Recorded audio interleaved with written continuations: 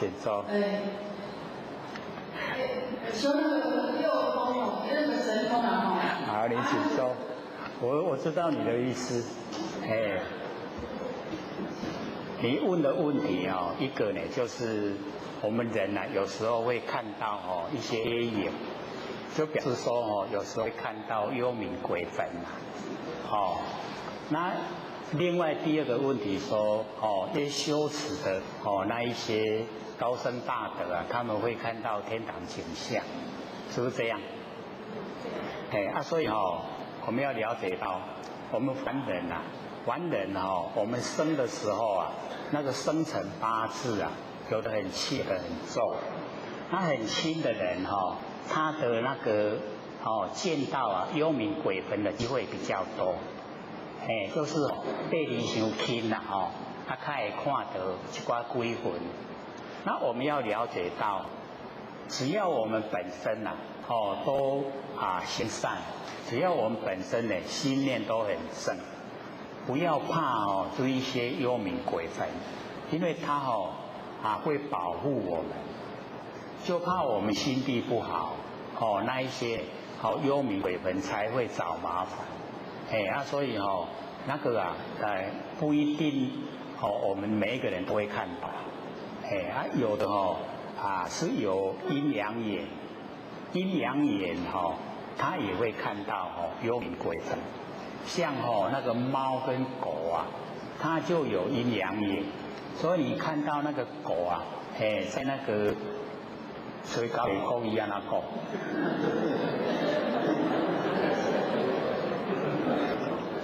你听到的狗的叫声就是它已经看到鬼魂了，所以它的叫声特别恐怖啊。那就了解说那个地方啊，就有那个鬼魂在，那个狗才会那样叫，所以一定是不好。所以我们对那个凡人看到这一些事啊，就不要在意了。我们自己培养，你有浩然正气啊，有善心啊，都不用怕这一些。我们说平生不做亏心事半夜不怕鬼敲门，就是这样都不怕鬼敲门。那个修持的各位贤贤，我们要了解到，你什么都看不到的话，是最幸福啦。假如说你能够看到仙佛显现给你看，表示你的信心不够，仙佛要给你信心。所以慧学就讲，在你那个朦胧的状态之下，都是在度孤啊，知道吗？打瞌睡啊，那个时候你不会做梦，那个时候你也不会起心动念，所以那个朦胧状态佛菩萨会现给你看。他为什么要现给你看？因为你没有信心，你信心不够。他要献给你看，让你有信心，所以你的正确，这个路走得很正确。那看到天堂就是我们假如说可以打坐，或许之前不是有教各位正观吗？你要看天堂正观坐就可以看，而且可以看到自己佛性之光。可是或许不鼓励了，为什么？你看到以后你要放掉放不掉。你放不掉追最高的程度又追不到。他说你什么都看不到最幸福了，知道吗？所以我们北部有一个前贤他花了100多万去外国学那个灵修他可以到南天门结果现在我叫他放掉他放不掉。我说你放不掉到不了最高的程度。他说那太水耶，看到南天门进不去还花100多万去学所以我们要了解到这一些呢都是假的，有相皆不真。释迦牟尼佛也讲32相不是很殊胜吗？他也讲32相虚幻假的不要住相这么好的相佛都放弃了，那我们为什么去追呢？你真的想看前观不是有讲过吗？有没有？不再说了哦。你要想怎么做的话，就找我们讲过了去听去看，有详细说了。那个时候啊，因为那个美国道亲有问，所以有详细解说怎么做，或许不鼓励了，因为你看到自己的佛性之光，那个晚上不用睡觉，然后你看到天堂你忘不掉，而且不止一个天欲界就有6亿天，然后色界有18天，它每一个都不一样景象都不一样，那个色彩也不一样，你也看它传统五面，看它拢很迷恋，很迷恋糟糕，你成得了佛吗？人哭咧大，你敢若去甲看就好你就会做佛。咱是要离较好是要看外口就好。就是要到我们就是要证悟，证悟以后我们可以还不只是世界，那无量的佛世界我们都可以去的，这样了解吗？那个大概在39吧，你要看那个正千观怎么做，第39片DVD。还有吗？还有4分钟。好，请说。拿那个麦克风。请问那个讲师我们多元方向一念不生跟真人去做有什么关系？这个万年放下一念不生是在启发我们不生不灭的真心佛性，那个是一个启发的阶段。就是你对佛性还不认识，还不很清晰的知道，那是一个启发的阶段。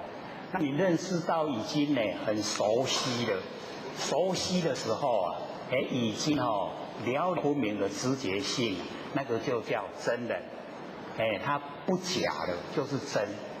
你真人静坐就是已经能够掌握到你不生不灭佛性本体以后。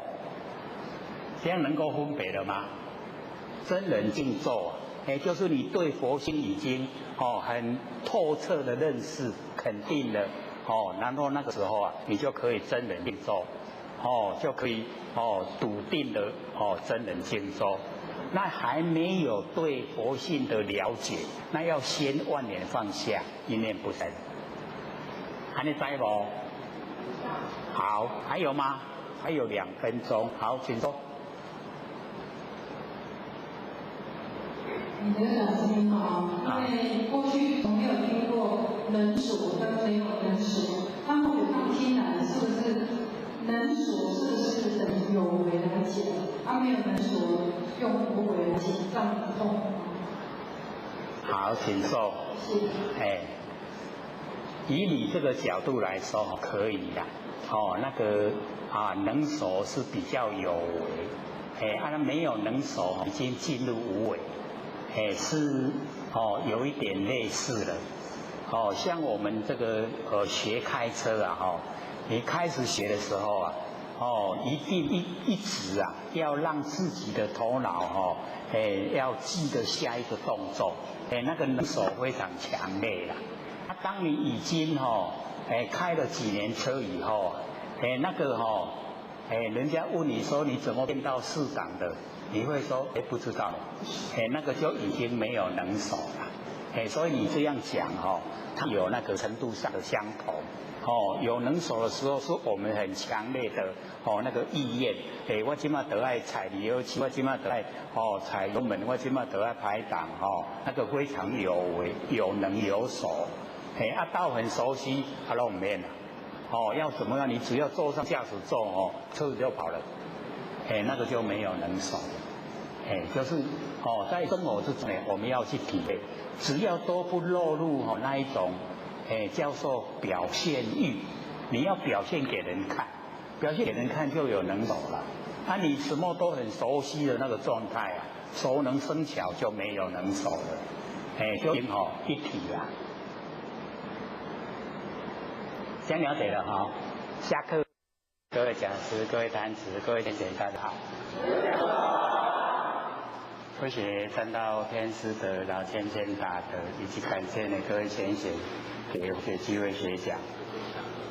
我们呢有在记呢那个整套的我们六祖坛经因为这一次跟下一次我们可以把六祖坛经讲完，它刚好完整一套整套。所以呢我希望各位都能够拿要听的 CD， 要看的DVD， 后面呢都有整套。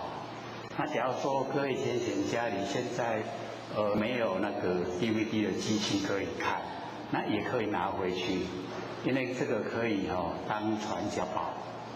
那往后我们会有机会拿到那个DVD 的机器，拿到的时候你没有拿那个片子就不看了。所以现在家里没有机器也可以拿，这个后面放的很多。那个屏东潮州呢，希望你们拿多一点，因为蛮远的地方拿回去都是花给大家。一箱里有12份，抱个几箱回去外面后面放的很多希望各位踊跃拿。刚好我们这个去年的9月20号开课呢，到这一个月的9月25号，刚好1年，都刚好讲把六祖坛经讲完。那我们今天呢就讲这个六祖坛经里面那个神会奉事六祖，奉事六祖以后有机会就是问这个心中的疑问，所以各位手上都有一张呢，那个神会奉事六祖的时候他呢看这个大藏经，那么在里面有6次有疑我们之前曾经有讲过，因为各位手上没有资料，所以那个时候有听大概没有懂，各位有印象吗？有印象是真的还是假的真的有印象因为神会呢，他也是一方的这个领导者，所以他问的问题并不是蛮粗浅的可以深入的所以呢佛学特别把它呢记载那个呢是从五根慧眼那个第2卷42页抄录下来的所以这个呢我们一般呢看那个景德传灯录跟五灯慧眼，可能那个机会都不多了。那里面呢专门都是讲这个禅宗的这个修持方法。那因为我们讲六祖坛经就是接近这一个所有研究那个静心明、心明永嘉大师道歌耳根圆通都有相连关所以我们重点就是要明心见性。在这一种背景之下，我们容易了解，所以我们就加入了这一些比较专题的，比较让我们能够了解领悟。各位对这一些我们所多出来的这一些这个讲义听了以后有没有心得？我们要得说那一些，假如说我们用专题来讲的话它不容易领会。那在六祖坛经里面呢，因为同一个那个背景，所以容易这个进入状况。所以呢，就在讲六祖坛经的时候把那一些比较能够引导我们进入明心见性，能够引导我们进入我们自己不生不灭的那个佛性本体那一种内容我们来讲述。那么呢，现在呢就把这个6个问题我们来解说因为之前就是开列的这样讲而已并没有详细的这个把内容呢阐释出来。第一个问题呢就是神会分6句，说这个戒定慧所用戒戒何物？那么定呢从何处修？那么慧因何处起？所见不通流。所以这个是蛮重要的。这个戒定慧，我们有戒定的然后才进入修道的轨道。有戒定慧以后我们能够有那个稳思修，那个智慧都会产生。有戒我们要了解说这个可以拒绝外染，那个环境的那个感染我们可以减少。所以那个问第一个就问这个戒定慧。那么6组他就回答说呢，定即定其心。问的时候是从那个解先问，6组回答呢从那个定先回答，说我们呢心中要有定，心中有定以后我们就容易处理事情，然后呢这个应对进退就头头是道。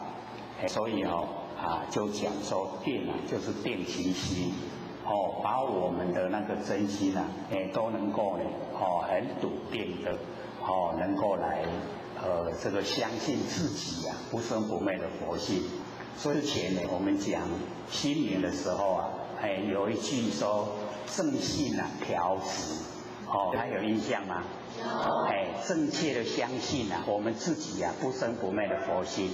所以呢我们从佛性本体产生那个定力，那个定力一出来就是呢定其心，就整个都稳定，我们的真心都整个呢都能够定下来。所以这个蛮重要的，是从佛性本体产生，不是我们在凡尘有空闲的时候参禅打坐那个修来的定。参禅打坐那个修来的定很不容易成就，很容易破坏，难成易坏。可是从佛性出来的定那个不容易破坏，因为它是从佛性直接生发，所以我们就要培养。那要培养我们那个定力还是要从万念放下一念生，认识呢佛性本体。佛性本体认识了以后，我们呢把它培养，让它茁壮长大，这样呢那个定力就越来越强。我们定力有了，那个智慧自然产生。那有智慧定跟慧它2个互相帮助。定越强，慧越多；那慧越多呢，定越强。互相的帮助。就是打说定即定其心。那么将戒戒其行。就是那个戒力我们的行为之中，所有的我们的心念心念一个接一个也是在行。那我们用戒把那个心念能够呢这个把它呢消化，让心念呢不走入妄。各位平常的时候起不起妄心？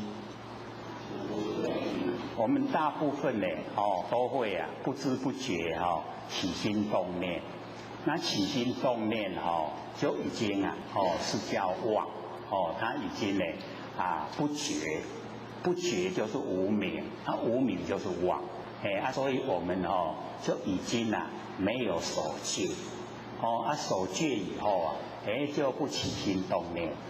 所以这个佛教一直在讲说呢，这个度众生呢，度化众生。那我们要了解到，我们起心动念就是众生众缘一际而现的生相，众生众缘而生各位先生，我们为什么会起心动念？就是很多因缘际会，很多因缘际会，我们才起心动念，对不对？所以是众缘积聚而现的生相。所以我们度化众生哦，要先度自己的起心动念。自己的起心动念的众生啊，全部都度尽了，成佛了。所以我们要先度自己呀。各位度自己了没有？有啊，真的都不起心动念了啊。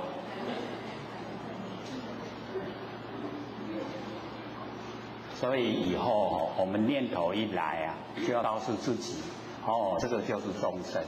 众缘积聚呀，而现的念头众生，要把这个念头啊度尽，让念头消失，这样就度化念头，那个众生啊就成佛了。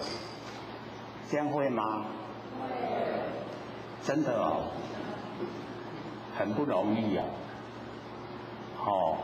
起心动念很容易啊，不知道说起心动念啊就是众生，众缘积聚啊而现的真相，所以啊没有因缘我们不会起心动念，所以动念啊就已经呢要了解到已经是落入众生，所以先把自己的众生度尽，让我们呢心都清净，就回到本性回来。这样呢成佛就很容易呀。那我们念头啊一直来的话，那六道轮回就不绝，不会断绝啊，绝对是六道轮回。因为念头啊就是业，我们已经造了业，就是要受苦。各位先生，什么人起念头？就是佛性本体，不是头壳不是我们头脑。我们都会错觉，以为说是头脑起念头，头脑不会起念头。各位就可以看了，假如说一口气不来，头脑都还在了，有没有念头？没有了啦。一口气不来还有念头啊？那厉害所以我们要了解念头啊，不是我们的脑，头脑生花。念头啊是佛性本体生发，佛性本体呀才有办法生发念头。所以我们只要回光返照，来返照自己生发念头的那个动力，我们就可以抓到自己不生不灭的佛性本体。所以认识佛性本体并不困难，跟我们万两放下一念不生那个是一样的，万念放下一念不生，那个一个角度是告诉我们去认识佛性本体。然后呢，我们去回光返照，看我们生发念头的那一个动力那个也是认识佛性本体的一个方法，这个是很敏锐的。各位这样听懂意思吗？懂不懂意思？所以能够起心动念的就是佛性本体可是我们都没有回过头来看怎么样起心动念，我们都得进入那个念头的内容，进入那个念头的内容各位是不是烦恼很多？就已经进入那个是非，进入烦恼。所以只要我们能够回光返照，反过来看生发念头的那个动力，不要去注意念头的内容，这样就正确了。一回过来了，就看到佛性本体，亲不亲切？很亲切所以我们那个要了解说呢，将戒其行。因为我们那个行为我们自己造了业，自己要受苦，所以要解脱就是要了解真理，不造业，不造业呢就不受苦。那我们呢怎么样不造业？就是要守戒律，不能做的就是不做，不做了就不错，没有过错，没有造业因就不会接受果报。这样了解意思吗？这个蛮重要戒律就是不能玩火，那个火一玩会会自焚啊，也修咱家己。所以不能玩佛，要有那个戒律，将戒提醒很重要。我们粗的地方呢是行为，细的地方是念头。我们粗的行为不做错，然后呢细的念头啊，不起歹念。这样呢我们那个戒就会做得很好。所以呢六祖跟我们讲。从自信之中，我们从自信戒，就不会有过错了。这个呢是从源头来做，可是呢我们一般呢都会从现象来做。性中呢常会照，这个是讲那个戒定慧的慧。我们呢不生不灭的佛性啊，性中呢常会照。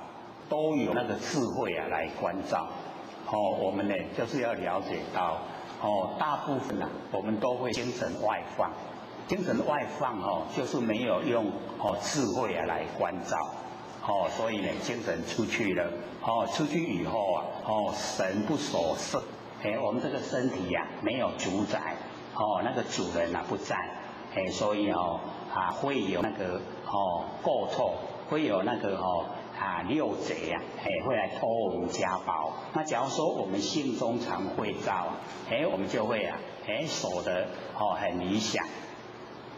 那么自见自之身，这个呢是对呢，那个神会问手见不通流。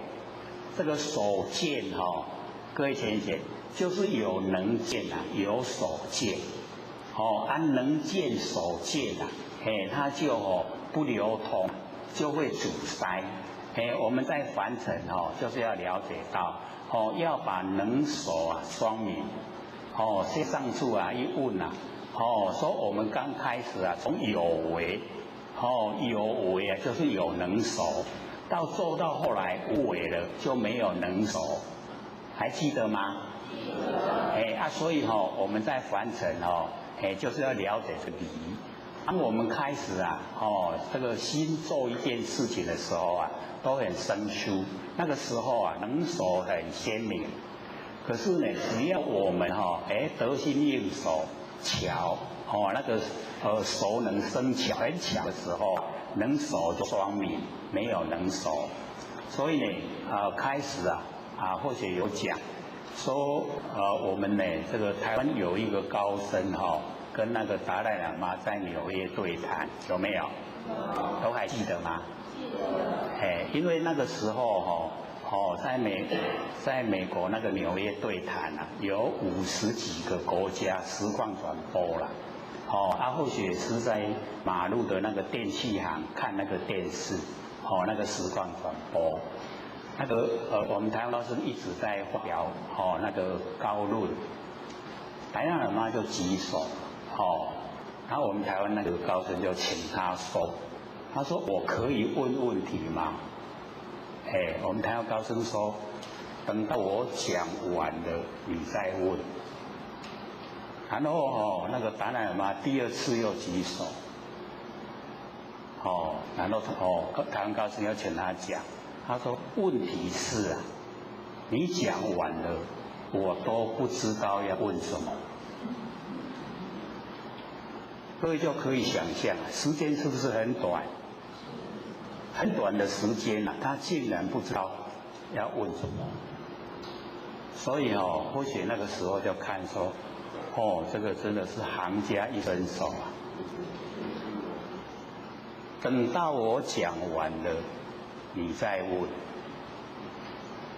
我想我讲完了。我有能讲的内容，有所讲的那一些法，能讲的所讲，是不是很鲜明？就是生命那个就是生命。所以这个很细的因为那个主持人他也不懂这个内容，他不判断，他就让那个自己去发挥然后达赖喇嘛第二次他讲那个时候等到你讲完了，我都不知道要问什么。那个表现哦，没有三心啊。刚才要问的已经过去了，这样了解吗？那个就是把握当下。所以我们了解到没有过去心，没有未来心，没有现在心，三心没有就没有四相，没有三心四相。各位浅显，当下眼前所现的这一念，一念万年，万年一念，万年前就是这个念，万年以后还是这个念，高不高？他把整个佛性都呈现在眼前，所以呢不是说记性好不好的问题呀，因为很多人都在马路边看嘛，那个旁边人在讲，达赖喇嘛那遐尼不记住一时啊都袂记，不是那个是在讲真理，然后他举手发问，人家来讲。讲怕等高北无礼貌，那个都不是各位姐姐，那个是很慈悲的动作，来告诉我们真理就在当下，这个是很高的你看那个高僧他还是博士我们看那个高僧是博士，佛学博士。他那个达赖喇嘛他是实际的在带领他们那边那整个要追求那个美满的生活，所以我们要了解那个修武都不简单的啦，然后我们了解说在凡尘我们很容易落入冥想，他对这个很高的那个佛理我们都很少探讨。假如说各位浅显，我们不解说的话，我们看到他们这样，我们会知道意思吗？这是不知道，是在冲下。不了解说里面有那么多含义在，他也没有解说那个达赖喇嘛也没有讲话，就只有这样，他就结束了，没有讲了。他所以懂不懂就要看我们自己的修持，看懂不懂。所以我们就是要了解到，那个要实际在生活之中来实现，很不容易呢。你不要有心的话各位浅显都不容易，真的很不容易呢。不过我们要先了解这里，不要有过去心，已经过去了。假如说以前被人家欺负我们一直想。是不是二度伤害？以前很风光的时候，是不是回不来？是不是都不好所以就不要去想，过去要让它过去，不要有过去心。那未来我们也不用策划，为什么？佛性当下记住，那个策划是我们身体现象要用的啦。那我们佛性的本体不用那个策划。因为你的策划赶不上变化，变化很大，现象的变化很大。那我们要了解，我们佛性不生不灭，没有这一些东西，所以也不要以未来心来策划，然后也不用你去把握现在心，因为现在不住。我们说现在已经2秒了，就现在又过去2秒，对不对？他住得住吗？不住。所以三心没有了，三心没有四相，没有我相，没有人相，没有众生相，没有寿者相，没有四相，三心四相没有，已经佛性圆满，整个呈现在眼前。所以我们跟佛一样。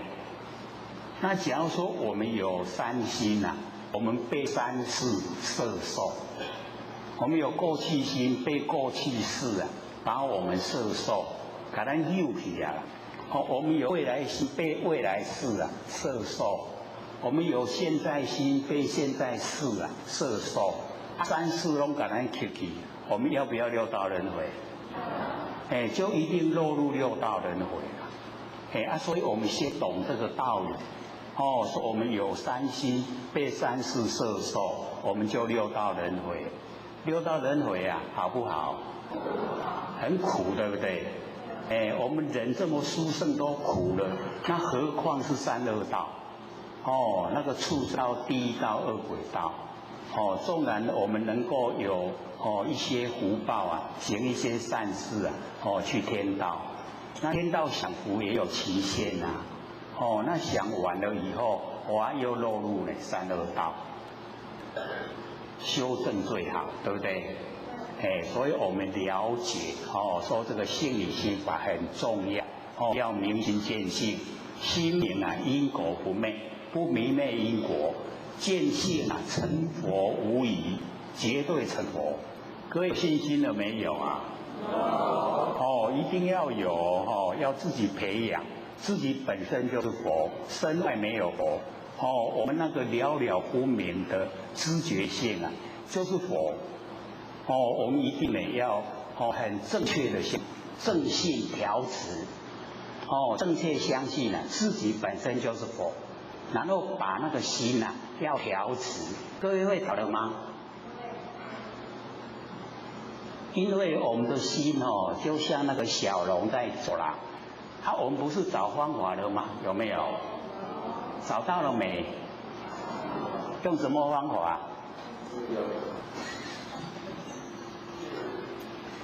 就是用戒律。我们把那个心弯弯曲曲的心意识都不要用。我们用直心。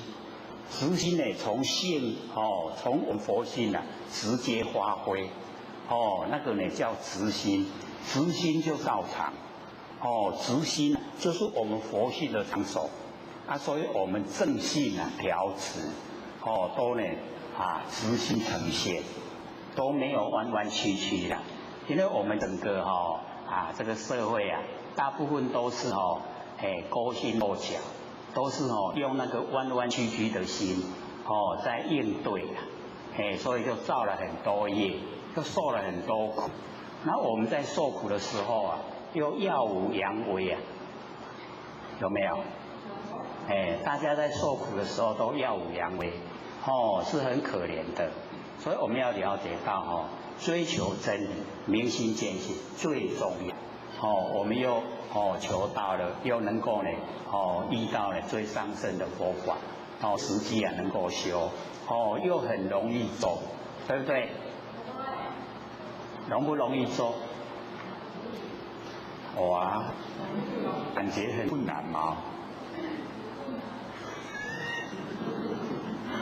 我们前道要努力的都很沉重，这个负担家计加重，要了解到这个我们在怎么样的苦那个生都不会苦过颜回啦。我们认识颜回吗？他肌肉像干石瓢饮，人不堪其忧了。没有人可以忍受他的生活，可是回不改其乐。他的快乐就像我们现在这样，都已经得到了，都已经进入修道的轨道，所以那个外境的那个融入都不在意。早死也是死啊，晚死也是死啊，这个是老前人跟或姐说的啦。那我们把自信修好就好，把自信修得光明，让它恢复本来，所以这个呢要自己努力的，这个别人帮不得，自己心地好不好自己知道，不好的话一定要改，把它去掉，那个是要我们自己走入三恶道，自己心地好，你住相了可以是天道。享福可是享福的时候又很骄傲，然后呢以后那个期限一到了，又落入三恶道去了，所以我们不得求了，那个鼓励社会人士是鼓励他行十善去天道，可是我们修道以后啊，我们是要回归本位，是要回到每一个啊都是佛，到那个本位，我们那个时候啊就可以啊千百亿法身，就可以无量的到达佛世界，无量的佛世界我们都可以到达，而且啊是不可想象的，不只有我们这个娑婆世界，娑婆世界是很小，四大部洲里面的一个部洲而已，我们都没有四大部洲都没有这个认识的透彻，假如说我们能够到北俱泸州的话，那人民的平均寿命啊是1000岁，我们有看过哪个地方的人民寿命是1000岁？没有啊，所以呢，我们导师要努力修，我们可以看一看，北俱泸州是什么样子，我们也可以看一看那个东方琉璃世界是什么样子。我们的凡尘的这个范围啊，都是太窄了，那我们呢就是要扩展自己的心胸，努力修持，又很修持期间啊又很舒坦。各位先生，我们在修道的这个过程啊，那个修道的轨道啊，舒不舒坦？会不会晚上呢？这个躺在床上的时候翻来覆去？那个北部前贤导师有跟我讲说，那个翻脸方向念不深很快就睡着了。所以修那个法很好。他以前都是吃安眠药才睡得着的，做了万年放下一念不生，哇，竟然很好睡。隔天起来精神很好。所以我们了解说，正确的方法，我们越做是越快的，就生活好像在天堂一样。那假如说我们的方法不对了，错误了，然后我们就会唉声叹气。所以假如说自己是唉声叹气的生活，就要检讨说哪个地方出错，哪个地方不对，要改过，越快乐呢才是正确。修道是越来越快乐，那个才是正确。所以这边呢，我们就讲说，所见不同流，因为它有能见，有所见，就是有生也有对待，这样了解吗？六祖回答呢，说呢自见自知身，所以那个所见不通流啊，跟呢自见自知身。各位有没有那个嗅吃那个味道？有没有？那个所见通流啊，就是已经心朝外，心向外去追求，有能见有所见。然后六祖的回答，自见自知身，自见就是从自己的不生不灭佛性本体呀，自己看到，自己看到自己的那个佛性本体，然后自己知道，它是深还是浅，是修的已经够不够程度了，这样了解意思吗？有些嘛它轻有无？有没有？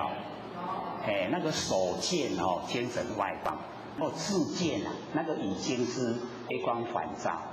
已经呢回到本体回来，所以不一样，所以我们要了解那个神秀呢是一方的领导者，那六祖呢是一代的祖师，所以他的问题呀，绝对不是很普通的，今天安尼俩一定有伊亲的所来。那么第二个问题。说本无今有有何物本无今有有何物？各位贤贤，我们从这句话本无今有，我们100年前有没有？有没有我们啊？有啊，我们100年前就生了是不是本无？金有，现在有了，对不对？它有何物？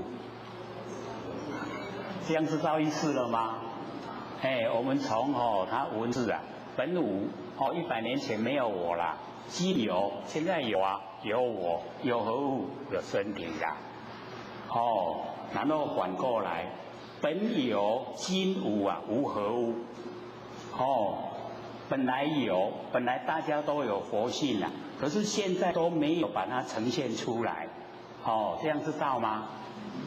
本有今无，无何物？我们从文字啊就可以了解说，他已经在讲这个。诵经啊，不见有无义，真是取语啊，跟密语。我们呢在诵经，诵经呢就是要了解真理呀。所以我们会鼓励啊，诵经啊功德很大，有没有？那个诵经就是要鼓励大家接近真理。经呢就是真理，然后我们来诵经呢，就会接近真理。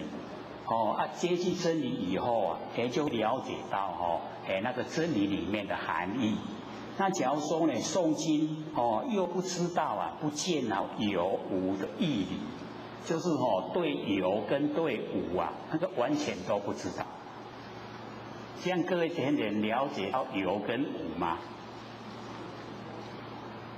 大概又是朦胧的，朦胧很容易见佛。所以呢，我们要知道说有跟无啊，我们知道说100年前没有我了，100年以后也没有我了，所以这个都是短暂的呈现。那本来有的，本来有就是佛性啊，那现在没有，就是我们没有启发它，没有运用。所以呢，本有今无。那有跟无啊，各位先生，这样了解有跟无的意义了吗？了解了没？蛮重要了有跟无啊，我们一定要透彻的了解。所以呢，我们不造业的话，不落入凡尘，就没有现象。没有现象啊，没有我们的身体。这个是最理想。那我们既然落入现象，我们就是要修。我们修以后啊，修正我们自己的佛性，回归到本来。把本来有的佛性啊，已经呈现；本来没有的那个业啊，全部去掉。这样有无啊，那个义理知道了吗？比较了解一点啦，有没有？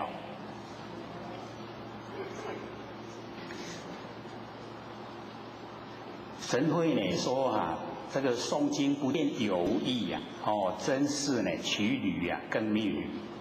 我们取履，然后找履，不知道呢我们本身所取的，我们本身所运用的就是我们生不灭的佛性啦。它的那个问话里面啊，那个含义啊，就已经有这个意思在。六祖回答说：前念恶业啊，本无。说我们前念的恶业，我们有没有前念？有啊。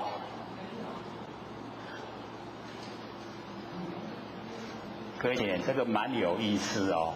然后说我们把前念把它当成有，那我们这个，请问这个什么心？对，我们刚讲的就是过去心。所以那个前念啊，跟恶业啊，本来都没有，没有，所以我们不要去记在心上，说我有过去什么，我有过去什么，那个全部啊都不要有。前念恶业啊，本无，来都没有。然后呢，后念呢善生今有。后念啊，就是跟那个前念相对啊，也就是我们这个接下来的那个念啊，就是知觉性啊，我们那个知觉性啊暂生，就是从我们佛性本体啊，那个生发的善，今有现在有，所以我们要把握啊，我们那个了了不明的知觉性，那个后念善生今有。念念呢常行善行，哦，六祖很喜欢哦念念，念念呢就是哦一个念接一个念啊，各位浅显什么念？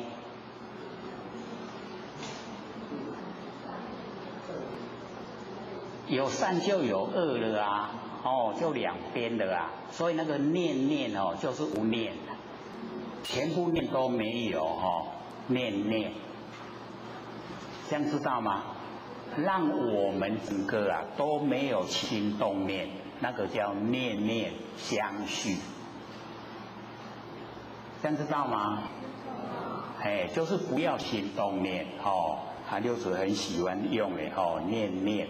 哎，来讲说我们啊，保持那个觉性哦，念念呢，然后常行善行，哎，就是所有的哦，我们呢生发的所有一切啊，哎，都是善，没有那个恶啦，哎，所以哦，我们要了解说哦，从前面的那个戒啊讲下来哦，到这边呢哦，念念常行善行。哦，那个是呢，哦，字面上啊这样哦表现出来，可是，在我们心中里面哦是没有对待，哦没有对待的。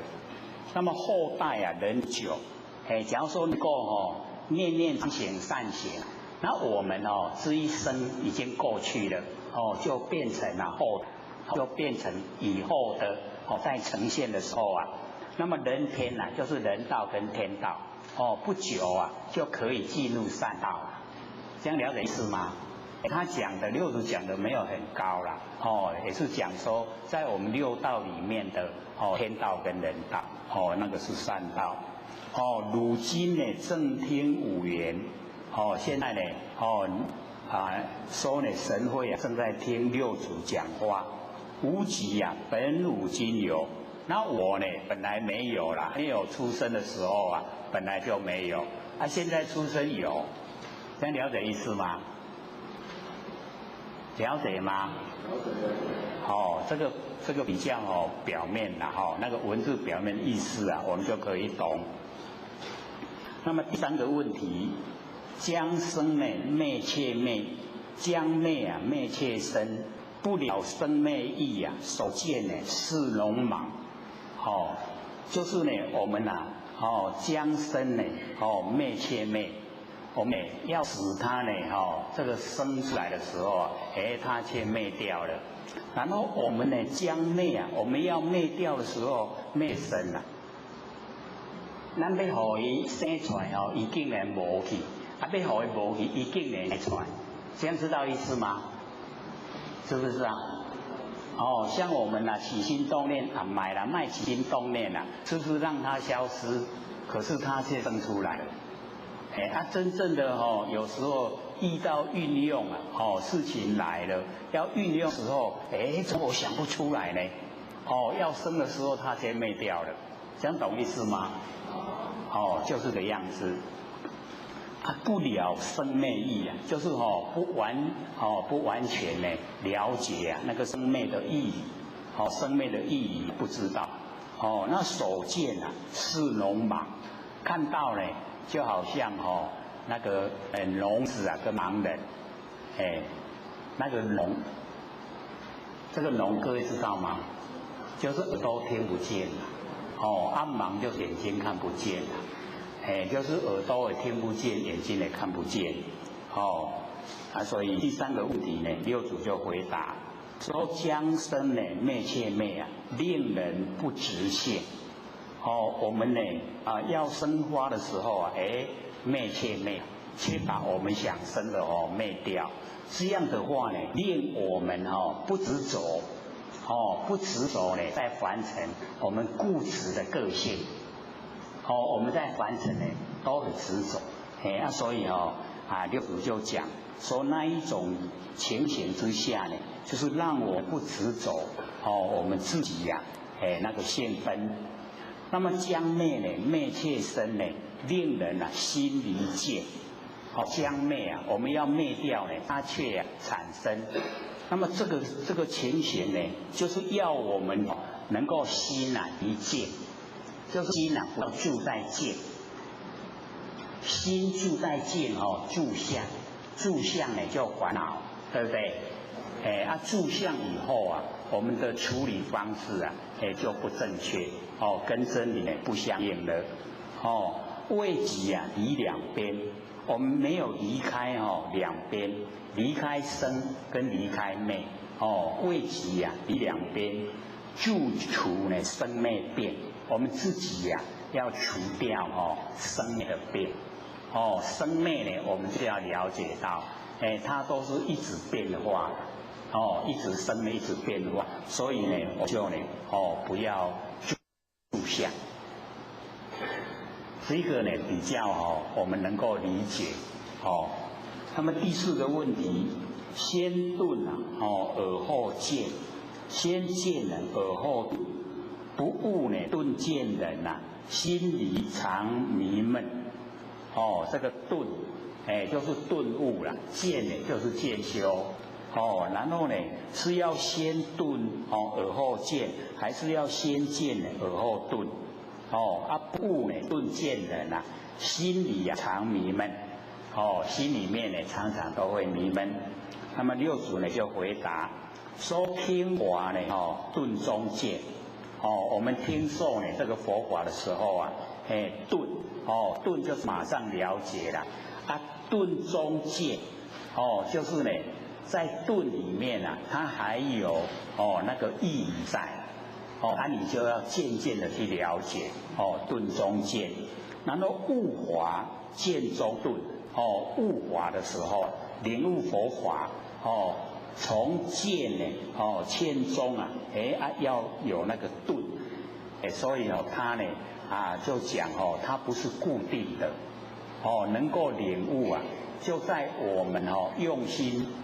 久了以后那个契机一到就会呈现。修行呢，顿中见，修行的时候要呢顿中见，然后呢正果见中顿，所以那个顿见那个六字呢全部都把它包含，所以就讲说顿见是常因。是常因，常住的因悟中呢不迷闷，只要领悟了就不会迷闷。所以我们要了解说不要这个一直推崇说顿法，也不要一直住在见法。所以那个顿跟见都是由我们自己本身去体会，体会到顿。慢慢体会不到，他用见，见跟顿在我们心中运，它时时刻刻交叉，会呈现，这样了解意思吗？所以顿见是常因，常住的因我们有顿的时候，也有见的时候所以我们要了解说，不要呢固执。不要呢住在一个茧里面，画地为牢，所以顿见是常因，这个是第四个。第五个问题，先定后会，还是呢先会后定？定会后出，何生为正？是先定呢，还是先会？那个后跟出就是它排在后面还是排在前面？那么何生为正？是定先生呢，还是会先生？哪一个生呢才是正确？六祖就回答：常生呢，清净心我们在日常生活之中，常生呢清净心，定中呢而有慧我们常生清净心的时候呢，定中呢就有智慧。那么一境上呢无心。我们在见，就是看得见的那个环境景象，一境上呢无心，就是呢不要住在那个境的上面，慧中呢而有定，慧中呢有定，定慧无先，就是定慧平等，没有先没有后了，定慧等无先。那么双修自心正。就是定也修，慧也修，它自然呢，心都正确了。我们定多人会昏沉，会多人会轻狂，知道这个意思吗？啊，那定伤济哦，会不高啊，哦，定力太强，智慧不够，我们人会很昏沉的。那假如说会太多，定不够，我们人表现啊很轻佻、轻狂，知道吗？知不知道？就是很随便认为自己呀很了不起，所以要定慧平均呐，知道这个意思吗？因为六祖都会把定慧他把它平均。然后我们在修持的过程各位浅显就是要了解戒定慧啊有它一定的过程，要从戒我们完成生活那个戒力很重要啦。我们没有戒力的话我们感染的那个尘垢就会很深。那我们有戒力的我们感染的尘垢就不多。那感染的凡尘的那个尘垢不多呢我们了解说心就清净。心一清净以后，定力就有。所以从戒产生定，定力有了以后我们智慧就产生。那有智慧会帮助定力定力又会帮助智慧到后来呢，定慧才均等，这样了解吗？所以要知道那个收的角度啦六祖是已经到达究竟了。到达究竟的角度来讲定慧均等。那假如说我们还在凡尘要开始修的时候一定要先从戒入手我们要守戒律不该想的就不想，把它列入戒律，一想了换戒你都不想，这样的话坏的念头已经全部去掉，那个恶因没有了，恶因没有，再接下来都是善所以我们要先有戒那个念头先处理好了，再来行为就容易了我们那个行为一定是我们精神在指挥这样呢那个戒都很理想的时候定就有定力一有了，我们处理事情轻重缓急分得很清楚这样呢做起事情就呢井然有序所以我们了解说六祖讲的角度已经是修到究竟的时候就会精等。那么第六个问题，先佛而后法，先法而后佛，佛法本根源，其从何处出？这个倒是蛮重要的啦我们对这一题呢就是要用一点心六祖就回答说收集先佛而后法在收的时候讲那个讲经收法收的时候呢那个先佛，然后呢后来才讲法。那么听呢即先法而后佛，我们听呢就是先接受佛法，然后修正到成佛。那么若论呢佛法本根源佛法从哪里出来一切众生心里出所有的佛法都从我们众生的心里出来，所有的佛法都从众生心里出来各位要记住佛法在我们的心里就在我们本身，这样了解吗？所以呢因为这个或许觉得说这一段呢对我们很有帮助所以把它呢这个抄录下来那我们就打开呢这个六祖坛经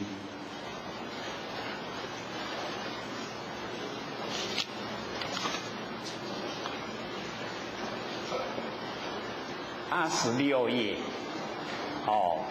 86页那个神会呢那个几世呢六祖不离左右就是到86页那我们接着呢就讲87页。一日有一天呢六祖告呢众曰：无有一物无头无尾，无名无智无辈无面，知人还是否？就是把所有的这一些呢这个学道者啊，这一些徒弟啊，都把他们这个集合来跟他们讲，然后呢这个神会啊就出来讲说知佛之本源呐，这个六祖所讲的这个内容就是知佛的本源，就是神会的佛性，了解这意思吗？我们那个佛性的本体啊，就是这个无头无尾啊，无名无智啊，无辈无面啊，安尼捌无？捌家己的佛性无？所以那个神会真的他是很喜欢出头啦，那个已经那个六祖都讲了，没有名字啊，他就讲说知佛的本源。又讲说迄就是我的佛性啦，神会他讲他自己呀，那个就是我的佛性。那么六祖呢就讲，说向你道已经跟你讲啊，无名无智啊，你变换作呢本源佛性，所以这个就是一个印可啊，印证啊，讲的是对啊，你讲的正确，迄就是本源佛性，本源佛性。这样懂吗？那么乳象去啊，有把毛盖头啊，也只成个肢解中途。那个毛盖头啊，就是有一点成就了。我们这个不是台语讲有这个草堂看头，就是迄稻草啊起厝无，迄个。厝的顶头人拢砍叶嘛，咱有的较早拢砍稻草，有没有？一辈可能还会知道啦砍那稻草，砍稻草的时阵就是要了解到以往的圣贤啊，他们住的房子都是这个样子啦，他们住的都很简陋因为各位要了解到，我们现在有的都大部分住在钢筋水泥的房子里面啦，又是高楼，所以我们的心呐，跟天的心呐有隔阂。那用那个稻草啊，那个很简陋的东西呀，心呐，我们人的心跟天的心呐就相通，所以那个神动就天随啊，神动就是我们动念头。天随就是天理啊，都跟着，只要动念头，天理都跟着。这样是不是可以成圣贤了？对不对？那我们现在住在这个钢筋水泥的里面，尤其在大楼底下，我们拿电晶体收音机啊，我们到大楼底下是不是没有声音了？那表示说我们的心啊，跟外面的已经隔离了，没有通道了。像我们坐车啊，经过山洞，我们在听收音机无声，要出山洞声才够来，对不对？那个就是被那个那个建筑物啊隔离了，隔离了以后，人心跟天心不通，所以现在就很多都住在高楼大厦，然后身体都是人啦。可是心都是什么心？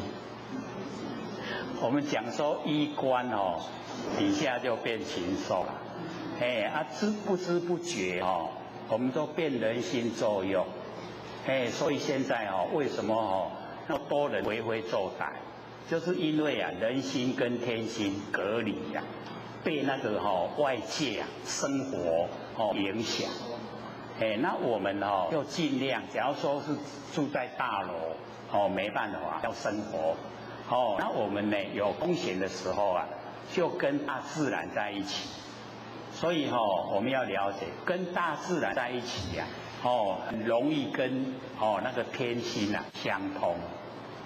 所以那个那个原住民是不是都比较豪放，有没有？他们就是因为时时刻刻呢都跟大自然在一起。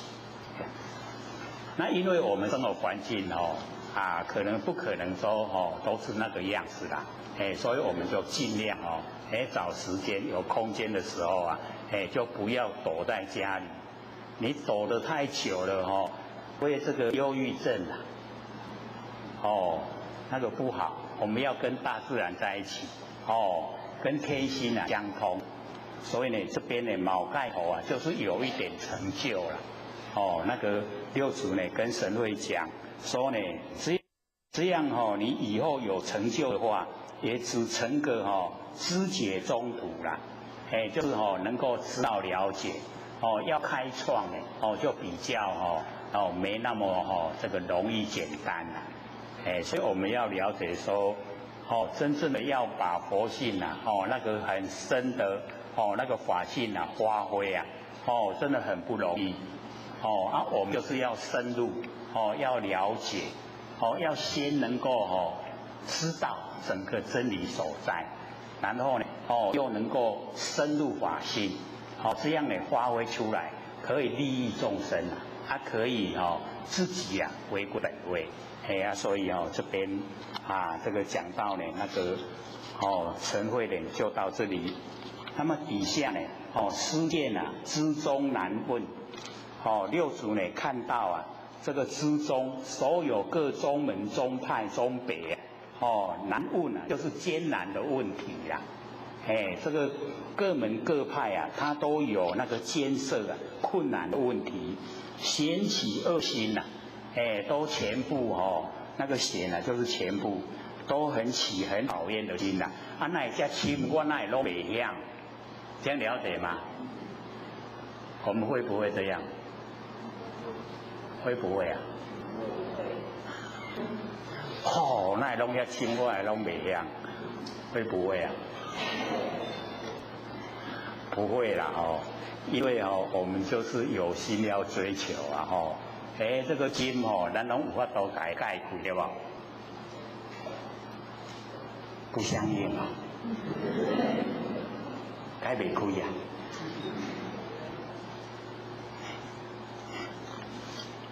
然后呢，六祖把他们都集坐下，就把他们都召集来在自己身边然后呢悯而慰耶可怜他们跟他们讲说我们学道之人一切的善念恶念应当尽除。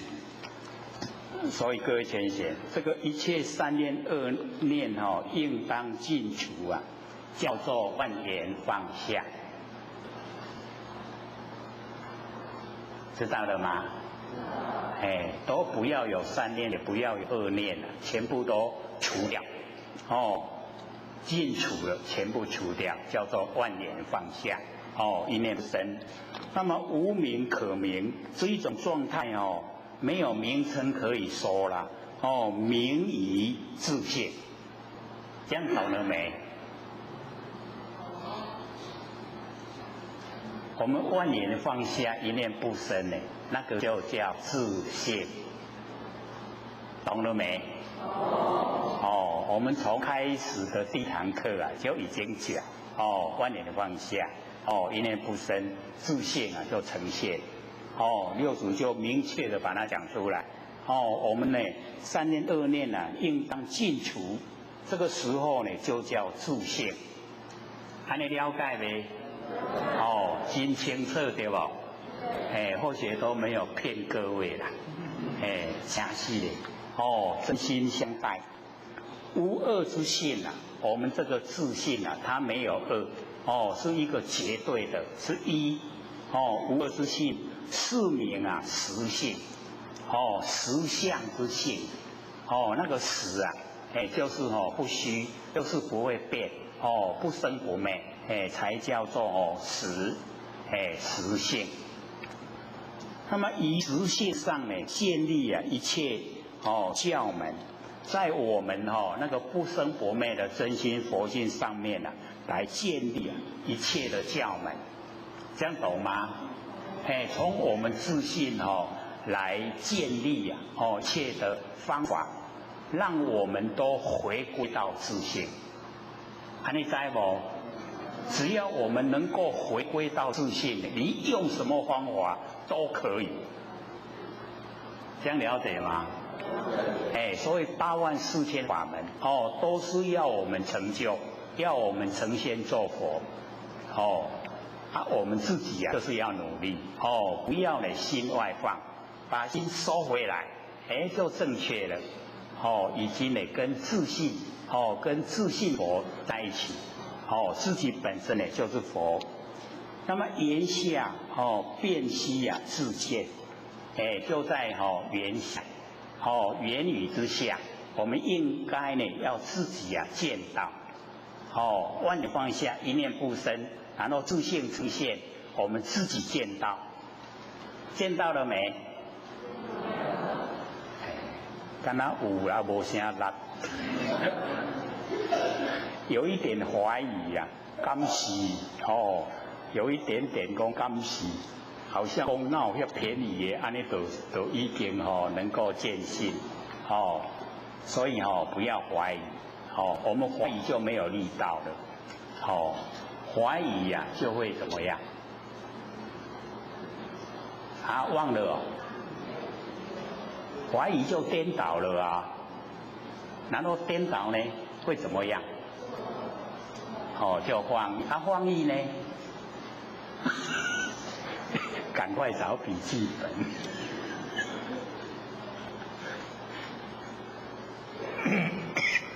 找到答案了没？所以我们就是要了解到我们一怀疑就颠倒。一颠倒了就放逸，一放逸了我们就悭贪嫉妒所以我们要了解到不能怀疑一怀疑整个负面的笼罩出来所以就是要笃定，要正信调持很重要，正信调持。那么知人闻说呢总皆作礼行事为师这个是我们讲了蛮久的时候才回到这个地方因为我是准备在下一个礼拜就把六祖坛经讲完。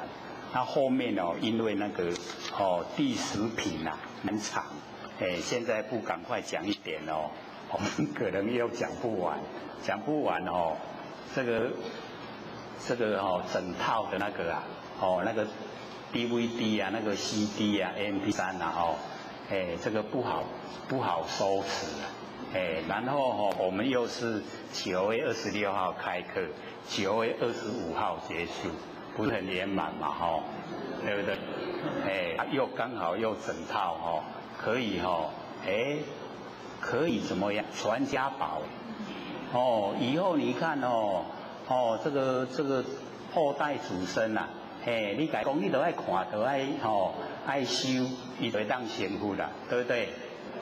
可以传家。所以现在家里没有 DVD 没有关系，带回去放着，放着给下一代看，也可以拿给亲朋好友，因为很多啦，我看一看这些那都没人要带，所以你多拿，尤其那个屏东潮州莫几箱等，带个几箱回去，那我们就看这个护法品第9，神龙延年上元录，这个神龙延年西元刚好700年，700年，我们现在是2010，对不对？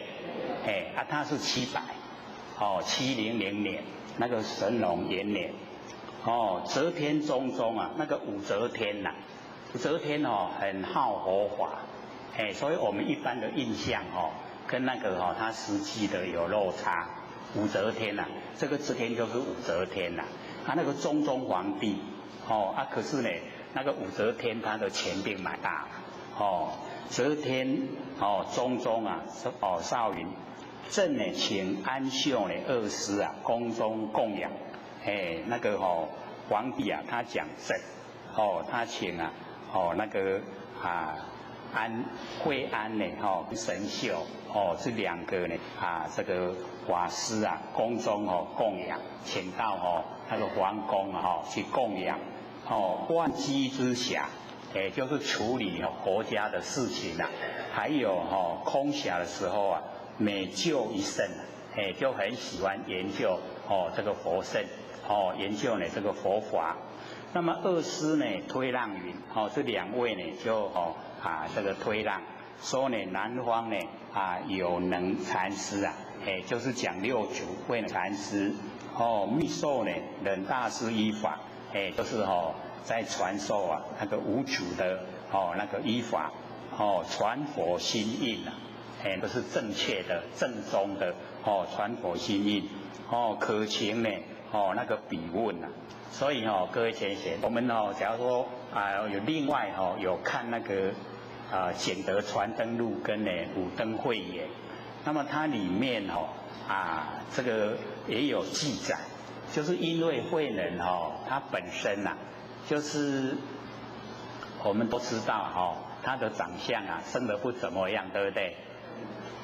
他说我到皇宫去那一些文武百官一定被我考倒，所以他不去了，他就写信给那个神秀，说你长得比较标致又比较高身相好看那个外表那个很好看，就请神秀到那个皇宫里面去接受供养。真的神秀有去跟那个惠安也有到皇宫去，所以我们了解那个真正的那个领悟者他不会有那个心结啦，他也不会有那一个那个利益纠葛都不会有，所以他还是请他去，说你去的话可以教导他们，他们都会肯听啦。我去的话刚看到我这个形象都已经倒足济去卖讲啦，都刚看到都倒足济去所以他就写信拜托那个神秀到皇宫去，这个是不记载在这里啦，因为这个在正式的传承里面没有，那个是另外的。那么之前内侍薛简持招呢这个前言燕呢师就是持念这个师父上京赶快能够呢到呢京城去教导他们。那么六子就上表辞疾，就是表示说我身体生病了这个呢燕中林路在这个士林在这个比较简陋的地方养病生活不愿意呢到那个皇宫里面去那么薛简他就讲说京城的禅德皆于在皇宫里面文武百官他们都很多呢都有在修尤其那个时代这个对修道很重视易得会道他们都讲说要能够领会这个道，必须呢坐禅习定，一定呢要坐禅习定。若不因禅定呢而得解脱者谓之有也。假如说呢因为坐禅得到呢禅定，然后才可以解脱假如说不经过这样的过程那绝对没办法成就了。那么为神师所说法如何不知道六子所说的法是怎么样。那么六子呢就讲说道由心悟这个道从心里面领悟起在作也所以各位先生就是要了解道在心悟起在作也前面我们还有这个六祖有讲过了说生来做不恶，做不恶，此气恶不作一副臭骨头啊，何为立功课？有没有？那个前面六祖已经有讲过这样了。这边呢用明确的说呢，道有心悟啊，起在咒也。所以这个道不是参禅打坐可以得来的，是要我们的心去领悟了。各位就可以了解说，我们这1年来是不是全部呢都在讲经？那个性理心法全部呢都在讲心境都是从心领悟从心来做各位从心了没有？还是从旧？要从心要从心来做，重新领悟那个才是正确的我们呢不用在这个外表形象去装模作样一定呢要从心领悟。那么经云：若言如来若作若恶是行邪道。假如说呢，我们说如来各位贤贤，如来是谁？对对，正确。如来就是我们不生不灭的真心佛性是我们自己本身那假如说我们讲如来若作若恶就是行邪道。各位贤贤，如来什么样的形象？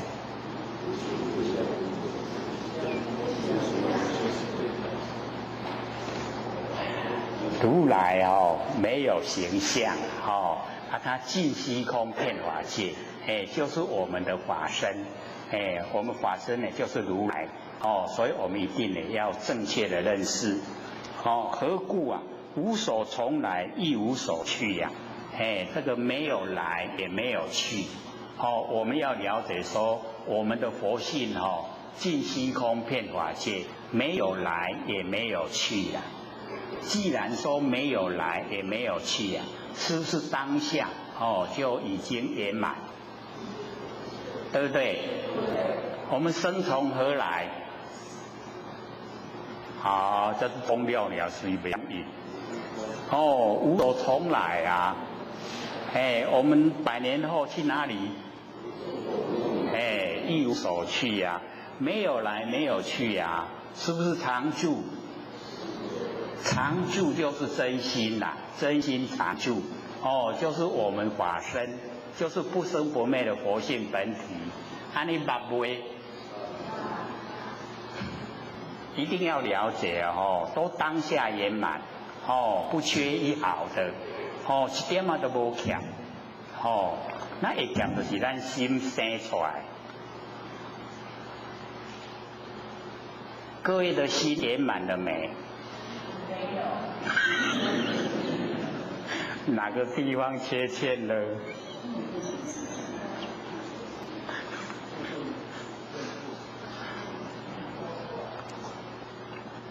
所以一定要熏习真理我们真理呢要一直反复的熏习，要一直听听到很熟悉说我们法身尽虚空遍法界，然后常住不迁，它没有迁变，没有生灭它是当下圆满记住我们假如说一直这样告诉自己的话，然后呢正信调止就可以达到了。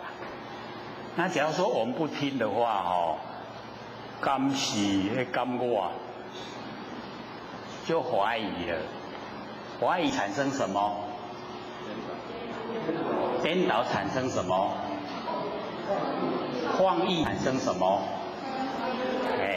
所以我们就是了解一怀疑了就颠倒，一颠倒就妄意一妄意了就无明，一无明了就悭贪嫉妒了那我们你看负面的都跑出来了都怀疑所以之前我们不是讲嘛这个老人家放东西放到已经忘记放在哪里看到隔壁小孩都一直误会一定是那个小孩子偷我的东西，对不对？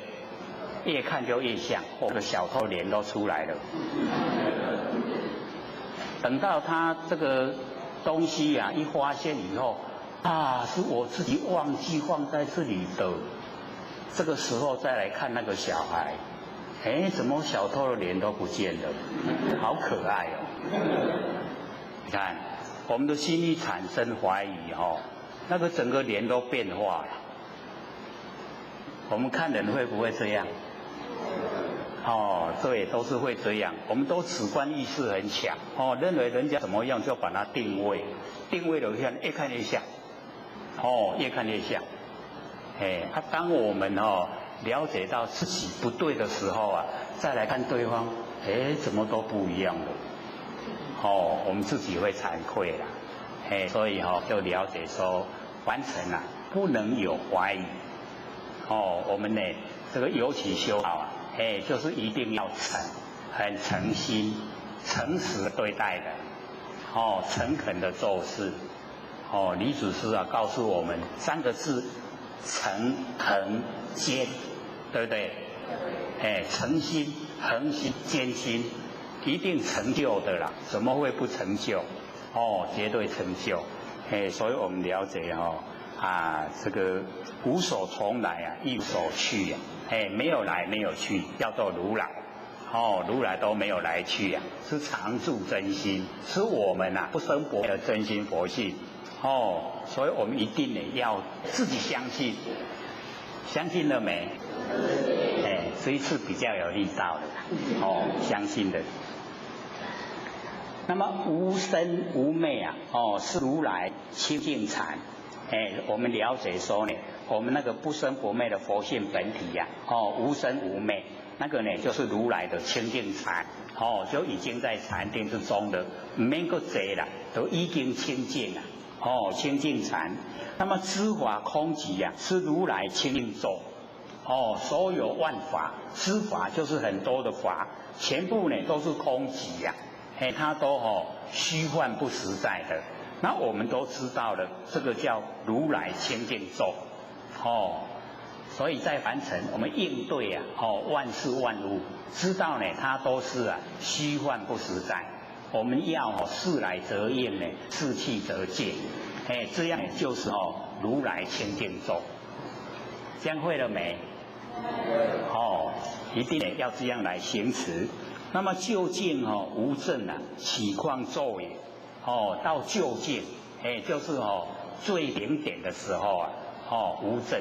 为什么？因为回归本位啊，我们本来就有，佛性呢本来就是这样，所以呢，不用做，我们那个做啊，或许也不是说反对的，你假如说整天都很累了，做一做恢复那个疲劳也好了，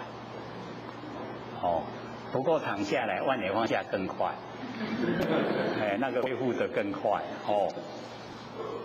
那么简约这个薛简呢，他就讲说弟子回京祖上必问那个武则天呢跟中宗皇帝一定会给他问验师慈悲指示心要，哎，那个心要哎就是我们那个很重要心法要点所以呢，我们也是要抓到那个心法的要点。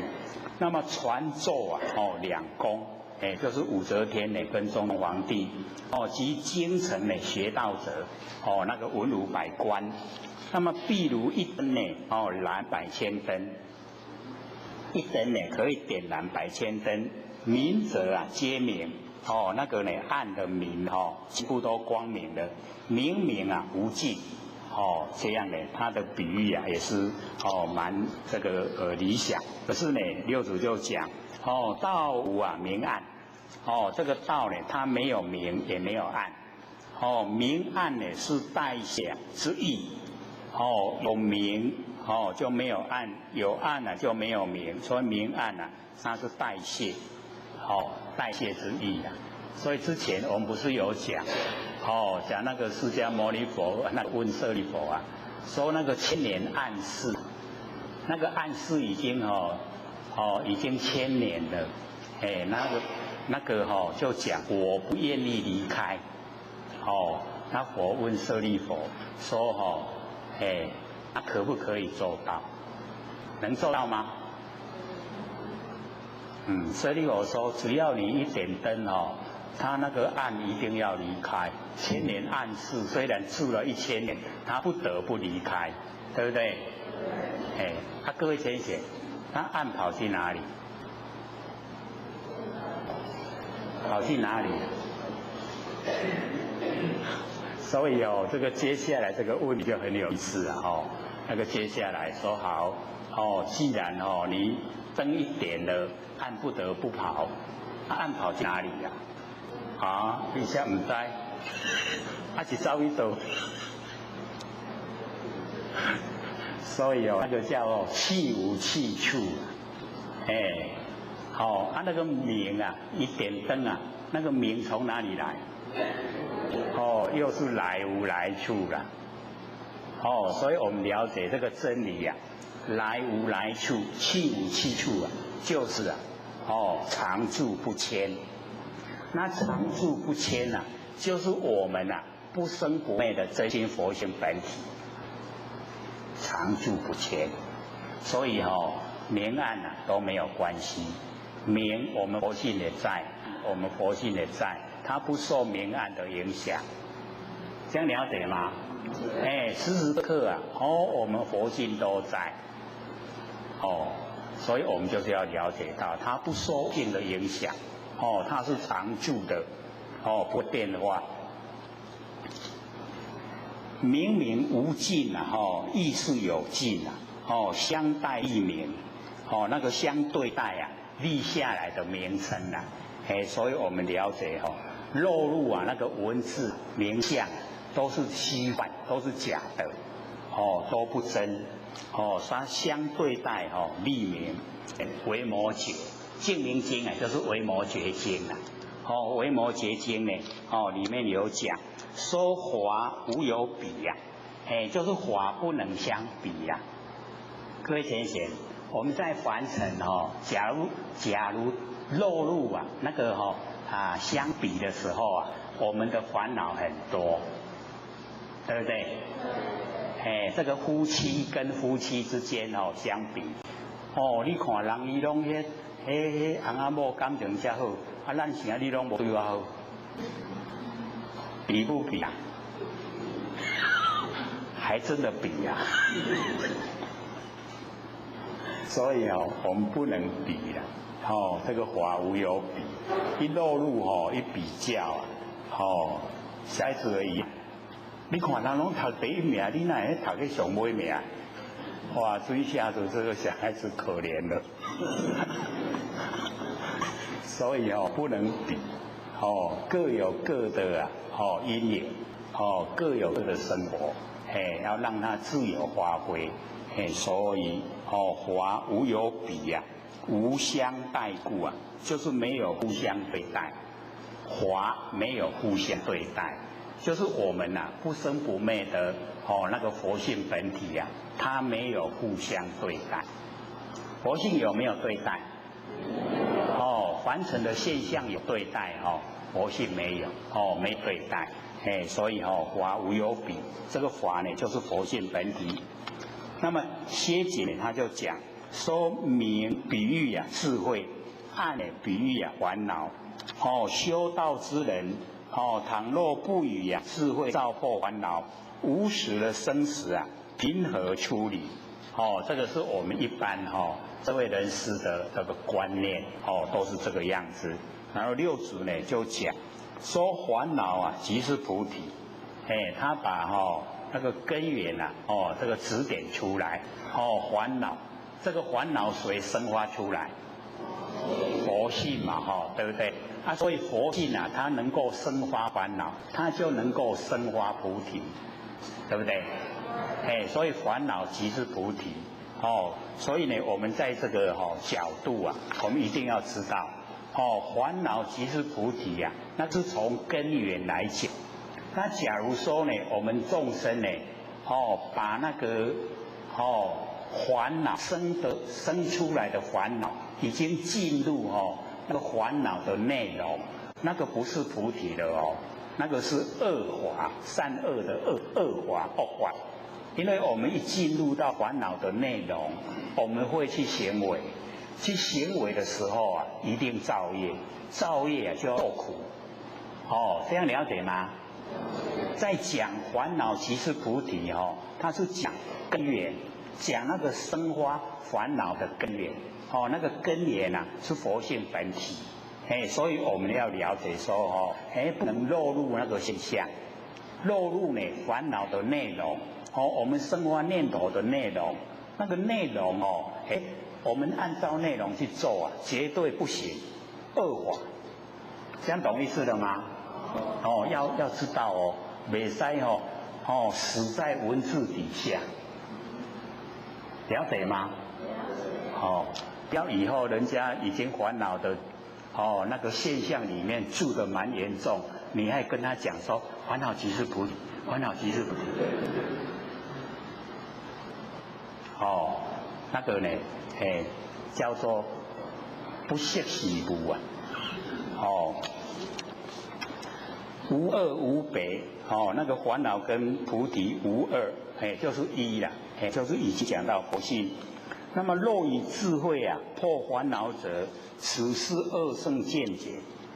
所以六祖就讲说用智慧来破烦恼，安尼就是迄个二圣，就是讲小圣啦，就是讲咱凡世间修的真那个小佛小圣佛法。不是呢那个高的佛法，就是一般呐，凡人的那个见解，羊鹿啊等机，羊啊拖车啦，甲骡啊拖车，伊有法度载足侪物件无？咱人若去你甲，伊拖车，咱人若去你甲坐，伊拖会行袂？拖袂行所以就爱牛车来拖啦白牛车来拖都较理想所以白牛驹啊，就是形容说我们能够度化众生，可以度化众生呢到佛地。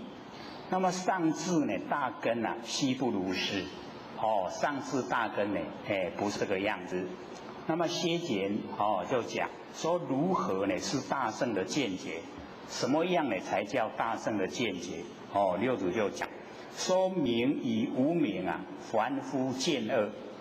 明跟无明就两边啦。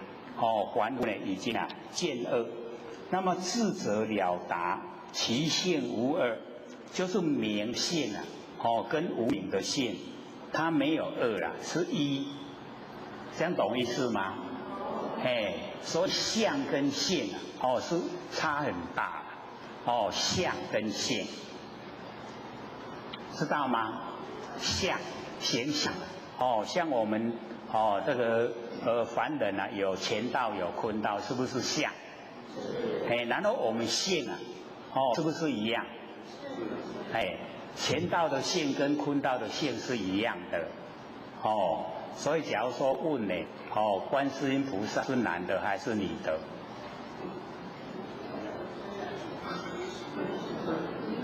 在我们中国就会讲说是女的，然后在印度就会讲是男的，他到底是女的还是女的？他都不是，都是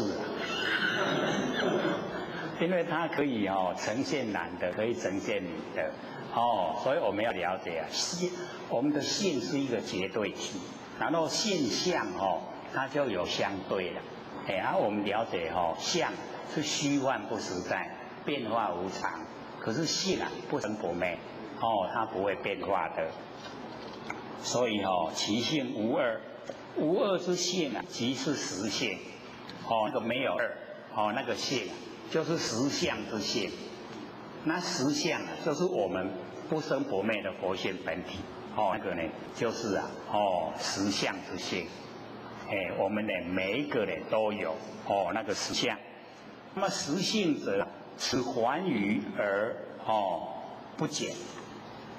我们凡人处在凡人这个状态之中，都是闲相是凡人，可是我们的那个实相之性不减，没有减少，在玄圣而不增，在呢这个已经证悟的那个贤圣呢，它增加，所以我们要了解说哦，不增不减，我们哦一般呢都会想说，哦，福真悬，咱众生真低，都会高推圣境自居悲屈，会不会？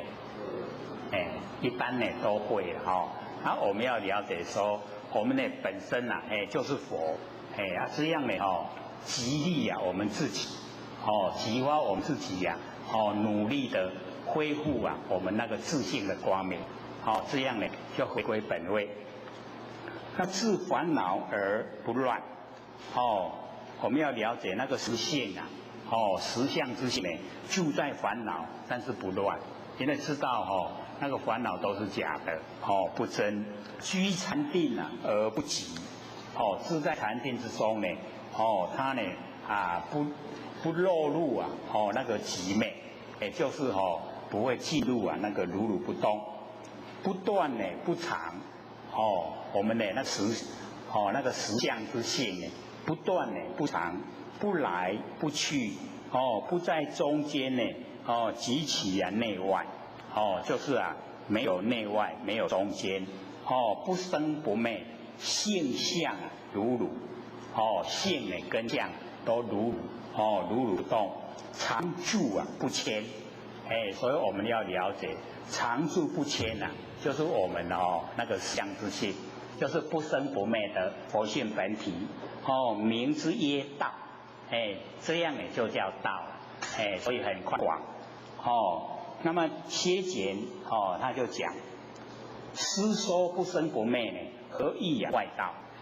说呢六祖所讲的那个不生不灭那跟外道讲的好像一样，然后六祖呢就回答说，外道呢所说的不生不灭者，将灭呢此生，把灭此生，那么以生来显灭，生来显灭，那么灭有不灭，生说不生，所以外道的那个说法比较着重现象，底下现象来讲，那呢我们了解说呢，在道之中呢，它着重在没有形象，所以没有形象我们要了解到，像我们所造的业它没有形象，可是很实际的会推我们到凡尘来接受果报，所以我们现在在凡尘都是呢在接受果报，是我们以前所造的业，现在呢接受这个环境来折磨。各位受不受环境折磨？要不要去忍受还要心甘情愿不甘愿也要受所以我们就是了解到我们在凡尘这个一切都是业力的呈现那个无可奈何像我们这个上次所讲我们呢要报冤行没有？有没有听进去了？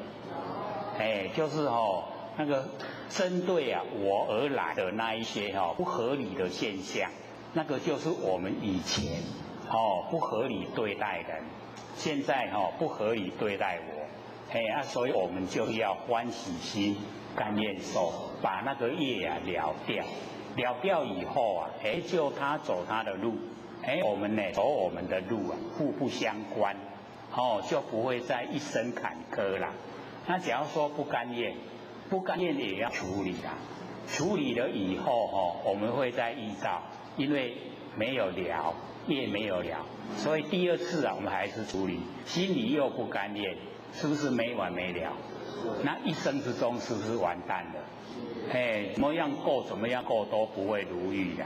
那假如说我们欢喜心甘愿受，是不是越来越少了？这个不如意的事越来越少，过的呢就会很理想，所以我们了解说，一定呢要自己努力。我说的六祖呢就讲说，不生不灭者本质无生，我们的那个不生不灭佛性本体它本来就无生今亦不灭，所以我们所生的各位我们现在这个身体是众缘际会，众缘机际耳现的声相借我们用。我们现在的身体啊，是众缘积聚，很多因缘聚会在一起啦，借我们用的，我们呢，用到一个时间以后啊，都要还给天地，所有风土啊，众缘聚会借我用，都要还的啦，所以这个众缘而生，缘聚则生，然后缘散就灭了。这个生灭啊，是身体的现象。我们的佛性啊，它不生，所以也不灭。这样了解意思吗？我们的佛性啊，不会生，也不会灭，不生不灭。所生所灭啊，是我们身体。身体是借着天地的物体。所以我们了解我们在凡尘出生啊，就是很多因缘。我们自己本身造的业，跟父母啊，结的缘，然后就在凡人现象，一生出来了以后，我们就要去了业，把业全部了光了，我们就恢复这个本位。可是我们在了业的当下，我们又在造业，所以就没完没了。本来我们只有欠一点点，起心动念一点点啦，超5角就好啊。欠5角的我们到凡尘来要还5角，结果还到今嘛才欠5亿，欠了伤济赖皮都无爱还，这个天地之间它容不得你赖皮啦，你欠偌济就是要害偌济，除非我们研究真理，了即业障本来空，透彻了解真理，没有业没有障。这样呢，都全部不用还了，最殊胜的啦。未了啊，还一还数在，没有了解真理，你就要去害济。所以或者都一强调啊，众经百千劫啊，所作业不亡，因缘会易时啊，果报还自受，有没有？所以我们要知道说能做的就是不能做，要把它用戒律戒掉，全部呢不换。那好的我们做以后又不记在脑海，把它抛入虚空，进入法性，这样就能够升值得，懂意思吗？我们只要做好事记条条，会变福报啦。福报来好唔好？唔好啊！我们不是在凡尘都追求福报吗？比较来讲。我们接受福报的话，现象呢很享福啦。可是各位浅显，我们在现象享福的时候啊，造业是最快。你看现在钱讲话按下对不？摇摆对不？你看伊以后要做啥？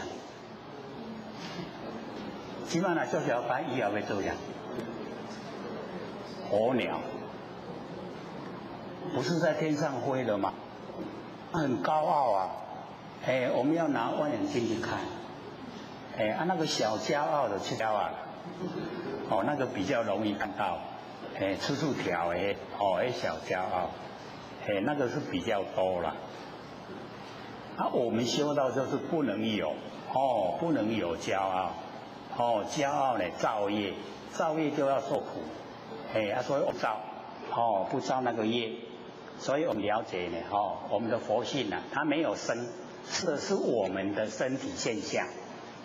我们没有修的话，我们要了解到，我们主宰不了，我们的佛性本体，没有办法主宰，所以现在会变啊那，业杀啊，业力送我们到哪里，我们就在哪里现象啊。所以我们谈的话，那个很传神呢。贵心贵心有没有？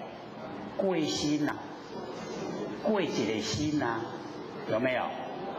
咱要贵什么心？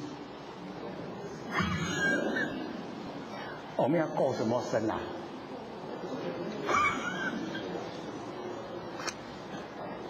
我们归本位，不够深的，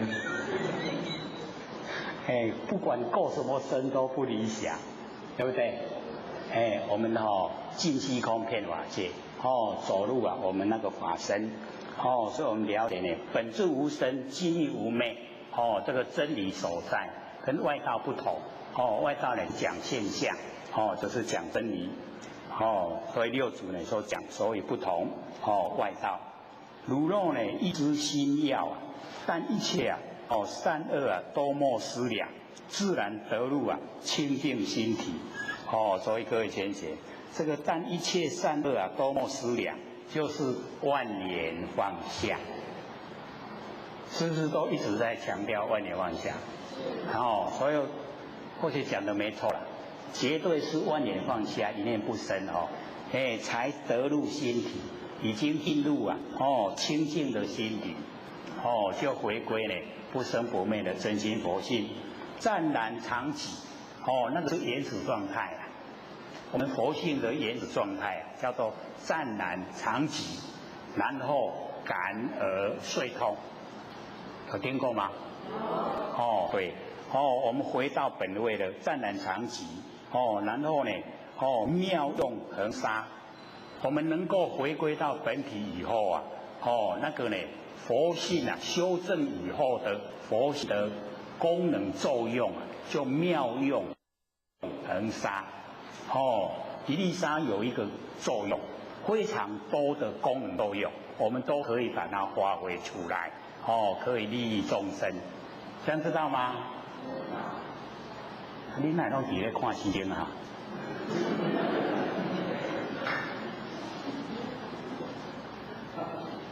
是那么急着要走呢，还是急着要问问题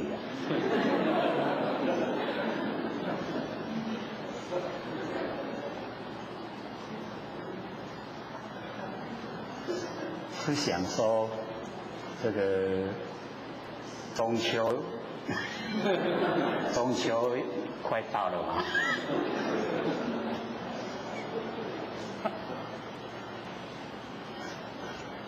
我们再讲一下啦，我惊后礼拜讲不完。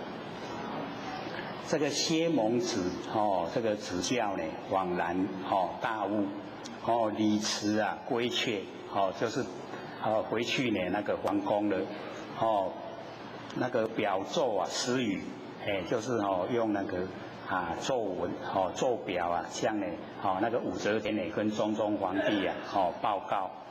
那么其年9月3日有这呢讲谕诗曰诗词老疾，就是六祖说这个年岁大了都有病了为政修道，这个皇帝很会说好听话这个政呢就是皇帝在称他自己，那么国之福田国家的福田，那么失落呢静云这个六祖呢就好像维摩诘居士静宁偷吉披野那个呢维摩诘他也是这个偷吉说在那个皮野呢是一个城就是那个释迦牟尼佛讲经说法的一个地方所在，那么他呢就在那个地方呢示现也一样呢在那边说他生病了那请佛派呢那个弟子菩萨去探病，那么阐扬大圣那个维摩诘也是在阐扬这个大乘佛法，传之佛心谈不二法，就是唯一的不二法，最上乘的。那么歇言传师子受如来之言歇言回来以后有讲说呢这个六祖有告诉他这个如来的知见，那么正积庆积善的一庆示众善根这个皇帝呢对佛法也很这个有心呢研究，那么直师出世呢顿入上乘感和师温鼎在无以，就是很感激这个六祖，并奉呢摩那呢袈裟及水晶钵这个皇帝送的赐呢少州刺史修饰事宜誓师就义为国文寺焉，把那个六祖住的地方呢啊，皇帝也是他一个名人国文师，所以这个也都是蛮这个历史上呢确实都是存在的。剩下有10分钟了我们就给各位问问题，可以有问题吗？刘讲师，好，请说。这边有同学一个问题闭着眼睛若万缘放下一念不生，不知何故老是有一道泥巴浮现眼前，最近则一片天空浮现眼前。请问这样做万缘放下一念不生可以吗？一片泥巴。一道泥巴。开始做是一道泥巴浮现眼前，那现在是一片天空浮现眼前。这个你妄想心太浓厚了，做法是可以正确的，就是不要去注意那一些相，你去注意这个篱笆，注意天空就已经是攀岩了，这个攀岩跟万缘放下相违背，所以一定要放下，再放下，看到什么都放下，才叫做万缘放下。这样会做吗？好，还有吗？好，请说。好。第一个问题，佛性是忽然即不得，修正即不；若是且修正即不无应。若是且修正的这个字，它特别把它标出来，既不无应该是不对吧？因为佛性原本很正、清净、具足、不生不灭、不动摇，而且能生万法，不需要修正。因为凡人多不认识自家佛性，所以要修持正悟启发他。只有世心其性不符合真心佛性，才需要修正。请问佛性不需要修正，对吗？他这个观念应该要把它融会了。佛性本身是染不得，为什么？因为佛性本身没有形象，没有形象你再怎么染，就好像我们要把这个虚空画上彩色怎么画都画不上去所以那个佛性本体是染污染不得。那为什么说修正即不无呢？因为我们既然落入凡尘，有形有相，就是有业。那既然是有业就是佛性已经沾了污垢。那沾了污垢我们就是要把这一些污垢去掉。所以修正即不。修正就是修我们的脾气毛病我们在凡尘所有的一切不合真理的这一些呢，都是我们要修的。所以我们也了解说那个习惯性里面佛性里面很多都没有了，可是我们已经养成是一种习惯性。尤其最不容易修的就是起心动念，起心动念就是众生众缘而生的念头。然后我们念头非常多，所以他只要说能够了解到佛性是光明，那起不起心动念？没有念头了吗？真正的道没有念头那个才真的可以说修复了自己的佛性，恢复光明。所以这我们要了解到，修到越高程度的时候那个修正就越困难。那出前的行为那个都容易我们要呢不为非作歹，那个都是很容易。要到呢心里面的做功夫那个起心动念你不要起心动念就是无明。无明就是造业。既然有念呢，就有业；既然有念呢，就有众生。众生没有度尽，自己的众生没有度尽，成不了佛的。还有吗？第二个问题，有讲师说修道人是超越现象，请问各种流行病疫苗是否都应该要去打预防针？像SARS、新冠、流行感冒、牛皮疫等，太多针都要注射。把这么多死掉的细菌输入身体何况这些疫苗大多是长期研究验证产品。再说感染也都是有因果关系，所以修道的是否该打这种流行病预防针？所以有时候啊，我们要了解到，这个不要钻牛角尖呐。我们修道呢，是越简单越自然是越好。当我们台湾发生那个SARS的时候啊，那个时候或许是7天啊，1个礼拜啊，有7个地方要讲课。一出门那个坐车都要写单子啊。只要我们那个车上有一个人他有SARS啊，我们都要闭关，就要关起来。所以或许就写了一大叠准备上车就给司机。那个时候也没有什么打预防针，也没有什么需要，所以我们要了解这个一方面呢，当然我们不是那么的就是自以为是啦。可是，一方面我们不用太逃避啊这一些自然法则，也不要自找麻烦啦。这个不需要的时候就不需要。不要说什么都去打，什么都去打，本来没事啊，一打了就有事了。不要自找麻烦。修道越简单越好，越简单呢越接近我们坚定的不幸。不要呢自找麻烦。好，你说。好，坐一下。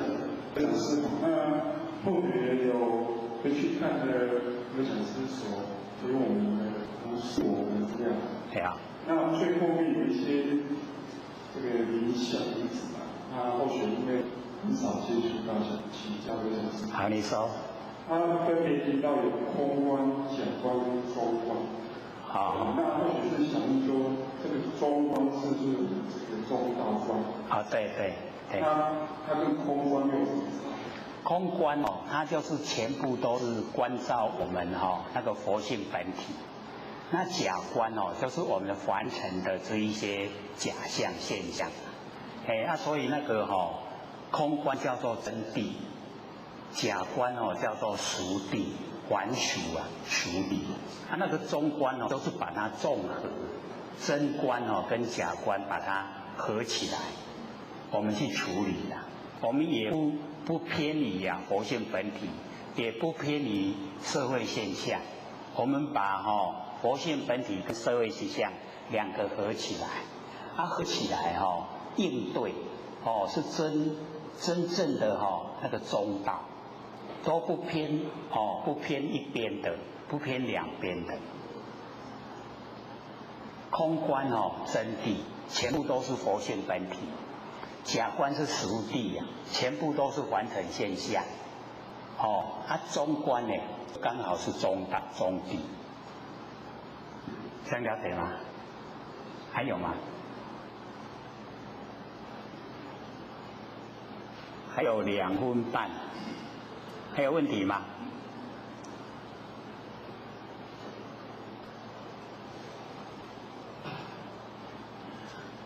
我们修道就是要了解到在我们这个现象之下尽量从心地去做功夫。我们的心地很重要。万念都放下，一念不生一定要记得住。万念放下。假如说我们能够呢进入到兴奋之中，连在睡觉做梦的时候都会告诉自己万念放下，万念放下。那个睡梦之中那个呈现的语言也是一样，在万念放下，一念不生。那个已经就进入我们的潜意识了。我们进入潜意识那个做出来的功夫我们会进步得很快。而且只要你做这个功夫，你早上一清醒过来，精神饱满，绝对非常舒服那个很多的疾病都会消失。所以会很理想。好，请说。老师，请一下，那个后来工作可以听 MP3，但是我们工作是要专心的做。那我听 MP3 做那个，那这样有没有？好，请说。最理想的时候啊，当然是专一啦。工作的时候啊，专一工作。休息的时候啊，专一休息。然后我们呢，听呢这个真理的时候啊，专心听。不过后来导师发现这个只要我们一开始听真理导师好像催眠了，很好睡。本来睡不着的一听了就睡着了。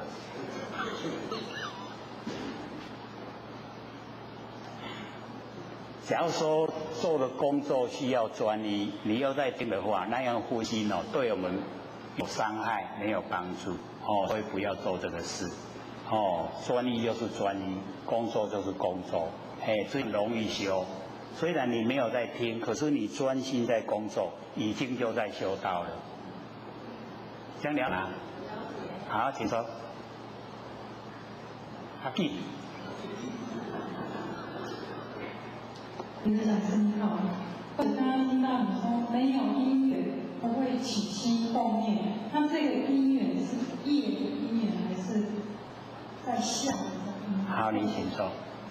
我们要了解这个起心动念它的那个来源一定是由我们周遭经过的事情，已经呢映入我们眼，然后呢耳朵又听到声响，然后呢又心里面以前有经过的事，很多忌讳，众缘忌讳在一起，让我们起心动念，是不是众缘积聚而现的生相？众缘积聚，然后产生念头，它不是单一的啦，所以我们要了解那个单一的还好一点就是呢这个生活在自己的世界里面那个一定是幻想世界那幻想世界跟我们那个起心动念有一点差别。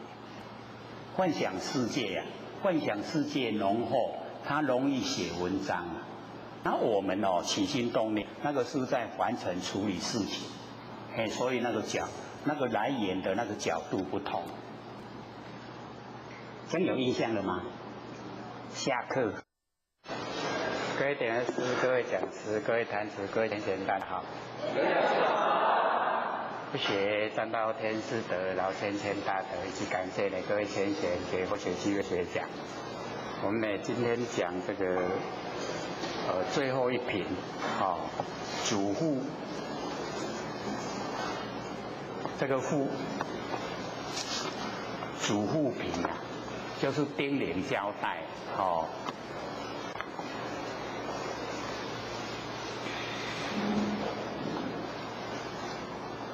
今天的9月20号，我们去年的9月26号开始上第一堂课，刚好呢，今天是1年，我们1年呢，把这个六祖坛林今天就会最后一品呢讲完，刚好1年。回想呢这1年来，各位都非常努力很精进，都能够进入状况，对自己不生不灭的佛性都能够启发，都能够呢在日常生活之中努力的进入修道的轨道，有没有这样理不理想？很理想所以我们就开始呢看这个主护品第10，吃一日呢犯门人六祖有一天就把那个门人徒弟呢法海自成、法达神会自常、自通、自彻、自道、法真、法如跟他们讲说如人呢不同于人说你们跟大家都不一样五昧度后各为一方师，就是一个地方的老师就是领导领导呢一个地方。那么五经呢教汝说法，六祖呢说现在教你们怎么样来这个说法讲说呢这个佛法不失呢本宗，就是禅宗怎么样来修道？那么先是呢，以3科法门，动用36对，出没呢，即离两边，就是不要呢住在两边，出没的时候都离开两边，说一切法莫离自性，讲一切法的时候不要离开呢我们的佛心。底下呢就讲说，夫有人问汝法，出于尽双，讲出来呢都是相对，皆起对法，来去相因，究竟恶法尽除更无去处。这个来跟去两个就是互相的把它呢对掉，就是去掉，也没有来也没有去，所以恶法呢尽除，都除掉两边的，除掉两边以后剩下来就是我们不生不灭佛性。那么3科法门则，这个3科法门就是因戒日。因呢就是五因，色受想行识五因五蕴，这个五蕴，所以我们要了解这个很重要的这个内容。那么路就是12路，外6尘，色声香味触法，内6门，眼耳鼻舌身意，所以这个12路就是根入尘，尘入根。我们平常呢假如说是止动的话，是根入尘，我们6根眼耳鼻舌身意进入6尘，那个呢是根入尘。那我们在没有直观意识的时候我们面对的外相，那个叫尘入根入，6路。加起来有内有外，就12路，这样知道意思吗？这个是蛮表面的啦，文字表面，路12，有6根6尘，尘入根，根入尘，知道意思吗？这个不相应，再讲说一次，我们根入尘就是眼睛看到形象。这个眼根已经进入色相，这个叫根入尘，根入尘就是这个样子，然后呢，我们耳朵去住着听声音，那个耳朵是根，然后呢，声音是尘，根入尘，这样的知道意思然后尘入根就是形象，我们没有直观意识，没有去想看什么。可是形象跑进来了，跑到我们眼根来，眼睛看到了，那个叫尘入根，这样知道吗？所以那个都是我们在凡尘生活之中应用，不是尘入根就是根入尘，就是有12个。那我们背这12个就是左右，我们被它这个控制然后就这个造了业。都受苦，所以我们要透彻认识这个12路。那么6尘这个6根6门呢就是6根，然后6识这是18界界都是18界3、6 186根对6尘产生6识，3、6 18。所以我们呢讲说这个18层地狱18层地狱就是我们6根对6尘产生6识所造下来的业，然后我们进入18层地狱。然后我们呢要避免进入18层地狱就是要认识6根，认识6尘，然后认识6识3、6、18全部了解，然后我们不被它左右。不被它制服，然后我们18层地狱就不用去了，这样了解吗？还是不要去的好了要去的话就要去度化众生，这个地狱的众生在受苦，所以容易度化。这个我不入地狱谁入地狱？那个是要度化他们不是造了业去受苦的。我们众生呢造了业去地狱受苦，那个是不一样。哦，所以这个呢，这个18戒，哦，自信呢能含万法。我们自信啊，我们不生不灭的佛性哦，包含凡尘的所有一切，哦，不管是万象万事啊，都在我们的不生不灭啊佛性之中。所以哦，包含一切万法呢，都在我们自性里面。哦，所以叫如来藏含藏。哦，那我们念藏也可以啊。哦，宝藏，如来宝藏。那么名哦，含藏是含藏了哦所有的一切。哦，若起这个思量，哦，即是呢转世。假如说呢，我们起这个思量，就是啊起心动念。我们起心动念哦，各位贤，假如说哦是八正道的正思维啊，那可以没关系。哦，思索我们怎么样呢？啊，行为是正确，哦，那不会造业啦。可是起心动念大部分呢，都是我们自私自利。那么在自心，我们哦起心思心的时候啊，那个哦都已经呢业因啊形成，所以我们呢要脱离凡尘啊。最重要啊，就是不要起心动念，哦，没有念头了，念头都没了，我们就不用呢，哦，在凡尘啊，哦，这个世界，就是不用在凡尘啊有形象。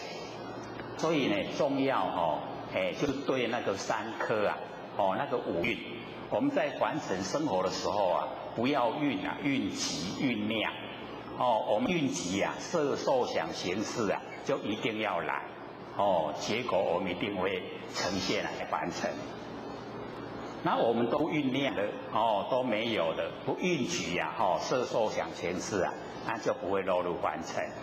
对啊，我们了解说，在生活之中啊，我们那个酝酿啊是很厉害。哦，尤其啊，这个年岁哈，差不多了，结婚了以后啊，这个多多少少都会酝酿哦，那个怨埋怨。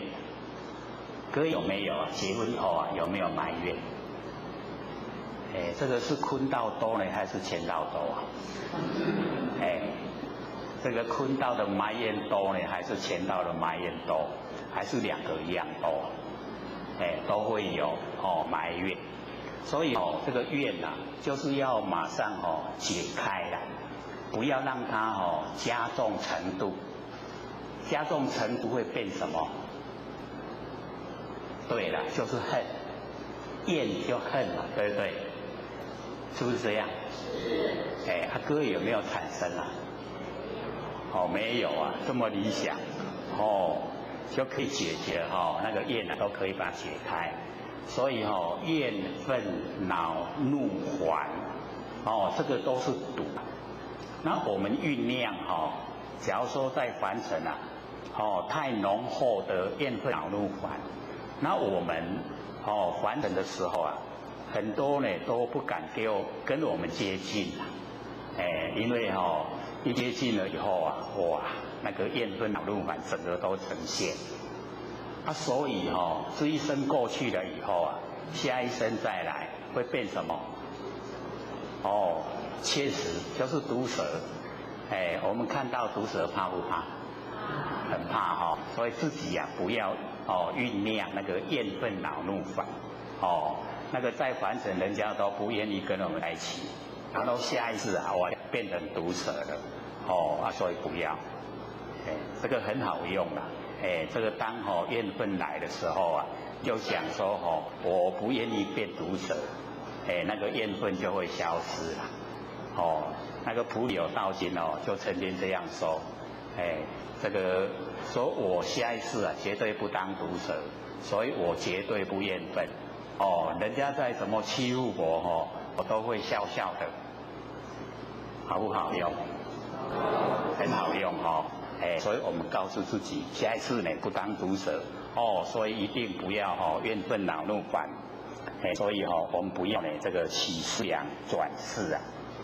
我们了解呢我们那个第8的阿赖耶识，第8阿赖耶识啊它会转成呢我们前面啊前面的第7识，第4呢就是末那识，就是我们的潜意识啦，然后潜意识再转给我们前面的眼耳鼻舌身意六识，那个叫转识啊，转成前面的6个意识。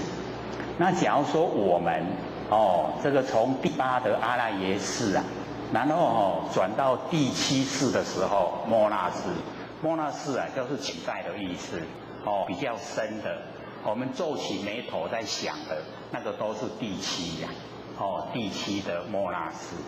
那个时候啊，我们就把它转成阿摩罗识，阿摩罗识叫做无垢，没有污垢了，都是清净。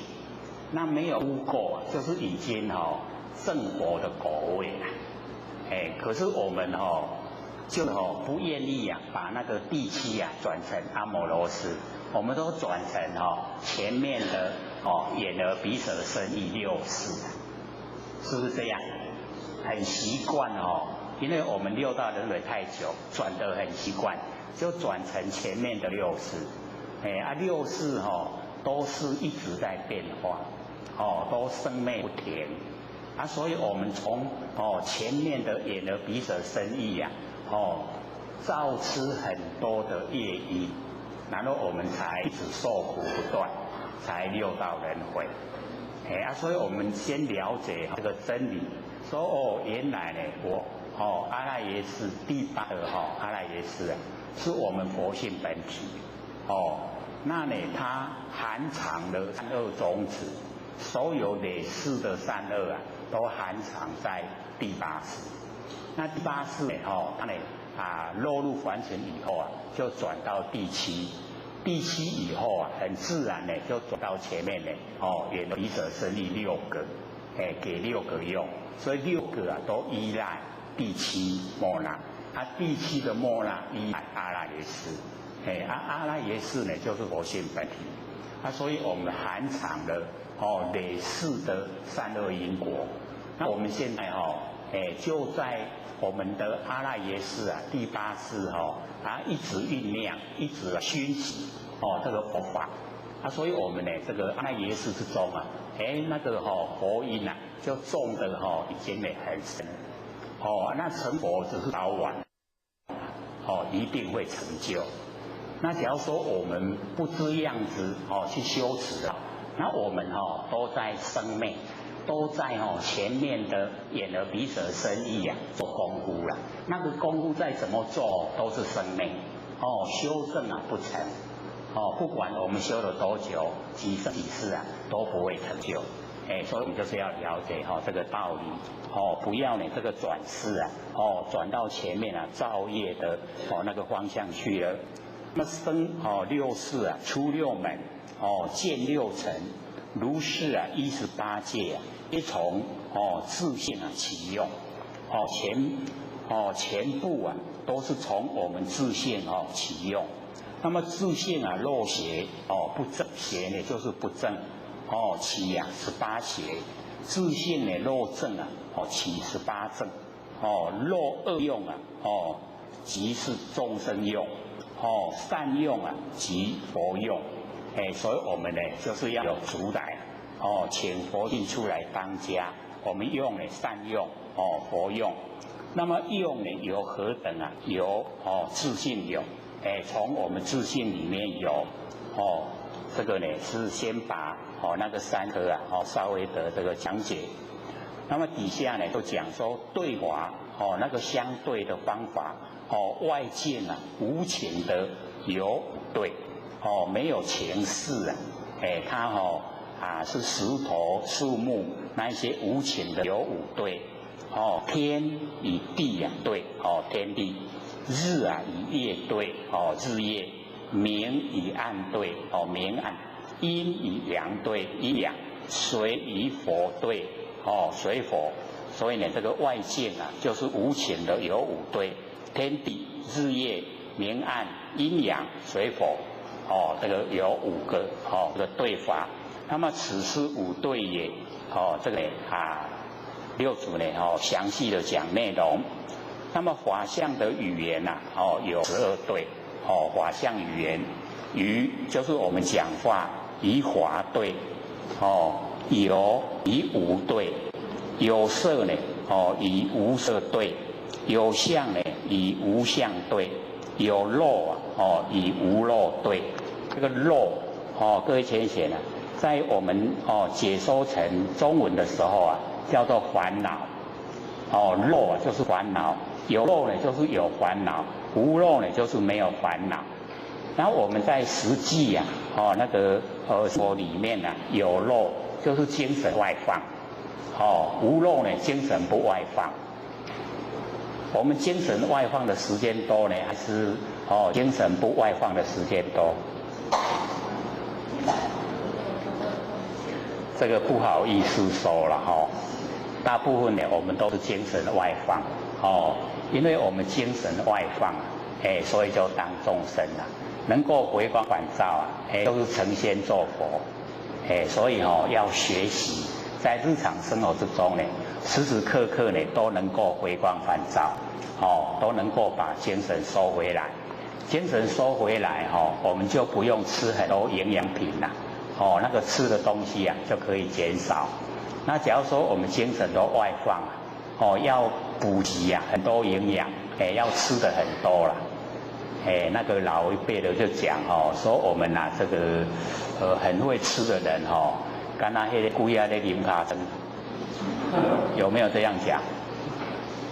是比较不雅啦不要好听可是就是这样一直吃一直吃吃不饱啊那个就是精神的外放。然后我们假如说精神内收啊回光返照，然后我们消耗的能量就不多就会在我们体内淤积呀我们体内有能量了以后我们了解说那个全身的脉络都会通畅通畅呢这个身体的毛病就减少所以呢很有活力啦所以我们了解说那个精神不要外放的，对我们帮助比较大。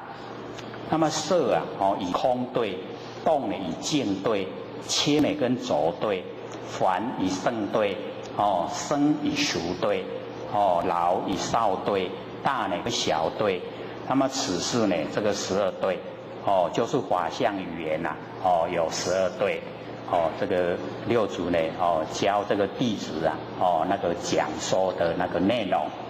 那么自性起用有19对长与短对邪跟正呢对痴呢跟慧对，愚跟智对，乱跟定呢对慈悲呢跟毒对，戒跟灰对直跟曲，弯弯曲曲对，实与虚对闲与平对那个阴险跟我们的那个平心平相对，烦恼与菩提对，常与无常对慈悲与害对喜与嗔对，舍与谦对这个谦就是我们一仙集怕24个感不肯布施那个叫谦谦吝谦贪进与退对，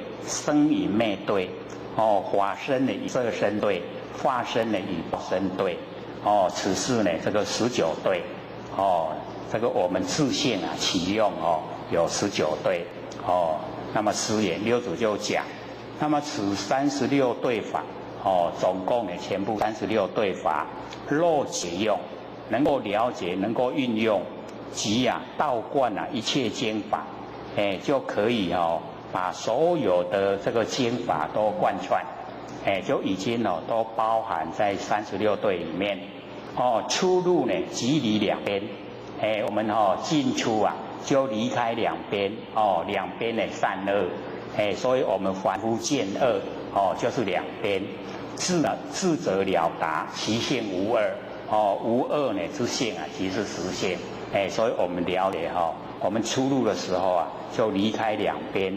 那么自性动用我们用这个自性动用供人这个言语跟人家讲话，外一相的离相，就是外面在形象我们要离开形象，内一空离空在我们内心里面就是要离空，肉前着相，我们呢，这个住在形象啊，极长邪见，我们的见解啊都不正确，肉前执空，执着，那个空呢就是顽空，极长无明，就呢增长我们无明。我们要了解说，所有的业啊都从无明来，所以我们无明要去掉。执空之人啊，执着空的人，有谤经啊，毁谤呢，这个佛经，直言一直讲，不用文字，他呢执空了以后啊，就讲说不用文字。那么既然讲不用文字啊，人意啊不合这个语言。他说不用文字，我们也不要跟他讲话了。这个讲话只此语言，便是文字之相。我们讲话就是文字的那个发挥作用，文字相。那么又云这个迟到呢不利文字，就讲说这个真道呢不利这个文字。那么即此不利两个字亦是文字。也是一样文字。那么见人所说呢，辩己帮他言着文字，人家讲了就呢说人家呢着在文字。汝等呢悉知六祖跟着一些一方的领导者讲，说你们要知道自迷有可，自己迷昧呢还没有关系只有一个人下地狱了他又谤佛经，又呢毁谤佛经，那么使这个听的人他呢也产生对那个佛经不恭敬，所以呢不要呢谤经不要毁谤佛经，毁谤佛经的罪过非常大，要进入那个无间地狱那个受苦没有间断，罪障无数，那个罪障呢非常的多。若着相以外而作法求真，假如说我们在外面的形象已经着相了，然后再做法求真，或广利道场，说有跟无的过患，说有的不对地方，说无的不对方，那么如是之人呢，累劫不可见性就是再怎么久，他都没有办法呢，见到呢，我们那个不生不灭的真心佛经，但听呢依法修行，我们就是呢要按照真理，按照呢佛法来修行，又莫呢百物不施，而以呢道性自爱，所以这个百物不施，道性呢就自爱，我们那个道性非常活泼玲珑。所以不是阻塞的，不阻碍的，所以我们百物不施的话呢，就是佛性的功能作用不要了，所以我们要了解我们佛性的功能非常奥妙，要用若听说不修，令人呢反生邪念，假如说人呢什么都不用修的话，那会令人产生不正确的念头，依法修行。按照呢最上乘佛法来修行，各位会了吗？会不会按照最上乘佛法修行？会了怎么修？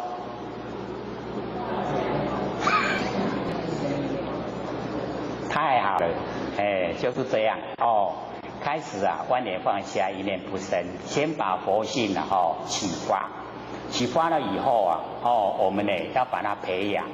让它茁壮长大，那我们就可以产生般若妙智慧。般若妙智慧可以使我们了了分明，那个真理都透彻，这样呢就正确的那个修道轨道了，不是这个什么都不做的，什么都不做会变什么？不错，会变顽空。所以我们呢这个很进入状况，很理想。这个无自相的法师，就是我们要这个无自相，不要住在邪相，然后呢要用法师呢来救度众生所以我们要了解这个法师啊，才有办法救我们的慧命，灵性慧命啊，那个就是啊法师才有办法。所以法师救人啊是无限的，那财施都有限量啊，我们那个用钱财啊，都帮助啊我们这个现象之中呢，这个改善一点生活而已，没有办法呢让我们啊脱离苦海。那法师就可以可以让我们啊脱离苦海，所以我们就是要追求最上圣的先把那个内心深处的我相去掉，没有我相，我，各位浅显，我就是谁？不会啊，我就是如来啊，我就是佛啊，怎么不会呢？都没有信心啊，哎呦，要被搞的啦，都会这样想所以我们要了解，先给自己呀肯定，不是有这个，我们之前啊讲那个心灵还是信心灵，不是有正信条子吗？有没有？我们要深深的记在脑海啊，正信啊，相信什么？对，相信自己就是佛条子呢？就是把我们的佛性啊，就是率性而为，我们率着自己的佛性来做，让我们那个性啊，都是直心调直啊，把我们的心调直，因为我们在凡尘啊，用的心啊，都像那个小龙，弯弯曲曲啊，不是这样吗？对不对？我们心有没有直的时候？有啊，什么时候是直的时候？有，不错有，什么时候？有个无去啊，就是我们第一念我们花痴对万象对万事的第一个念，那个就叫直心只是我们的直心会吃亏，所以很快转念，很快加料，加别的东西进去所以直心就不见了，因为直心会吃亏，可能各位都有用过直心有吃过亏，所以以后都不用，对不对？不对呀。所以我们了解说慈心确实在我们生活之中很容易见到，就是那个第一个那个第一义第一个，不要转一转了就不是了一加料就不是了。所以我们都会有说我想看卖，那个想看卖慈心就无去啊啦想看卖就无爱吃亏啊啦不爱吃亏我们就是要了解到那个就是要耗掉我们的浩然正气，用聪明，用聪明就不吃亏了所以我们了解说直心是很容易见到，只是我们不愿意去把它培养，所以我们要正信调直，那个小龙要怎么让它直对，就是戒律就是不可以转念，不可以加料，戒律容不容易？倒是有一点不容易啦迄拢要叫家己去吃亏的，较慢是不是这样？所以呢，我们就是了解那个无住相法师让我们呢都可以脱这个苦海汝等若悟六祖讲说你们都能够领悟的话，依此说，依此用，依此行那么依此做，按照这样来说，按照这样来用，按照这样行持，按照这样做及不失本宗，对禅宗的修持方法都已经能够把握。若有人问汝欲有人问你真理，问有将无对，问无将有对，有跟无两个一对起来以后，各位浅显，一相对了以后是有还是没有？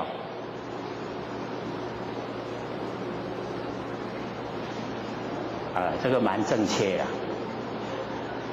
因为有跟无一对了以后咱讲不出来，讲不出来就正确啦，讲出来就无正确啦，讲有嘛唔对，讲无嘛唔对，所以都不讲了，就已经对了，就已经回到我们那个不生不灭的佛性本体回来了，它是绝对体，没有有也没有无，你有了解不？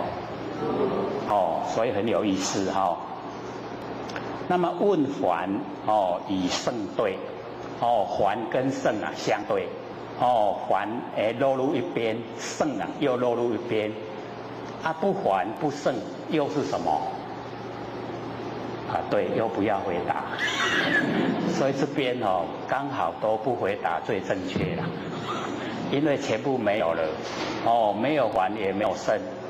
已经都对掉了，该对到都无去所以我们了解这个是两边的全部把它去除，说两道相因生中道义，有两道就是两边互相产生，就会有中道的义理出来，如一问一答，一问一处做，全部都按照这样做。即不失理也，就不离开这个真理。设有人问何名为暗？什么叫做暗？那么回答：明是因暗是言。明末则暗，以明来显暗，以暗来显明，来去相因，成中道义。这个之前我们就有讲。说来去相因就成中道了。这个千年暗示我们不是有讲吗？一灯能破，对不对？那个暗那个暗示说我住在这边已经1000年了，不愿意离开。可是只要你一点灯了以后它暗不离开不行啦。各位浅显，暗去哪里？这个气无去处啦。明从哪里来？对，就是来无来处。所以这样呢，这个来去相因，这样了解了吗？来跟去它互相成一个因来去相因就成中道了。既不是明，也不是暗，不是明不是暗就是我们佛性本体啦。这样知道了吗？答案都出来所以这边六祖呢跟徒弟们讲的时候我们也就了解到整个答案都呈现这个明来的时候没有来的地方啦，暗呢去的时候也没有去的地方啦。既然没有来的地方，没有去的地方，它叫做常住，常住不迁。唔免搬啦，唔免搬厝，唔免搬所在，常住不迁是什么？就是佛性啦，对啦，就是我们佛性常住不迁，所以成中道义。那么疑问悉皆如此，汝等以后传法，依此呢，转向教授，勿失宗旨，就是不要呢，失掉那个禅宗的那个旨意。那么师于太极元年壬子，元和7月，就是西元713年，现在多少年？210，对不对？这个时候太极元年是713，西元713年，命门人往新州国恩寺建塔，并令这个处公。赶快把它完成。那么次年714年夏末夏天的尾巴落成。那么7月1号呢这个吉土这个纵曰5至8月玉里世间，汝等有疑早夕呢相问，为汝破疑令汝这个迷尽，就是迷昧已经没有了，不迷了，全部都领悟了。无漏气后无人教汝。这个六祖讲说假如说已经呢一归空了以后无人甲你教，都袂晓所以今嘛若有疑问爱赶紧问。那么法海等文呢悉皆涕泣这个就是有声叫哭，无声叫泣。各位曾经有哭泣过吗？大概都会有啦就是人嘛这个难免都会有这个涕泣这个涕就是流鼻涕咱若咧哭拢会流鼻会不会有？还会很感伤这个又流鼻涕呢，又这个哭那么唯有神会神情不动，亦无涕泣这样神会怎么样？留给各位想象空间诗引六祖就讲说神会小施我们要了解这个受戒受那个250个戒以后假如说还没有到10年，还未满10年，叫做小施还没有进入真正的那个状况所以就讲神会小施这个却得呢善不善等就是善跟不善两边都平等这样了解意思吗？好不好？毁誉不动被人家毁谤跟被人家称赞，他都不会动心我们会不会动心？我们保证都会啦这个毁的话很生气，誉的话很高兴都一定动心所以我们要学淡泊。这个毁的时候我们就想说我又没有吃什么这个称赞的时候就想说我又没有得到什么所以毁誉都不在意都不要挂在心上哀乐不生不产生哀乐两边对待都不产生。那愚者不得剩下的人这一些人他都没有到这个状态4年山中静修合道在山中修这么久了怎么都还没有进入状况这个六祖在念他们如今悲去为忧阿水是咧为什么人这个欢乐若有无不知去处无自知去处。六祖说他知道他要去哪里无若不知去处终不欲报于汝假如说不知道的话，不会事先跟你们讲汝等悲去盖谓不知无去处，就是不知道我要到哪里去若知道无去处即不合悲去。法性本无生灭去来。所以我们了解这一句是重点所在。我们不生不灭的佛性那个法性本来就没有生灭没有生也没有灭，也没有去也没有来汝等郡众这个六祖跟他们讲说，你们大家都坐好，吾一汝说一句名曰真假动静句就是真假动静。那么汝等诵取此句与吾异同就是跟六祖的意都相同依此修持不失宗旨那个中的修持方法都正确。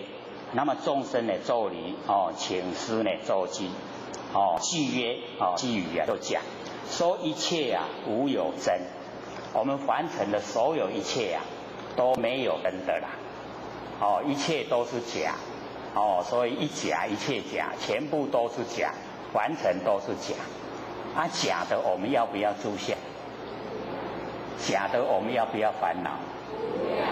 哎，假的我们要不要动心？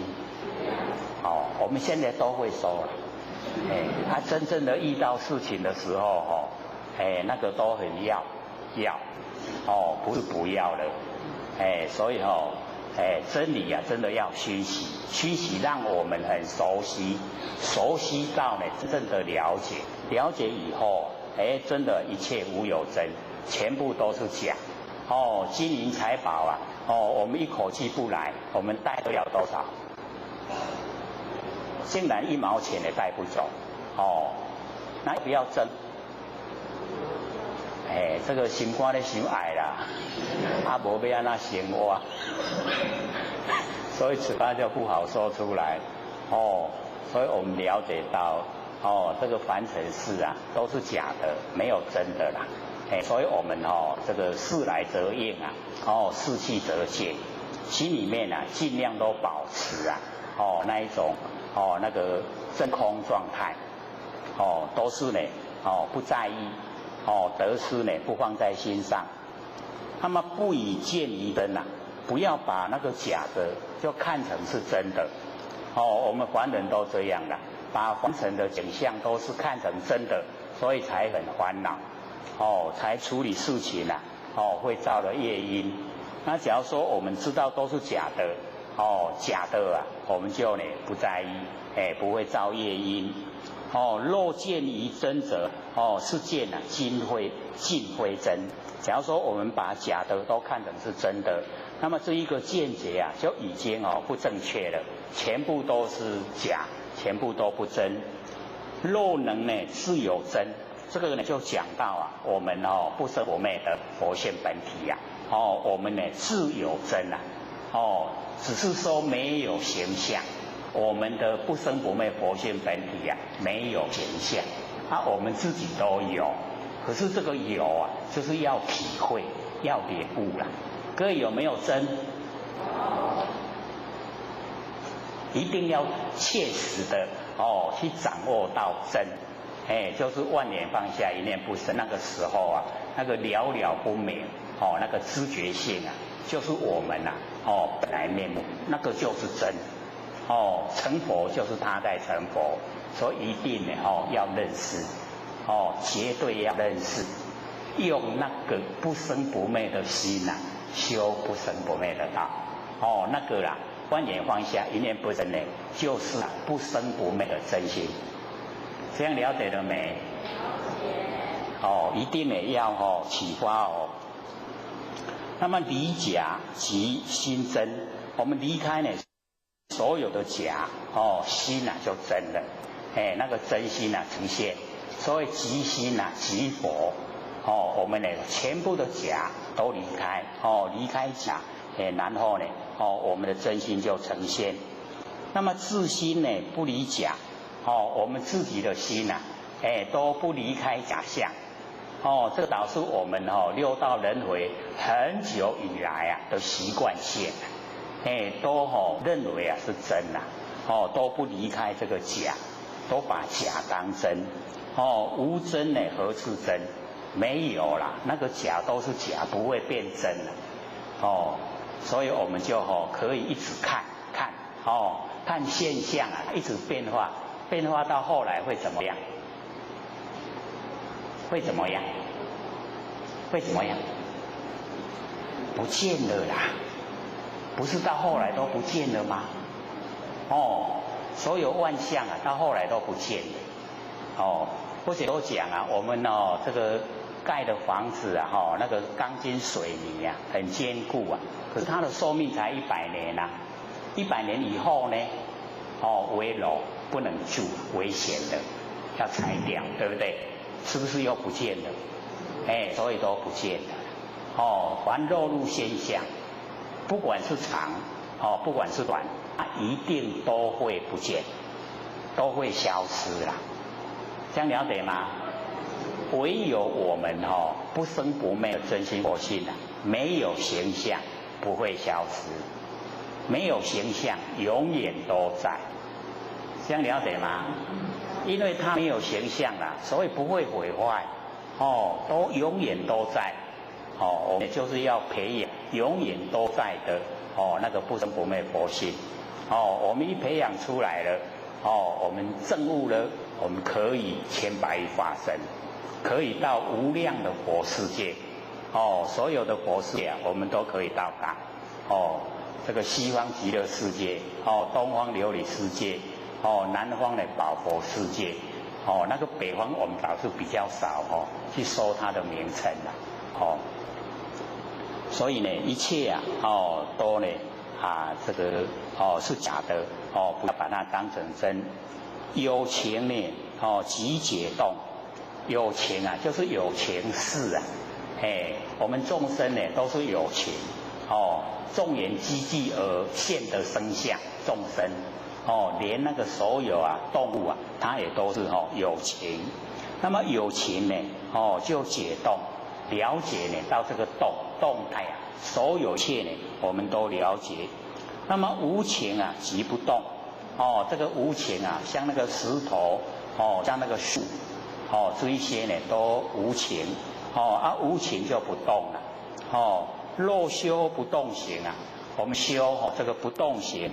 同无情不动，假如说安尼坐禅坐甲拢点点袂叮当六祖就讲迄甲石头甲树啊拢同款，肉密啊真不动。假如说我们要找到呢真正的不动，真的如如不动，然后呢动上啊有不动，我们这个动的身体上面呢有一个不动的，是谁呀？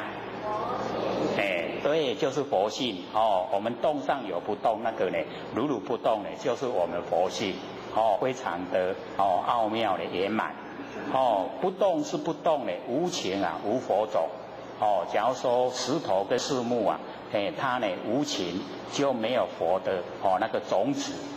善能分别相啊于第一义啊不动，就是善能分别相啊，就是了了分明。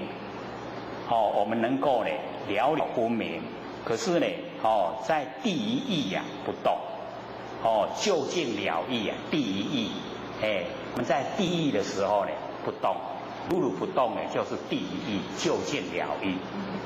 这个呢我们要努力呀。我们开始时候啊，先了解佛性本体，慢慢的进入啊法性的那个深处，就可以到达第一义。究竟了义啊，可以到达。但做如此见啊，即是啊真如用。我们这样来这个行持，就是真如啊，已经呢呈现作用。报之学道人，这个呢报告所有要学道的人，努力啊，悉用意，就是我们很努力的来修持，就是要用意啊，要用我们那个立志向的那个志向。各位有没有立志向啊？立什么志向？成佛啊，那很好。就是要立志向要成佛，跟六祖一样，唯求做佛啊，不求一物，要再立的话都要度化众生要呢度化众生，使众生都成佛，那个就很重要。莫以大圣门切持生死志，不要在大圣这个佛法的这一个修持里面执着我们生死的智慧。所以我们了解生死就是生灭，在生灭生灭的智慧里面用心是用错心，所以我们呢不要呢这个执着生死，而且呢我们启发了佛性以后已经呢离开呢这个四大所有风土，离开我们这个身相已经呢跟虚空合在一起，叫做真空妙有。已经呢真空妙有，身体这个生死就不关佛性的事所以身体没关系还给天地所有风土，那我们就已经呢超越了就已经呢走路啊，整个宇宙虚空跟虚空合成一体了。若言下相应啊，即共论啊，佛意。假如说这个讲能够呢相应，这个相应知道了因为或许花姐说，为什么各位这个下午2点到4点就是午休午睡的时间那为什么在这个时间大家都不会打瞌睡？就是因为我很会问。各位就想说，我不知道又要问什么，所以就专心的在听我要问什么，对不对？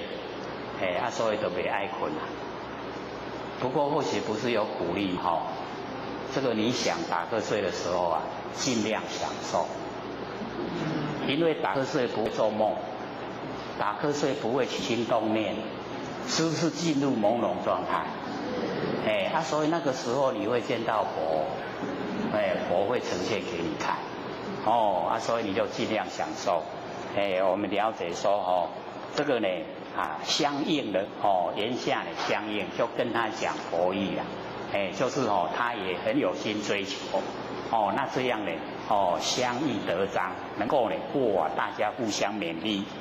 若实不相应，伊就想伊直直要赚钱拢要着重完成事你跟他讲他都听不来合掌令欢喜，就是不要说了，因为你在说他会诽谤，那诽谤佛经罪过重，然后我们不要这个我不杀佛人佛人为我而死所以不要害他造罪就不讲了合掌令欢喜所以各位姐姐，那个合掌很有意思的或者都一直讲过我们这个右手做的事左手做的事都是完成事你一合掌了完成事没办法做了都把完成事放到背后，然后一合掌了都把良心掏出来所以合掌就有背成合觉完成放到背后，觉性也拿出来。各位有没有那个感觉？双手一合掌了，是不是表示把心掏出来？所以那个很善很那个善的动作，我们呈现了一个很善的动作他假如不听了，我们合掌令欢喜。那么此中呢本无争这个呢禅宗呢没有那个争论，争呢即失道义争的话呢就失掉了那个道义执逆争法门，自信呢入生死。假如说拢无爱听真理的话，一直要甲伊争到尾那个这个修争唔捌输啦修输唔捌赢，都一直要争我们一般人都会有那一个执那个执拗所以我们不要落入那一种现象。那么十徒众呢闻说记仪普皆咒理，并体思义各个摄心所以这个摄心是蛮重要收摄我们那个心让它能够专一。那么依法修行更不敢争，乃至呢大师不久注释。那么华海上座呢再拜问曰：和尚入昧之后依法当复何人？所以这个各位姐姐，这个问的人这个为什么问？这个就是他想要继承因为他是大弟子想要这个继承，所以呢就问六祖说这个入昧了以后这个依法要付给谁？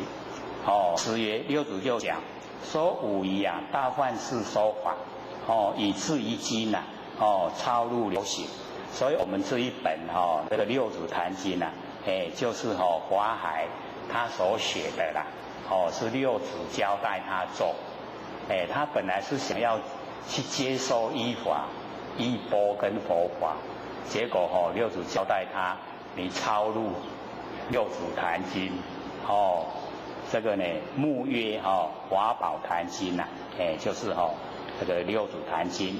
那么汝等守护地相这个传授，就是要把这一些所讲的这一些佛法，都要呢这个地相传授，度之呢勤生，要度所有的众生，但依此说是名正法，按照这样呢，都叫正法。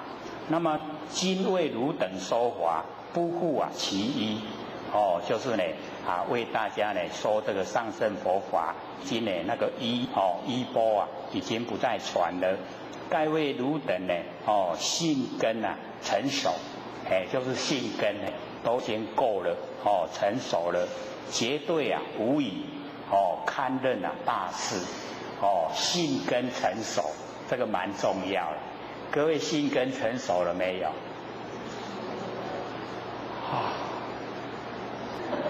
可能还怀疑说，可能也未啥写得快。要了解到这个要相信自己本身呢就是如来，信根呢一定要成熟。然继先祖达摩大师呢复授呢其意一不合传，就是达摩有交代据曰吾本来之土，传法救迷情，就是达摩到我们中土来呢，要救我们这东土的众生，一法开五业结果呢自然成，就是已经呢度了有五位。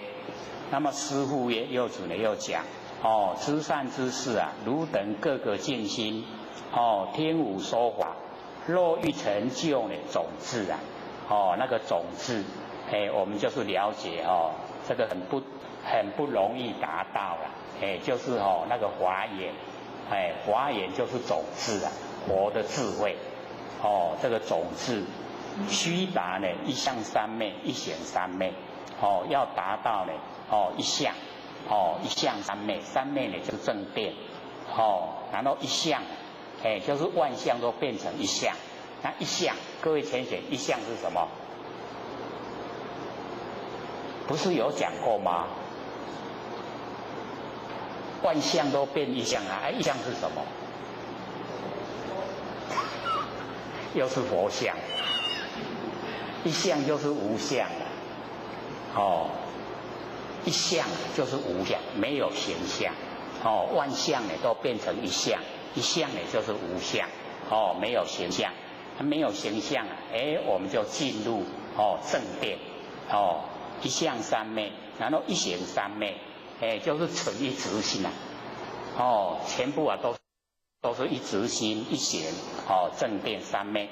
若于一切处而不住相，以彼相中呢不生真爱亦无取舍，不念利益成坏等事，安闲恬静，虚荣淡泊，此名一相三昧，是一种状态叫一相三昧。若于一切处行住坐卧，存一直心不动道场，那个如如不动，真诚净土，此名一行三昧。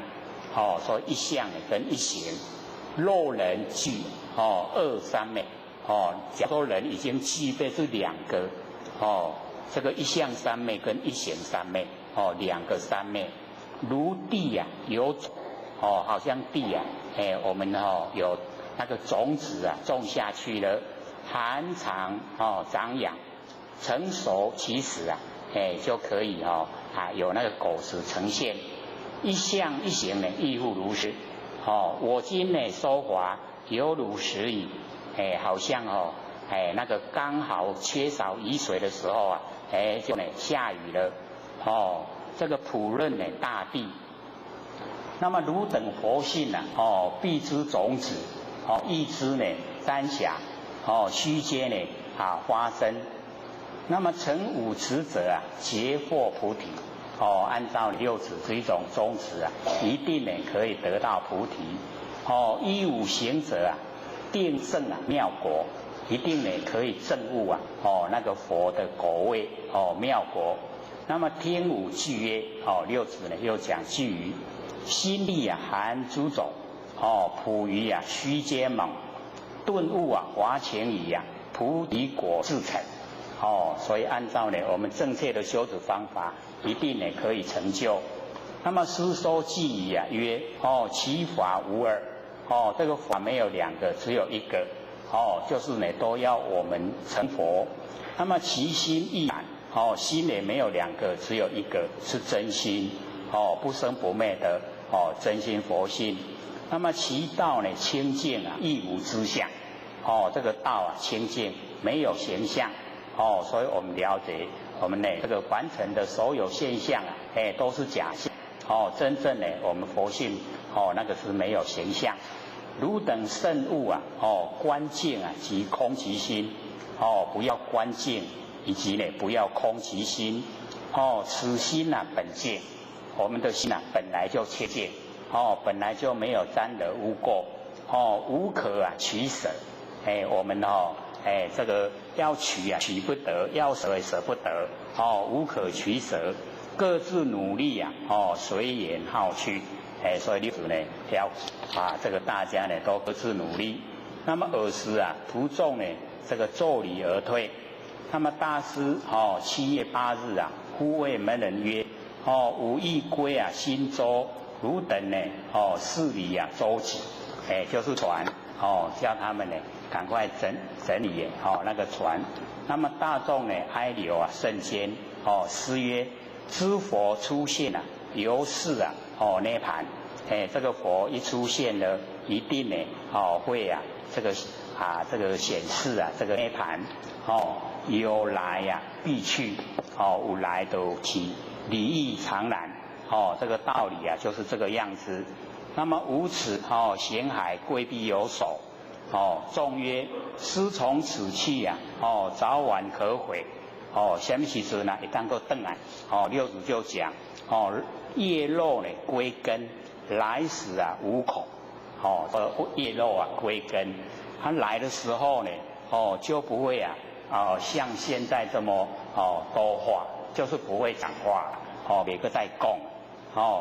那么又问曰：正华眼长啊，传复何人？六祖就讲，有道则得，无心则通。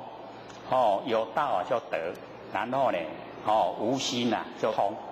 然后我们要了解那个无心的心啊，就是凡尘六根对六尘产生六识啊，这个3、6、18全部都不用，不用呢，心就没有了啊，无心啊，就通了，就可以通了，了解意思吗？我们都一再解释那个无心啊，就是真心，就是佛性本体，所以无心则通。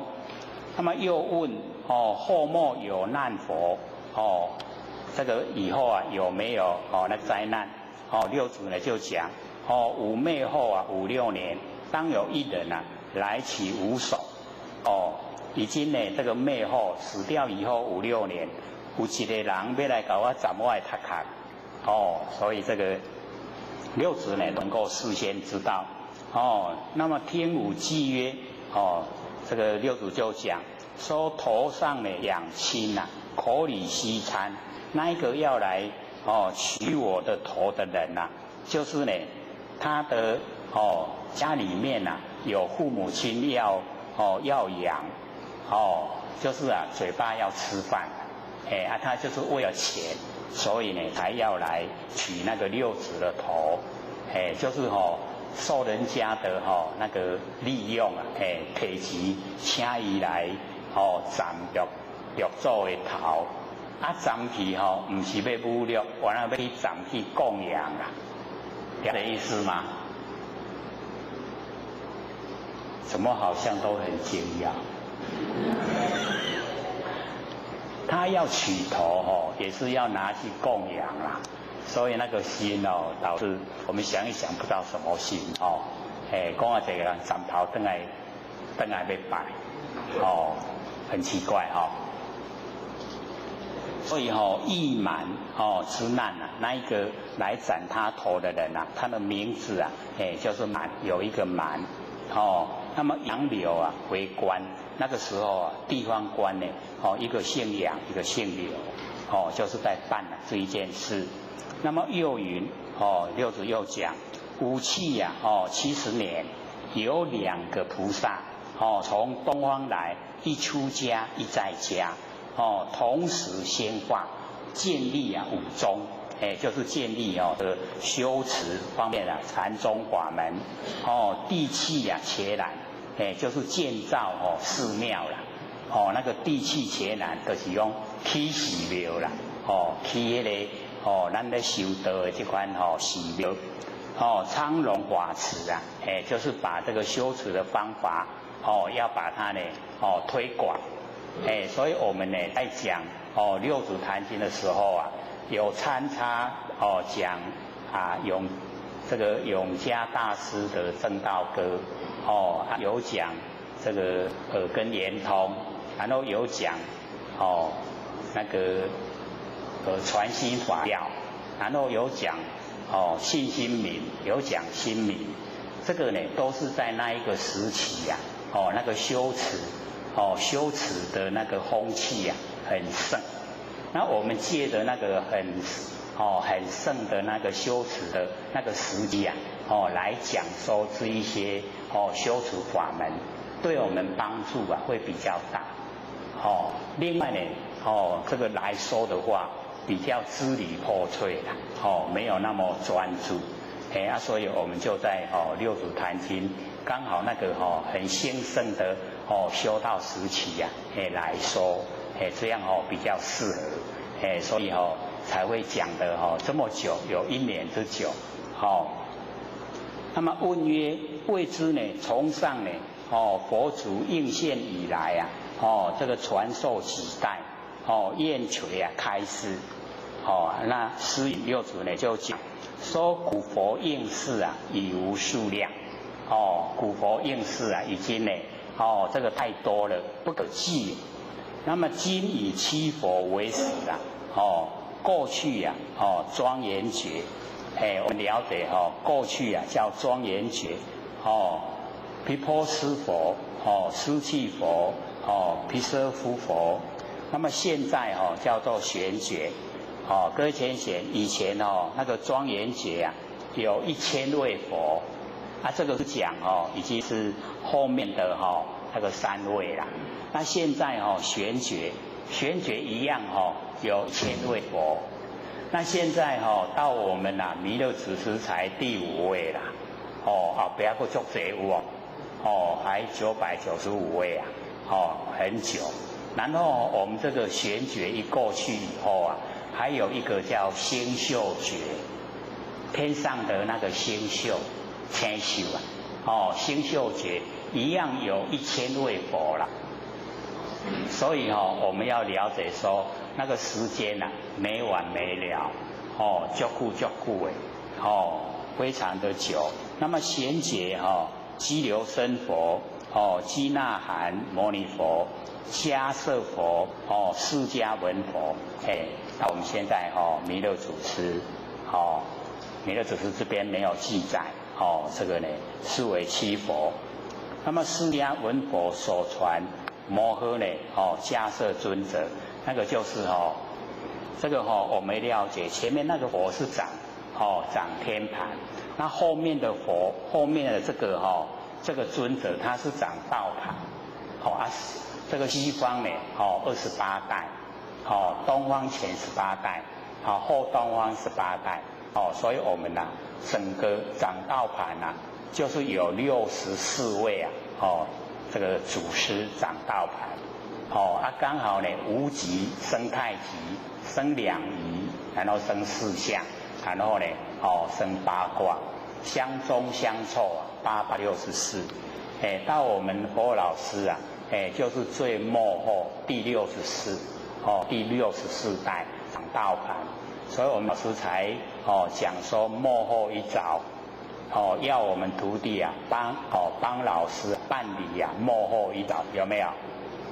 从我们老师以后，那个就没有再传道了，那个都是教化劝善，所以以后啊没有了。到老师最后，说在后面再接那个都是骗人的啦，在树里面啊没有，无迄个65个啦，64上已经上圆满结尾啊，所以佫讲佫落去迄啊，迄拢咧骗人的，我们不要去相信，这个有这个秉承的，真正的可以啊，这个考据的，从那个迦叶第一代，阿难第二，第三呢，桑那和修，第四啊，优婆耆多，第五呢，提多迦尊者，第六呢，密遮迦尊者，第七啊，波西密多尊者，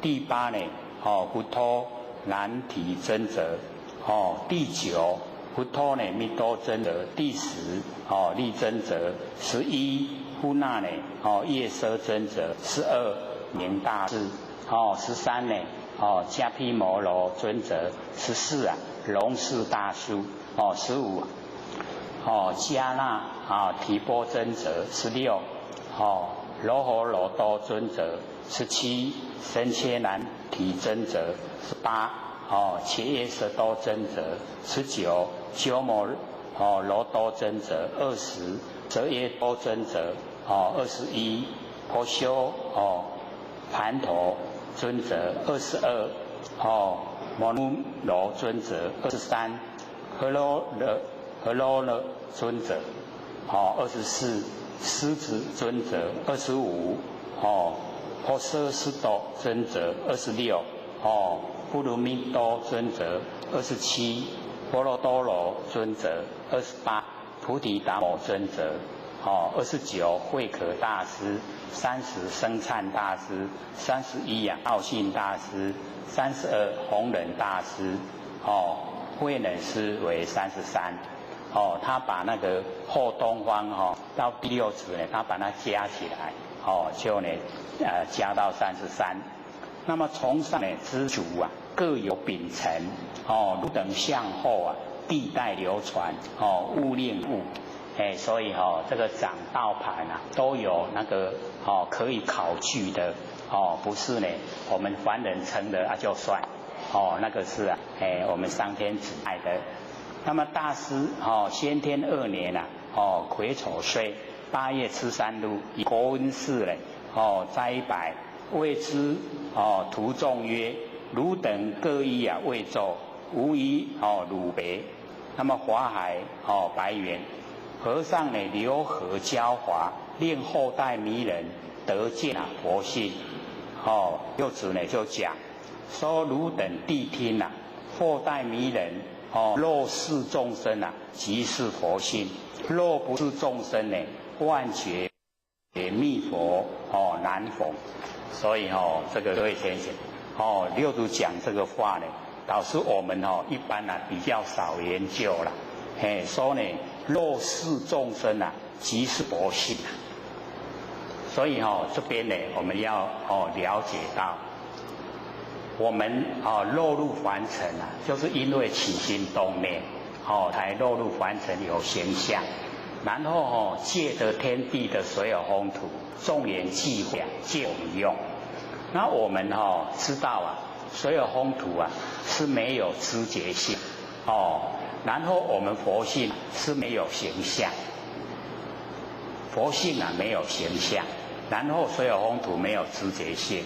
那现在我们落入凡尘，就刚好2个汇合，没有形象的佛性啊，进入啊没有知觉性的水火风土所以水火风土便有知觉性，然后没有形象佛性竟然我们可以看到视听缘动，这样了解吗？所以六祖站在这个角度啊来讲，若是众生啊即是这个佛性，这样了解了吗？因为我们是众缘际际而现的生相，叫众生。那若是我们认识众生，认识了是众缘而生，所以呢，释迦牟尼佛教我们观察眼生的道理。若见眼生啊，即是见法；若见法，即是见佛。各位有印象吗？所以我们见到眼生，见到因缘相继而生，已经见到眼生，就是已经见到法；见到法，就是已经见到佛。所以我们从我们这个因缘际会而现的这个身上，我们只要不落入偏重于现象，不偏重所有风土，不偏重呢我们身体那个感官的那个接受程度我们全部呢都把它放在不生不灭的佛性上面。那这个时候我们修正就已经呢到达世间相常住了。各位浅浅这样听懂啊？或许会说听懂才奇怪。为什么？因为这个蛮深的程度若见眼生见到因缘际会，然后产生形象。等于我们见到眼生是没有形象，只是我们看到它的那个变化情形。看到变化情形一样没有形象所以我们见到这一些眼生都没有形象，那个是见到法见到法就是已经见到佛见到佛即无所见，没有能见，没有所见，没有形象，真正的见到如来。你听有无？像不敢应。这个是详细说所以这个释迦牟尼佛讲过若有所见即是邪见；若无所见即是真实的见你如来。若无所见，没有能见，没有所见，没有能所，没有形象，真的见到如来。安尼捌无？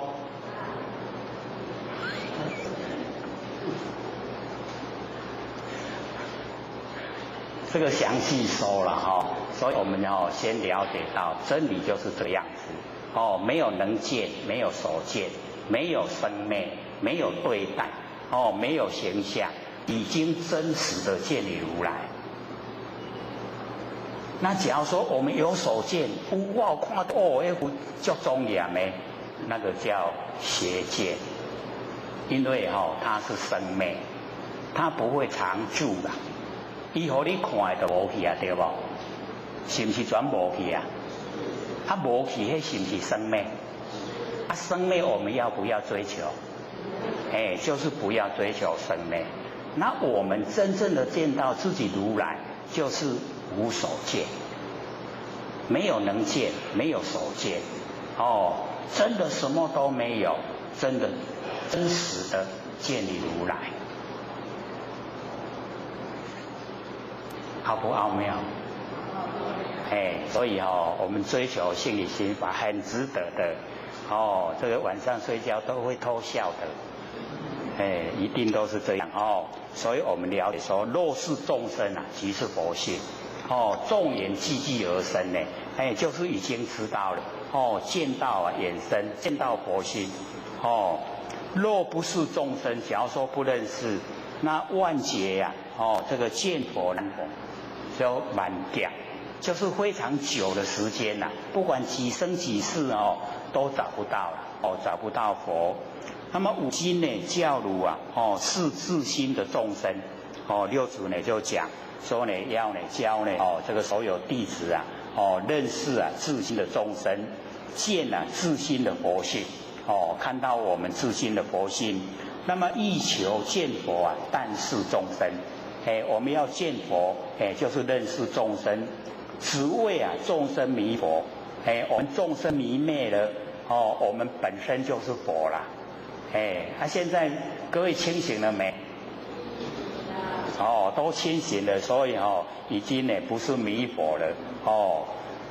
那么非是啊，佛迷众生哦，我们要了解不是呢佛迷众生，自信啊落悟哦，我们自信领悟了，众生是佛，领悟了哦，众生啊都是佛。所以只要我们领悟了不生不灭的那个真心佛性啊，就已经是佛了哦，一定要肯定啦，唔通去怀疑，敢是哦，那敢是咱拢无去啊，所以不要怀疑，自己就是佛哦，自性若迷啊，佛是众生，我们自性一迷灭了，那个佛就变成众生啦，我们不生不灭佛性本体已经都唔知影。那个就变成众生，那自性平等众生呢是佛，所以我们要了解说自性啊都是平等，不管身份地位自性是平等身份地位啊有千差万别，可是佛性啊全部呢都是平等所以我们了解啊自性平等的众生呢是佛，自性呢学显佛呢是众生。汝等心若呢悬曲，我们众生呢那个心啊弯弯曲曲呀都是呢叫悬曲，即佛在呢众生中一念平直啊就是呢我们把那个直心呈现出来，即是众生成佛。那么我心呢自有佛，是佛是真佛，所以我们的心啊就是佛，那自己的佛就是真佛自若无佛心啊，何次啊求真佛？我们自己假如说没有那个佛心的话，那么要到哪个地方呢去求真佛？就是求到了。所以一定要知道说我们啊自己本身已经就是了汝等自心啊佛更莫呢无疑啊就是绝对啊不要怀疑我们这个上了1年这个时间来了，慢慢累积啊，对我们自己呀那个自心呐就是佛产生了信心，然后慢慢坚固，有没有这样啊？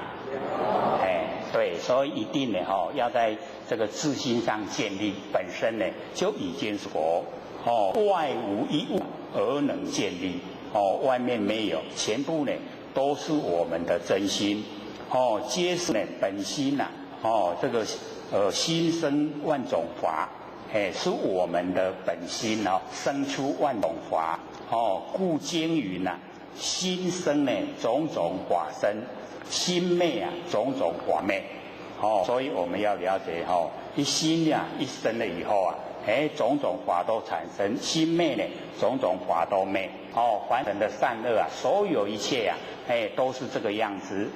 那么五经呐这个留一记啊遗如等北名呢自性啊真佛记，后代之人呢视此句意啊自见本心，自成啊佛道所以呢这个六者又留这个句语句曰真如自性啊是真佛所以我们这个真如自性真如我们那个如是我那个如啊真如一真啊一切真一如啊一切如真如，所以真如啊就是我们不生不灭的佛性本体那个真如自性啊就是真佛邪见啊三毒啊是魔网，三毒是什么？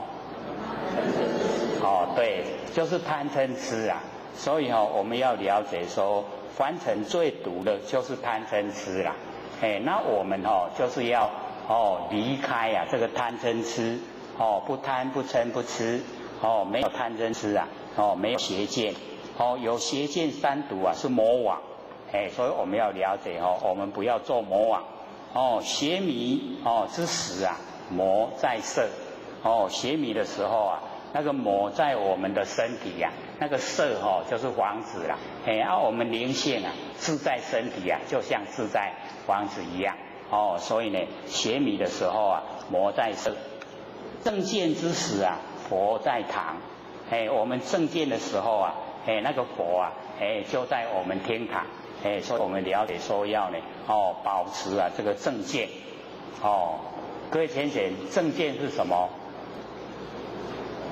哇，又很不好用哦，这个简单的语言呐、哦，把它呢这个描绘出来。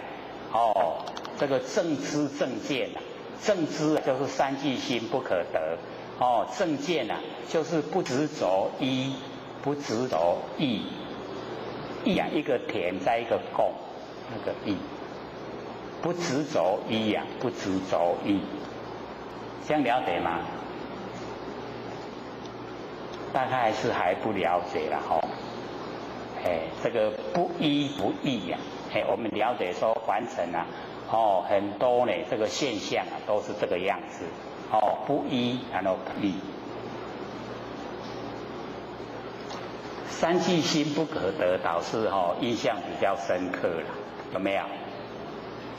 这个过去心啊、现在心、未来心，我们呢把那个三心啊，都能够这个去掉，去掉三心啊，三世啊就不摄受，三世不摄受呢，我们就不用六道轮回，所以我们了解说，我们在凡尘呢，这个三心啊，是害我们最厉害的，尤其年岁大了都会生活在过去的那一些情景之中啊，那个就是一直啊，在脑海里面起心动念，所以会把世的那一些呀，那个缘呐、因缘都汇合，然后我们遭遇啊，会很坎坷，所以要了解到年岁一大了以后啊，最忌讳就是不要做。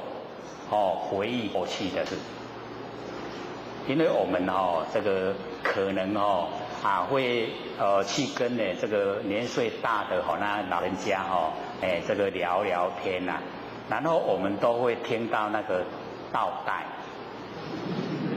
有没有？因为每一次听都一样，都会倒带给我们听呐、所以那个都是生活在过去的情景之中，就是因为这个样子，所以那个遭遇啊就不会很理想，会把那个以往累世的一些造的那一些业拉来，然后我们接受果报，所以我们年岁大了就要学习应先谦呐，会晓做。会晓做应先谦无？规工拢无代志安尼，好不好啊？规工拢无代志，读课嘛拢无代志，应先谦，最好的。所以我们要了解说，那个三心啊不能有，所以这个正见很重要，正见之时啊，佛在堂，这个佛呢就在我们天堂。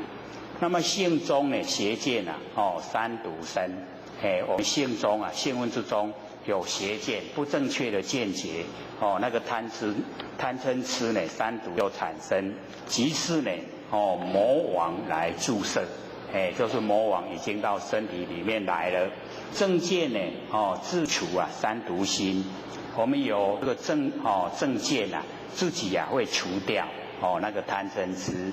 那个呢，我们佛性里面没有没有贪嗔痴，魔变成佛啊，这个真无假，所以我们没有那个贪嗔痴的时候啊，那个魔就变成佛了，就呢真无假，法身报身啊，即化身，三身呢本来是一身，所以我们了解这个三身啊，本来就是一身，肉像呢性中啊，能自见啊，即是呢成佛菩提因，我们像呢这个性中自己啊来见到，见到法身、报身、化身，都能够见到，就是呢成佛菩提因呐，法身呢就是我们真心佛性本体，然后报身呐，就是我们般若妙智慧，然后化身呢就是我们行为。我们行使出来的那个呢，都是化身，就是我们一生，我们要向自己的那个性分之中呢，来自己见到，本从化身呢生净性，我们呢从化身，然后呢产生清净的佛性，净性呢常在化身中，我们那个清净的佛性呢，就常在呢我们化身之中，就在我们行为啦，所以我们的行为都是利益众生，那个呢都是清净的佛性所呈现。那么性使化身呢行正道，我们的性呢使我们的这个化身能够呢行正道，当来呢圆满真无穷，我们呢就一定会证悟，证悟呢我们不生不灭那个佛性本体，这样呢就圆满真无穷。隐性呢本是净性因，那个隐性我们要了解那个隐，我们会走入那个隐的现象，那个呢就走入那个黑暗。那假如说我们走入那个性，隐性呢跟佛性它是一样的，相是不同，性是一样，这样知道意思吗？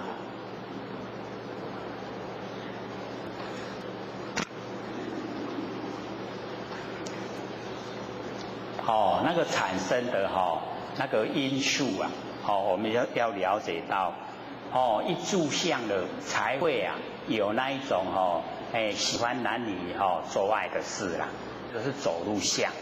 那你走入性，走入佛性以后它本来就是清净，本来就是一体，没有相对待，没有男没有女，所以要求在我们性分之中求男女相是不可得。各位浅显，我们的佛性是男的还是女的？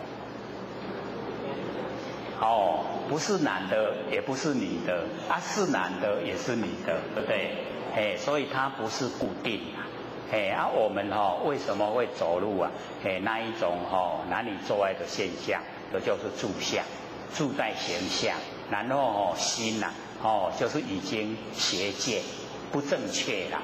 那假如说我们一走入佛性之中，佛性是没有对待，没有男女相，所以没有做爱的事，所以也没有那个淫那个事情发生，这样了解吗？所以这个隐性呢本是净性因，一般呢我们比较这个没有这个去研究也比较这个不敢去开口去问。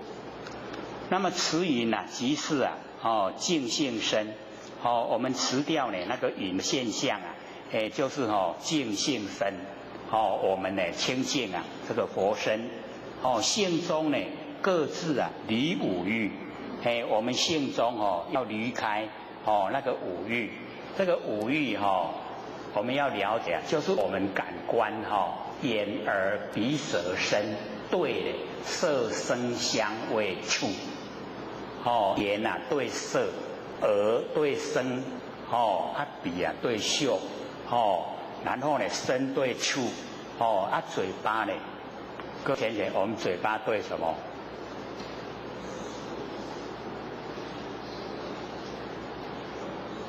不是有讲味吗？就是喜欢吃我们喜欢吃什么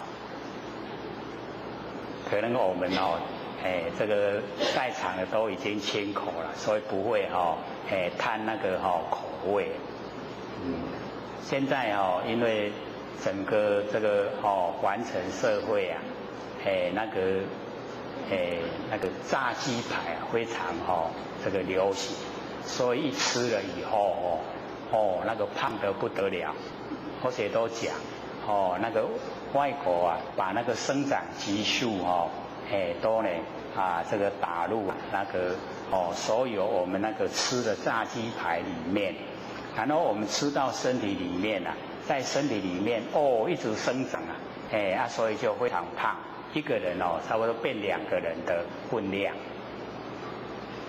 南部好像比较少看到那么胖的北部非常多，所以我们了解说这个跟我们生活环境呢是有关系那生活习惯性蛮难去改变的哦，所以我们呢性中啊各自啊离五欲，就是离开我们那个感官眼耳鼻舌身的刺激啦，所以或者都讲说这个男士们啊一赚钱了以后就会这个去找那个回分泌的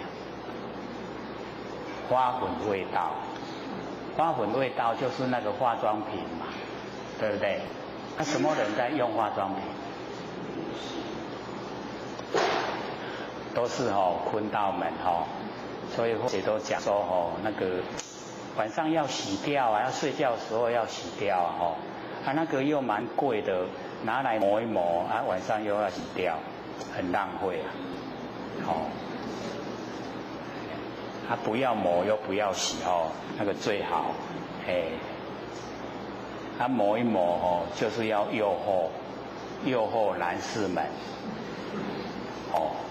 就是要怪啦所以我们呢这个性中啊各自啊离五欲，离开这个感官的刺激见性呢刹那即是真我们见性见到佛性，刹那之间就已经呢是真今生呢若遇顿教门今生我们遇到那个顿教这个呼吁自性见是真我们已经呢能够遇到自己不生不灭的真心佛性就已经见到我们世界最珍贵的，世界最珍贵的是什么？就是佛啦我们自身就是佛啦所以本身就是世真。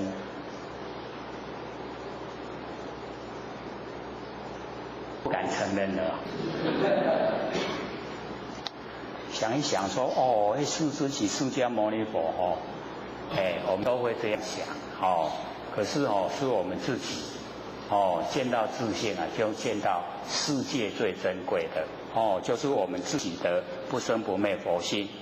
若欲修行密咒佛，我们要修行密咒佛不知何次泥求真不知道呢要从哪个地方去求真。若能呢心中呢自见真，我们心中自己见到真有真呢即是成佛因所以我们那个一念放下一念不生呢就是成佛的因很重要不见自性外觅佛。假如说我们不见自己的自性到外面去找佛，起心总是大师人假如说起这个念那个真的是够笨的啦一定找不到佛，外面没有佛啦顿教法门今已流六祖呢就讲说这个顿教法门现在已经留下来了，可以让我们很快就成就救度世人悉自修我们呢这个救度世人，然后呢我们领悟了一定呢要自修。道如当来学道者不作此见大悠悠。假如说不是这个样子的话，那个悠悠就是蹉跎岁月。蹉跎岁月知道吗？就是浪费光阴一天过一天真紧一世人就过去过去死去搁轮回轮回搁来嘛搁戆搁拢袂晓所以大悠悠蹉跎岁月。那么师说寄语告曰：汝等好主妩媚度后，莫做事情呢悲泣语泪，受人呢刁问身着校服，挥舞弟子那样呢就不是六祖的弟子。那么亦非正法但是是本心尽是本心，无动无静，无生无灭，无去无来，无是无非无智无往恐汝等心迷不会无益。今在呢主汝定灵教派令汝见切这个呢令所有这一些这个领导一方的都能够见清五昧度后啊，依此修行，如无在路，按照这样来修的话，好像呢，我还在呢，这凡尘，肉味啊，五教，假如说违背了我所说的这一些教法，纵在世啊，亦无有益，违背了我的教法，纵然我还在凡尘，那也没有利益呀，所以这个呢，告知所有这个一方的领导者啊，就是要汲取那个想说的内容。那复说句曰，物啊不修善，那个物就是如不动，就是我们已经呢进入佛性如不动的那一种状态，然后也不着重呢在功德啊，所以不修善，然后腾腾呢不造恶。那个腾腾呢，就是呢自在无为，自在无为的那一种状态啊，也不会呢，去造的不好的事情，积极啊断见闻，那个就是清净无为，到达那个呢，寂灭的那个状态，断掉所有的见闻，就是我们从根尘相对啊产生的那一些啊，把它呢断除。因为那一些都是生灭的，然后荡荡呢，心无着，这个坦荡，就是很宽广，心也很宽阔，不着于这个形象，所以这个六祖一直都希望所有的这一些领导者都能够很正确的这个教导所有的这个众生呢，都能够脱离苦海成佛。那么师说句六祖呢讲这个句语完了以后，端坐呢是三经甲三经，忽谓门人曰五行矣，就是要走了因然呢这个圈化，于是异香满室整个呢这个房间里面都很香，那个香味很香，白虹属地林木变白。群兽呢哀鸣，这个天地之间呢都有那一种那个瑞相呈现。11月呢广招新山郡官僚，既门人生熟，真营真身末节所知大家拢在修正呢要爱这个营那个六祖去供奉，唔知要为叨位来。这个焚香导曰香烟之处失手归烟，看那个香要为倒一个香气，就六祖要归那个方向。那么使香烟呢直贯的潮汐还是呢叶落归根等于潮汐。11月呢13日千神龛呢并手传衣钵而回。次年7月25日出刊，弟子方便以香泥上之，门人欲念呢其手之际遂先以铁叶七步，先用那个眼片为阿妈棍甲围的佮用迄油擦擦擦的固护施进入塔。先甲伊的迄个阿妈棍人要来甲站头，互伊站袂着，站袂长然后忽然呢，塔内白光出现，直上冲天，山路呢13，到3天呢，这个白光加散去。那么少周作文讽刺立碑祭祀道行，这个皇帝的势力呢，这个碑文纪念。那六祖的那个修持那个方法。那么师六祖春秋呢76岁年24传衣24岁的时候就接受那个五祖的那个衣钵。39岁呢制法，39岁的时候才把头发理光。说法立身呢37载，就是讲经说法有37年，得主持法者43人，就是一方的领导者这一些啊，有43个。悟道呢，超凡者啊，莫知啊其数，就是领悟啊这个道，能够超凡，能够入圣，就不知道它数目有多少，就是非常多啦，因为呢，这个六祖他是，这个很，这个平常化，就是很亲切的在教导所有众生呢修持方法。那么达摩所传的信义，中呢，皇帝啊。是呢，摩那宝钵及方便啊，受施真相，这个并道具等啊，就是跟那一些要给人这个朝拜的子榻师者师之啊，就是保管子榻侍者啊去保管呢这一些东西，永镇啊宝林道场。流传呢这个坛经以显宗旨，那么此间呢兴隆三宝，普利群生者，我们很会这个安排时间呐，刚好呢还剩下有12分钟呢，要给各位提问，我们刚好把六祖坛经讲完，各位先生有问题要问吗？把握还剩下12分钟而已好，请说。刘总你好。好。我想问那个99页那个六祖他归空之后，然后他说他是不是归空70年后有2个菩萨所以那时候就是说六祖到七祖，我们那时候七祖就是法律产跟那个马祖道就是双师嘛也是单师嘛那时候就是双师他说的出家跟在家应该不是指那个一般的那个在家居士，应该是白祖玉产或许去大陆他说他是道家的，所以他是不是到时候就是以道家跟佛家共同，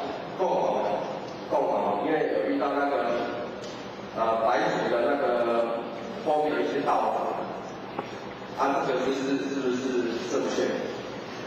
因为那个六祖那个时候讲的时候啊，它是一个寓言，寓言呢，我们就是了解到，它有时候跟这个现实的现象，并不一定都是完全吻合的，只是说那个它预测说在那么长的时间以后啊，他会把这个修道的方法传遍我们整个神州，就是我们整个中国大陆所以在那一个时期是我们在六祖以后一直到西元这个1000年那个期间是我们那个禅宗最兴盛。因为我们从中国的禅宗那个修持的那个内容跟那个印度的那个又不一样，它是以佛性本体为主要的，可是那个印度的那个禅那个修禅它是以那精神为其主要，所以那个方向也不一样。那我们了解说从那个714年六祖归空，那一直到西元1100年的时候，这个时候我们中国的那个禅宗很兴盛，而且那个互相之间都会鼓励所以这个它重点是在把那个修道的那个方法呢传遍我们整个中国，就是昌隆法师那重点不在于说哪一个人，而是说在他可以把建造那个寺庙，他把那个修持的方法传遍我们整个中国。所以在西元大概100年以后我们才慢慢的这个修持的那个内容又产生变化，就比较着重在那个理论不着重在实际的实修。可是在西元1000年之前都是很实际在修那个呢修持啊都是很这个注重那个实际，所以这边他预言只是说以后会很兴盛，这个修持法门会很兴盛。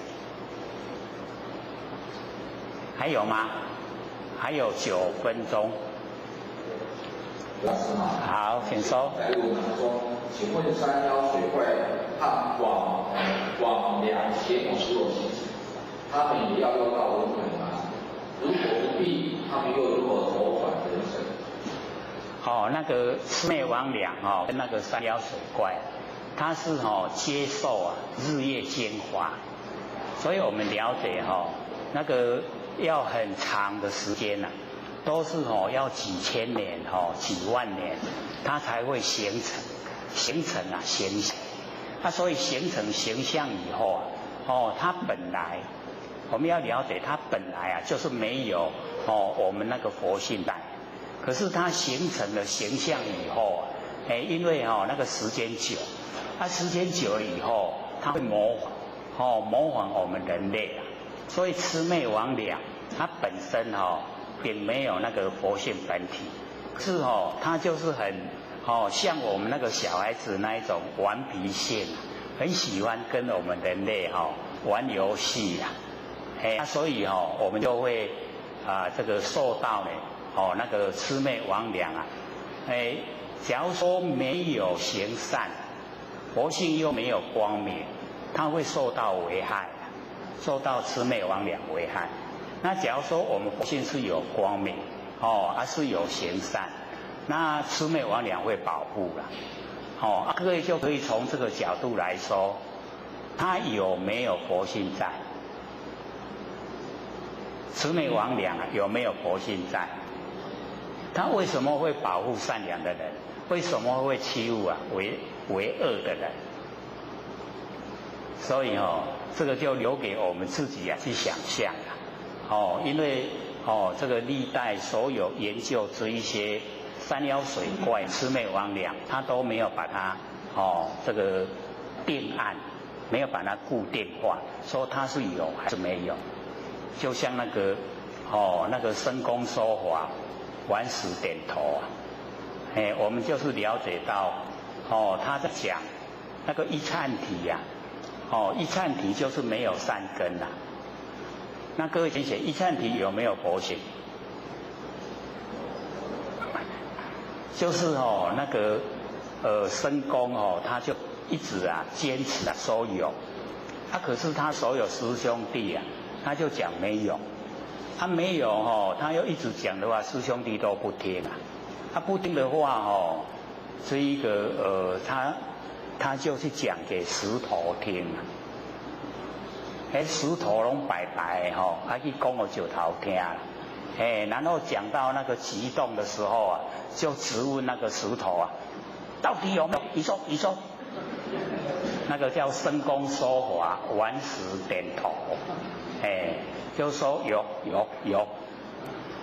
那佛也曾经讲过了，说那个一忏体他没有善根，可是他进入地狱的时候他会后悔，后悔的时候这个时候有后悔的心就会产生善根，然后去地狱受苦完了要出来，出来的时候一样是后悔，说我为什么要来这个地方受苦他一样后悔所以那个出来的时候也产生善根所以那个佛性就是从那个地方呈现，从那个进地狱跟出地狱的时候它就呈现佛性所以我们就了解到我们一般讲一忏体是没有没有佛性的，可是你讲到究竟的时候它还会产生，只是经过的时间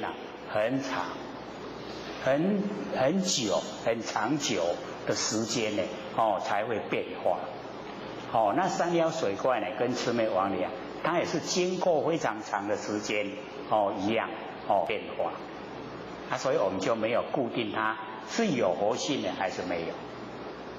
还有没有？还有5分钟。好。有现在问说，未来大欢喜，同振九品，母子团圆的心理不同杂。这个心理的意思是什么？应该是这个是比较特殊的。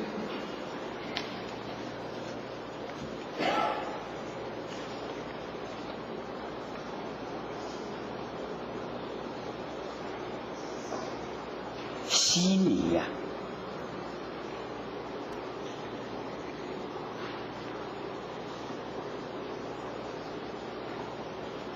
可能呢就是有一个人的那个名字啊，看起来呢像是一个人的名字，所以我们了解这个鼓励我们修正啊，鼓励我们修正呢，我们了解说，现在上天大开普度啊。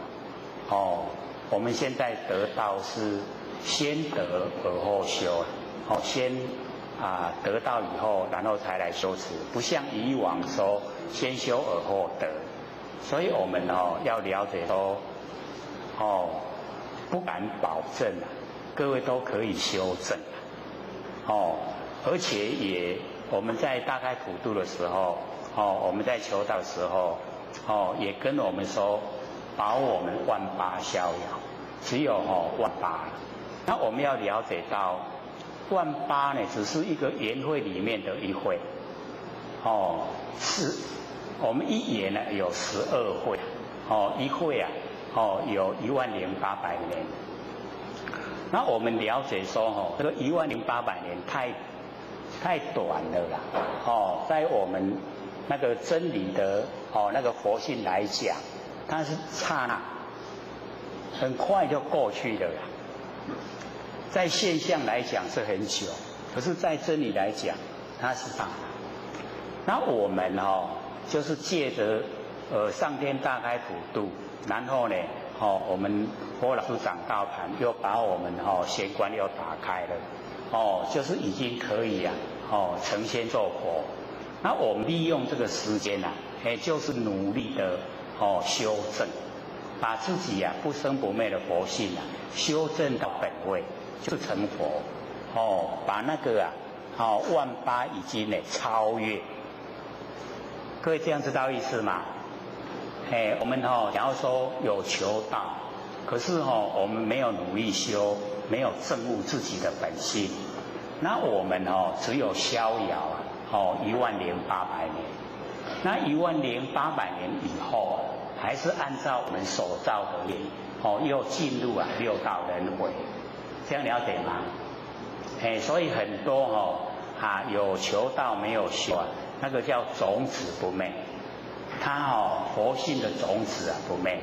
那我们要知道说，这一个缘会过去又有下一个缘会，那下一个缘会一样开天辟地引会生人的时候谁要还尘来？就是我们有求道没有修的，是一些种子不昧的一样又到还尘来。然后我们到还尘来一样又经过6万年的那个轮回。那轮回了以后我们又遇到上天大开普度，然后我们那个时候大家又遇到你都跌了又没有修正回去像那个南极老先生说，自我成道以来都已经看到7次的分顿，那我们1次也没看到所以各位就要努力，我们到南极老仙翁的身边，然后我们看第1次有没有那个愿望，这个就要靠自己努力了啦才能够真正的回归到本位。好，超过时间的下课。各位讲师、各位讲师、各位坛子、各位先贤，大家好。学三道天师德老千千大德，以及感谢各位先贤给慧学机会学讲。我们今天开始就是要讲这个《道德经》我们六祖坛经在上个礼拜已经这个讲完了。那我们已经把整个讲完了以后又寄很多DVD、CD， 还有 MP3 已经也做好了。那先我们有寄200套，是准备呢给崔老点师送给外国道亲啊。那我们再慢1个礼拜，下个礼拜再拿。假如说有 MP3 机器的话，就可以拿 MP3。那4片，现在把它缩成4片。之前已经有做10片了本来在做出来是第5片，可是我们把它调整了以后就是浓缩成4片，1片等于 CD 22片，所以拿4片呢就等于拿80几片了。那个假如说有那个 MP3 机器的话，就可以拿回去听，那个很理想。然后我们呢就鼓励就是当传家宝，假如说要想修道、想成佛、想了解真理是等于整套《六祖坛经》从头到尾，还有在那个时期一些禅宗那个修持方法，我们也都有讲，所以鼓励各位拿。自己收藏或是送给亲朋好友，都很好，蛮多了，那个我们后面已经蛮多。看我们这边这个意愿高的话，我们一直做下来。假如说我们放着都不拿的话，我们就不做，手拢会嫩去。各位浅显，那个手上有本那个佛学学的讲义那个老子大德经，那个是在5年前，在5年前的时候那个时候开始讲也没有讲义那佛学就想说把所有一些各家注解都拿来翻一翻看一看，然后因为假如说是按照讲义来讲的话，那是最理想，因为慢慢那个是慢慢想，慢慢去集思广益会比较圆满。可是呢，一般我们都不喜欢这个看讲的人就按照那个书来讲，按照讲义讲的话大家会想说，那我带回去看就好了，不用在那么老远的地方跑到这边来听。所以呢就不用讲一讲。可是各位要了解的更透彻的话就是把那个讲义稍微做个参考，所以就带回去放在家里，不用再带来了啦。这个我们这边是比较节俭啦，说家里已经有就不用再拿。可是后学都是鼓励都拿。为什么？亲朋好友来了我们可以送给他了。假如说只有1本的话各位浅显要不要送？那很为难的送出去就没去嘞自己要看的没没送出去好像又情上说不过去所以那是两难所以有多的话多多益善就是推广真理我们就是要了解到当我们想看的时候没有资料是会那个很遗憾的啦。那想看又有这个资料可以看那就会很这个很愉悦很快乐所以或许就鼓励大家都拿回去那我们这边呢旁边也还有，那准备再印200本所以都不会缺啦不会缺那个讲义资料不会缺。各位之前有看过《道德经》吗？有，那还不错嘞我们都有事先这个研究过这个我们了解说那个老子呢是生在西元前571年，西元前571，然后再加2010这样就是他呢到现在的年岁。然后孔老夫子是出生在西元前551年，到今年刚好2560，孔老夫子啊，到现在啊2560，然后释迦牟尼佛生在西元前544年，比孔老夫子晚7年。那孔老夫子比老子又晚20年，差20年所以我们稍微了解他们的背景。那老子啊，在差六祖有1200年，所以1200年以后啊，六祖才出生了。所以我们了解说那个时间啊，真的差得蛮长，有1200年。那可以说啊，我们这个中华文化得天独厚了，那个历代这一些圣贤啊，都把那个重要的都留存下来，尤其这个老子是最早。然后我们有看那个感应篇啊，各位有看过感应篇吗？也是有啊，都还很不错。那个老子就讲说，你这个祸福无门啊，为人自招。所以我们要了解啊，这个祸福都没有门啊，我们自己招来的，自己自作呢，然后自受。所以我们要了解说，这个善恶的因果都是定理。那呢讲很重要的就是世道呢则进，归道而退。这2句话对我们来说啊非常重要。符合真理的，跟真理相合啊，世道则进，我们就努力去行持。那非道呢则退啊，假如说跟真理不相合，不管是什么人说了，我们都不要听。跟真理不相应的话，我们呢就不要去做。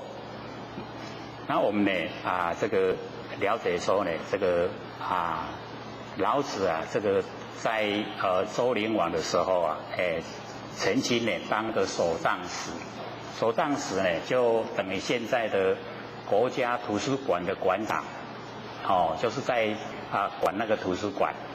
所以他看的就等于所有的那个著作啊，都送到那个图书馆去啊，他呢能够看到很多的各个的思想，那个不一样的那一些思想，他都能够看到，能够研究。然后到呢这个看到整个这个社会不很理想的时候啊，他就想退隐。那么退隐呢，这个西吃函谷关的时候啊，被那个官令允许留下来，然后做书，就是道德5000年，我们才有这个道德5000年才可以研究，那个来源呢就是这样来的。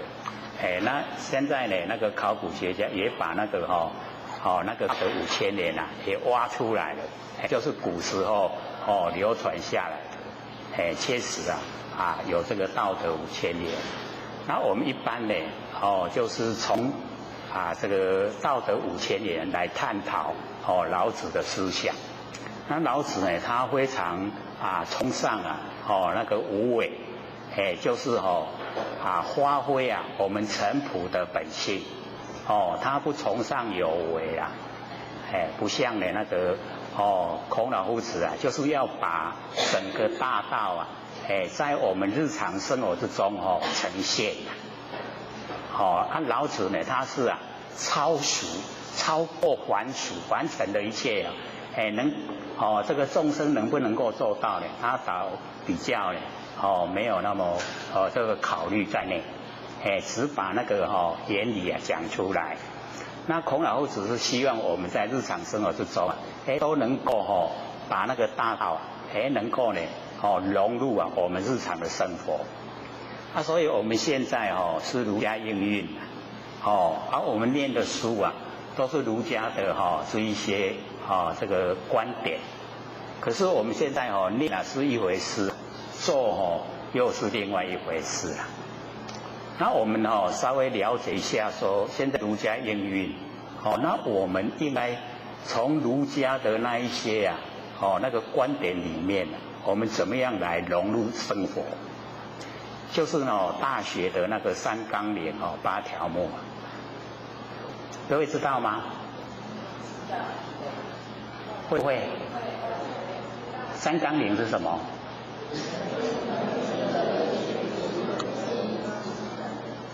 对，就是明德、亲民、止于至善。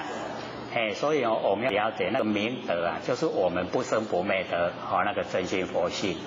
然后亲民呢，就是把它整个啊，呈现，就是呢整个佛性的功能作用啊，都把它呢呈现出来。然后呢，止于至善，就到达最完美的那个境界。所以他的那个8条目啊，我们了解说，真正的我们要怎么样来做就在8条目里面。我们呢从那个后面第一个呢就是格物啊，格物致知，然后诚意正心修身，齐家治国平天下，对不对？那个格物就是我们要做的那个实际啊，在生活之中。我们在生活之中呢，就是能够格持物欲，我们心中就是清清净净，心中不要有事，心中不要有物，就是格物。所以这个格物啊是最重要的。只要我们格物，把物啊全部都格了，心啊就清净，然后心清净啊就回到我们佛性回来。所以那个格物啊。然后就致知，就使我们的良知良能啊整个呈现。所以那个致知啊，不是我们落入后天身体去学的，而是从我们佛性发挥。在格物以后啊，它就会呈现致知，让我们知道呢真理，都会感到心安。格物致知，然后呢知道已经呢是真理了。我们就会意啊就非常的诚，跟天地一样。然后诚意以后啊，心就正，心正以后啊，身就修，身修以后啊，家就齐，家齐以后啊，国就治，国治以后天下太平，很理想的啦。按照儒家的这个过程来讲的话。只要我们能够格物啊，就致知，那个知啊，就绝对是正知正见啦。致知以后啊，我们的意啊，就很诚，就天地之间啊，整个那个诚啊，都呈现出来。诚意了以后啊，心就正，没有偏，也没有邪，心一正了以后啊，身啊，就修。修身这是很重要的啦，所以我们修身呢，就是要从格物着手。身修了以后啊，家就齐，家人都看到呢，我们在行持啊非常的正确，家齐呢，这国治啊就平天下。这个儒家思想它也是蛮重要了，让我们能够很快的进入状况，在日常生活之中呢。就可以把整个很理想的状态都表现出来。这个呢是儒家思想。那我们今天呢，是要开始研究那个《道德经》呐。那我们了解这个老子所讲的那个道啊，因为它是非常的那个超然，非常的高。所以我们在这个讲解之前呢，稍微有一点这个了解。各位以前呢研究《道德经》的时候啊，是怎么样入手的？是看注解还是看原文？看原文看原文要了解说比较理想，因为有注解了以后啊，很容易会被注解把我们牵引给咱看。然后我们看原文我们会先自己去思索那个老子他讲出来的原来的意思先思索以后，然后我们呢再来看注解。因为或许这个前不久到书店去买那个老子的书可是竟然会看不下去因为他已经呢，在写下来的时候啊，就已经跟老子的那个原来的意思已经不一样了，所以他看不落去的。各位有这种情形吗？没有啊，没有那倒好了，为什么？没有那个成见，自己呀都没有成见，就不会说看不下去了。那因为或许有成见的，所以就看不下去，或许在想说我们真的是要应无所住啊，而生其心还真的还不容易嘞，都会有自己的一些见解这个鸽子。不过呢，我们就是要了解到，我们都有一种择善固执，选择那个善，那固执呢在善这个方面，择善固执。然后呢，这个相对下来，就会嫉恶如仇，对不对？不同意啊。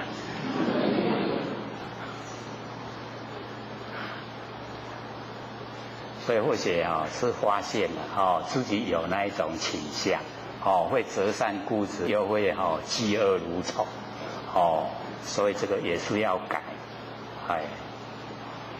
因为这样的话会有分别心，很大的分别心。那众生呢都是很可怜他为什么会恶？就是因为他不了解不知道真理才会呈现不好的一面。那我们是应该要去救他不应该呢落井下石，对不对？可是在我们遇到真正现象的时候，各位贤贤，容不容易去做？不容易。真的很不容易要先降服自己的内心内心先降服了以后，然后才思索是用什么方法来这个救度他，帮助他。那我们众生就是要了解到，一定要自助才会人助，才会天助。咱自己得爱自强不息，咱别再懈怠。我们只要一懈怠了以后什么人都救不了了所以自己呢就是要精进的要努力那我们呢就直接契入本文那个道可道非常道第一个那个道就是道的本体道我们呢就是可以拿那个小本的来看就比较容易这个找到那个标题道可道非常道，各位手上都有吗？都看到了吗？看到第一个道就是讲道的本体，道的本体就是不能用我们的这个头脑来这个思索，不能用我们的嘴巴来议论，所以很超越超越所有的现象，超越所有凡尘的事情，所以道是一个呢很不容易解说。那可道第二个道那个可道就是可以讲可以说出来的可以说。那可以说的话就不是常道，可以说就是会变化所以道可道非常道，这样了解意思吗？这个大概1/10吧9%都不相应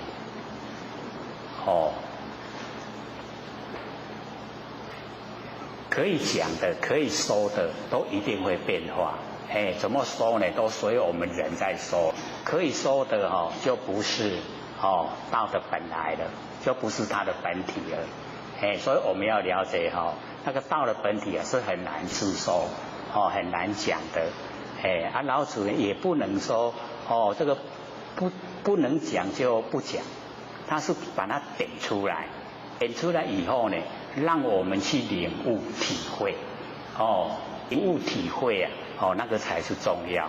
所以他把那个另外一面啊，就是可道、非常道把它讲出来。那常道的就不可道了，就是不能讲。那个真正的道体啊，就是不能讲。一落入可以讲的，那已经呢，就是不是道的本体了。是呢，已经是它的作用，道的作用。所以我们了解在这个所有修正者呢，也都讲，我们佛老师也讲说道本无言非言不显。假如说没有用语言的话，这个道没有办法显现出来。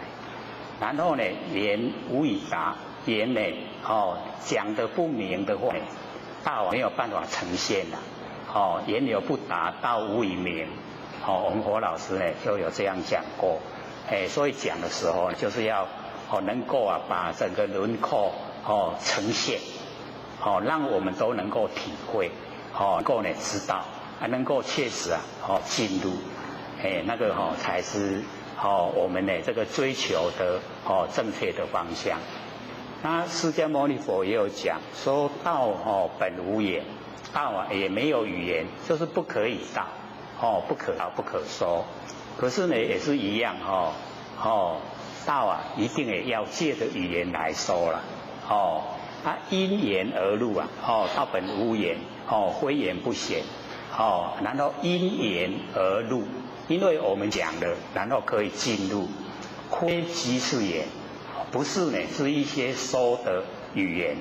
所以说的语言呢，它是相，是文字相，语言相，都是形象。然后呢，我们都不住相，然后就可以进入呢到我们那个不可以讲的那个道的本体。那我们了解这个道的本体也就是我们不生不灭的那个真心佛性。所以我们有研究过这个六祖坛经呢，再来研究道德经的话，它有互相融通的地方就很容易领悟。容易领悟的话，我们容易进入状况。一进入状况了以后对我们帮助就很大。所以呢，这个道可道就非常道，这样了解吗？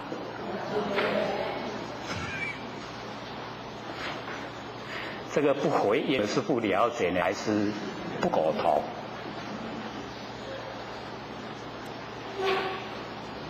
那接下来的那个名可名非常名。那个名我们要了解这个道本无名，道没有名称那个道是勉强而说的。所以我们了解这个老姐一直讲说这个勉强来讲叫做道。用道来比喻我们不生不灭那个真心佛性本体。可是我们知道那个道的那个写的方法，我们中国的文字真的是含义很深这个道开始不是有2点嘛2撇，那个就是一阴一阳那2点嘛，就是一阴一阳，然后一横一那个一就是呢道德那个代表字我们要了解说知得一万事毕，有听过吗？有。知道这个一万物都毕业了。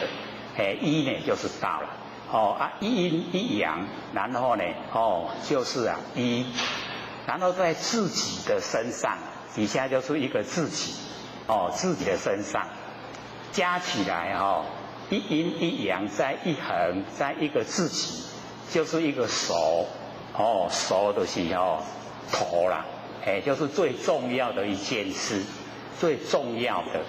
那我们最重要的就是我们自己，我们的头是最重要。然后呢，再加一个走马边，最重要的是要去实行实践这个道的那个文字那个学法就已经把这个整个都呈现出来，就一阴一阳，然后呢，失得一阳，万事毕，在自己身上，就是呢，像我们的头一样，最重要的一件事，然后一定呢要实现，要去做，要实行，在日常生活之中，这个呢就是道，所以我们要了解说名可名啊，那个名。无名之名呢，就是我们的那个不生不灭佛性本体，它没有名称啦，有名称可以名了，那个就非常名，就不是永远不在的名称。所以我们知道呢，凡尘的万象万事都有一个名称，都有名，可是呢都是变化，在我们本身来讲。我们现在的名字各位浅显，我们前一生是这个名字吗？不是。下一生是这个名字吗？不是。所以这一生的名字就暂时给我们这一生用了。那个可名就非常名，不是常名，不是永远都这个名。所以我们了解那个道的本身并不能够用这个文字来讲。这样了解意思吗？又把那个反面那个很殊胜的那一面又表现出来，所以老子说名可名呢，非常名，无名天地之始，无这个无叫无极，无就是没有啦，没有到极点就生有，对不对？无极，然后生太极，太极呢生两仪，两仪生四象，生八卦，相中相凑8864，整个天地形成，天地数。那我们了解这个无，天地的开始是无没有，所以无叫做呢天地之始，天地的开始什么都没有。所以我们在这个六祖坛的时候有讲过，说天地之所以会有，就是因为我们一念妄动。我们一念妄动就是起心动念，然后才形成天地，才有天地然后说我们不一念妄动的话，就没有天地。整个天地在我们如来藏，在性分之中。有没有印象？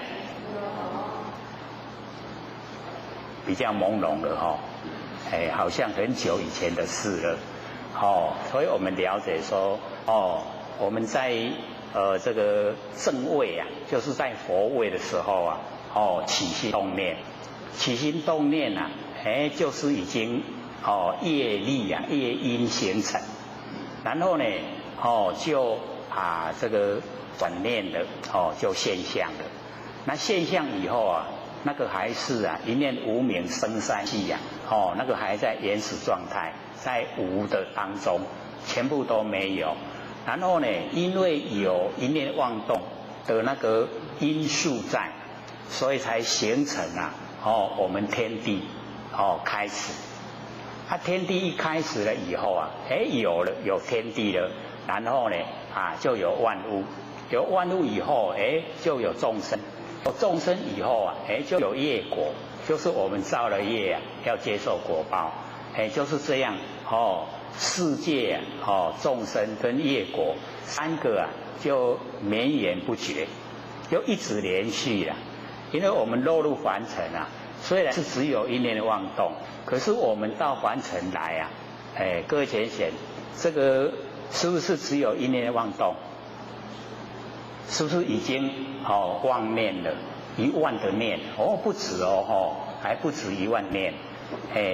本来是只有切大概这个不多啦，大概签这个凡尘大概1毛钱而已啦。我们是想来还还清了以后没有业障，就又恢复本位了。可是我们到凡尘来这个是有还1块钱1毛钱有还可是后来这个为了生活我们就越越欠就越多了，每一次啊，这个还一点点欠了很多，还一点点欠了很多，就这样欠到后来都不知道是已经欠了多少。各位浅显，我们现在啊，在我们性分之中，我们到底有多少业力？已经没办法去了解了，对不对？那我们可以在生活之中体会。假如说呢，我们这个业力啊是不多或者是没有，那我们每天的生活啊，都是快乐的，如在天堂一样，非常快乐，都没有那个苦的那个果报会找上我们身体来。那假如说我们遇到我们的遭遇啊是很坎坷是要劳劳碌碌是呢很多事情，那就是我们造了蛮多的业啊，它已经呈现了在我们眼前。各位浅显，呈现在我们眼前的业啊多不多？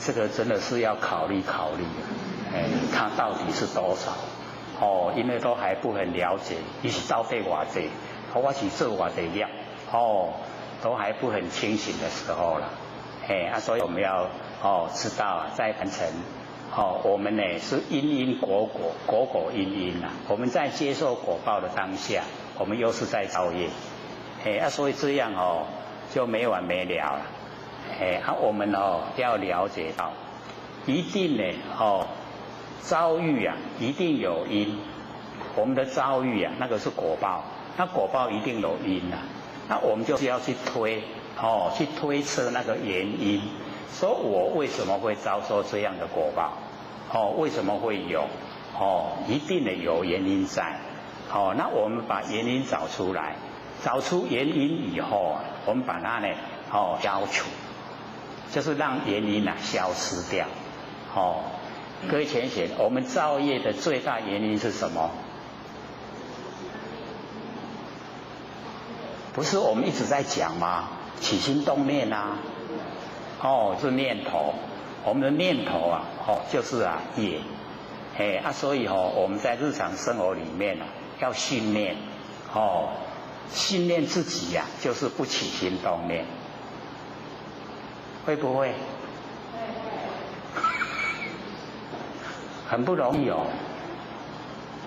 因为起心动念太容易了很快啊，不管是眼睛看到、耳朵听到鼻子闻到那个心念马上就起很快就起念了所以念就是业，各位要把它记得牢牢的，念就是业念头就是业念头愈多业愈多，没有念了就没有业无业就免受苦所以我们了解本来呀我们都是应先先但是咱都用不掉这个上天呢要给我们很空闲的过生活，可是我们好像都不愿意，各位愿不愿意啊？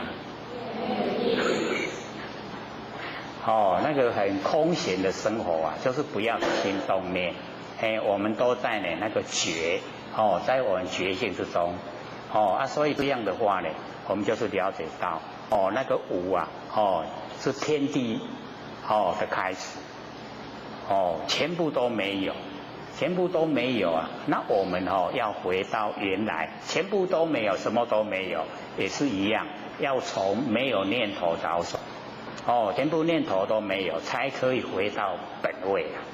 我们都是佛，一回到佛的本位啊！我们的生活啊，我们的那个整个就很不一样的，因为我们现在只有南赡部洲呢可以住嘛，那个北济泸州、东胜神州、西牛贺州，咱都无法度去，然后呢这个。西方极乐世界、东方琉璃世界、南方的宝方世界，我们也都没有去啊，对不对？不知道那边的情形，好，我们回归本位了以后，都可以，哦，只要我们想到哪里就可以到哪里，到无量的佛世界，哦，那个啊，那个身啊都非常的高了。我们以现在哦娑婆世界的身体啊来看哦，那个啊，哦，那个东方琉璃世界啊，那个身体啊，我们会这个吓死，因为太高了。哦，我们会讲说，哦，比的哥还广。各位有看过的哥吗？就是我们晒衣服的那个哦，那个竹竿啊，它是非常的那个高，因为整个那个环境啊都是那个样子，所以我们不可想象。那我们住的这个地球啊，在宇宙之间啊，是一个非常小的行星一粒细细啊，地球啊，那我们就已经觉得很宽广很大了，那进入啊那个佛世界，进入啊宇宙的这一些这个虚空里面啊，我们会了解说，原来竟然是无量无边，佛世界无量无边，那我们呢就是要使我们心胸开阔宽广，这样的话我们就不会斤斤计较，我们呢一般呐都会那个心胸呢太这个狭隘，所以呢我们了解说天地的开始啊是从无没有，没有的时候啊我们行动念，然后才形成有天地。那这个天地啊，我们也了解说，一直啊是在循环往复，一直呢在这个轮转之中，一元有12会啊，一会啊有10800年，各位都知道嘛，129600年就是一个元会啊。那这个元会一过去啊，又有下一个元会，那我们前面也很多元会啊。后面也有很多元会，所以没有止境，没有停止的时阵，所以无量无边啦。所以我们现在来推测说，弥勒祖啊什么时候下生？不是有钱人说56亿万年嘛，对不对？那时候啊，我们人的寿命是84000岁啦，因为那个。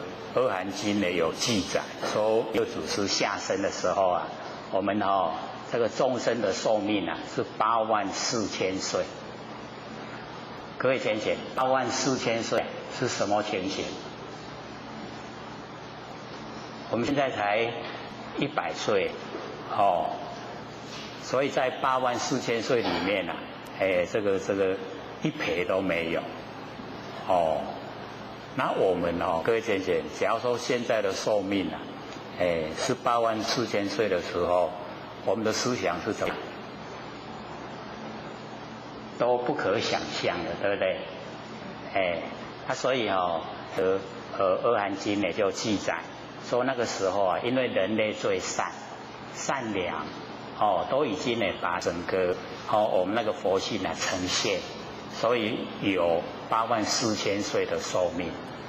那我们现在因为人心有的很坏，所以越来就越少，甚至呢会到往后我们人类的寿命只有10岁了，可以想象吗？10岁那样嘞，才准备出世，才要来到凡世间搬烂了都死啊！因为众生的心就是太恶呢，地生长的东西啊，都有毒，虽然也可以养生，可是吃进去啊，也会害身，所以寿命都不长。女孩子竟然出生5个月就嫁人了，5个月就嫁人。那我们84000岁的时候啊，那个女孩子500岁才出嫁。那我们现在想说，500岁才出嫁，不是老姑婆啊嘛？又都是不可想象啊。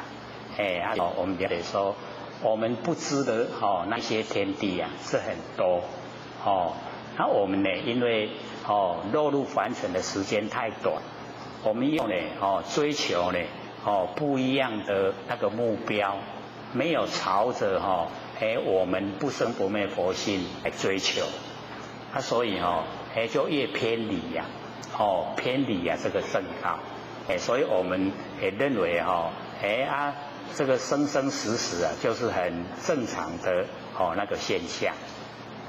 因为呢都会认为是很正常的现象，所以不追求这个根源本来，越不追求本来根源，我们就越偏离正道，所作所为就越不符合真理，所以我们了解说老子在讲说无叫做天地的开始，天地开始是什么都没有那我们要了解我们的佛性也是这样，我们佛性就是像虚空一样，虚空无相不拒绝诸相发挥，虚空没有形象可是什么形象要在虚空呈现虚空都不会拒绝。那我们要了解我们佛性也是没有形象，可是呢所有的万象万事都从佛性呈现，佛性也不会拒绝，佛性会不会拒绝？都不会拒绝都让它呈现。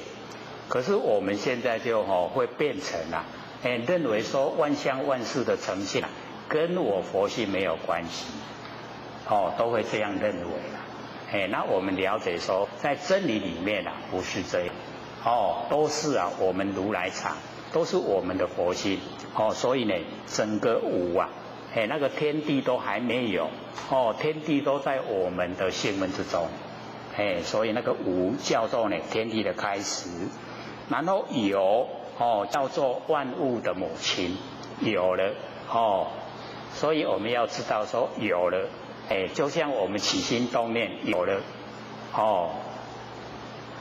各位浅显，起心动念看得到吗？自己知道吗？自己知道对不对？所以自己知道有就是已经有了，有念有那个有就是万物的母亲，万物就是从有来没有是天地的开始，有呢就已经呢会衍生一切问题，一切事都从有产生出来所以我们了解那个有叫做呢万物之母所以底下呢所以那个故就是所以常无那个常住的无我们呢要来观其妙。无就是呢关照我们呢不生不灭那个佛性本体没有，我们要关照佛性本体的妙常无是常住的无来观呢这个妙，然后呢常有常住的有这个常住的有就是我们佛性本体的功能作用，它是常有的，功能作用是常在的，永远都在所以常有，然后呢欲以观其巧巧呢就是巧就是刚好那个巧妙所以我们了解呢常有的时候我们要来观其那个刚好的那个地方，这个呢比较这个深色了，我们就是了解到老子在这个第一章开始呢观妙章呢就告诉我们说我们佛性本体非常的奥妙奥妙到我们不知不觉都不知道它的那个整个轮廓跟整个功能作用全部呢都是没有去探讨去了解所以呢这个老子就跟我们讲说呢这个常无来观妙，常有呢来观巧。那么此两者这两者呢就是有跟无这个常有跟常无这个两者同出它是同一个地方、同一个根源出来。我们佛性本体啊没有形象，可是我们就是能够了了分明。没有形象啊就是无，了了分明就是有。它这个无跟有啊，它是同时出来，同出。那同出呢而异名啊，就是名不一样。没有形象不能说有，已经有体悟不能说没有。所以一定呢名称呢不同。可是这个呢常无跟常有啊，它是同时出来的，同出，然后而异名，然后同谓之玄。就是呢无也很玄呐，有也很玄，都是很玄妙。所以我们要了解说这个第一章呢它是很高的一个程度啊。它把那个我们那个佛性本体呀，就是那个常住的无跟常住的有，全部呢都把它描绘。都呢不是呢一边的，我们落入一边的那个不是。它是有跟无啊合在一起。有这个有切实的那个佛性本体在有，可是没有形象无。所以有跟无啊，它同时存在，同时出来。可是出来以后啊，名称不同。这样了解意思吗？会感到很深吗？是要我们来知道我们那个佛性的整个那个轮廓，以及呢整个天地啊宇宙万象来源，它的本源根源，我们呢都是要了解。就是常无跟常有合在一起。这个常有常无啊，就是我们那个呢不生不灭的佛性本体。因为我们讲佛性本体，对我们来讲比较亲切。那我们讲说是天地的万象，天地万事啊，好像会觉得说跟我没关系，感觉上会这样觉得说，比较离我远一点。那其实我们要了解到，它是呢同时存在，同一个同一个体，然后呢讲不同的角度而已。所以呢我们了解说这个同持异名，同谓之玄，一样呢有也玄，无呢也玄，玄之又玄。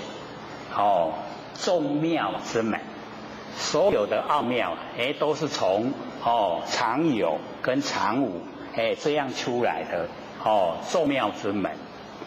所以我们呢就是要进入众妙之门。它出来，我们呢进去，我们进去这个众妙之门，各位有一点印象了吗？有。这个众妙之门啊，有没有一点印象？这个有跟无在凡尘啊是很明显有形有相跟没有形象我们身上呢就可以体会佛性本体啊没有形象我们身体有形象它呢现在无啊跟有合在一起让我们在凡尘生活。那我们在凡尘生活的时候啊，是谁在做这个当家主张？谁在当家？我们在凡尘的生活啊，是谁在当家？谁在发号施令？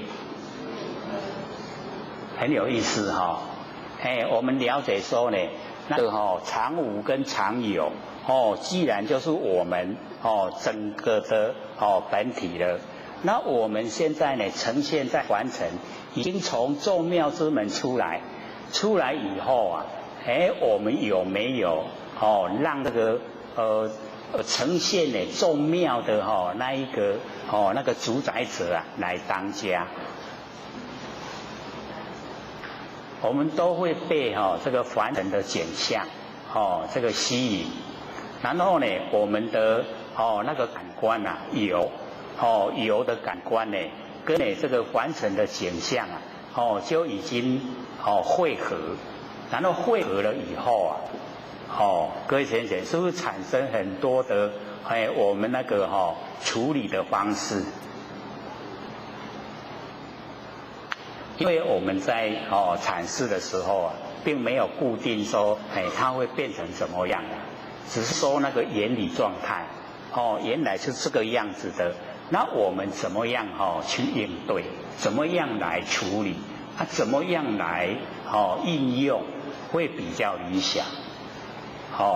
所以呢，讲那个根源，从根源，然后出来了以后，我们有万象万事，在我们周遭围绕。那我们在处理万象万事的时候啊，是不是要有这个主宰者？要不要有？一定呢要有一个主宰者。那我们就是要了解，我们现在的主宰者已经呢怎么样？就是已经不是从那个常有常无啊，那个同出，不是这样。不是呢他来主宰，而是呢变成了我们有那个常无就不管它了，就已经进入常有。常有以后啊，在身上呈现的又是我们的那个感官，就是眼耳鼻舌身意啊。然后我们呢就是加强眼耳鼻舌身意的它的那个前变，我们都把它加强。所以啊，我们在生活之中呢都已经呢没有按照那个真理的那个方式来处理生活。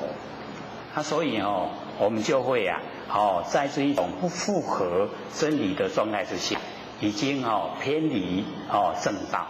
偏离正道以后啊，自然所有一切都形成我们的业因。造业那个原因已经呈现。那造业的原因呈现我们就要接受果报。当我们呢去接受果报的当下，我们又迷惑。迷惑的时候啊，各位浅显，我们迷惑的时候，在接下来的行为会不会理想？一定就不理想了，就会越来越偏了。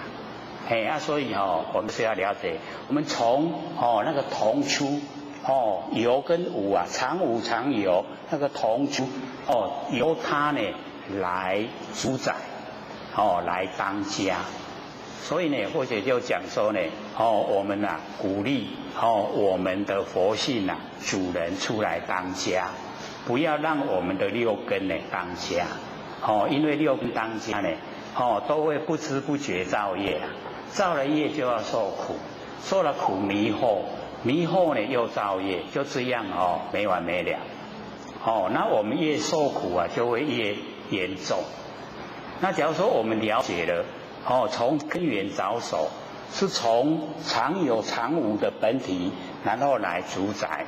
这个时候跟真理跟道相符合，它整个都相符合的时候各位浅显会不会造业？不会。绝对就不会造业了。所谓不会造业就跟我们那个在本位时候那个状态是一样。所以虽然呢我们是这个一念妄动才落入凡尘，可是呢我们在这个落入凡尘的当下，我们又马上回到本体。回到本体的时候守住本体，常无跟常有在一起，没有另外被造化引诱，没有造化引诱我们没有起心动念，又回到本体回来了。所以我们虽然说已经有三河大地，已经有我们身体，可是呢毕竟还在真体之中。就整个全部呈现的都是我们最理想的状态。就是呢那个住在佛的本位。这样各位浅显听得懂吗？是比较有一点比较讲个原理原始状态就是我们怎么样落入凡尘，在凡尘我们怎么样生活，怎么样呢可以回到我们这个原来来的地方，那整个已经呢都回到原来来的地方，就已经就是已经证悟已经成就。那证悟成就以后我们又可以度化所有众生因为我们看一看这个社会现象离我们现在讲的有多远，差的很多对不对？因为我们这个社会现象所追求的可以都是物质的生活啦，就追求物质的那个快乐那个感官的那个享受，大部分呢都是这样追求。那以这样的追求的那一种目标我们就可以讲就一直在造业我们看是一直在造业，可是他们本身呢会怎么看？他会认为是很正常的在凡尘就是这样就是这样生活，会很正常。所以那个衍生出来的问题就是会遭遇很多的一些不如意那不如意在他看来那个变成也是一种家常便饭也没有觉得什么不对。那以我们这个探讨心理心法来说，会说呢这样不行，这样会每况愈下，越来越不理想越来会离道越远。那离道越远呢，我们受苦就会越来越厉害。所以各位姐，我们生活在台湾是不是很富裕？虽然说有的还就比较呢过得辛苦一点，可是比起非洲怎么样？好太多了，对不对？假如说我们是生长在非洲，一出生以后要这个挣扎三餐就已经够我们费心费力的啦，就吃不饱没办法，那吃都吃不饱了，还有办法修道吗？就会把它抛开了，对不对？全部呢都不去失手了。所以我们在这一种这么好、这么殊胜的环境之下，一定呢要尽量的朝这个我们不生不灭的那个佛性本体努力前进，而且又不是很困难。各位浅浅，修道很困难吗？很容易，对不对？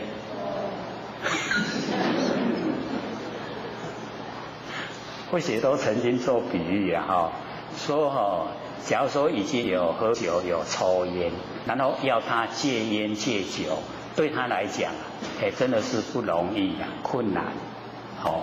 有的这个戒烟越戒他就抽得越大。那个戒酒也是一样。后来我啉较少结果愈啉愈多，都会这个样子那假如说他本身也不抽烟也不喝酒你叫他戒烟戒酒，各位姐姐容不容易？非常容易，对不对？那修道也就这样了。假如说我们都没有感染凡尘的污垢，尘垢都没有，那我们修起来非常简单，很容易的。那假如说我们已经感染得很厉害，各位姐姐修起来简不简单？就很困难。所以我们就是了解到，像我们南部这个天气这么热我们那个晒衣服不用什么用脑筋不用，你皮也就打打收收，对不对？可是或许在基隆不洗就湿湿所以就要想办法去找一个小小的房间那个浴室内底然后放那个除湿机顶头用竹篙，然后拢衫甲摕入去吊吊的门甲关起来，除湿机甲开，创啥？去吹雨打，来甲除湿。你看咱遮拢唔用心打打扫扫，我伫遐我都爱安尼好，安尼用到遮济功夫，佮都爱电力要钱呢。哦，对对，佫倒来过来点钟哦，伊才会输。所以会有在想，这个难跟易啊，我们这边就很容易，我那边就很困难。这样了解意思吗？所以我们要了解那个困难跟容易啊，都是我们主观意识啊。你认为它容易，就很容易。我甲厨师50点钟有啊，所甲咱家拢同款，一样的。所以我们就是了解到不要怕难，只要我们有心去做，就可以达到。那修道也是一样的。假如说我们有一些比较不好的生活习惯，那一些习惯我们要知道，那个要除掉那干那买命，听懂吗？那买命听，真要命，对，就是那个样子。所以我们就了解到当我们的那个习性啊，我们平常都让这个感官去当家嘛，它就养成习惯性。那习惯性养成了以后我们要改变真的很困难。所以各位假如说这个有那个不好的习惯性要改掉，要事先跟他这个妥协啦。所以那个台北的道经就讲，说早上起床，晚上要睡觉，然后跟6根讲话，说这个眼睛、耳朵、鼻子、嘴巴、身体、意念，你这个不是主人，你当家太久了，你应该要退位，你让这个主人出来当家，这样早晚跟他讲，讲到后来他那个习惯性就不那么刚强，有用真的有用。所以或许就讲说你看今天那个报纸登啊，说那个百货公司啊，不是什么庆嘛吓死人了，一天3亿收入啊，大家迄时间拢唔免谈啊，你就有啊，拢用印的家己印的摕去用，吓死人。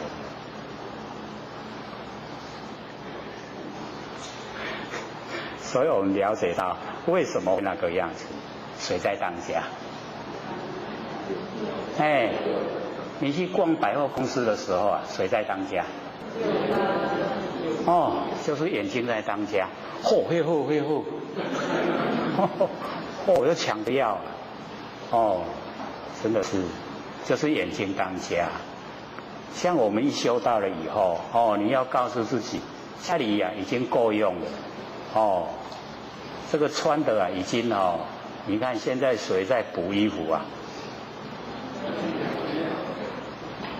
都是好好的就丢掉了，好好的弄单衣裳了，都是没有补衣服的，所以就不用那么努力去买，我们都穿不完的，一生之中都可以穿得够了，有的穿，有的吃，有的住，可以遮风避雨，这样就好了。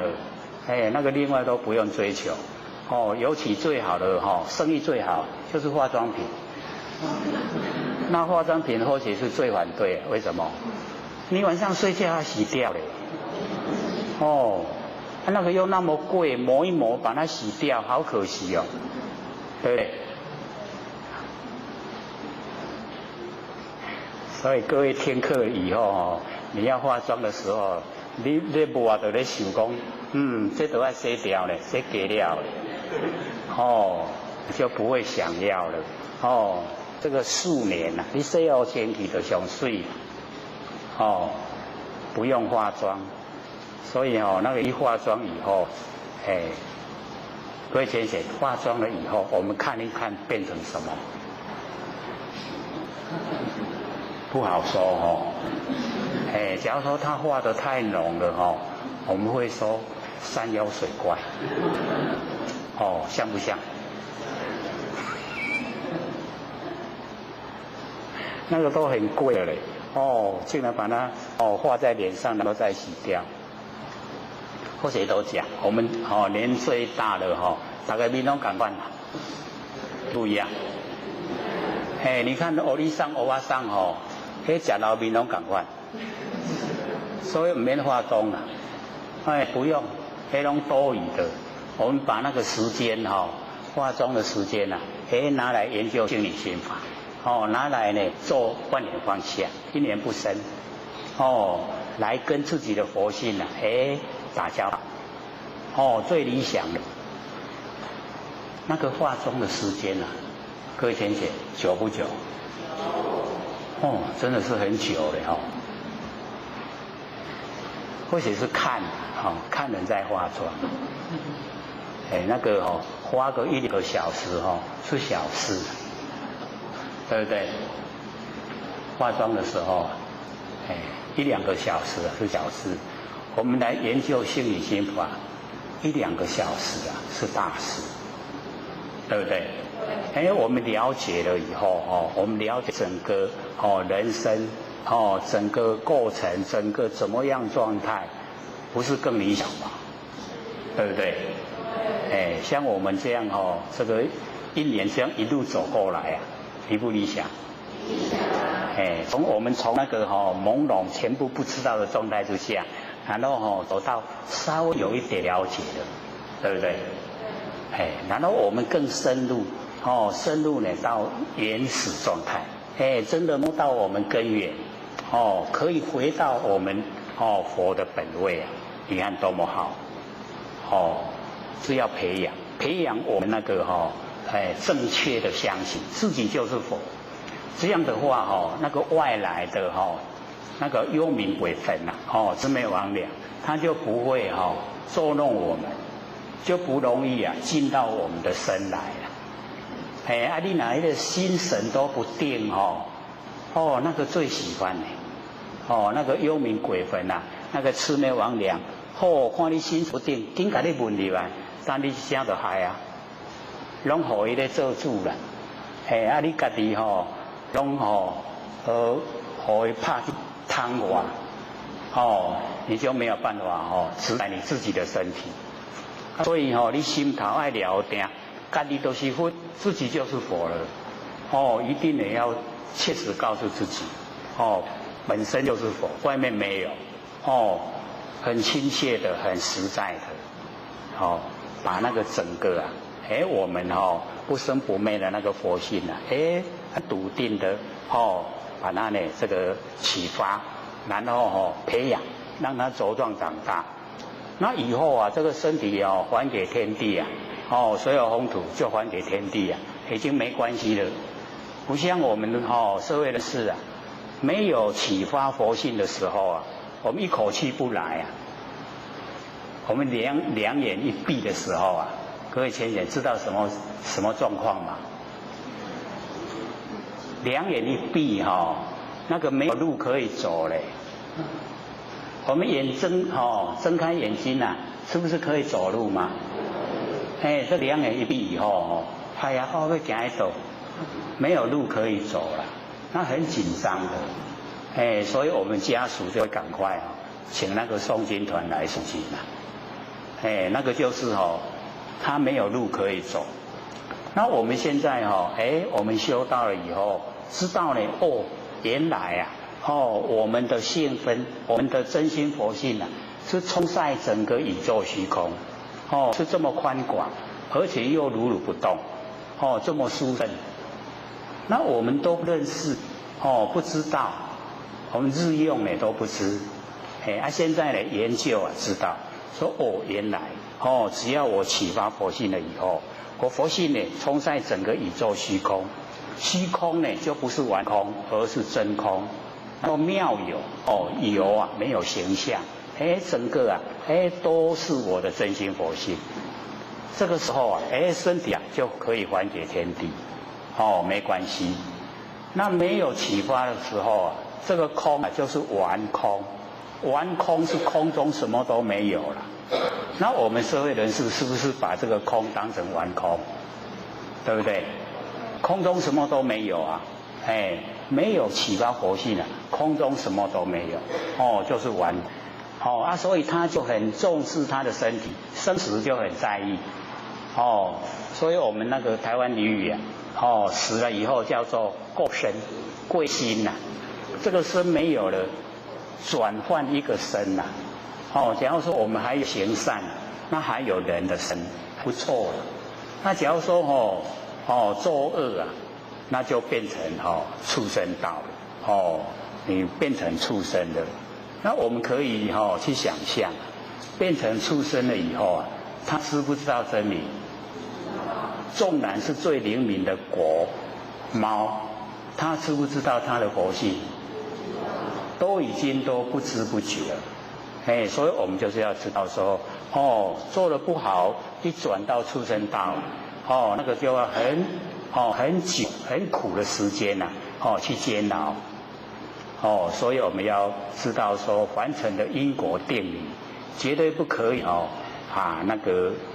去贪人家的钱财，或者都讲一只鸡几百块，200刚好要小，不是300了嘛，上100了。所以你看我们给人家倒个10万块，要出生几世的鸡来还？要几生几世？不要说几生几世，我们光一世的鸡呀，是不是已经全部都脑袋瓜空空了？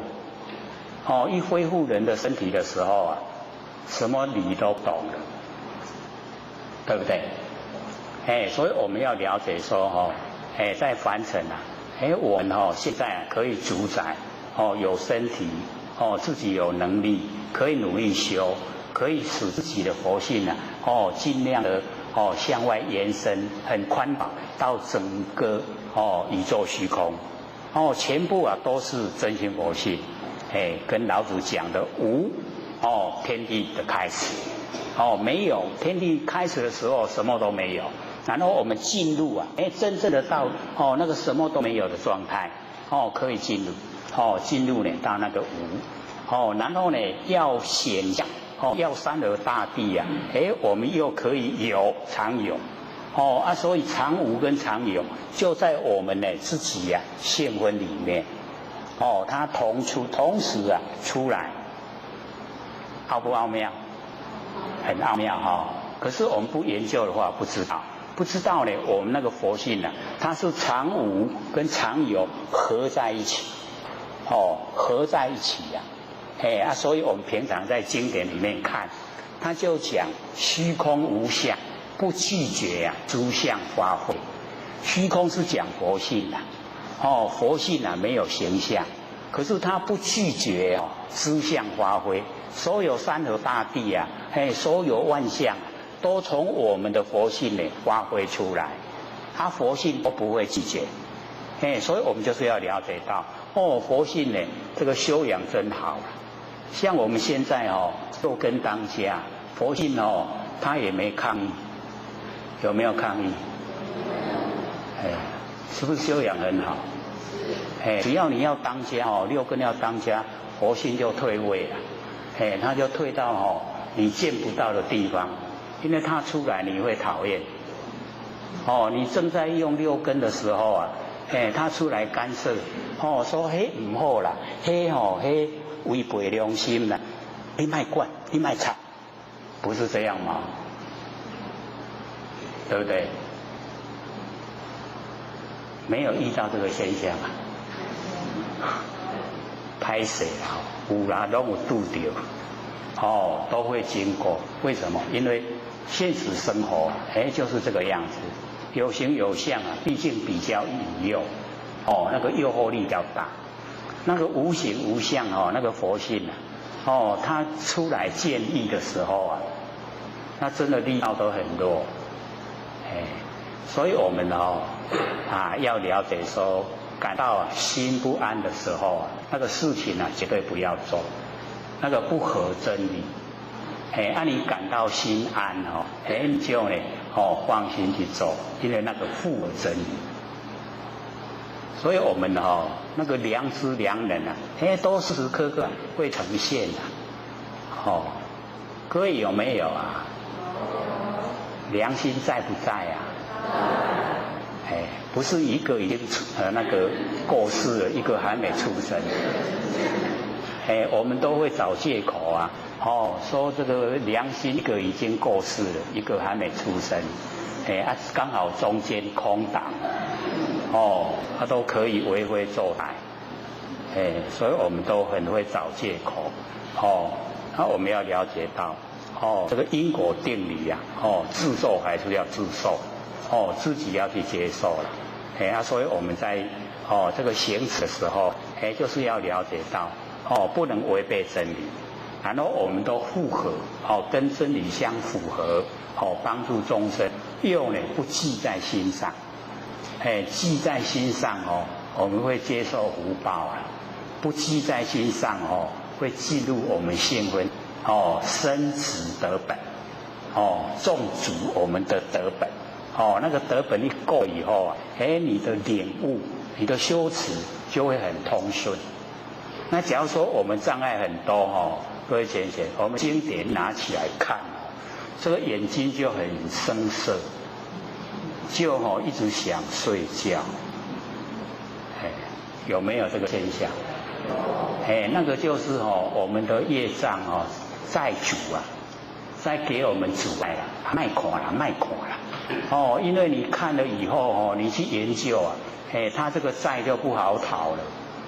你全部都是在还尘的话，他总会遇到你，这个债一定会讨得到的，所以他就会阻挡，所以很多人都这样，一翻开经典就很想睡觉，这个把经典合起来，精神来了，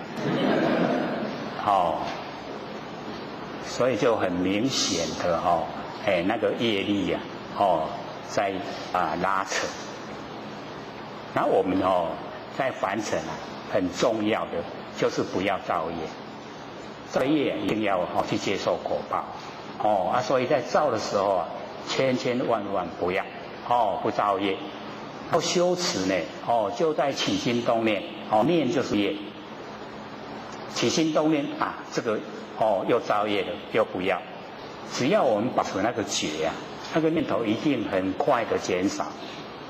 不然我们会很多念头，念头是佛性的功能作用，也不用去跟它敌对，因为它是功能作用嘛。我们知道它是功能作用，就好了。它要起来的时候啊，我们要了了分明。你起什么念？各位贤贤知道自己的念头内容吗？知道啊，那很理想呢。因为都知道就可以去阻挡它，就可以把它呢这个消除掉。我们就是因为不知道所以才会一念接一念，一直延续延续呢不断。那我们假如说能够在生活之中呢，全部都保持那个觉性都在，都是觉，没有起心动念的时候。就是没有无明，那个起心动念就是无明，就是不觉，不觉就是无明。所以我们的无明时间是比较长，那个明觉的时间是比较短。那我们有修道有研究它会慢慢改变。本来那个不觉的时间很长，现在那个不觉的时间缩短了。然后觉的时间延长了，各位有没有努力呀？有空闲的时候记得做万念放下，一念不生，万缘什么缘不管你想什么都是缘，都把它放下，不管什么好坏，全部放下，全部都放下的时候我们那个时候是最觉、最灵敏的时候，只要呢我们培养。如朴3年，绝对有功效呈现。那个时候般若妙智慧就会有了。有般若妙智慧有时候我们在应对那个事情的时候就会轻重缓急哦，会分得很清楚，然后会应付得很圆满，然后人家问你说，你按那些你哪怎样？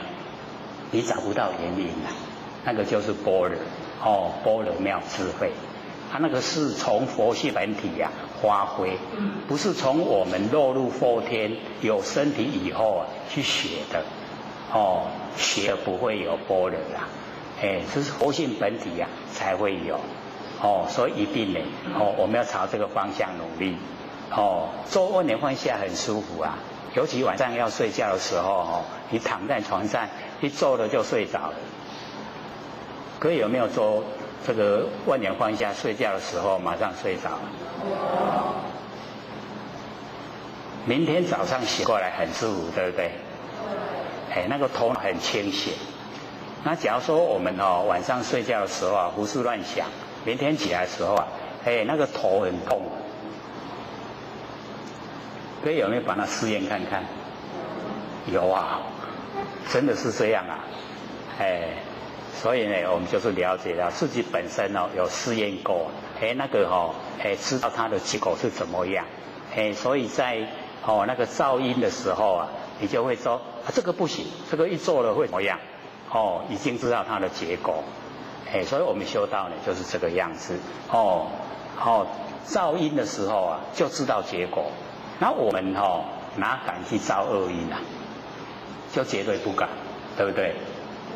所以因果是定理绝对的，那我们呢就是要勉励自己，自己努力，所以这个观妙章呢这个老子讲最殊胜的，我们那个不生不灭佛性本体是常无跟常有合在一起，它同时出来不同的名称很玄玄之又玄，非常的奥妙很深远很奥妙我们呢就是要去追求要去了解，我们追求了解以后我们可以进入自己不生不灭那个佛性，一进入以后就等于进入整个天地我们要了解我们佛性充在整个宇宙虚空，我们只要进入我们佛性就进入整个宇宙虚空非常宽广所以呢或者就跟各位勉励。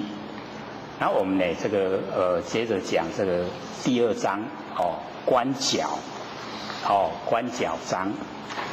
天下呢皆知美之为美所以呢这一篇呢这个我们了解说天下皆知就是呢大家都知道美之为美，知道那个好美，然后呢为都去做为美就是已经呢着重在那个名相，美之才为美，已经呢丧失那个本来不是本来本性去做的，是美之为美老子就讲失恶之已经就不善了，就是恶了因为美你才去做就是要那个名称爱人恶肉美之为美，那么皆知呢善之为善施不善，那么全部呢都知道那个善，然后去为善这样呢就已经又是呢不是从佛性本体发挥了，所以老子说呢这样就已经呢不善，都已经呢不是很理想。可是我们以社会现象来说啦社会现象呢假如说美之为美跟呢善之为善那已经也很不错了，对不对？对不对因为我们已经这个叫做每况愈下了，要到达老子的理想那一种从本性发挥已经是很难所以以我们社会现象来说你美之为美善之为善已经很好了，是不是这样？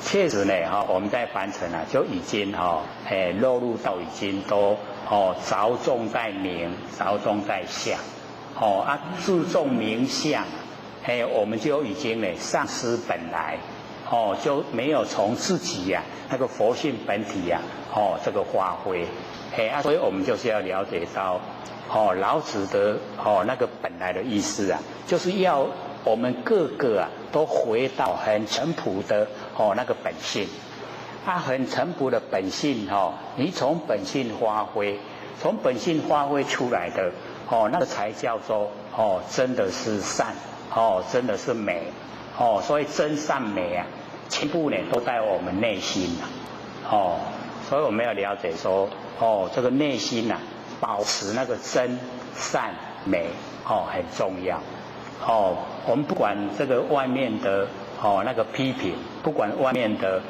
那个不管是这个称赞啊，或是呢讽刺啊，都不要管它，我们只要保持自己的那个真善美，这样的话呢我们就是啊对得起自己，就是看得起自己知道呢自己本身呢就是佛，这样的已经呢就很理想了那凡尘的所有啊那一些变化都不要在意，已经呢不落入那个凡尘的名相，所以老子就讲说我们都是美之为美啊善之为善，这样已经呢不好了因为美啊你就是要这个怎么样隐藏善也是一样不让人知，所以老子的那个观念啊就是见得如偷啊，要建立道德好像小偷一样都不给人知道所以比较是使以从本性发挥，那么故呢有无相生所以这个从上面延伸下来所以才用的故就是因为这个样子有跟无它互相呢这个生花我们呢这个着重名相以后我们一着重名相以后我们呢所作所为已经离开佛性本体，离开佛性本体以后那个所做的就不很理想了，所以老子就讲说有跟无它互相产生我们在凡尘之中也都是这样有跟无它相生，互相会产生像我们现在在凡尘，那100年前我们没有，100年后我们也没有，是不是有跟无相生？现在有它100年后又没有了有跟无互相产生，对不对？那我们要知道我们现在在凡尘产生的这个现象，是我们要了我们的业，然后才呈现所以我们有一条看不见的黑绳子在给扭咱的手，扭咱的脚它一拉了，我们就手动了小动那个就是业力业力整个呈现所以我们到凡尘来是从无然后有了，从有又归无所以有跟无它互相会产生。那我们从这个有无相生的这个道理里面我们就是了解说不要造业你造了业虽然会归入100年后没有我了因为有业会不会再来？会被业再推来，对不对？又是那个无跟有又相生了所以我们就是了解从这个真理里面我们了解说我不造我不造业，没有业可以把我推到现象来。那既然没有业把我推到现象，是不是有自在？我们呢那个佛性就可以自由自在那个时候呢倒是可以发心那个发愿来度化众生，所以那个来是愿力而来，跟我们现在业推来是不一样的，一不一样？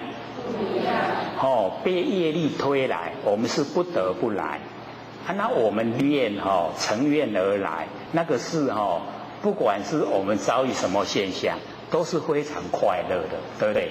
纵然进入地狱啊，去教化众生，也是很快乐，对不对？那我们假如说是被业啊推到地狱去啊，那怎么样？很受苦的，对不对？完全都不一样。所以那个文字啊，说我不入地狱啊，谁入地狱？你看我们解读你只要这个做一些那个不合道理的事啊，是不是一定会进入地狱？所以你一定进入地狱了。我不入地狱，谁入地狱？一定进去的。所以解读可以了解吗？那个文字啊，是不是很有意思？你要进入地狱，你就去为非作歹啊你就去做坏事，你就落地狱啊。那个文字是这样吗？那个讲说是这个意思吗？不是这个意思，他是发愿说地狱的众生啊很苦，他要到地狱啊去救度地狱的众生。那个意思啊是这样。所以我们在解读的时候啊，就是要全部了解到它的内容，一定要了解的，不然呢我们会讲说烦恼即是菩提呀。各位有没有听过？知道它的意思吗？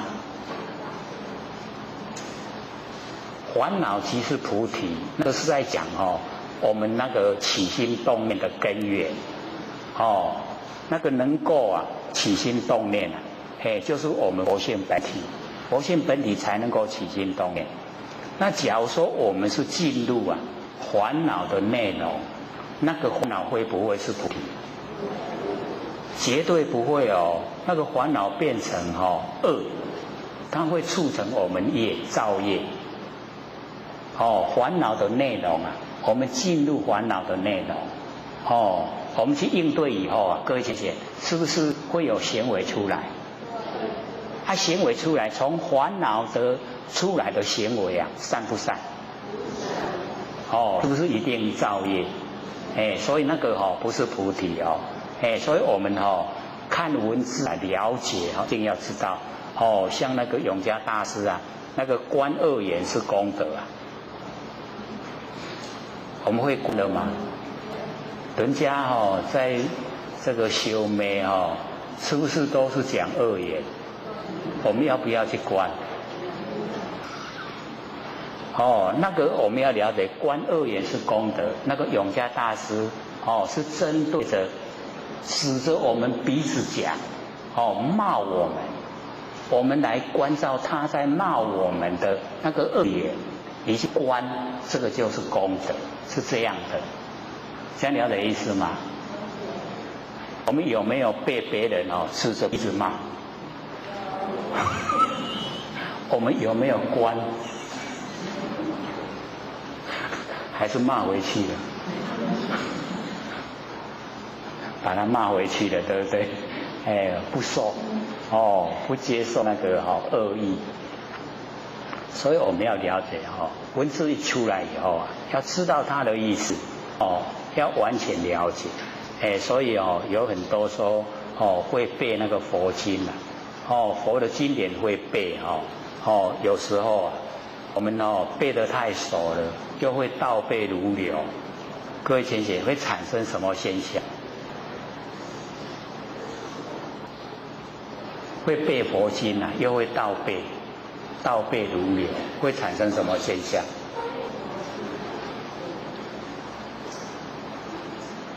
骄傲，会产生骄傲。所以我们要了解到大家拢不一样，我会晓我会晓背佛经，各会晓倒背个如流，骄不骄傲？骄傲会做什么？我们倒是蛮肯定的，骄傲就要当候鸟。所以我们就不会了就不会骄傲就是很理想。所以我们要了解到在凡尘很多呢都是不知不觉呈现我们很努力去修持，然后有一些成效的时候我们一样也会不知不觉骄傲所以当各位一了解到心理心法、明心见性然后对这个不熟悉、不了解会有什么心态？确实就是骄傲所以我们要事先这个打预防针，要想说我们在凡尘既然都落入现象的，没有骄傲的本钱，被业推来了，黑喜极苦，很苦的，没有骄傲。那假如说我们能够修正，都已经明心见性，那我们要想，这么多众生都还没有明心见性，都还没有得救，那我也没有骄傲的本钱，要把他们呢全部都度化，让他们都成佛才可以骄傲。他们都还是众生还不可以骄傲，这样了解吗？所以我们在凡尘对呢，都有一些这个事情就是要深入的去了解观察，完全我们的作为、我们的思想、我们的那个理念，完全都不一样，真的是整个都会改变。而且当我们确实做万年放下，一念不生，各位想想，身体也会改变。身体本来假如说毛病很多我们做万年放下，一念不生那些毛病会不见的也会这个影响到我们情绪情绪都会很高昂很高昂的时候表现出家人看到很高兴就会影响到家人整个呢那个就和乐融融，变不变化？就慢慢的都会变化，所以我们要了解到在凡尘我们到凡尘来时间都很短不过100年而已啦，一定要好好运用，好好利用利用了这个短短的这个100年，把自己不生不灭佛性那个光明使它整个呈现。那都有一些脾气毛病一些坏的习惯全部把它改掉。这样呢，我们做了后我们有目标，然后呢，实际呈现那个效果呈现的时候我们很高兴，对不对？所以生活就非常有意义了。所以我们呢要朝这个方向做。有跟无相生然后呢难易相成这个难易互相形成困难的事情跟很容易的事情把它摆在一起我们就会了解说没有难就没有显出那个容易，没有容易也不会显出困难所以难跟易是互相这个显现让我们知道显现让我们去成就难易。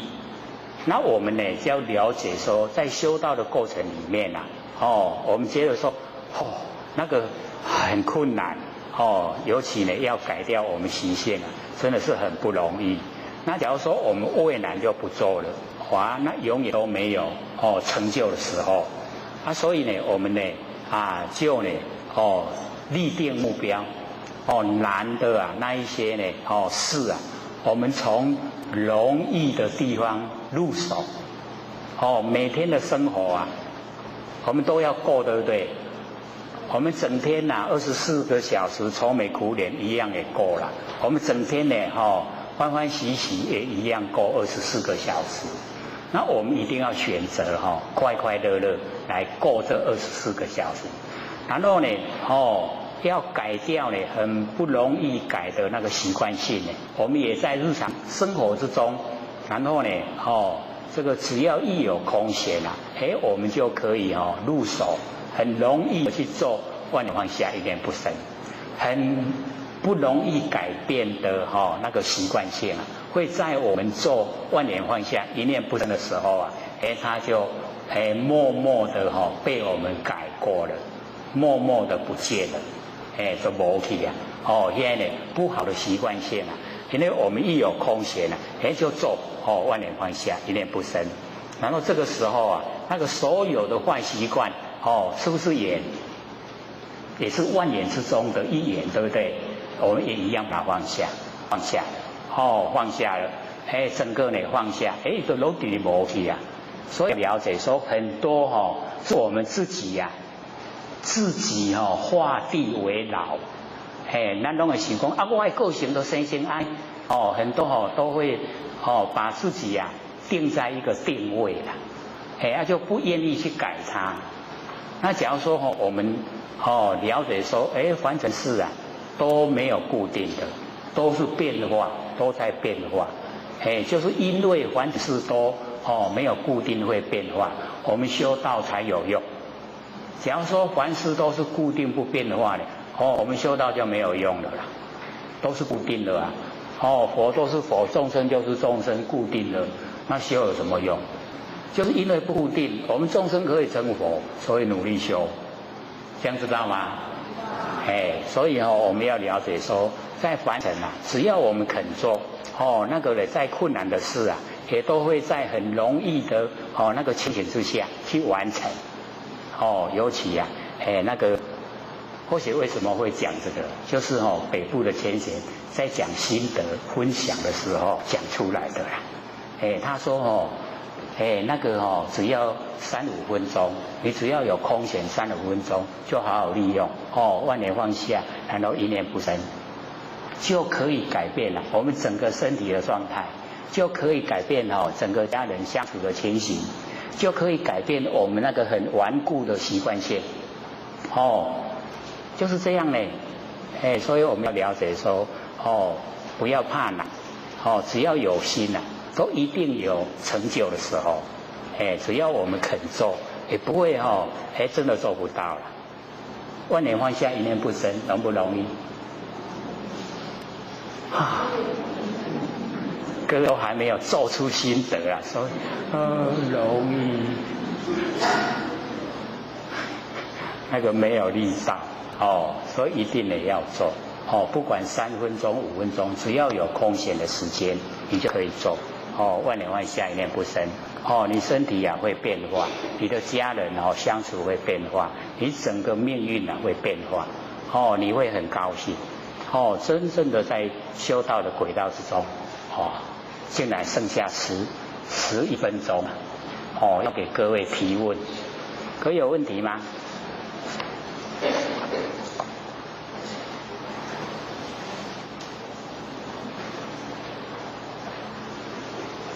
有疑啊必问所以呢我们要了解说有疑就是心中打结啦我们把那个结解开了就可以啊很宽广都没有束缚。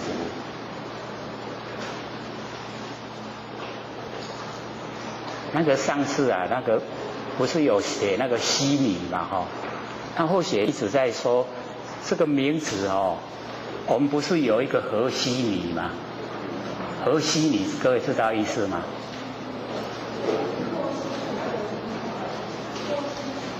就是自己没有主张啊然后呢人家讲什么都跟人家附和，河西米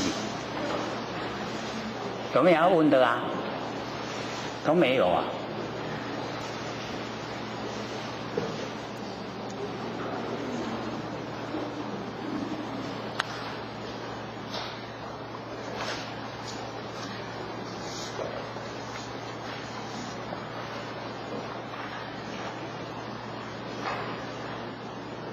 剩下10分钟而已这个问题不多了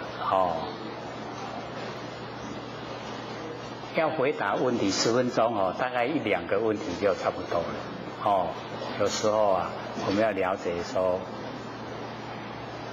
我想知道美国现在美国还比我们这边还勤劳，马上传过来。请教这是法会这是法会和合二仙对后学说，你不要吃那么多东西，后学百思不解，直到有讲师说吃少点东西身体才会好，才稍微了解，可是还是不太明白要少到什么程度才对。后学平常早上吃1根红萝卜、1根芹菜等生菜或自制果菜汁和1杯燕麦，中午吃便当，晚上约吃1到2碗面或饭菜，菜多饭很少，应该如何减量才恰当？非常感谢。这个我们呢之前啊，就是有讲过哦，多吃啊有5罪啊，还记得吗？哎，讲讲看，哪5罪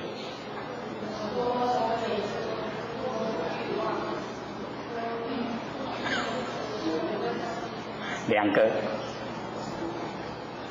多吃了以后，我们吃多了以后啊，就想睡了，哦，会多睡。然后多吃了以后啊，哦，会多病。哦，多吃了以后啊，会多淫，就是男女之间呐，哦，那个做爱。然后多吃了以后啊，我就不能呢这个歌颂经典，因为有多睡、多病、多淫，所以对那个经典部分呢就不能够深入了解。然后呢，所有吃的东西呀，都是从地上生长出来，所以我们生早已世间，生早已世间呐，叫世间把它丢掉掉、拔掉掉。所以我们了解说这个凡尘啊，我们地生长的东西都不吃了以后啊，我们人就会灰了。地啊生长的东西不吃啊，人就会灰。那我们要了解到，这个释迦牟尼佛有讲说，我们不要吃啊那个生物，生的东西呀我们就是要熟食，经过呢煮了以后才吃啊，不要吃那个生的东西。那要吃多少才算恰当？因为每一个人的那个体质啊都不一样。那看我们的那个需求，假如说呢力道啊都不够，当然要稍微加多一点点。那假如说已经都可以了，那就可以减少一点点。像或许跟老千一起生活的时候啊，老千那个吃啊，真的是我们一般呢，或许都说那像我以前的拢会无力。因为那个我们那个饭碗不是很小嘛它大概都是6分到7分而已啦。这碗才6、7分，然后那个菜都是一点点夹一点点，不会吃很多。然后呢那个汤喝那个汤啊，那个差不多小碗的半碗这样。一餐呢就吃这样，然后3餐都一样。早上呢，有时候吃馒头是那个豆浆啊，也是吃很少。所以或许曾经问老千说，您老怎么吃的这么少？老人家说这个器官啊都已经老化了。不像你们年轻人消化那么好，就是吃进去以后啊，不容易消化，会累积在身上啊。只要它累积在身上，我们就有那个负面的你想睡啊然后你那个血液不通畅啊会有那一种精神不济那一种状态出现。所以老先生他说吃的少了以后啊，就可以排除这一些障碍。然后连喝水各位先生，您老要不要喝水？他会问说现在几点？早上10点，下午4点，那个时间他才喝一点水。他平常不随时喝水啦。这么那个生活啊，这么严谨，那或许也问说为什么不多喝一点水？不是大家都鼓励多喝水嘛他说不行，那个就是消化，喝进去会积在体内，就是要排掉不容易，所以不喝多的水，所以我们就个人对自己的身体状态，那各位要了解到，我们吃进来的食物它都会有养分营养。那我们假如说时时刻刻精神都外放，那我们会把养分用掉。养分就是我们吃进去的养分都把它用掉，我们就会感到很饿。那假如说我们是多把精神收回来，都能够回光返照。回光返照的时候精神不外放，那个养分就积在我们体内。那我们那个体内假如说累积那个养分多，或者就讲那个下丹田它会热热的，会热热的。你累积一段时间以后它会把我们那个全身的脉络打通。那打通脉络的时候它从下丹田开始，然后就往我们的那个身上那个大部分都会往那个背部先然后呢它打通的那个地方我们就会产生那个我们外观就会产生那个晃动。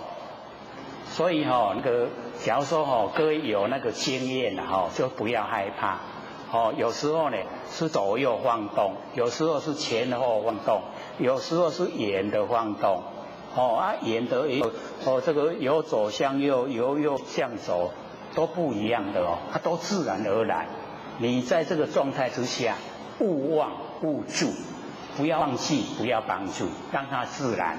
它只要通了，那个脉络通了，它就停了。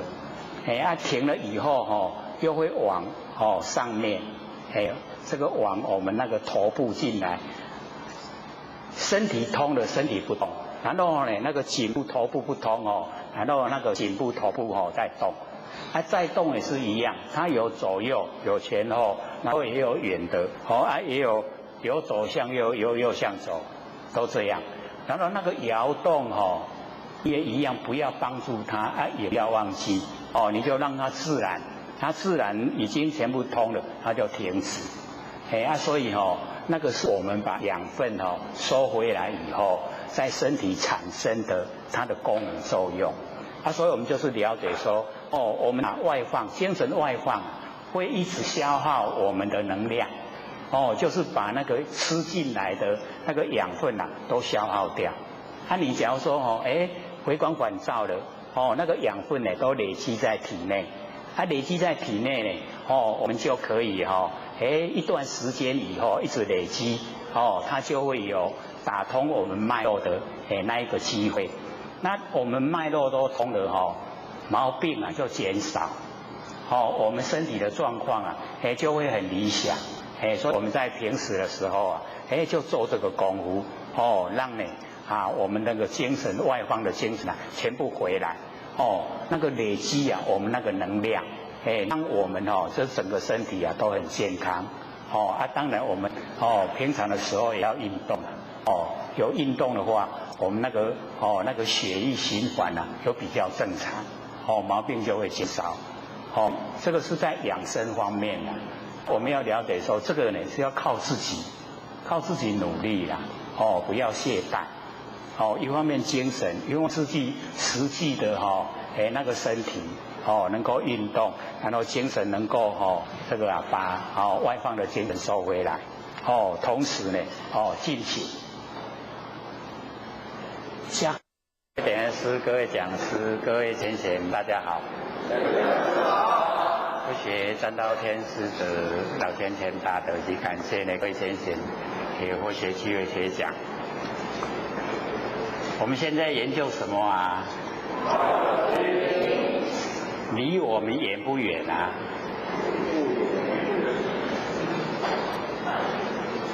我们要知道这个《道德经》就在我们身上。我们每一个人呢都有良心，这个良心呢就是道，然后我们率着良心去做啊，就是德，然后我们能够维持不变啊，叫做经。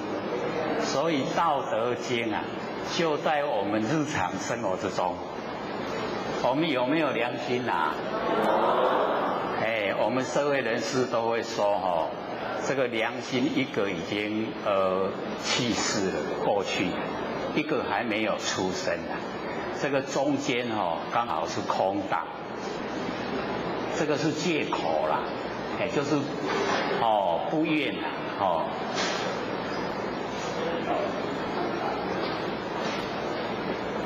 我们这个真的心理心法班的这个全部的注意力都跑到那边了，有没有啊？各位有没有发现？这心理心法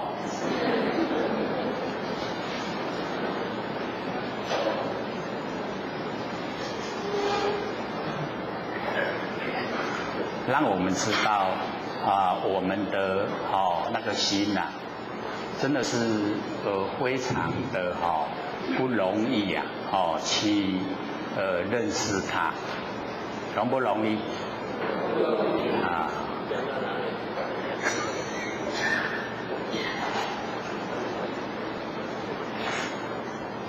我们要把这个研究的真理啊，就在日常生活之中都整个把它呈现。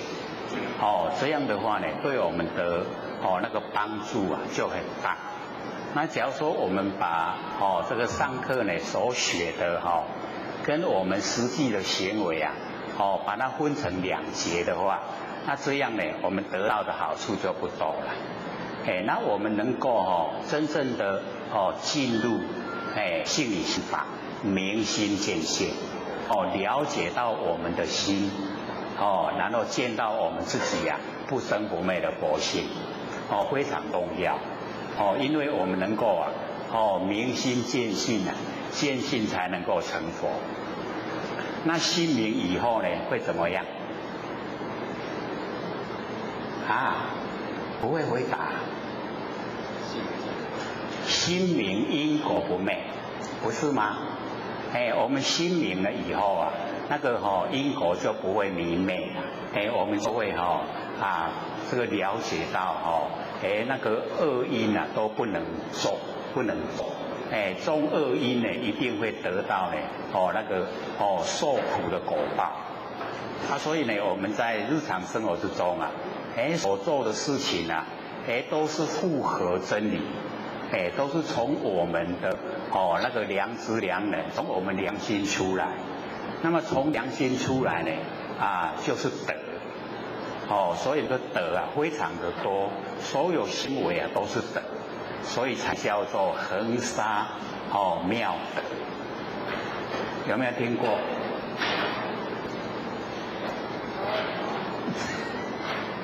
是比较少吗？我们比较少接近经典的话就没有听过恒沙妙德了。那假如说我们有时常呢会看经典的话都会说我们呢在日常生活之中所有的行为呢都是从我们佛性本体所发出来呢就是德因为呢我们是秉着道道德，然后维持不变不会呢这个3-2天以后就改变了所以呢我们道德经就在日常生活之中。那我们呢上个礼拜所讲的这个第1章就是观妙章。观妙章呢就是讲常有跟常无。那常有常住的有跟常住的无两个合起来因为都是常住常住的有就是呢我们那个了了分明的知觉性，那常住的无就是没有形象。那这个两个合起来就是我们不生不灭那个真心佛性的本体所以我们呢观妙就是观我们不生不灭的佛性本体。那第2章呢就讲观角那观角章呢，就是啊，我们在凡尘做什么事情啊，都有一个刚好的角度。那我们呢，朝着刚好那个角度啊，去关照、去实行，那整个啊，我们都可以把体跟用都呈现。所以那个观妙啊，就是观体；那观角啊，就是观用。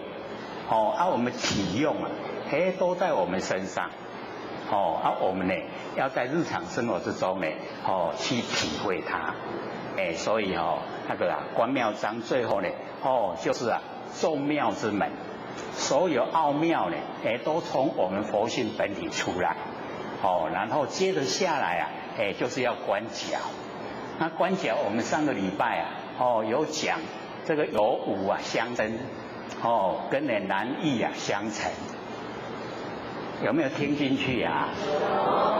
因为他开头就讲说天下皆知啊，既然天下都皆知，然后美之为美，老子说这个已经不是刚好的巧妙。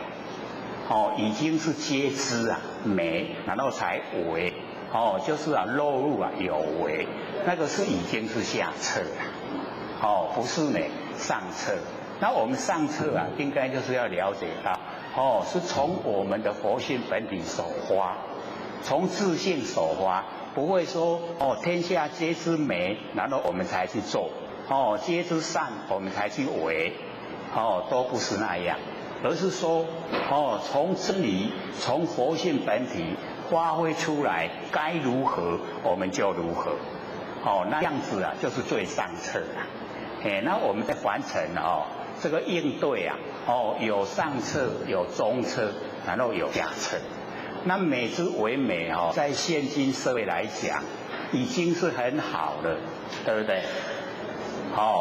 不要为非作歹美之为美，然后善之为善，这样都已经整个社会啊很和谐。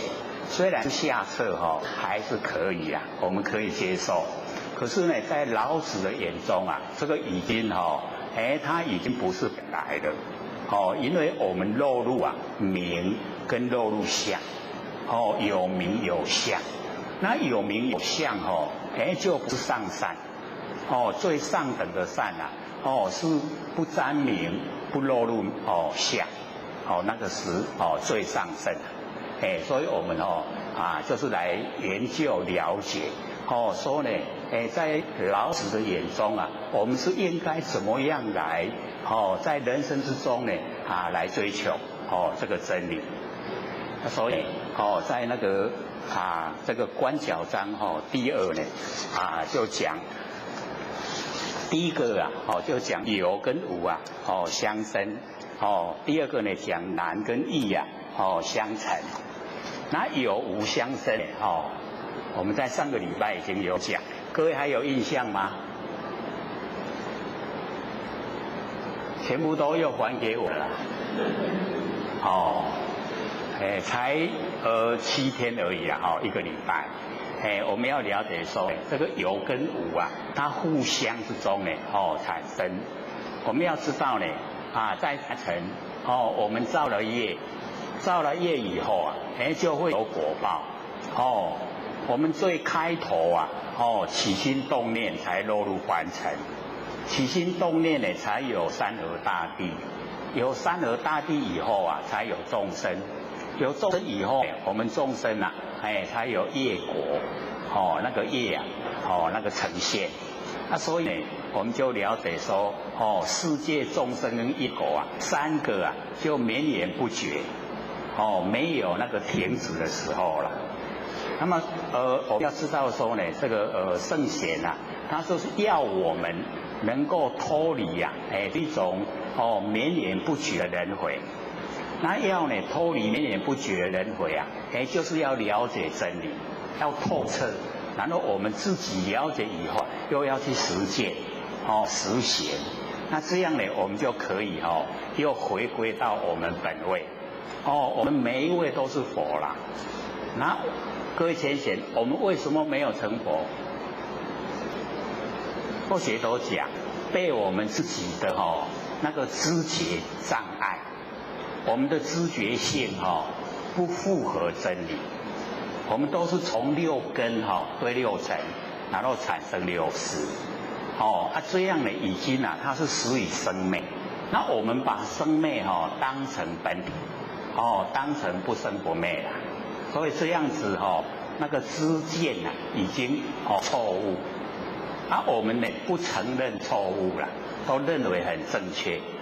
就是眼看耳闻，它都是确实这样啊。不能离开这个范围啊。不知道说有我们不生不灭那个佛性本体啊，那个藏，那个没有形象的，要靠我们体悟的，所以才有这个性理心法。那我们呢能够从性理心法进入，就脱离现象，也不离开现象可是已经超越现象。所以我们了解说，要呢，我们归到本来的那一种最理想状态就是不能有业，不能造了业，有业就要接受果报，那没有业了我们呢就不会有那个受生，就是呢在凡尘现象的那个因那我们最重要的就是要呢在日常生活之中尽量能够放下我们的念头，把我们的起心动念都能够放下。各位有办法这个掌控自己的念头嘛？我们都没有去试验过，对不对？然后也认为说头脑会生出念头这是天经地义是正常的现象。不知道呢，说我们为什么会当众生就是因为起心动念，我们有心念呢，才落入现象。那假如说呢，我们心念都已经呢，没有起心动念，也就是没有无明了。我们起心动念就是无明，就是不觉啦，不觉才起心动念。那我们保持在觉纵然有念头，也都在我们的管制知道，在我们的了解之下，在我们能够去左右它的那一种状态之下。那现在我们起心动念，可以说都是我们自己不知道。那因为我们的行为是根据我们的念头来，所以我们有念头呢就会有行为。所以之前呢慧学在北部呢都会先呢养成教育说小心你的思想，它不久呢就会变成你的行为。我们会背了没有？会那背背看。小心你的行为，它不久就养成你的习惯。小心你的习惯它不久就形成你的品格。小心你的品格，它不久就造就你的命运。所以由思想到命运它有直接的关系。我们要研究真理，把真理融入思想，这样整个就圆满。所有的思想都是真理。所以那个儒家呢才要讲说神动而天随。神动就是精神我们念头一动了，天理又跟随着。这样的念头可以因为都天理都跟真理相合，所以那个起心动念那个真理都相合就没有关系。可是我们的起心动念大部分都不是这个内容，都是我们自己那个产生的，自己的遭遇产生呢才起心动念，所以不容易去管制所以行为下来就会业因形成所以呢这个在我们研究呢那个心明的部分心明因果不昧那我们心还没有透彻的明了各位透彻明了心了没有？我们要了解我们六根眼耳鼻舌身意对着六尘色声香味触法这样所产生的六识我们都把它当成心所以这一些心都是生灭不停，变化无常。我们呢不要呢这个呢被它左右所以我们要知道说一研究了以后我们可以把这一些生灭的事心能够放下万缘放下，万缘放下的时候我们就会认识到我们不生不灭的佛性本体。那佛性本体能够呈现的时候那个所有的生灭的事心都没有，那个时候叫做无心，没有心没有心的心就是真心，不会变化，不生不灭，就是从佛性本体出来，所以即心即佛，这样了解吗？所以我们之前已经研究1年的六祖坛经我们也都是在阐释这方面所以一定呢修道要摸到根摸到根可以成仙做佛。那假如说我们对自己不生不灭的佛性本体没有体会，叫做摸不到根摸不到根瞎修行，很努力修都是在事，都在相事相上在修了，那个不会成的再怎么久都不会成一定要在心性心性没有形象，靠自己领悟所以这个很重要那我们了解说凡尘有无有跟无它相生我们要知道说一些知识分子会说研究因果那个太落伍了那个太跟不上潮流，会不会？我们要知道这个因果是铁定我们研究不研究那个因果都一定在运转。那假如说这个不相信因果的话，那连呼吸也不要。我们为什么要呼吸？呼吸才能够活下来，对不对？所以呼吸之因活下来是果。不相信因果也不要吃饭。我们为什么要吃饭？才能够活下来，对不对？所以吃饭是因活下来是果。所以我们有没有在因果之中？很明显的都在因果之中了，绝对会有。或者都讲现在的这个世态炎凉，就是人心不古我们在外面走路的时候都不能乱看。有时候我们那个黑子咱的目睭乌林走去插，用白林来看人会安那？会怎么样？会很惨，对不对？有没有因果？这个就是很明显的因果了。所以我们一定要相信，尤其我们修道一定得要相信因果。我们努力修了，进入真理世界了，就可以成就可以成佛，可以成道可以脱离六道轮回是不是有因果？那假如说我们在凡尘为非作歹，会怎么样？是不是会落入三恶道？有没有因果？很明显的就是有我们了解呢，在日常生活之中我们去体会这一些因果真理都在所以我们千万不要起那个歹念，因为呢起歹念以后我们会去做。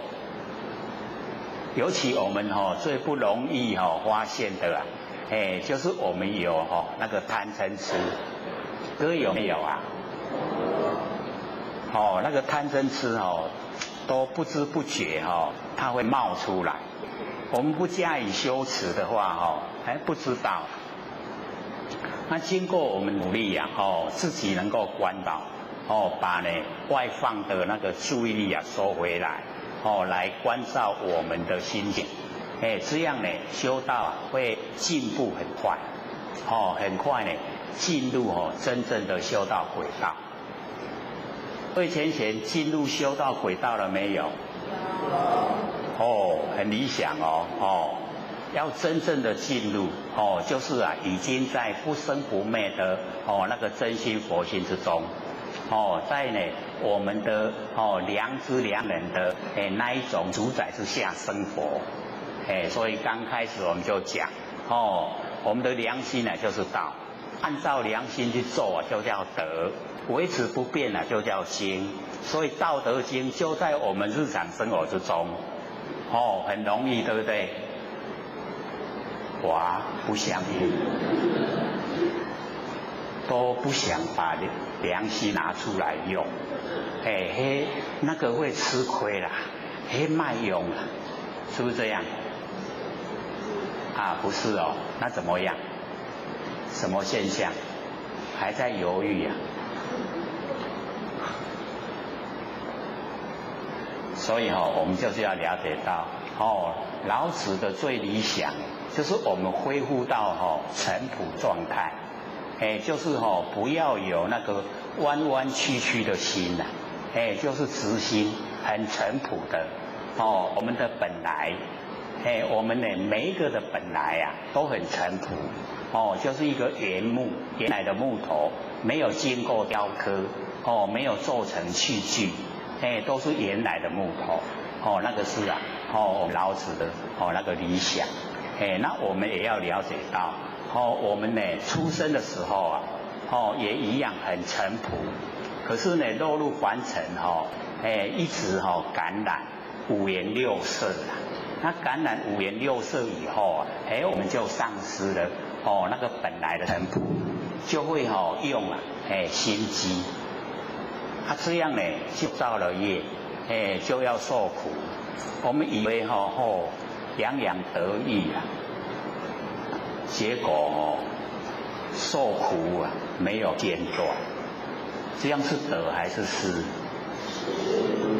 所以我们就是要知道凡尘能够按照我们本心来做的话道德经我们都守住了所以那个我们了解有跟无它互相产生有了不好的念头你就没有办法进入圣贤行列那我们有了那个圣贤的那个心愿就是要度化众生成佛我们就可以成就所以我们了解说在凡尘它都没有固定不固定法，看我们对真理的认识，然后对我们行为的实践做到什么程度所以我们上个礼拜有讲有跟无相生，然后难跟易这个相乘困难跟容易互相它会形成给我们看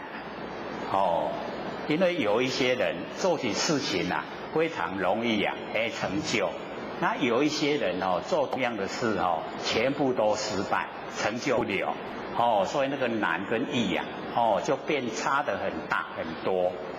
像或者就讲上个礼拜我们这边这个天气这么的这个就是干燥跟这个炎热，所以那个衣服不管你怎么晾都是收了，对不对？那或许在基隆很潮湿，就是今天也在下雨现在还在下雨然后坐车到台北的时候台北就好天气，不过很冷我们南部就热，或许还是穿那个长袖的下来然后到这边才换短袖你看这样子他说我穿这个样子在北部那个感冒了身体不舒服了可是假如说我在这边穿长袖然后又像北部一样穿，会怎么样？真热。所以我们就是了解那个难跟易啊，不同地区就有不同的那个程度显现。然后我们修道也是一样，假如说我们都没有养成不好的习惯，那个习惯性都是很这个跟真理相合，那我们修起道来就很容易。那假如说我们已经养成很多的嗜好，都是吃喝嫖赌都是样样来，样呢都沾得很深，那我们修起道来就很困难，这样了解吗？那我们是积在哪个方向？是很困难的还是很容易的？容不容易啊？假如说我们有吃喝嫖赌就很困难啊，那有没有啊？没有那就很容易了。修起道来就很容易啊。所以难跟易啊，我们就是了解到我们呢只要跟真理很相近，修起来很容易。那假如说呢跟真理离得很远，修起来就很困难。可是只要我们有心绝对可以改变。习性都可以改变的。所以一定呢要把那个不合真理的习性要去掉。那去掉呢，我们一样也有难也有易你很决定的心，它就变得很容易啦。什么事情做起来都很容易成功。那我们模棱两可那就很困难。做起事来都成就不了。困不困难？很困难。所以只要你决定要做，那个事情就变得很容易。所以难跟易相乘。我们就是了解到，看我们的那个决定心，决定心一出来了就很容易。专注了。我们要知道说，在凡尘最好就是修道。可以把佛性修复到恢复光明，很沉浮的状态，那个呢，是最有价值的，绝对不会后悔啦。那假如说我们投入凡尘，去赚钱，然后呢，去要名利各位浅显，我们一口气不来的时候一定会后悔我选不对去选择错误了。所以我们一定要知道，一口气不来那个是每一个人都会遇到对不对？我们要在一口气还在的时候就把本性呢修得很光明，跟真理都相合相通，这样呢都没有遗憾，绝对不会后悔啦。那假如说我们投入别的行业去追求到达那一刻一定后悔。没有一样东西我们可以带走，只有这个善恶的那一些功德呢跟那个罪垢我们可以带走。那各位要带走什么不要带罪垢了所以我们要了解说，带得走呢，就是我们在凡尘的所有行为对众生呢是有利益呢，还是有危害？有利益呢，我们有功德；那危害了，我们有罪过。所以在凡尘的生活之中我们自己利益也利益别人。这样的生活当下就已经是天堂。所以我们要了解说这个做起来，只要我们有心去做，就会很容易所以这个难跟易，难易这个相乘然后呢长短相形，长跟短我们都了解没有长就形成不了短，没有短形成不了长，所以长短。那么长我们了解真理就叫长，不知道道是什么就叫短。各位都了解真理了没有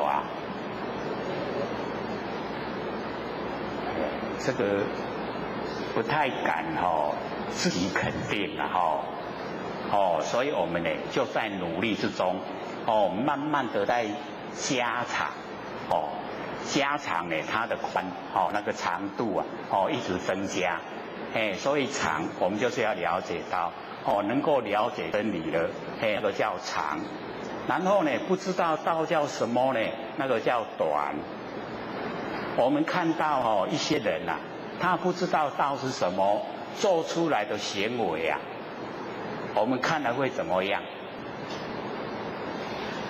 大概是摇头啦，对不对？会不会摇头啊？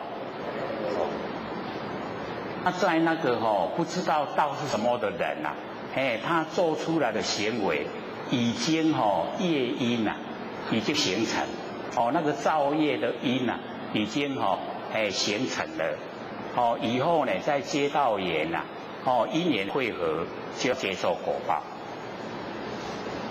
那假如说我们对这个了解那个真理的人，我们会怎么样的那个观感？各位前贤，我们对了解真理的人怎么样的观感？是不是想学是不是赞叹，对不对？所以我们就是要培养我们那个对真理的了解真理了解以后我们要知道受到利益的就是自己，因为不造业不受苦最起码心里面非常快乐。各位前贤，心里面快乐吗？是真快乐吗？我们要体会那个儒家那个颜回他的那个遭遇等于是说在凡尘来讲很困苦啦住的是那个违章建筑然后吃的是地公饭啉的是好遐的水人不堪其忧，就是我们人都没有办法去忍受他那种生活。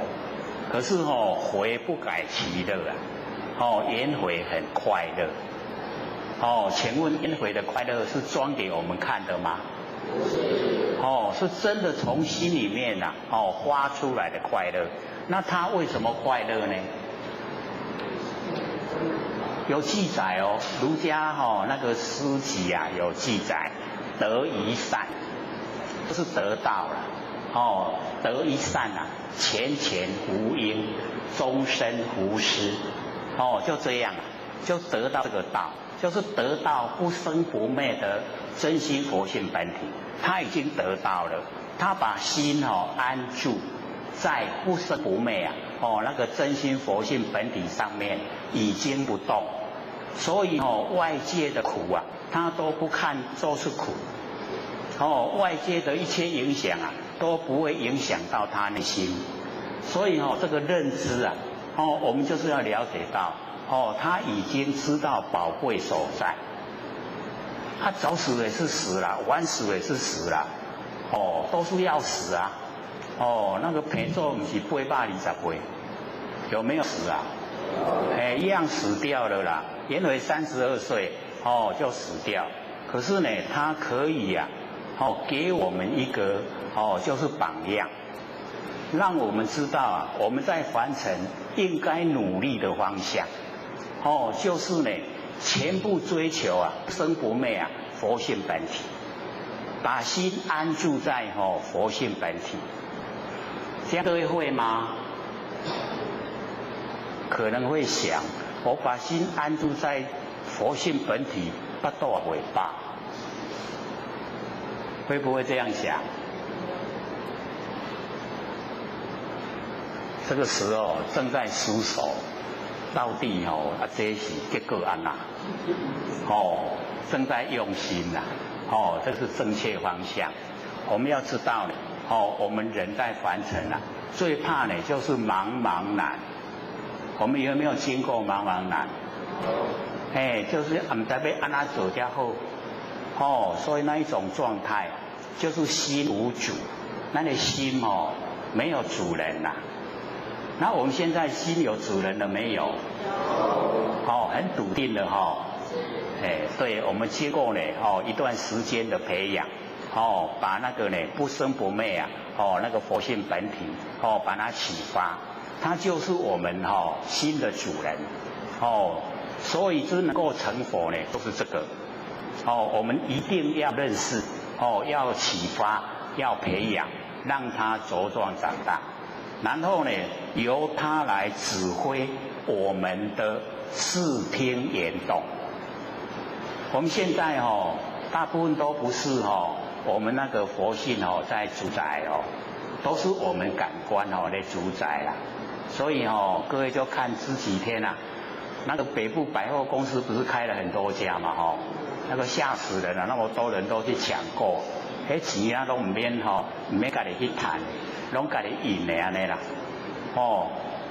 所以我们就是要了解到那个已经是感官啊在当家，就是被虚幻的不实在的荣华那一些虚景啊假景象迷惑，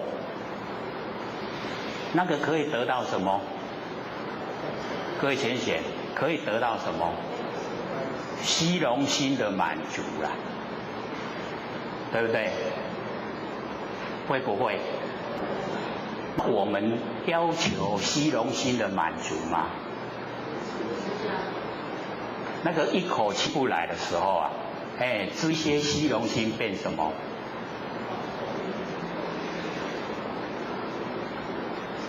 就是推我们到地狱的推手。所以我们要了解到这一些都虚幻不实在，我们不追求这个。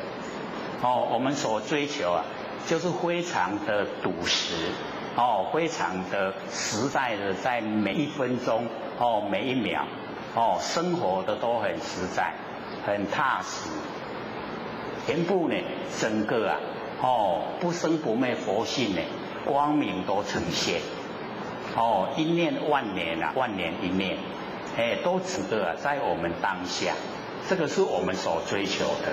我们不去呢追求那一些假景，那个景象都是假的啦，那个不真，所以我们呢要了解到，所以我们要立定啊志向，就是要让自己啊脱离六道轮回，唯有做佛啊，不求一物，跟六祖一样，我们有没有这个心啊？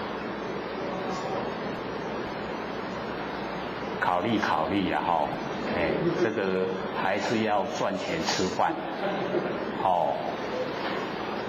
我们要知道不违背啦，我们呢唯求做佛不求一物啊，不违背我们赚钱吃饭，日常生活我们都需要了，那个都是正常的，君子爱财啊，取之有道，只要说是正确的那个生活。我们都可以接受，我们都要去实行，而且修道不要撇开凡尘事啊，凡尘事之中啊，也都是道，我们就在道之中，所以只要啊，我们秉着良心，良心就是道，秉着良心来做事，做出来就是德。道德维持不变就是经，道德经。我们在日常生活之中都把它实现。我们会落入六道轮回吗？不会我们要知道说我们在日常生活按照呢我们的良心来做，这样呢就不会落入六道轮回，就已经不造业、不受苦，已经解脱了。所以我们那个啊，长就是呢了解真理，一定呢变成我们专长，短就没有了，长短的相形，短就是不知道道是什么了，那个已经去掉了，长短啊相形，这样了解吗？因为我们现在在讲的跟或许写的那个讲义啊，完全都不同的。角度啊不同的啦，所以各位回去有没有看啊？这个很老实啦，拢无看，啊都无用啊，对不对？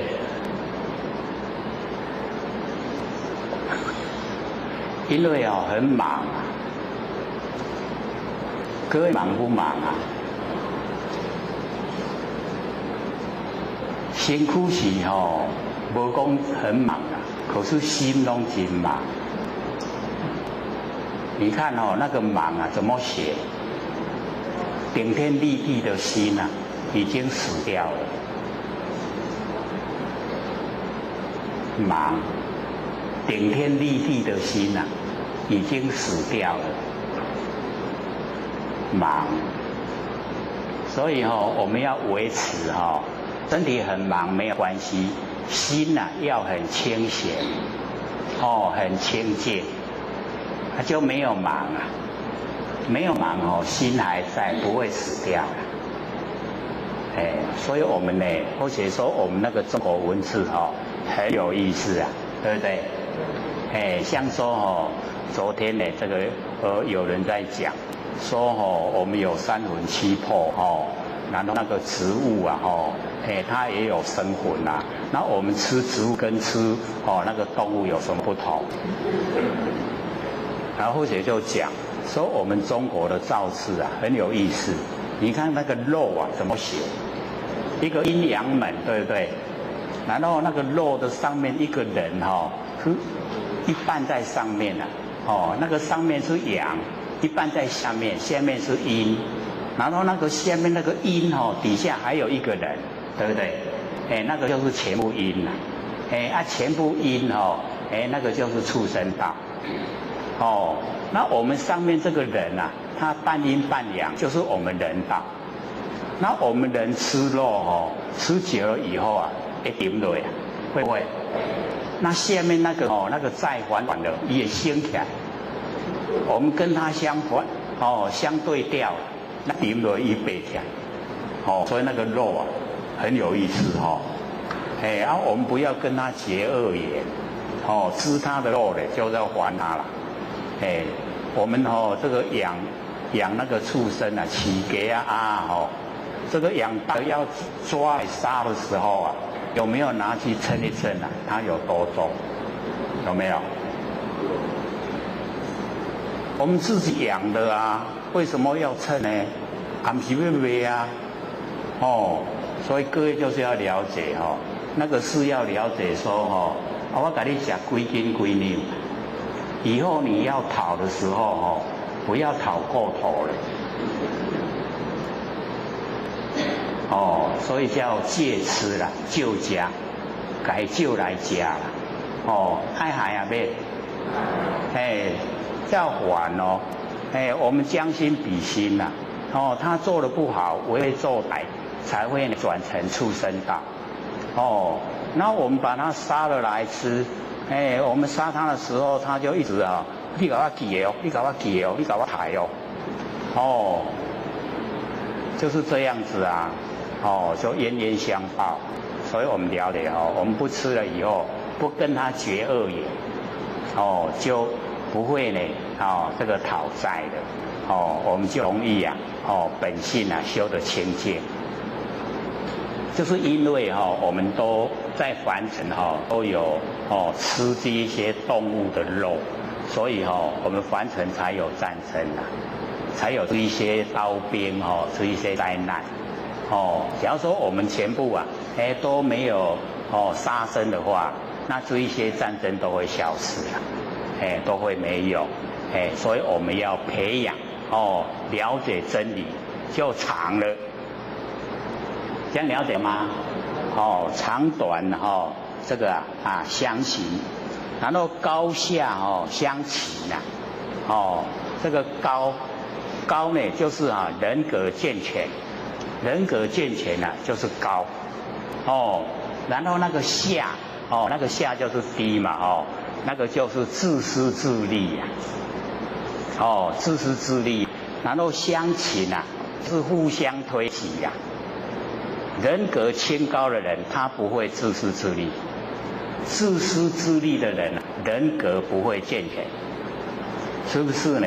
高下相请，那个请啊就是请拜，我要赢你，所以我们在凡尘呢，都是这个样子啊，我们要了解那个人格健全，人格清高啊，是不是我们要自己呀，培养？我们可以骗得了别人绝对骗不了自己啊。自己的健不健全、清不清高自己知道。各位天贤，我们人格健不健全？你看看，都唔敢不敢承认自己人格健全，那就有亏欠了有没有啊？他也不承认啦，没遐厉害，大概介于两者之间啦，所以呢，我们要知道说，我们人顶天立地配为三才，跟天地齐肩，天地人人为三才之一，跟天地一样大。我们现在敢不敢这样说？敢不这样说？讲咱甲天地平大。那个老辈一定会讲，唔通讲基因啊，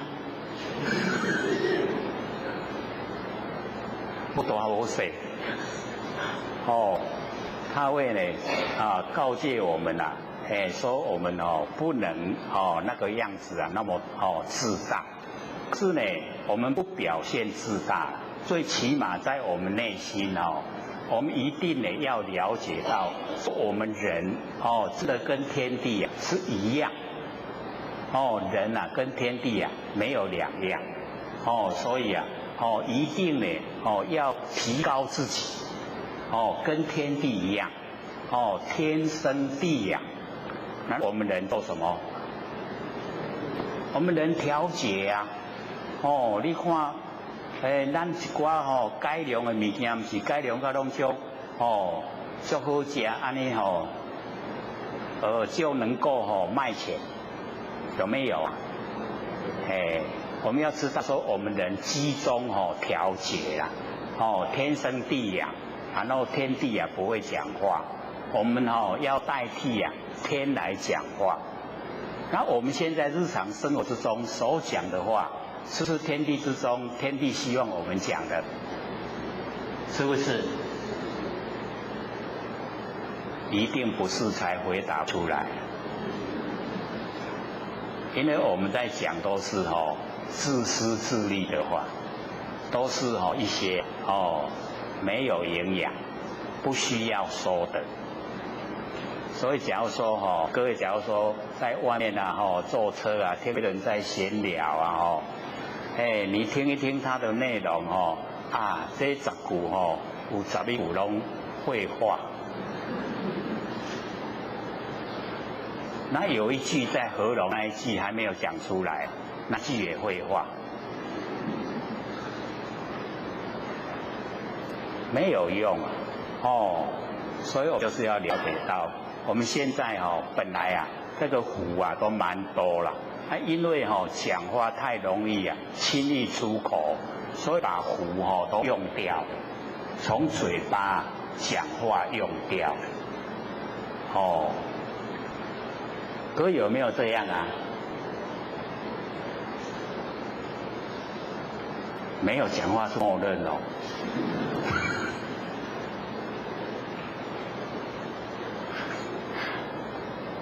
本来都没事啦。因为我们很喜欢讲话事情就很多了，有没有？所以那个话是天地讲的吗？天地是希望我们很多事吗？绝对不是这样，对不对？所以假如说因为我们讲话引起很多事，我们要检讨，不对了，造业了，谁要受苦啊？造业的人受苦所以那个话就不要乱讲讲出来要对大家有帮助人家呢正这个挫折的时候，正失意的时候，你去鼓励他，那一些话就很有价值让他能够呢继续啊求生，哦，能够有那个旺盛的生命力，哦，那个卦就很有价值。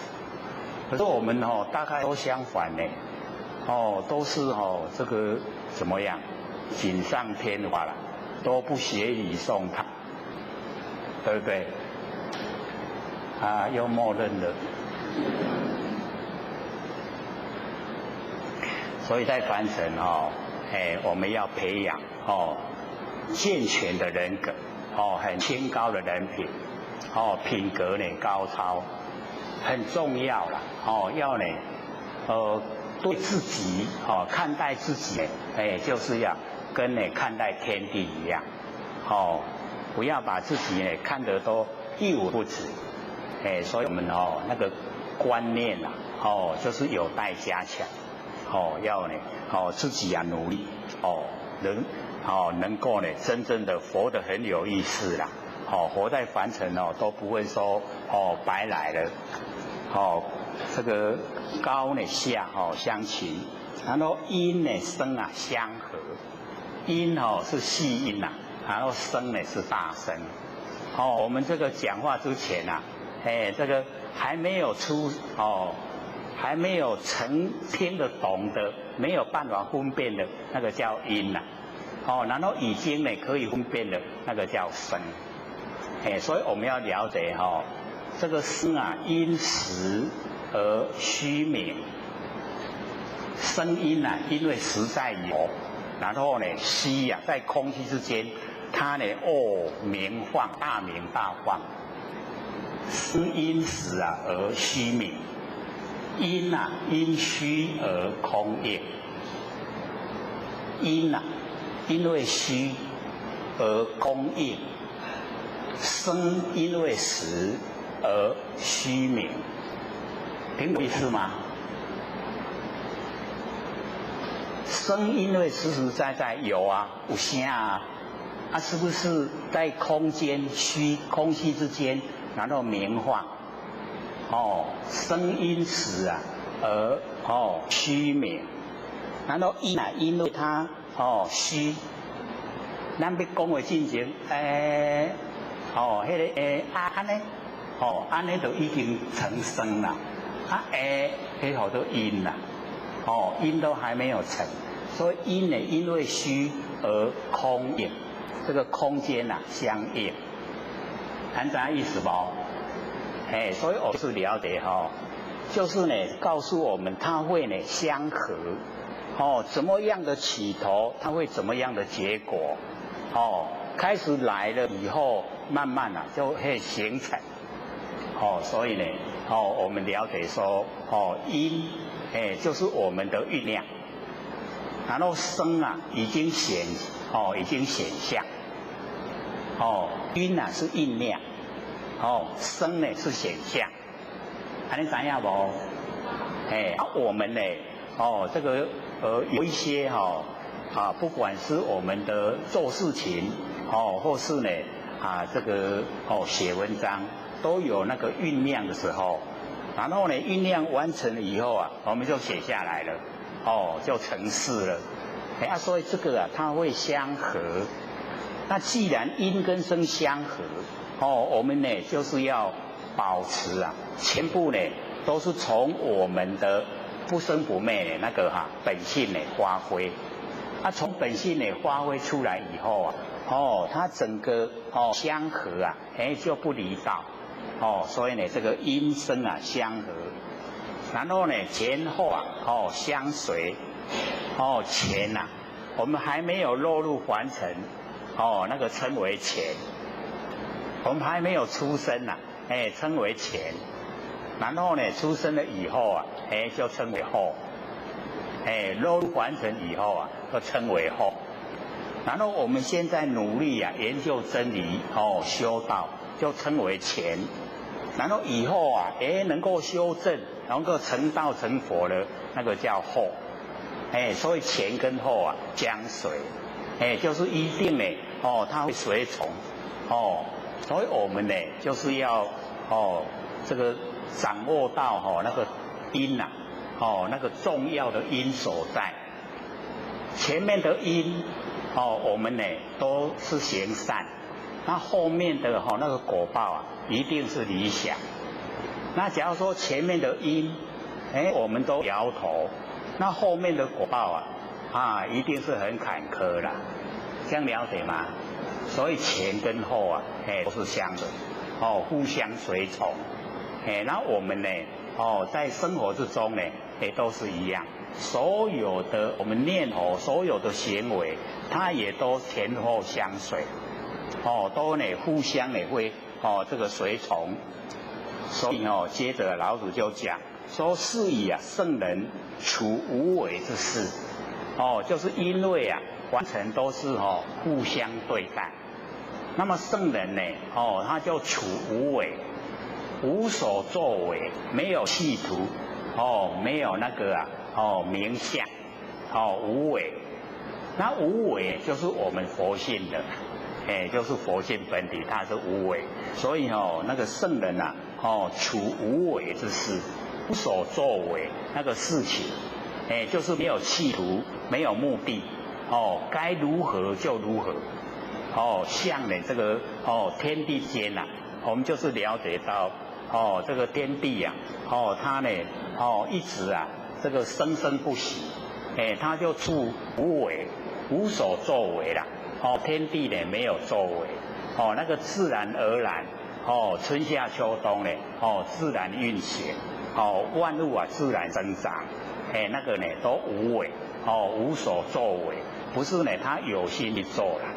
是自然呈现，所以圣人呢，就体会天地之间，那个自然的那个事情呈现，所以处无为之事，然后呢行不言之教，所以呢这个圣人他做出来呢，那个呢都是不用语言，不落入呢语言，那个教化呢，不落入呢这个语言，行呢这个不言之教。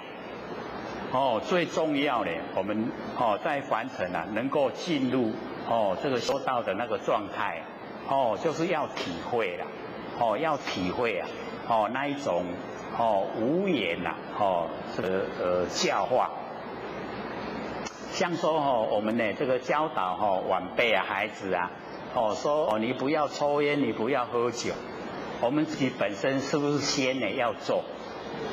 自己本身呢，先不抽烟也不喝酒，然后呢，自然我们要教人的话，他也会学，不用说出来。假如说我们这个一直在这个抽烟一直喝酒，然后呢教导人家说叫人不要抽烟不喝酒，那是不是就这个言行不符合了，对不对？所以那个不言之教很重要。父母亲呢，怎么这个做呢？那个儿女会怎么学？就会学习所以这个在家里面的那个所有行为就很重要。所以那个行不言之教，就是要以身教，代替言教。不用说话，你只要本身的那个晚辈都会学啦，他自然会学，所以呢，这个很理想的是一种状态，万物作焉而不辞这个万物，天地之间万物它呢都是这个生生不息，它不会推迟不会这个很疲劳了，不做了，不生了，不会，只要我们这个经营的得法，你就是有这个种子，然后呢有土壤，然后有阳光，然后有水分，然后呢照顾它一定呢生长，所以万物这个作焉而不辞。天地之间呢就是这个样子，很努力呢在这个生长万物。假如说呢，天地之间没有这一些万物我们也就没有办法这个生存的下来。就因为有万物呢作焉不辞，然后我们才可以一直繁衍一代接一代。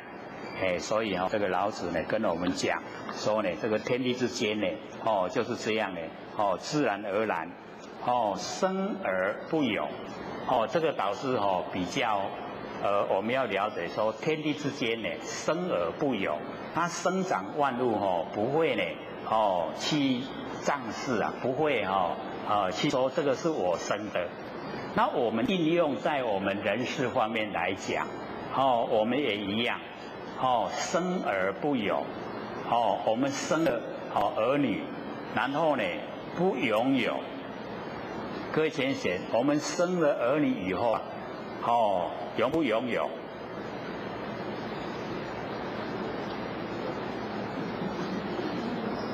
拥不拥有？我们整个大环境啊，整个社会啊。拢把迄个囡仔生下来的那个儿女呀，都当成自己的财产，都当成自己的一部分，所以都生而拥有，不是那个生而不有，生了以后啊不拥有，所以这个要从真理着手，因为我们要知道，我们可以生出他的身啊。生不出他的佛性啊，所以佛性跟我们是平等。那我们呢，生下来以后啊，要把他当朋友看待，容不容易？很不容易哦。我们都会这个讲说你是我生的，你就是要听我的话，都会这样啊，对不对？所以老子他就跟我们讲说生而不有。我们生了他，不拥有他，这个呢就是很重要的一个观念，这样的话就会这个在很小的时候啊，就建立一个平等，那个思想，没有说这个我们呢这个长辈啊，父母亲啊，就非常权威啦，因为不拥有的话，教导啊，就很正确。我们在教导孩子的时候啊，那个就很正确，因为把它当成是平辈，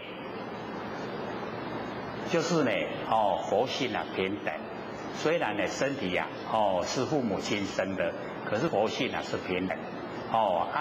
身体是父母亲生的，所以要教导他呢怎么样在凡尘立足，那个是需要所以要这个教育那个教育需要没有教他不会一定要教育。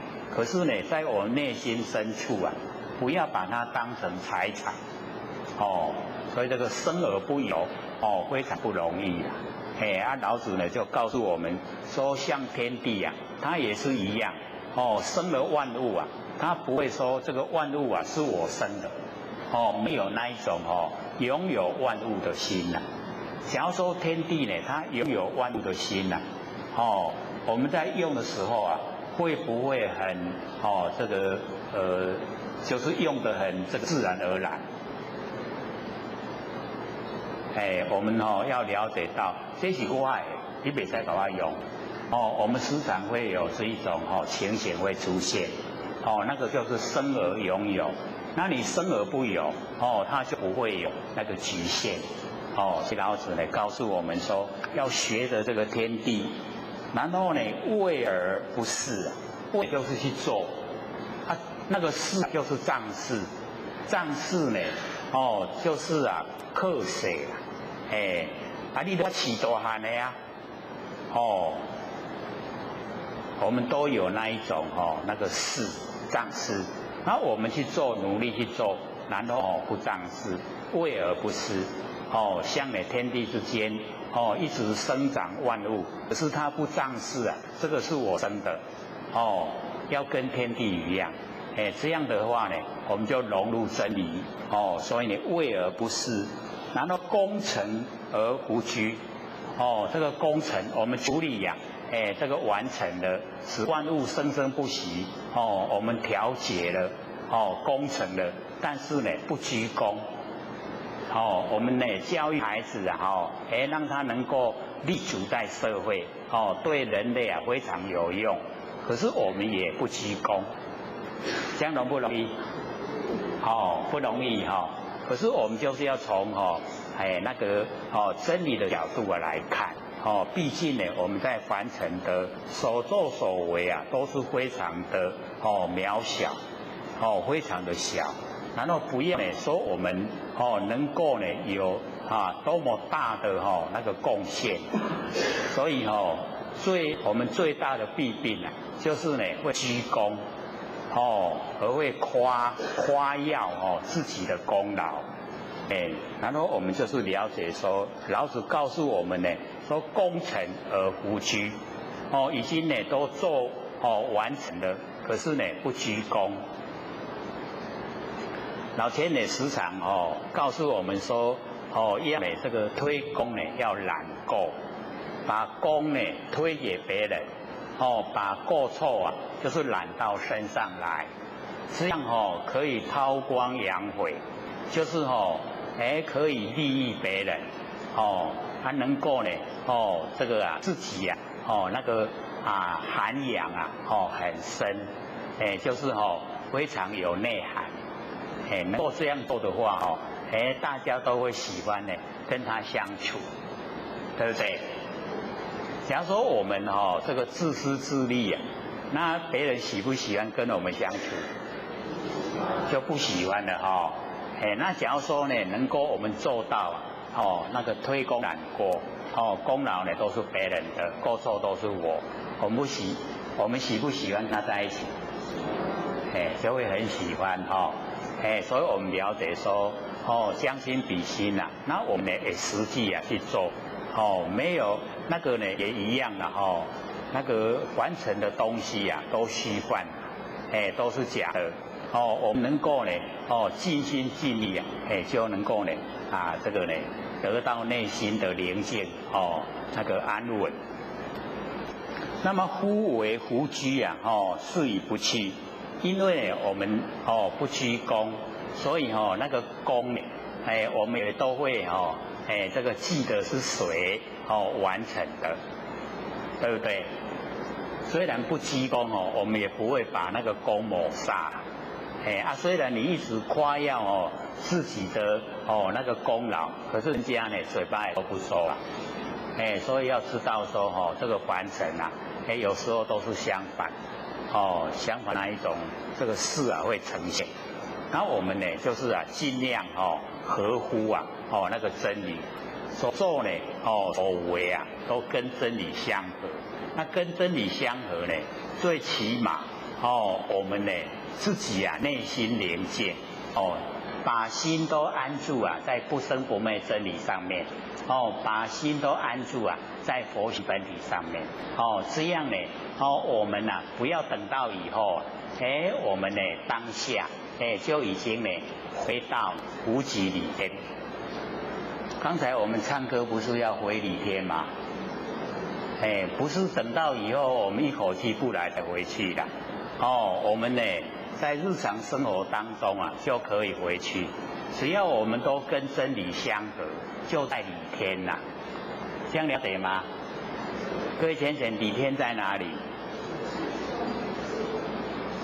就在我们心中里天呢就在心中理气象，我们要了解理就是我们不生不灭的佛性本体，气呢就是我们呼吸之气，象就是我们身体理气象呢就在身上理天气天象天都在我们身上都在当下了我们要了解说我们当下呢了了分明，当下呢都是知觉性很强，那个呢就是理天我们都住在理天不用再另外再找。各位浅显，只要说另外找的话，要到哪里去？到太空去在那个太阳系的外面所以要了解说我们这个佛性它是非常的奥妙尽虚空遍法界不只有太阳系整个虚空全部都是都是我们如如不动的真心佛性只要我们努力的去研究啊，我们就可以进入我们可以进入啊，我们如如不动的佛性本体。之前或许不是都常用那个照相机的原理来说嘛？各位有没有体会啊？我们要知道我们都有玩过那个照相机呀。照相机呢，要按快门的一刹那绝对不能晃动。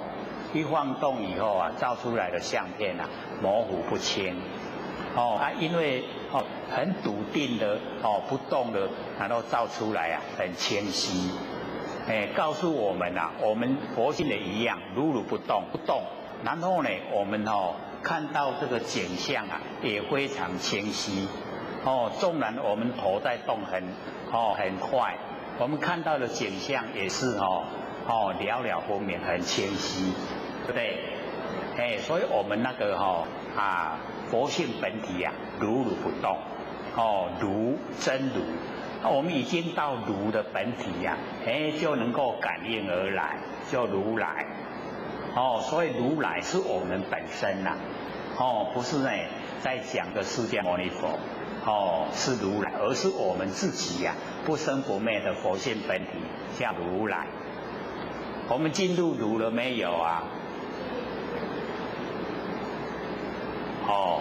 不生不灭的佛性本体呀，称为如真如，如，所以我们修呢就要进入啊，我们那个不会生不会灭的那个佛性本体就如了，然后我们能够久的时间呐来培养它，都可以感应而来，感应而来的时候啊，那个是大用，大用无限，我们的佛性啊。功能大用无限，可是我们现在本体还没有培养茁壮，大用呈现不出来，能够呢有六通就不错了。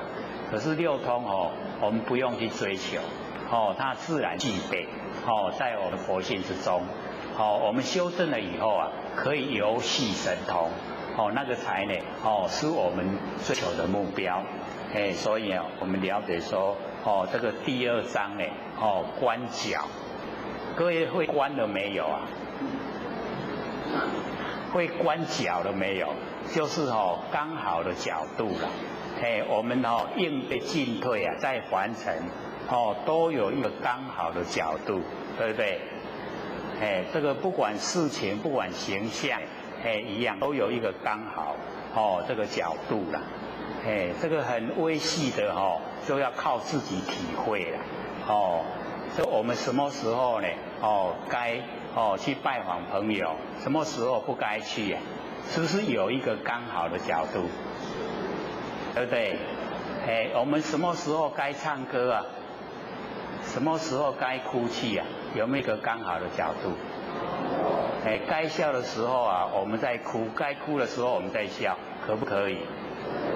那个角度不合啦，所以我们就是要能观角，刚好恰到好处啊，那个叫角，然后能够观妙，妙呢就是我们不变之体，那观角就是我们随缘之用，这样会了吗？不相应，你讲几波拢直接搞我催眠呢？有没有啊？比较好睡了或许不阻挡啦。为什么？因为或许有讲过，当你在这个朦胧那个度孤的时候啊，不会做梦，然后也不会起心动念，那个是中道最理想的状态所以你就好好享受你那个朦胧，体会那个朦胧，都不落入两边，也不起心动念，也不做梦，那个状态，就是我们不生不灭佛性本体所呈现的功能作用，很殊胜。各位有没有体会啊？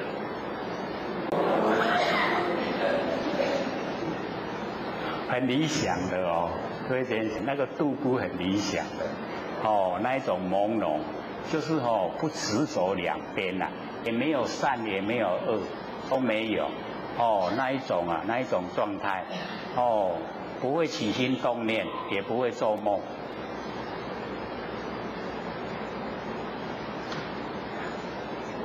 可是假如说哈，我们在研究真理的时候，经典哈，看经典的时候啊，一翻开经书，然后就想睡，然后那个经书一盖起来哈，精神就来了，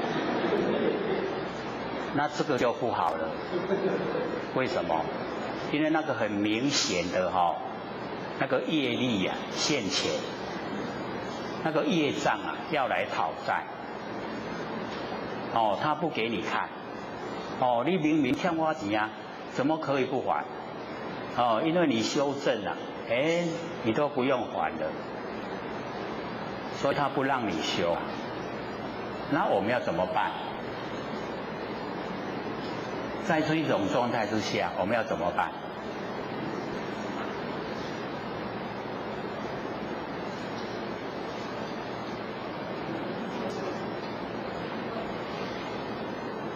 所以哈，我们在日常生活里面呢，哦，在现象啊，哦，我们身体方面，哎，就是要做一些那个善事，利益众生的事啊，哦，在身体的方面去做一些善事，然后在精神方面呢，哎，我们就是要强打精神，哦，在那一种状态之下，哎，我们可以有很多的方法来把这一些克服。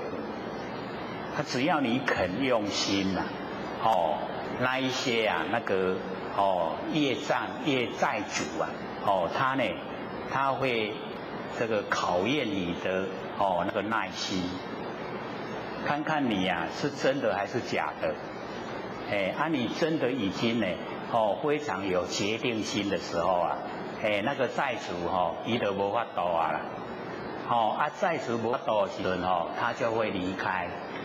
那离开的时候啊，哎，你精神就有了，哎，精神有了看经就看得懂。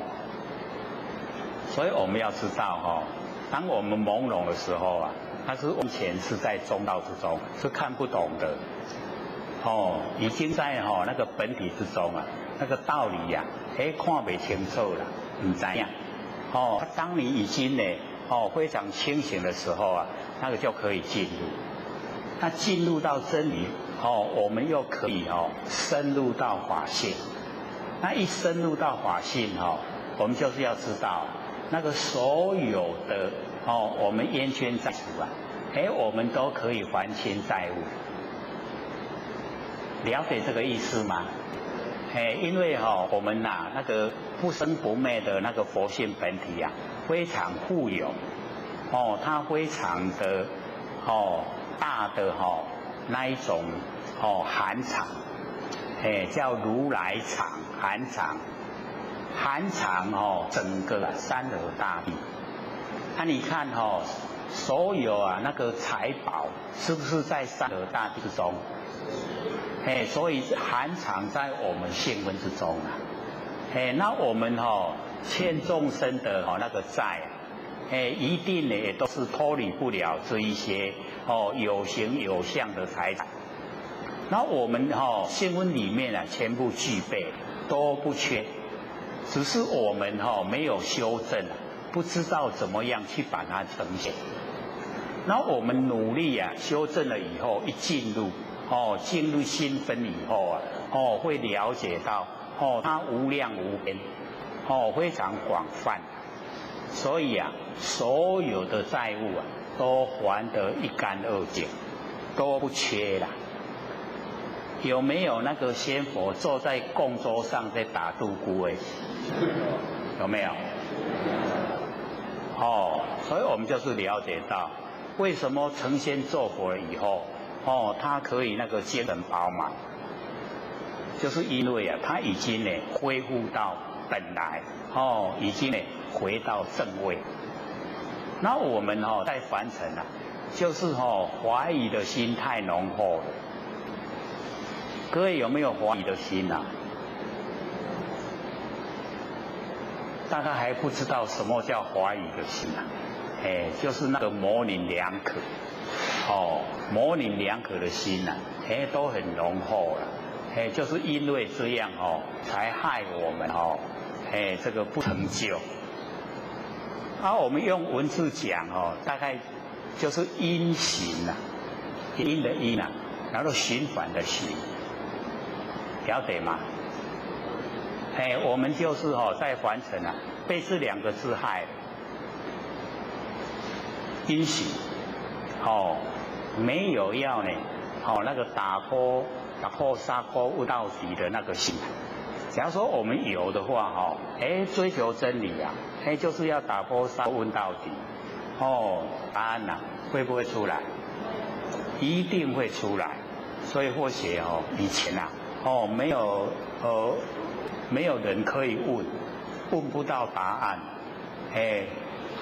各位啊，要怎么办？或许那个时候体会了，就是问天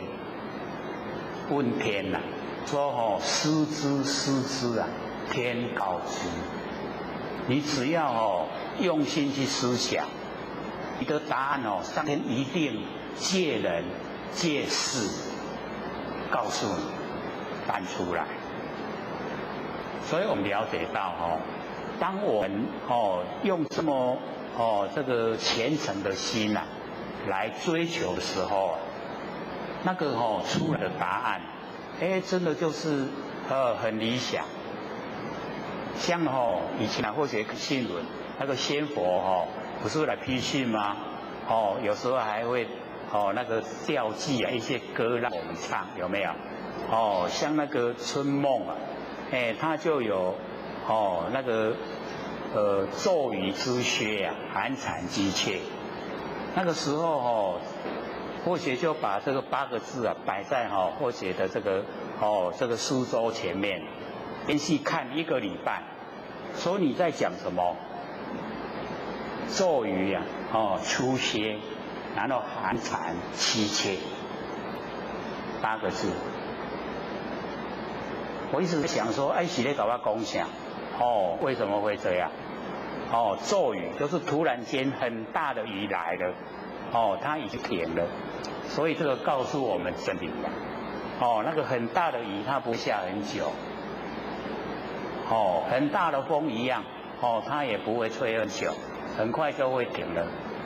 那寒蝉呐是夏天的时候在叫，它的生命才7天呐，一出生以后啊就一直叫到它死亡为止。那变寒蝉，它不叫了，那为什么不叫？本来是夏天的蝉，为什么变寒？变寒寒冷的冬天。所以我们就是要了解到那个呢佛菩萨一直告诉我们要修道啊，我们都这个不把它听进，不听进我们的心里面，然后我们会遇到灾难。遇到灾难的时候啊，各位学姐怎么样？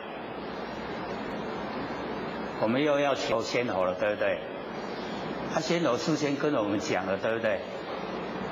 我们听不听？之前讲都不听嘛，那个灾难来的时候听不听？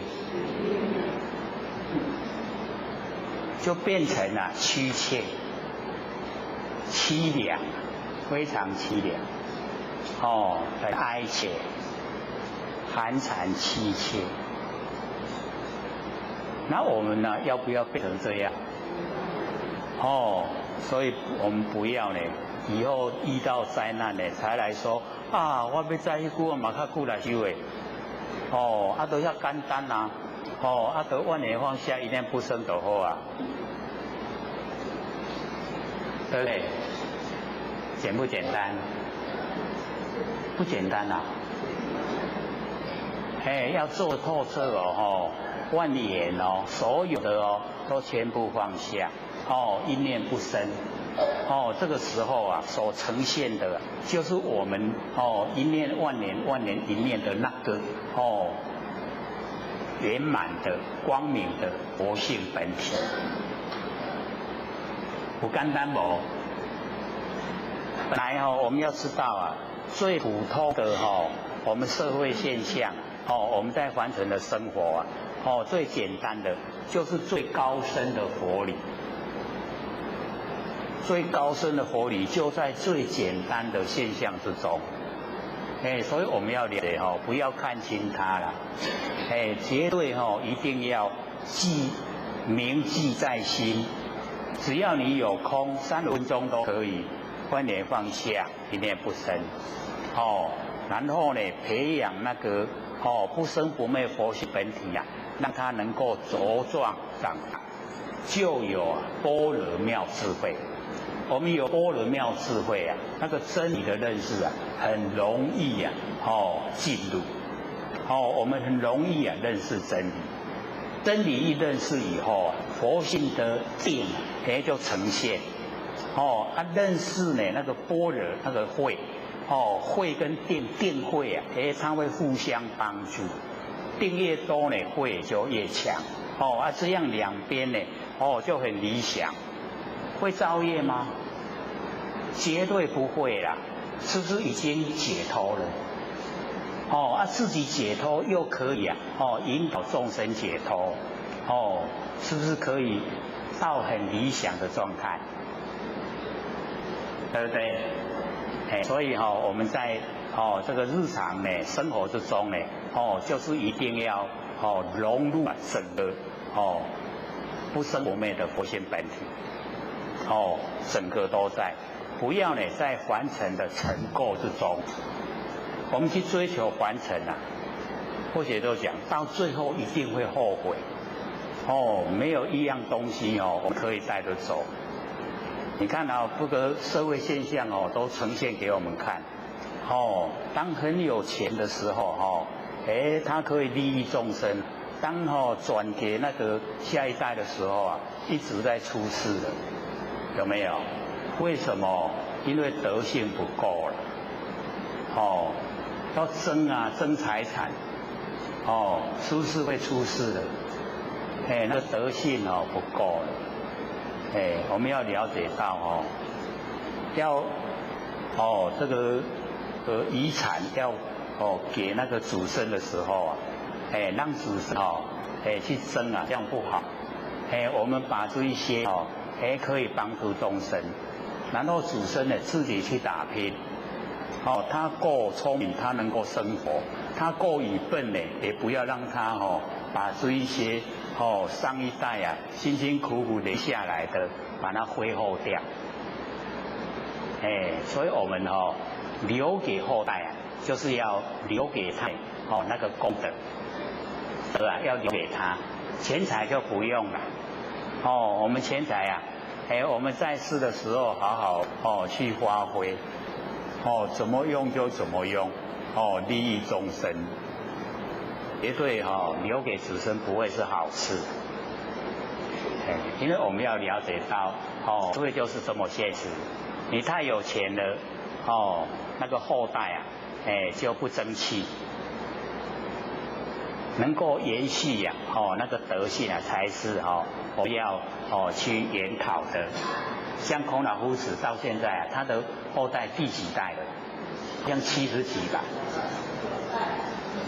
，70几代嘛，79，到现在都受人尊敬，2560年，孔老夫子啊诞辰到现在啊。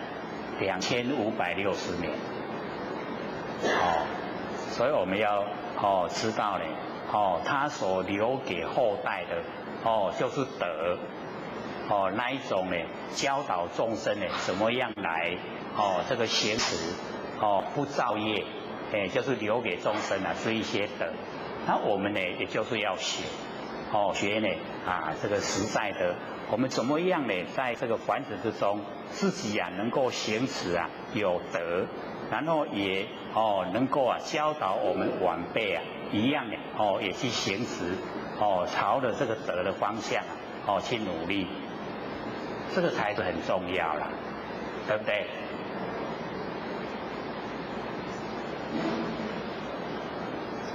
那我们呢，这个接着就讲这个第3章安民章。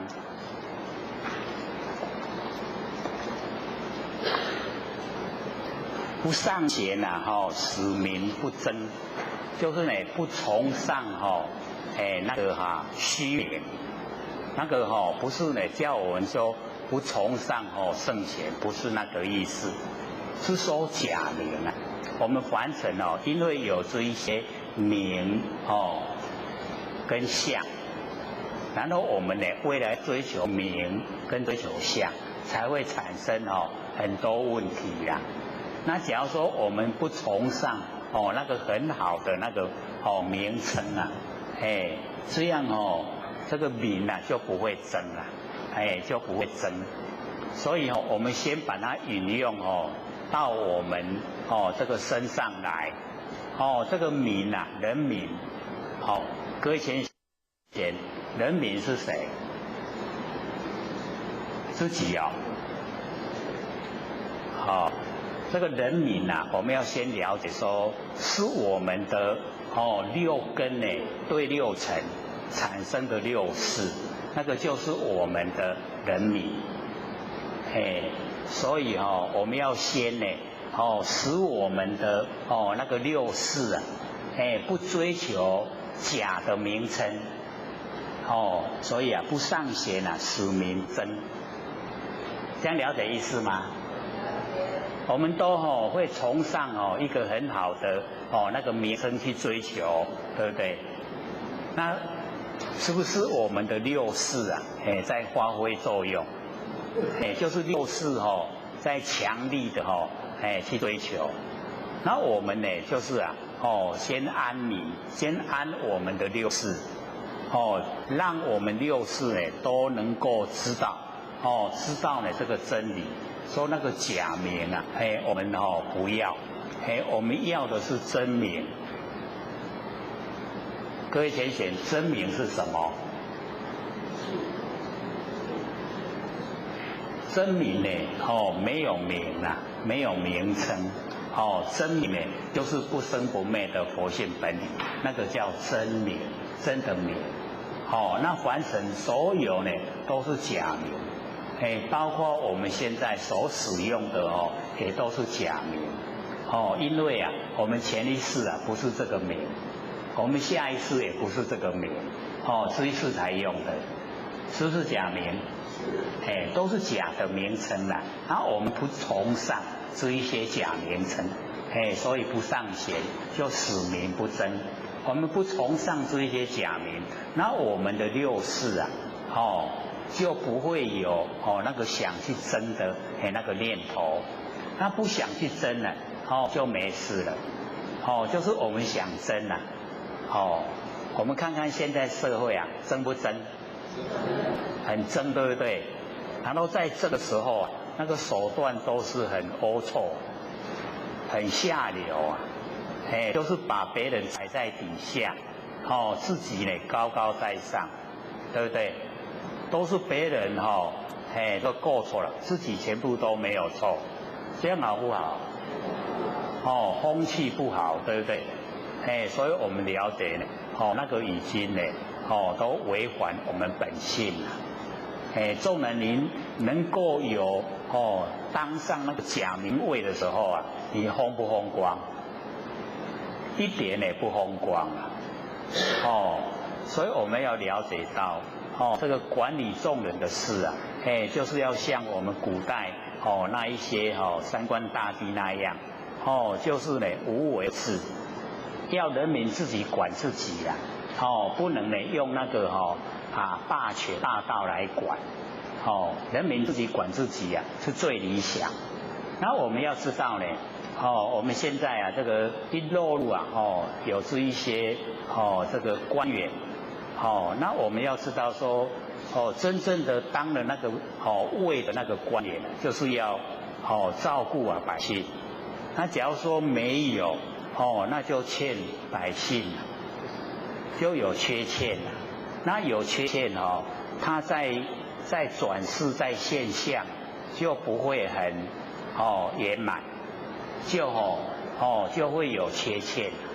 所以我们要知道说当一个领导者，你都一直在念财呀，是不是众生的那一些血汗钱？众生想不想要回去？那会变怎么样？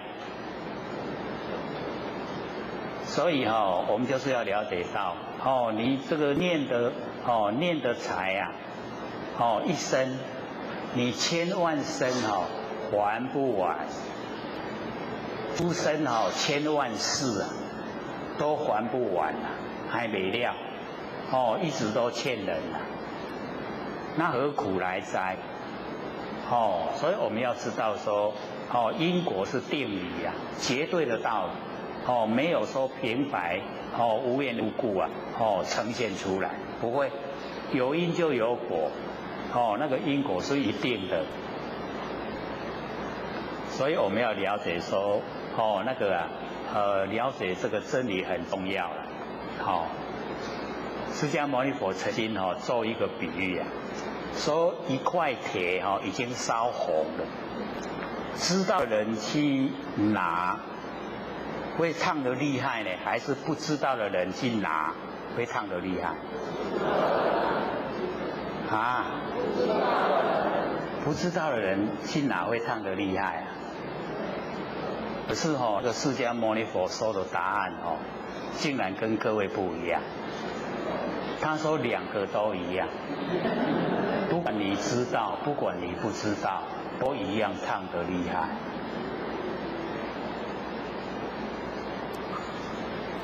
跟着我们想象竟然不同，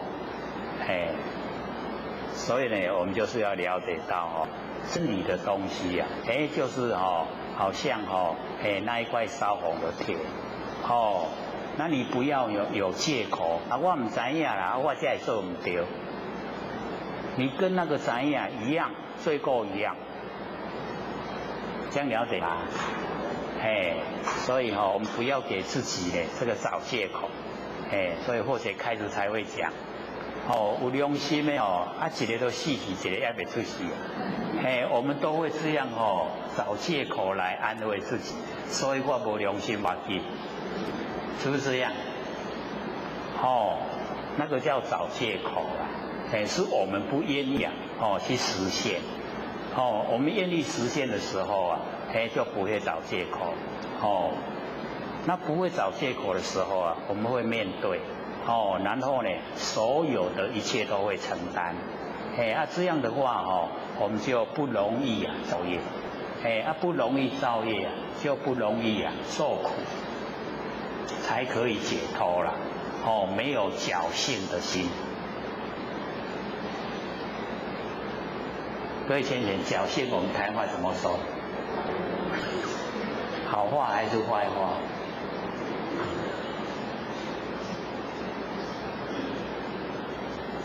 所以这个不尚贤使民不争，不崇尚那个假名，使我们的那个六识啊，不会起心动念，都不会呢去争这个不必要的那一些假名相。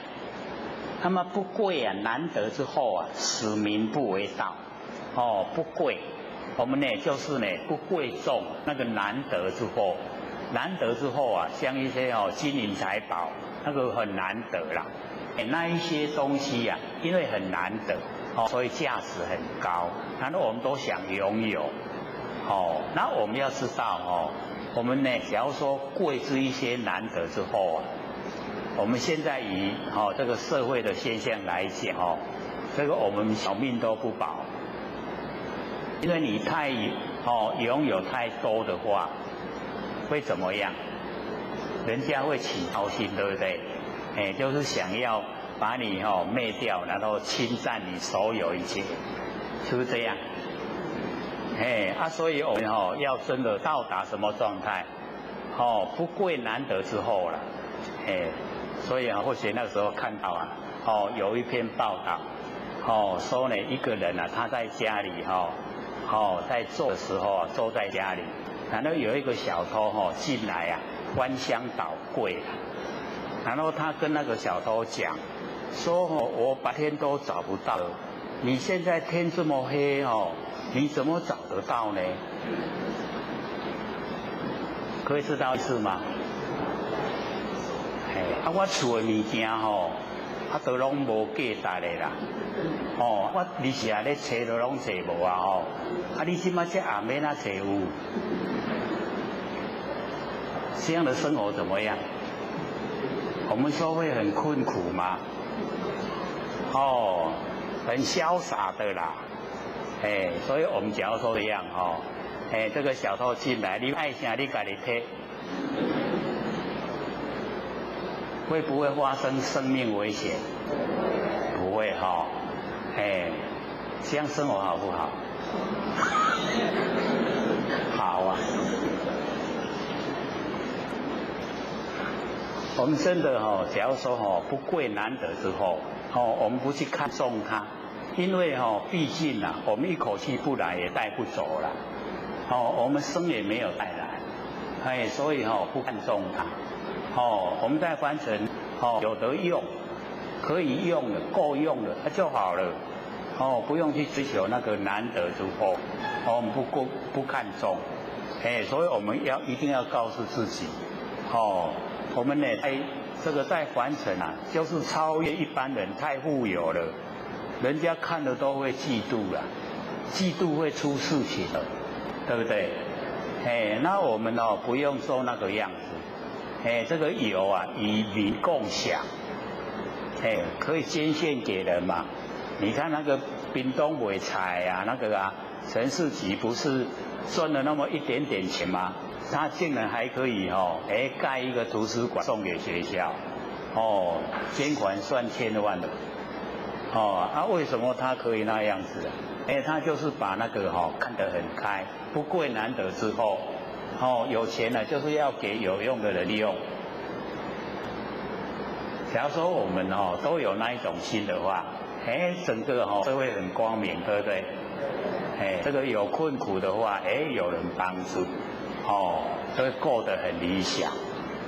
所以我们了解到那个这几天的那个报纸就登一个新闻，就是一个老家了他看人家那个面炉的那个车真差，伊去甲伊迄个车头迄个引擎盖去甲伊刮伤了。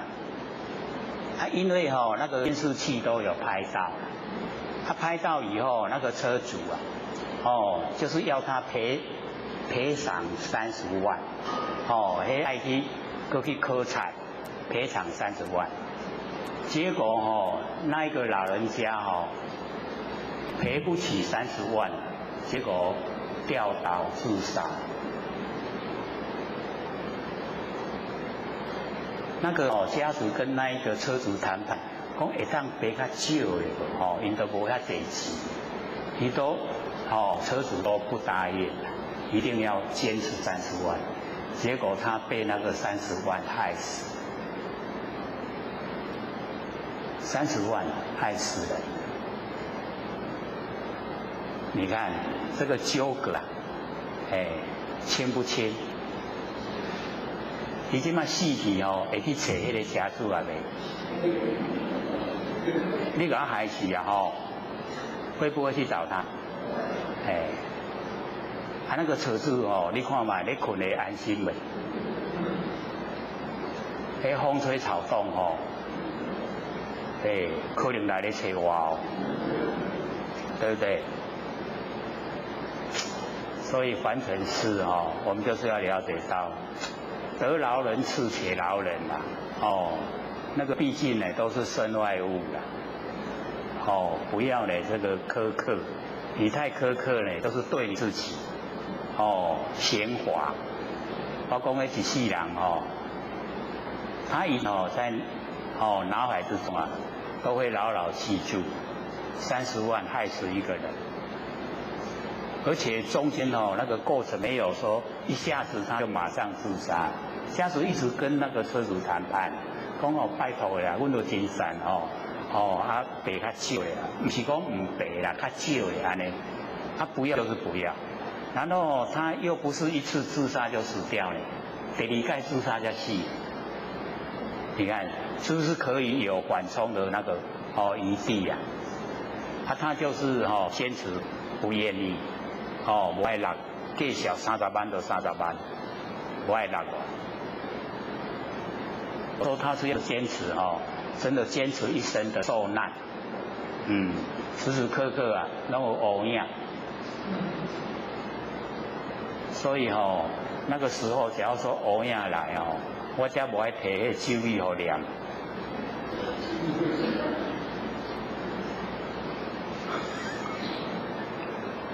因为我们要了解到那个我们那个诸行就是我们主人翁啊，没有很强盛的时候有一些幽冥鬼魂，他会进我们的身就是来利用我们的身。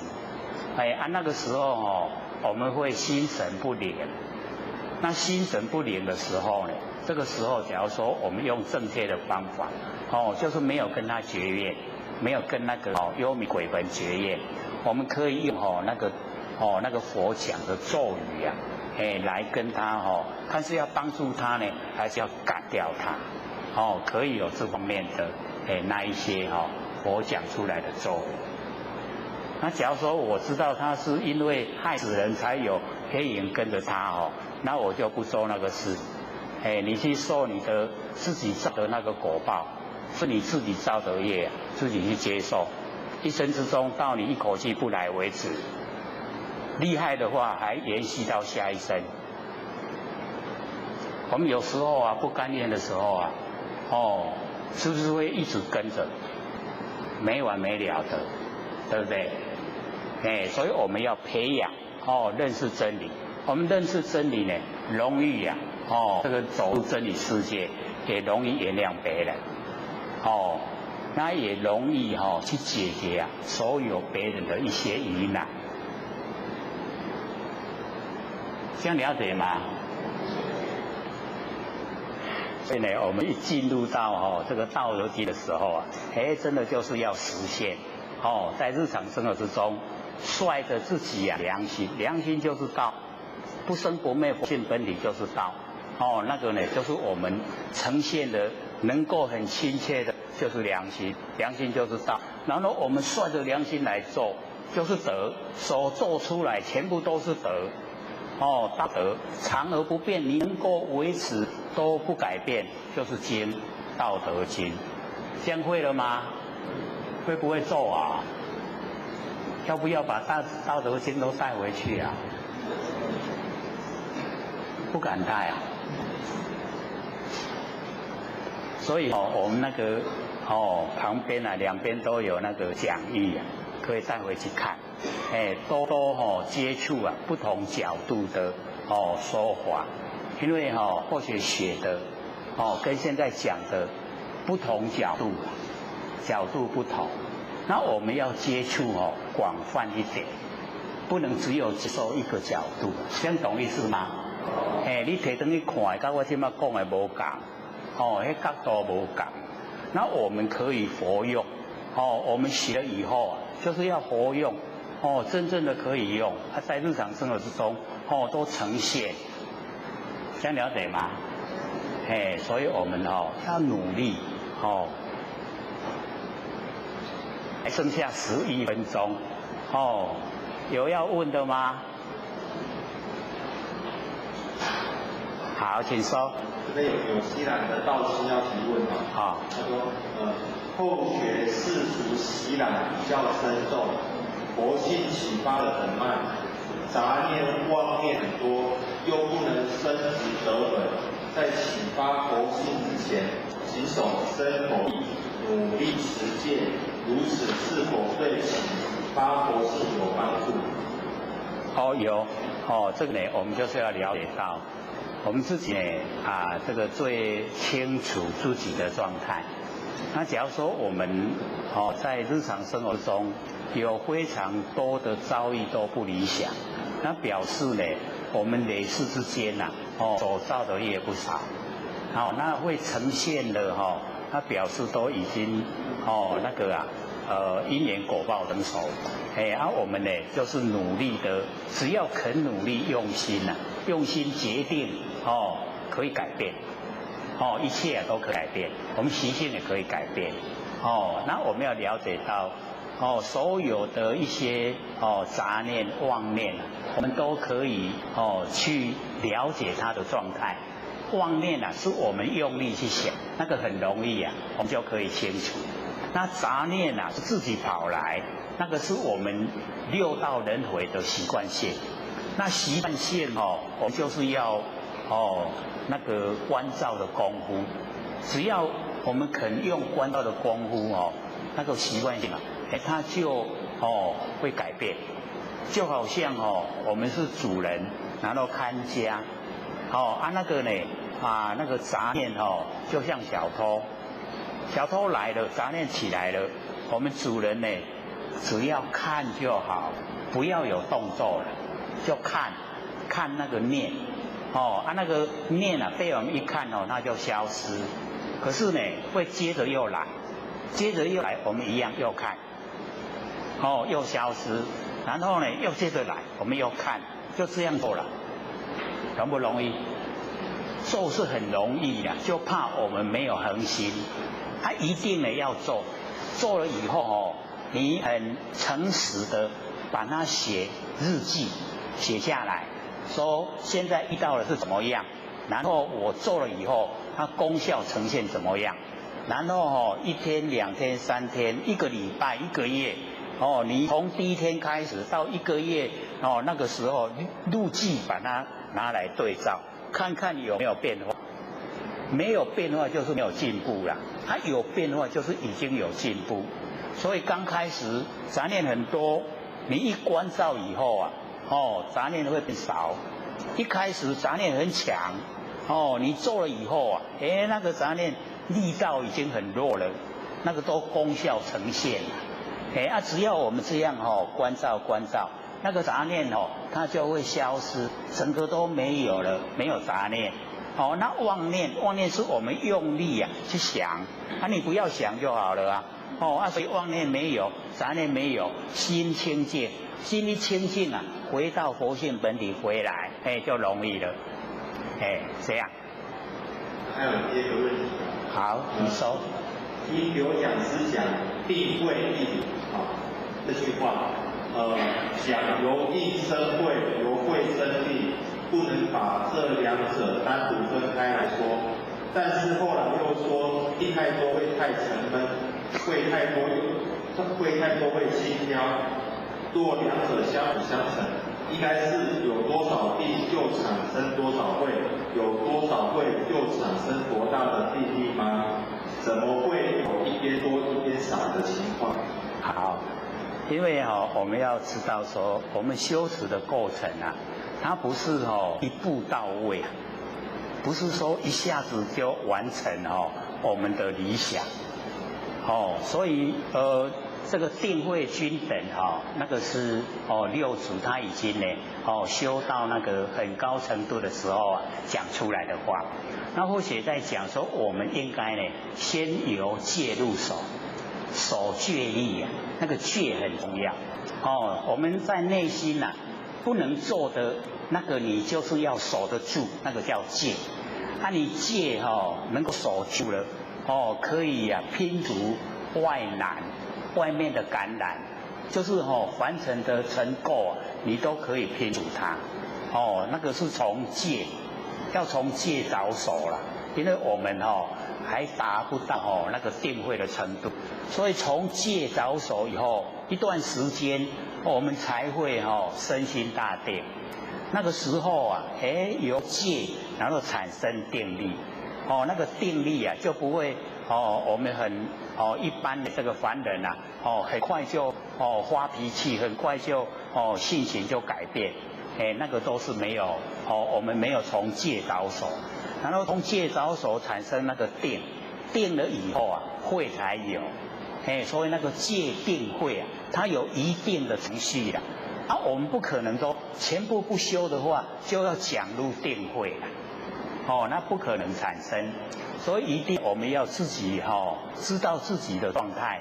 假如说我们的那个嗜好太多，你一定要先戒掉那一些嗜好。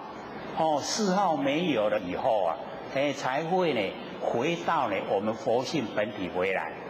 看我们对佛性本体的了解。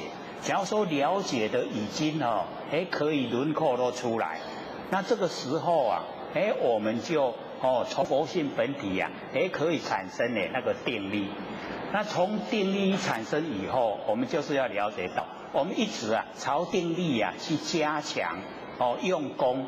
那这样的话呢，时间久了，变成我们会昏沉。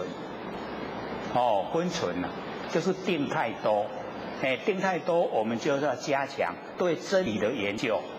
对真理的研究啊，就是加强慧。那慧跟定呢，它到后来才均等。不是开始就可以到达那个状态了。因为六祖讲的是以六祖修持那一种到佛性本体是很久时间的那个状态，才讲定慧啊均等。没有说定先，没有说慧性啊。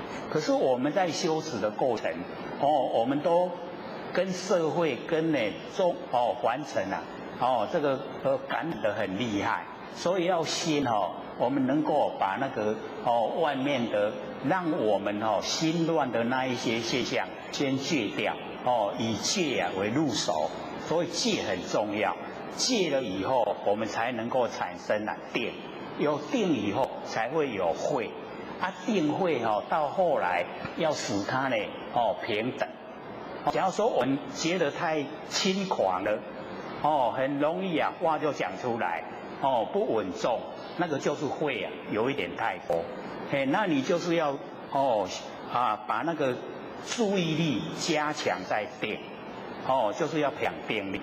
那假如说已经定得太够，定得太够我们就会感觉就是昏昏沉沉啊，就是不清醒，那个时候啊，我们自己调整，看看呢我们是什么状态，不能在那个感染凡尘都没有清楚解呢来讲那个定慧，那个没有用的，所以我们一定要了解说，我们程度上啊，会有差别。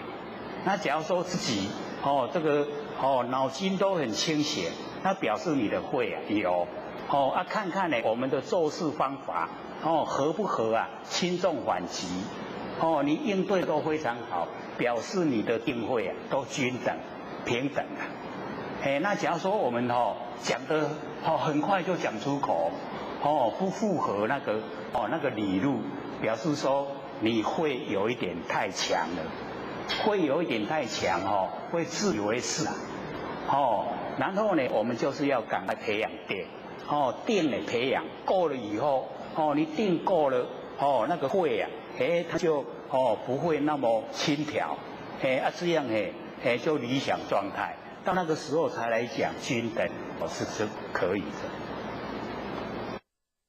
不学三道天师德，老天天大德，以及感谢呢各位前贤给获学的机会学讲。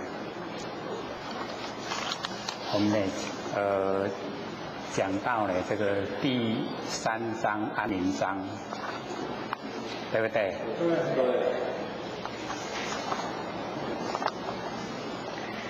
各位有没有把这个《道德经》带回去啊？还有没有把《道德经》又带来了啊？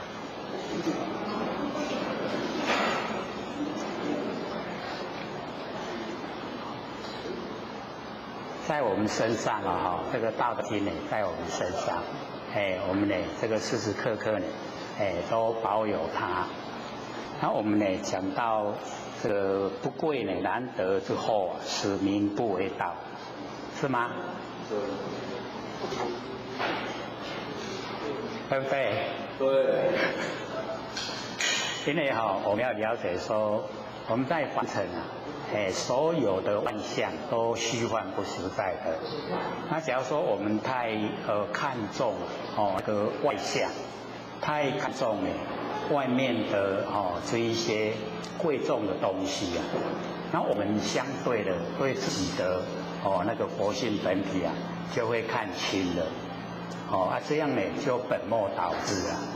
我们要看重我们佛性本体，然后呢要看重呢所有外面的所有这个现象，所有的一切呢，我们都把它看清。这样呢，我们的这个追求方向啊才是正确。那么接着呢，这个不见可欲啊，这个使民心不乱，不见可欲。我们了解这个可欲啊，就是我们心里面想要，我们这个心想要可以说是造业的最大原因。那我们要了解说，造化都引诱我们，要我们去拥有这一些这个实在有的东西啊，不知道呢这些东西啊都是变化无常，会引起啊我们想要，那我们假如说呢不见，不见可欲啊，那我们就不会造业。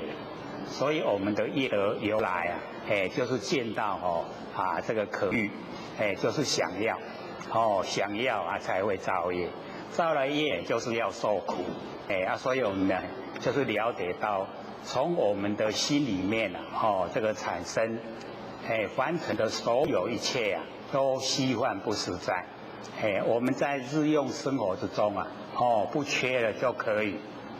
我们有的吃，有的穿，然后有的住，这样就可以了，所以啊，那个可欲啊，我们就可以把它摒除，那我们的那个六识啊，就不会产生那乱，心里面呢就不会乱，民心，这个民啊就是我们自己本身，是以啊这个圣人是智。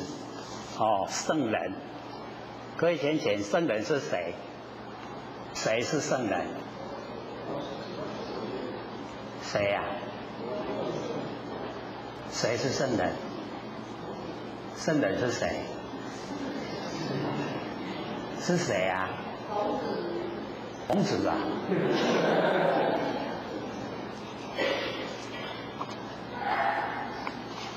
各位浅浅，我们要知道圣人就是我们不生不灭的真心佛性，我们的真心佛性啊，就是圣人，这样知道吗？都敢承认吗？会想说个不是，还不是我们那个不生不灭的佛性啊，还不是圣人。可是我们要了解到。我们呢，只要把佛性启发的，按照佛性来做啊，他就是圣人。所以圣人就是我们不生不灭的佛性本体。你知影不？你圣人是谁？就是我们自己啊。要承担就是要承认，要承担不要呢推到外面去。外面没有了，就在我们自己呀，不生不灭的那个真心佛性本体，就是圣人。我们一定也要启发。各位启发了没有啊？都启发了已经1年了都要启发了。他就是圣人所以圣人就是他。我们呢要了解到，所以这个圣人。是以圣人，然后我们再回过头来看前面，不尚贤，使民不争，不贵难得之后啊，使民不为道，不见可欲啊，使心不乱。我们从我们的圣人之发，不尚贤了，不贵难得之后了，不见可欲了，是不是都很容易？对不对？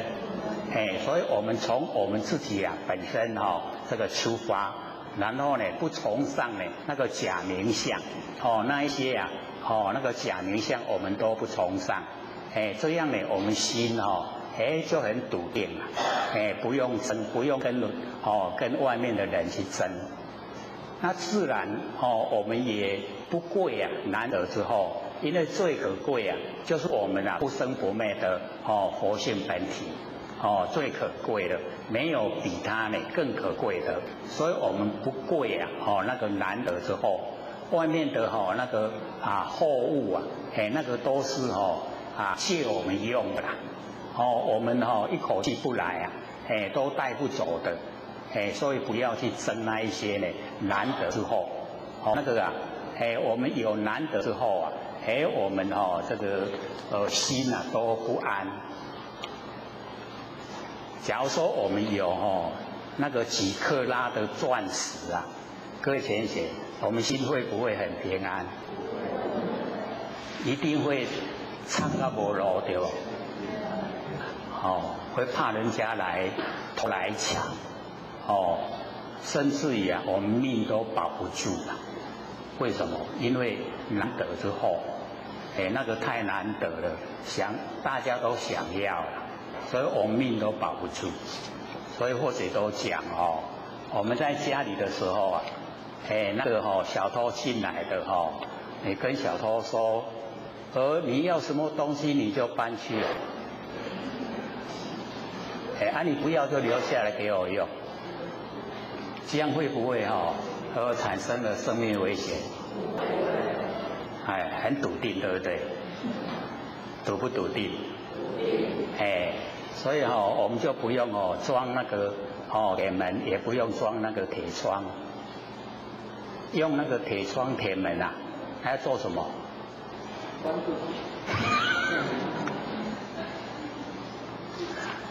监牢狱里面就是要铁门铁窗那关那个囚犯就是犯罪了才要关在里面。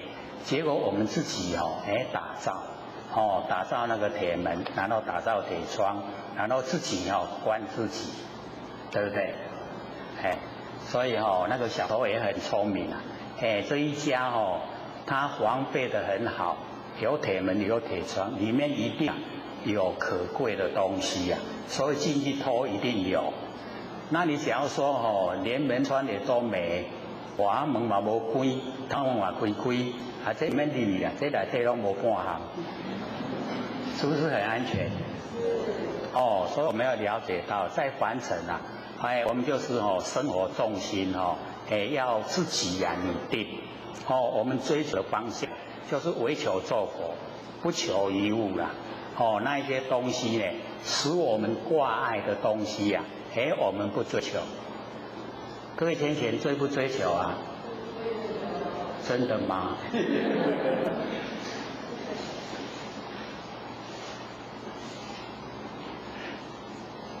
所以只要生活上日用不缺，各位前人要记得，日用不缺就可以了，不用追求那一些难得之后了。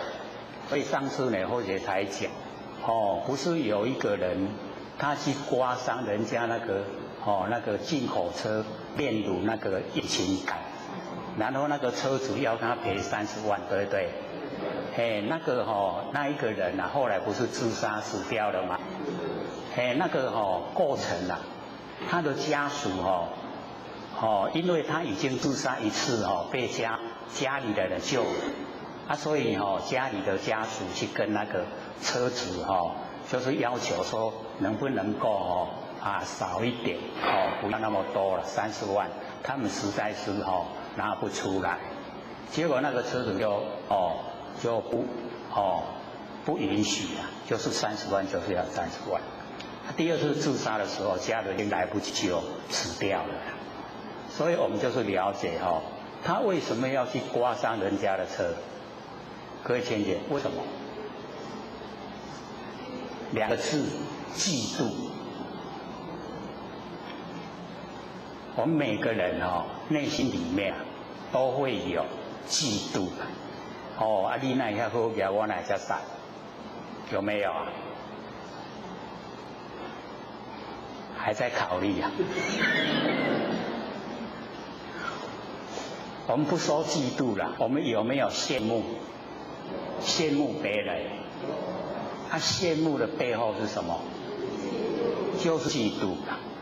所以我们要了解我们在羡慕别人的时候那个背后就是嫉妒，看不见的。那个嫉妒啊看不见，那就是看不得别人好啦。我这善利啊，你好好呀，买进口车得贵，所以他就把它刮伤了。你看这个心态啊，是不是不正？我们要学着慈悲喜舍。第三个那个喜啊，随喜。我们时常这个开法会，先我来介绍都会讲，说随喜功德是无边呐，有没有？随喜啦，别人得到好处我们要高兴，不要嫉妒。这个蛮难做了，因为我们那个那个深根蒂固的习性就是会冒出来，都会这个眼红啊，会不会？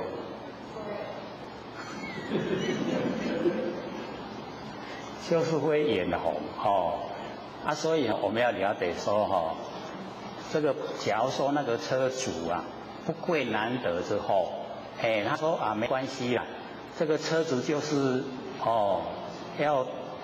要代替我们那个脚行路用的啦，没关系啦，那个只有刮伤而已嘛，车还会跑啊，纵然车都没有也没关系啊。你看这样心胸不是很宽广吗？对不对？就不会说去害死一个人了。他贵难之后啊，所以各位先生，我们也都一样你看我们这个在这个社会生活辛辛苦苦持续的累积一些钱买一部车，这个车子一买回来各位先生，我们重不重视？很重视尤其假如说是先生买的话他那个照顾车子的那个程度啊，一定比那个照顾太太还要来得殷勤，还要来得努力啦。那个车子安尼顾到拢安尼袂使一点唔好，太太无要紧啦，对不对？不对啊。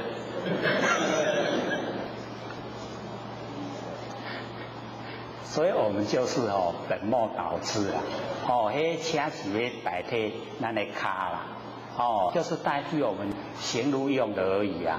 那我们现在没有车也没关系啊，我们可以那个外面叫计程车或是坐那个大众运输，这样就可以啊，一样是走路嘛，我们假如说这个时时刻刻都有运动，身体会比较健康啊。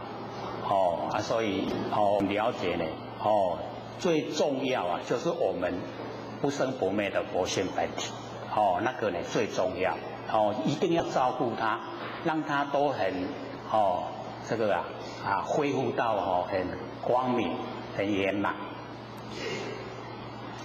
我们照顾佛性的那个心思都可以说都不够，那照顾身体倒是很专注了。很投入的很多心神以及金钱直直甲顾直直甲补有没有啊？这个很正确的啦借假修真身体要照顾好啊，可是不要过头了这个养生要刚好就好了我们很努力一直照顾会不会死掉？终究是照顾不来的，他还是这个忘恩负义。我们身体拢无想讲甲顾到遐尼好顾安尼要死就要死安尼对不对？有没有忘恩负义？所以刚好就好。我们养生呢刚好就好，重点一定呢要放在不生不灭佛性本体，不要呢让它有一点那个这个瑕疵我们要知道说佛性不光明的，我们一定是在六道轮回，没有办法回归本位，成不了圣人，那我们要成圣人就一定呢就是要光明，一定呢要圆满。再翻成呢，做事做人都要圆满。各位有没有在做人做事方面都很圆满？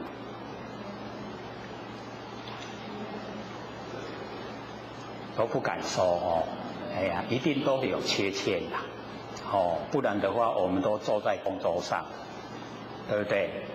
哎，如果很圆满的话哦，哎，我们都一起坐在工作上，就是因为哦还没有圆满，哎，所以坐在众生的位置，对不对？众生的位置好不好坐？众生的位置不好坐啊，那什么位置好坐？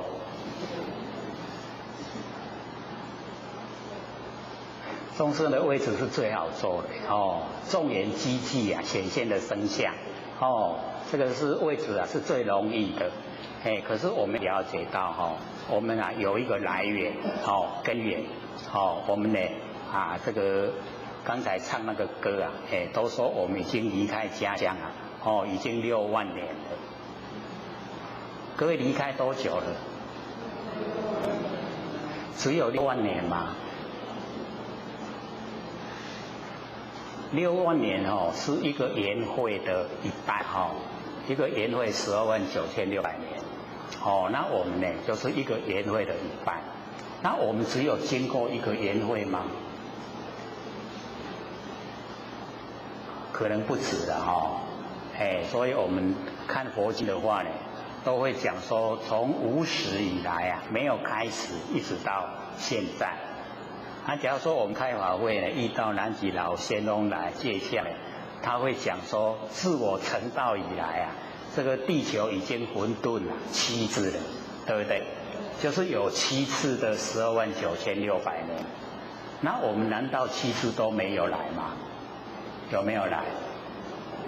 有没有到凡尘来？安尼几年啊？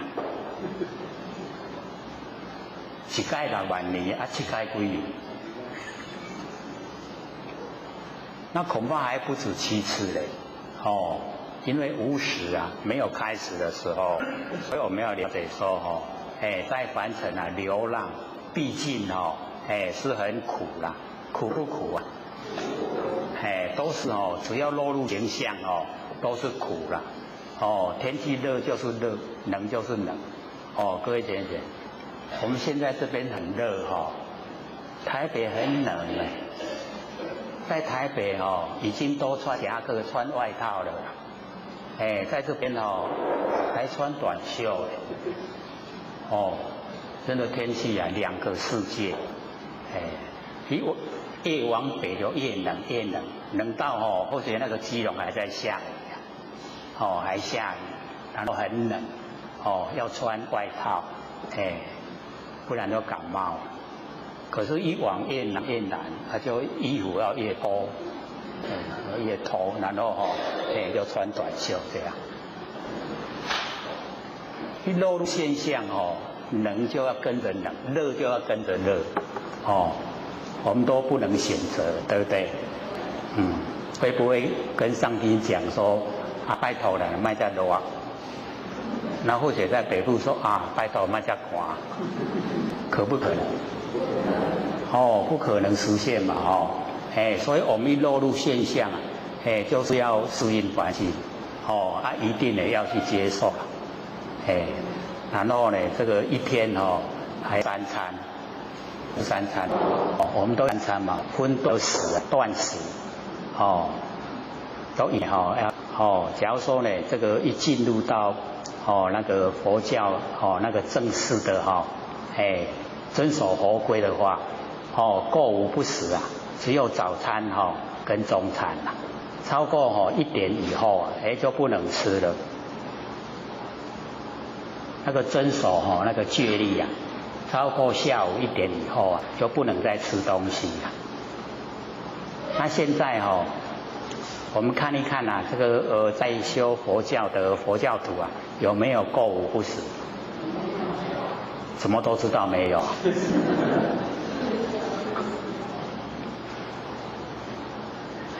所以哦，那个释迦牟尼佛制定哈、哦、这个戒律啊，哦，他说不是修无益之苦啦，因为我们吃东西呀、啊，哦进到我们体内以后啊，哦它会呢。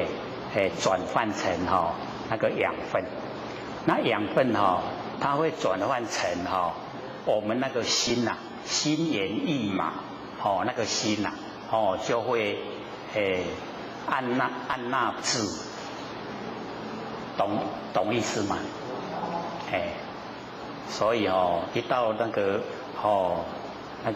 青春年岁的时候啊，会怎么样？就很难修，对不对？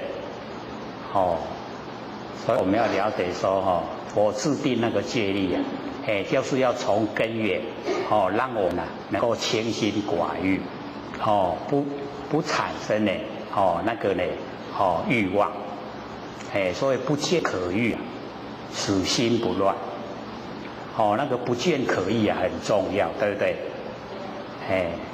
看现在很多啊那个炸鸡排，那个走过那个摊子的旁边啊，那个味道都怎么样？很香，对不对？香不香？不香啊，平常太咬。所以这个叫做引诱了，在呢这个北部呢这个赚钱比较容易所以那个引诱口袋刚好有钱就去买，然后吃了以后那发胖很快，因为那一些都是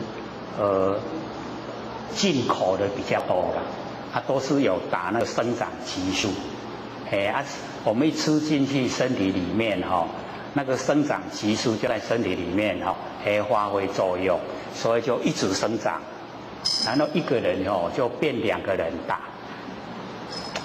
就很棒所以我们要了解那个都超过我们心脏的负荷，那个胖的人真的不是福啊。我们看到很胖的那个人我们有什么感觉？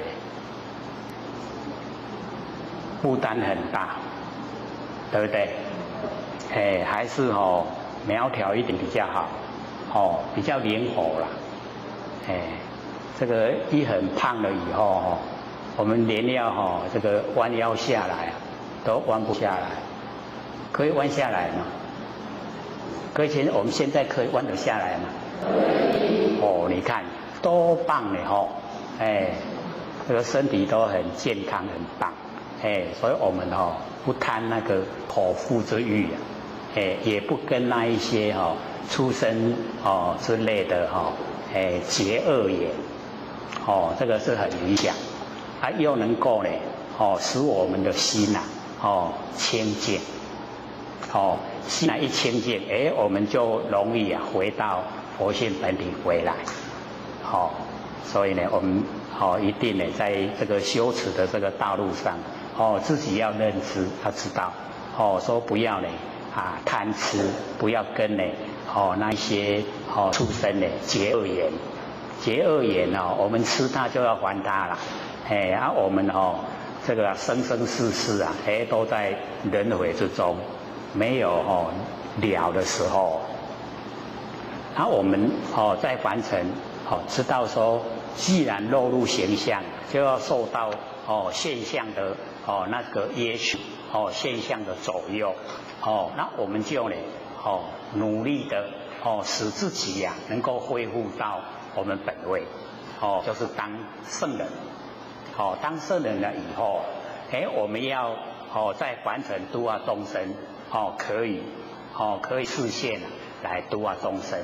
那我们假如说要到别的佛世界，别的地方去度化众生，又可以去那我们现在都在南赡部洲了，别的地方呢我们都去不了，我们被局限在这个地方，所以生活呢都不宽广，再怎么宽广也只有地球了，太阳系现在发展呢就是要到太空去去生活，那要花费很大的那个经费，那也不很实际最好呢就是我们呢能够修正到本性的成仙咒佛，全白衣化身，又可以呢到所有的佛世界，不管是西方的极乐世界，东方啊琉璃世界，南方呢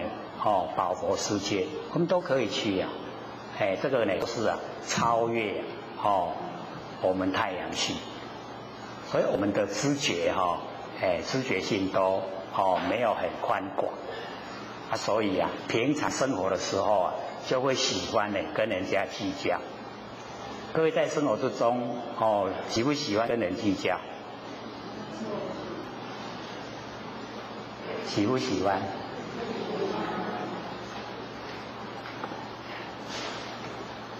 我们在这个研究这个真理的时候呢，会了解说就是不要跟人计较。可是当我们遇到事情的时候啊，计不计较？是很会就要计较所以呢，就是要能够呢这个学的比较实在认知啊比较实际。真正的知道了就要去做，知行呢能够合一，知道呢说凡尘啊不值得计较，那我们呢真正的呢就不计较，心啊能够呢培养得很宽广。所以我们讲到呢这个是以圣人呐圣人之治，圣人啊怎么样来治理呀我们的这个日常生活的行为圣人之治啊就是要虚其心呐就是把我们的心全部呢都让它呢能够虚就是空虚了，全部都空了。所以或者就讲那个颜回就是把那个心已经空到全部什么都没有。所以这个虚其心就是我们之前研究的那个万念放下万念全部都放下，那个心真的就是虚了，已经都全部空虚了空虚到这个极点了真的什么都没有了，那个万念都放下了，这个时候一念不生，万念放下一念不生，所以恢复妄都尽了，恢复到真。所以我们对颜回的了解他就是克己护离克服自己的脾气毛病，克服自己的所有愿望，克服自己的所有意念，全部克服。克服了以后，恢复到那个理就是佛性本体克己复理，已经恢复到佛性本体，就是天性整个都跟天性相符合。所以颜回成就让我们呢这个学习那我们能够呢在生活之中呢去做万念放下，念不生我们一样跟那个颜回这个当呢圣人。各位有没有想当圣人的心因为我们要了解到这个最就近的就是恢复到我们的那个本位就是每一位都是佛都是圣人，那我们都恢复了恢复到本位了就不用再凡尘受苦刚才就讲凡落入现象就一定受苦了纵然再怎么有钱怎么享受一定是苦了不可能说很闷热的天气都躲在冷气房里面，毕竟还是要出来就很热你也要接受这个天地之间的热天之间的变化我们都要去接受所以呢我们就讲说煎熬，我们在凡尘受煎熬福报的人呢就感受比较浅一点。那假如说我们这个出生就比较这个不很富裕的家庭就会感受很深各位有没有感受很深有没有受到呢？这个煎熬的生活？有啊。我们用煎熬2个字就是可以说很难过那个日子啊很难过了。那假如说我们说这日子的过足紧的，那个就表示过得很如意啊。各位的日子好不好过？好不好过？好过。好过就要努力修道因为很快啊，一生就过了一转眼啊100年，我们一生也就过去了。所以我们回想啊我们现在都有一点年岁了啦，对不对？然后有一寡年岁啊，我们回想说怎么走过来的，是安那行到这么年回来，有没有这样想过？怎么走过来的？值不值得？我们走过的道路啊，所作所为啊，我们认为值不值得？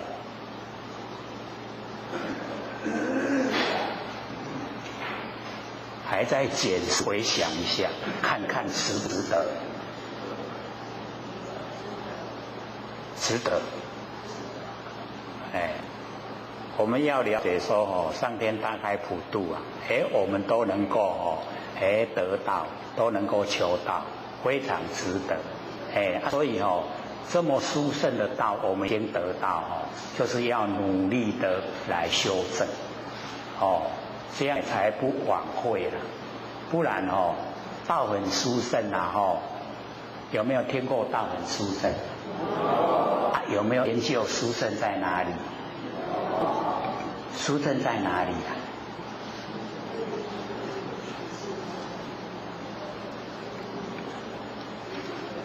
殊胜在能够使我们成仙作所以我们要了解到道的殊胜啊它是讲不完的，可是最直接啊在我们身上，就是能够让我们自己去体会我们可以成仙作佛。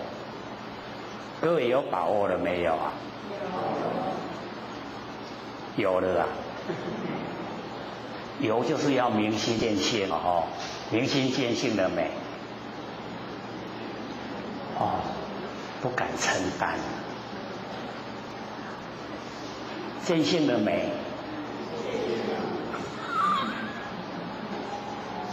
我们都会怀疑会说我敢有所以要了解到要承担，当下承担，我们都呢不敢承担所以我们才会有一些那个犹豫不决、模棱两可那一些情形出现。那假如说我们都呢能够承担那我们了解说当下我们一念万年，万年一念不要有三心呢，就没有四相，没有三心四相，我们跟佛没有两样，知道吗？我们都一直在讲了不要有三心的话，就没有四相，没有三心四相我们整个佛性圆满呈现在当下，所以我们当下的一个念头就具备万年。万年前是个念，万年以后也是这个念就已经万年所以就要学习当下承担能够承担的就没有过去，没有未来，没有现在，没有三心的三世都摄受不住过去世它摄受我们不住，未来世也摄受我们不住，现在世呢也摄受我们不住。那既然三世都摄受不住我们没有六道轮回，所以当下整个佛性都圆满呈现，这样了解吗？这个佛学就是要各位反复一直听听到我们非常熟悉，能够在日常生活做真正的就到达我们想到达的目标，就是已经呢顿悟，顿教法门啊，就是这么容易这么快，让我们当下到达。那假如说渐修的话，它要经过55个位阶啦，10信、10住、10行、10回向、4加行、10地、等觉到妙觉，55个楼梯啦。我们爬到第几阶了？可以前55站，那8几站？还是顿教最好，由凡夫地直接到达佛地。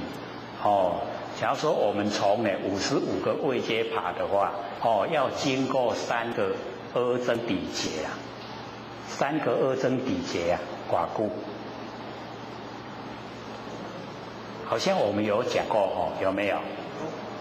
有没有讲过那个那个1劫的时间？1劫的时间的偌久？有1600几万年1劫。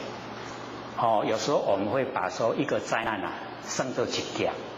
那有时候算时间的话那个时间的算法各位有听过吗？再说一次啦，好不好？就是我们人民人的平均寿命10岁，90的10岁了。为什么只有10岁？因为人心很坏，所以地生长的东西都有毒啦，可以养生，可是也害身，所以寿命很短，只有10岁。那在10岁的时候人民就这个思变，恶到极点就想行善。那行善以后也不是变得很快，每100年才增加1岁100年才增加1岁，然后一直增加到84000岁，就是我们人类那个寿命的顶点。已经人很善良的，都没有一点坏。地生长的东西呢都养生，不会害身，所以可以活到84000岁。所以我们呢弥勒祖师下生呢，就是我们的人民平均的寿命有84000岁的时候，我们弥勒祖师才下生那现在我们才我们现在的平均寿命才70岁所以还没到达要下生的时候，那到达84000岁人心又变化，又行坏做坏，那做坏每100年又减1岁一直减减到我们的那个平均寿命10岁这样一增一减叫做1劫1劫这样多久？所以各位回去可以用那个计算机算一算，看它是多久，1劫的时间就是这样。然后这个才说1劫个位数个十百千万到1000万叫做no由他，no由他就已经是1000万，1000万1000万叫做no由他。然后一个 no 由他又是个位数个十百千万到1000万，1000万的 no 由他叫做一个频婆，苹果的苹婆婆的婆，频婆一个。然后又是个位数一个频婆个十百千万到1000万的频婆叫做一个加他。加减乘除这个走马边加你有他的他加他一个加他，然后才是个位数个十百千到1000万，1000万的加他叫做一个阿僧祇劫安尼一个阿僧祇劫偌久？各位就可以想象了，哦，那个真的是无量无边啊，哦，非常久，哦，那要经个3个，所以哦，佛教它不承认哦有上天大开普度啊，所以他是承认说他们要修3个阿僧祇劫哦才会成佛啦，那个是渐修啊，所以我们要了解到哦，他呢哦不相信这一些哦凡尘的变化。他都相信哦，那个哦，他们哦认知的那个劫上，就是要修3个阿僧祇劫，他都先付的，久不久？很久哦，所以哦一进入啊，受戒了哦，我们进入佛门，那进入佛门以后哦，暂迷呀，都要做早晚课，对不对？早晚课，然后哦，诵经。然后哦，暂迷以后哦，还没接触经典哦，还没有哦，到达20年以后才接近经典，研究经典。真正的你能够深入呢，大概都是30年以后了。那我们一生就够了，对不对？那下一次再来，就这样哦，累积呀，不像我们就可以沾到上天大开普度的。这个很荣幸的来得早不如来得巧，很巧妙，我们刚好遇到，刚好遇到刚好我们能够得到，所以以往都是修正了以后功果圆满才能够受记啊。那现在我们呢是先受记然后修了，要不要成佛就看了我们本身的决定了。以往是修到功果圆满，圆满了才受记说你有资格成佛了。现在呢，先让我们得到了，先受记了，那要不要成就看我们的决心了。我们一定要成佛，那努力修沾了上天大开普度的光，努力修持天人师德，我们呢都可以沾光。努力修呢，都可以回归本位。那假如说我们有求到了，可是呢不想成仙做佛，想要在凡尘流浪，凡尘好不好玩？这个年纪轻的说很好玩啊，很好奇，所以有很多不一样见解的啦，他贪恋凡尘。魔王破去了，就是因为贪恋凡尘，所以他不想成佛啦。那个我们假如说有那个思想的话，也不要去勉强。六祖不是讲嘛假如说意见不合啊，要怎么做？不是有5个字吗？合掌令欢喜，有没有？所以假如说我们这个去度人求道度不来，合掌令欢喜，这样就不会这个跟他这个结怨了。我们现在有一些他躲回来的就起，会不会？不好意思说了在这个情况内底行为都好啊，都会说会说人家根基有够坏的。我们根基就很好嘛，各位先生根基好不好？好不好啊？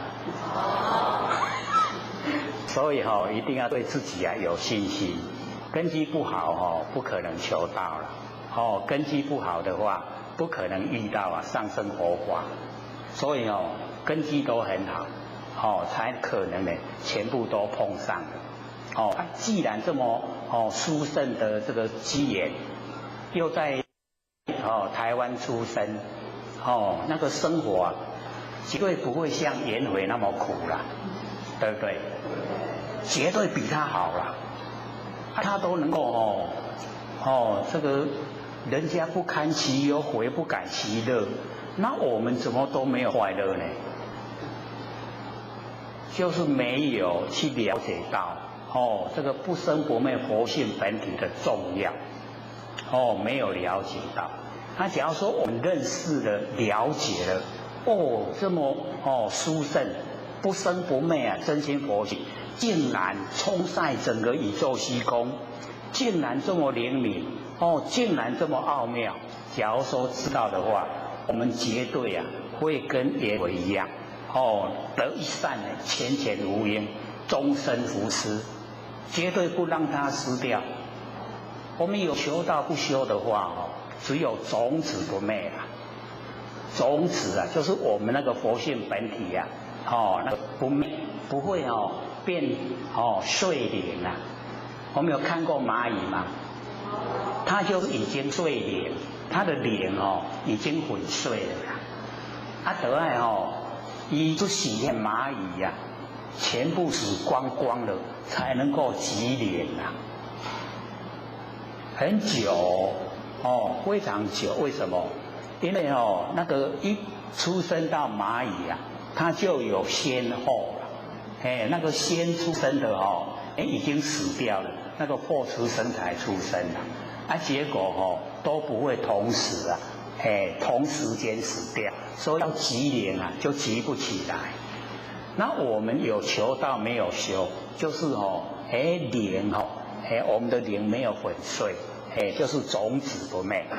那种子不灭我们要知道我们经过万八逍遥之后人灭了，天地混沌了，然后重开天地重开天地以后下一个缘会，然后子会开天，丑会寅会这个辟地，到寅会时候我们生人了。子丑寅寅的时候我们人又降生了。那什么人要来凡尘什么人要来？就是在凡尘有行善的是一些人，然后有求道的没有修的是一些人，他们就一定要来。所以我们那个华母性子十戒我们不是有写在三山坡嘛？然后老母把我们先医先血都收回去了，把我们赶到凡尘来，对不对？那个是说的好听一点让我们心里不难过。其实是我们起心动念我们没有修正没有恢复到佛性的光明，所以我们落入凡尘就是一念无明，一念无明就生三气就有业相、转相跟性相。就是因为有起心动念，所以才落入现象，才落入凡尘。那我们要回归到我们的本位最重要就是把我们那个起心动念能够了解，然后能够控制，然后能够没有念的，都没有念的，我们的声音会生在凡尘的音就断了。全部念都绝了，声相也就尽了。没有声音，没有声相，我们就不会在凡尘受苦了，就不会流浪。这样知道吗？我们要对我们的整个构成要了解。怎么到凡尘来？我们在凡尘怎么样生活？怎么样追求？然后怎么样回去？我们都要了解以往我们可能都没有研究，没有研究不知道就浑浑噩噩一天过一天，到最后一口气不来，去哪里了？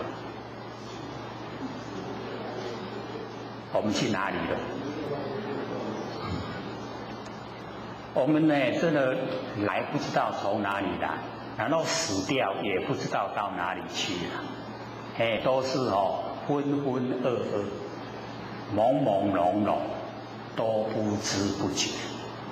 各位有知觉吗？没有知觉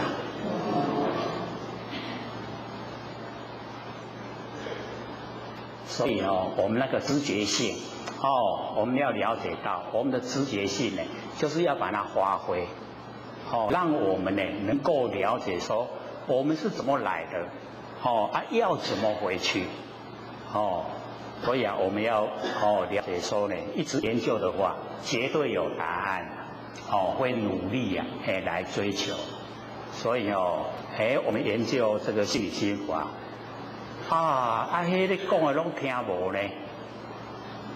开始不是都这样吗？对不对？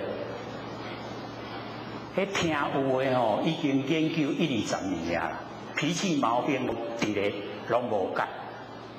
你看哦，听无的哦，听无偌久了吼，咱会改呢？改了没有啊？各位有没有改掉啊？脾气毛病？不好意思说啊。最起码我们对自己呀那个根源啊，都会了解，这个是很重要。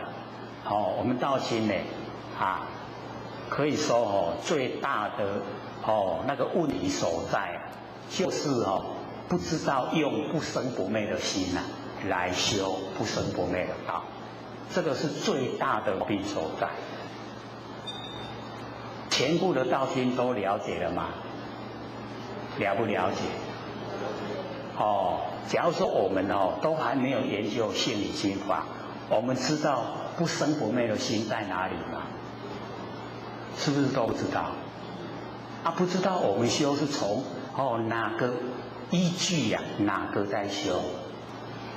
就是依据我们六识心六识心识心是变化，是生灭的，在修的几生几世都不会成就是不是瞎修行？所以老先生时常讲，摸着根的成仙做佛，摸不着根的瞎修行。老先生时常这样讲。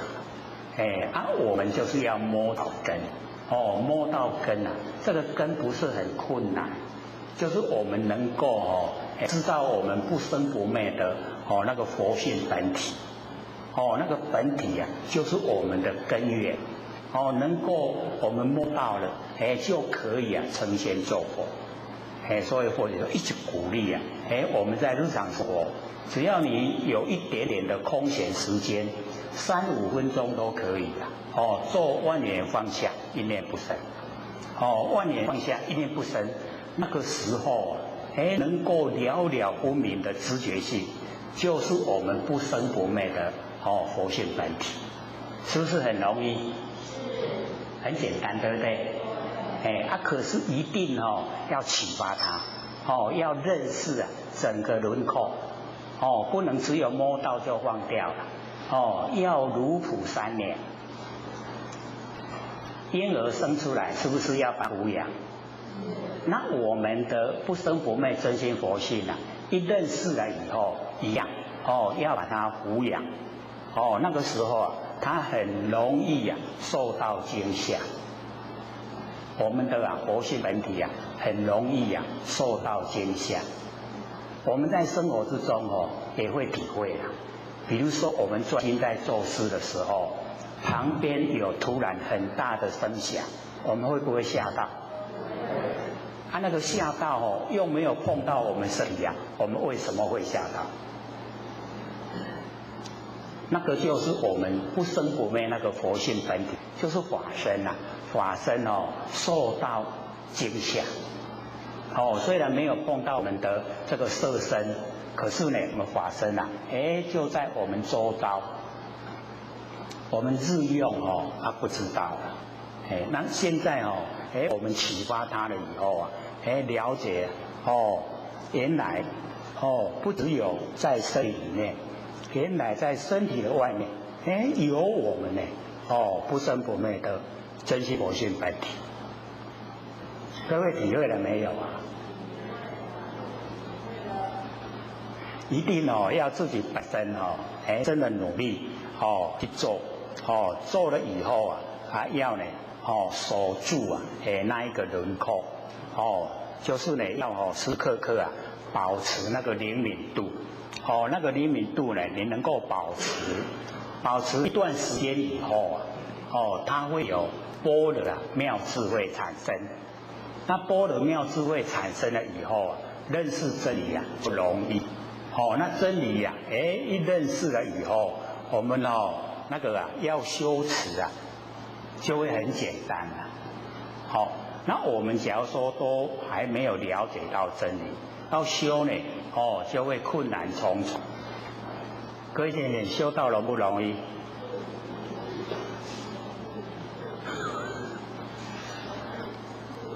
我们这个上个礼拜啊，有讲那个难跟易啊，难易啊，相成。我们假如说呢，在凡尘感染的成垢很厉害，那我们修起道来真的不容易啊。那假如说我们这个凡尘的感染没有，时时刻刻呢都能够守住本性，那就修起道来很容易。所以这个容易跟困难啊，它都没有固定啊，每一个人也都不一样。像呢，或者讲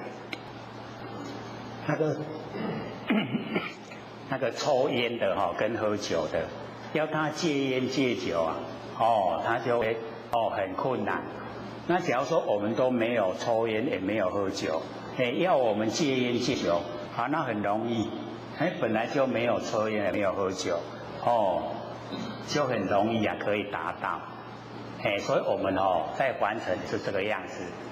假如说我们的是那个习性啊习惯性没有不好的，那我们修道就容易了。那假如说我们的习惯性、我们的嗜好，都是偏离呀那个真理，那这样修起来就比较困难。可是呢，不管容易困难，只要有心啊，一定可以成就。我们呢上个礼拜也有这个特别提到这方面，所以呢，我们就是了解在分成靠我们自己的那个心呐，看看怎么决定啊。一定呢要像六祖一样，为求做佛把这个目标啊确立。只有这个是最值得我们追求的啦，完成的财富啊，完成的这一些现象，那个都是虚幻不实在，一口气不来没有一个东西是我们所拥有的，都是归于别人啦，拢别人的咱安尼辛辛苦苦去甲伊安尼得到的，拢无效。所以我们要了解说，唯有我们呢把不生不灭佛性啊修得光明圆满最重要。这样更能够听得进去吗？可以这个很有价值的。所以我们这个圣人之治啊，圣人要怎么样来治理呀？我们的生活，就是呢要呢虚其心，空虚呀，我们的这个心呐，让我们的心里面都没有那个物，没有被物啊占据，然后也没有事。心啊都没有物，也没有事，这样的心啊就清净。然后我们的心啊清净，我们呢就容易啊恢复到我们的本性光明。这样听得懂吗？所以呢这个虚其心，就是呢这个万念放下，一念不生。我们能够做的话呢，那个身呐就可以呈现。然后实其腹啊，这个实在的我们呢这个肚子里面啊有东西呀，就是有内涵。所以这个就是啊我们这个人格啊很健全，很坚高那个实其腹。我们要了解说自己有没有那个能力自己啊有没有这个知道很多自己最清楚的啦。所以这个实其腹啊就是要充实我们的内涵，很重要。尤其我们这个落入凡尘以后啊，所学的都是聪明。那聪明以后我们都会这个占人便宜呀，不肯吃亏。然后我们要知道这个不肯吃亏，占了便宜的话，会把那个浩然正气用掉。那用掉以后我们在那个人烟稀少的地方那个魑魅魍魉就会找麻烦。所以我们就是要充实自己的那个内涵。那内涵我们充实，就是肯吃亏。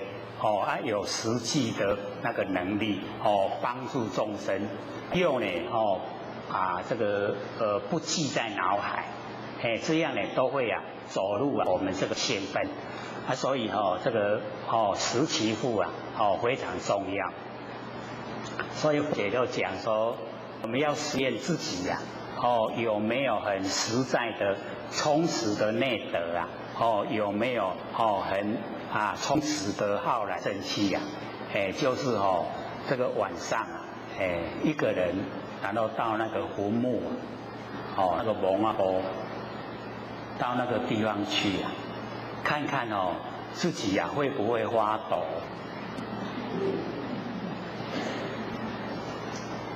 这个晚上有一些比较老旧的坟墓又是很多的地方，它有那个灵佛龟鸭会各位有看过吗？没有想不想看呢？不想看最好的最好是不要看，因为那个灵佛就是我们那个骨头里面它呢这个生发出来很轻我们呢这个经过的时候它会跟着我们那个生的风走了那我们这个走得慢那个它也走得慢我们看到龟仔会的地走快一点，它也会跟你快一点到后来你一跑的它还跟你一直跑所以试验自己浩然正气够不够够的话你不会害怕，因为幽冥鬼魂魑魅魍魉都在保护你，所以你不会害怕。那假如说我们感到害怕，就表示我们浩然正气不够所以人顶天立地最可贵的就是浩然正气所以孟子鼓励我们养浩然正气。那我们在日常生活之中呢，只要呢能够吃亏都是在培养浩然正气。可是我们大部分的人都不肯吃亏了肯不肯吃亏真的吗？这个内心回答，那以后真的遇到现象就要记得说我在上课的时候有讲过要真的要学习吃亏，培养浩然正气，这样做起来就容易了。那假如说我们想都没想那绝对不肯吃亏了先在心里面建设都已经建立了吃亏没关系，我可以培养浩然正气那就很喜欢吃亏了。这样了解吗？没力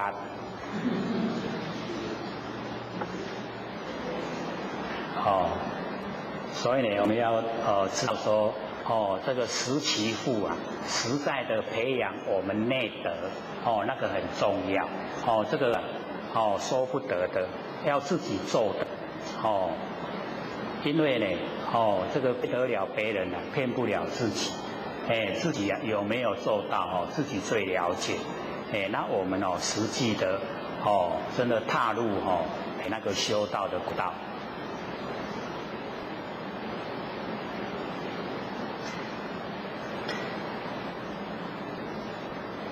各位都在看什么？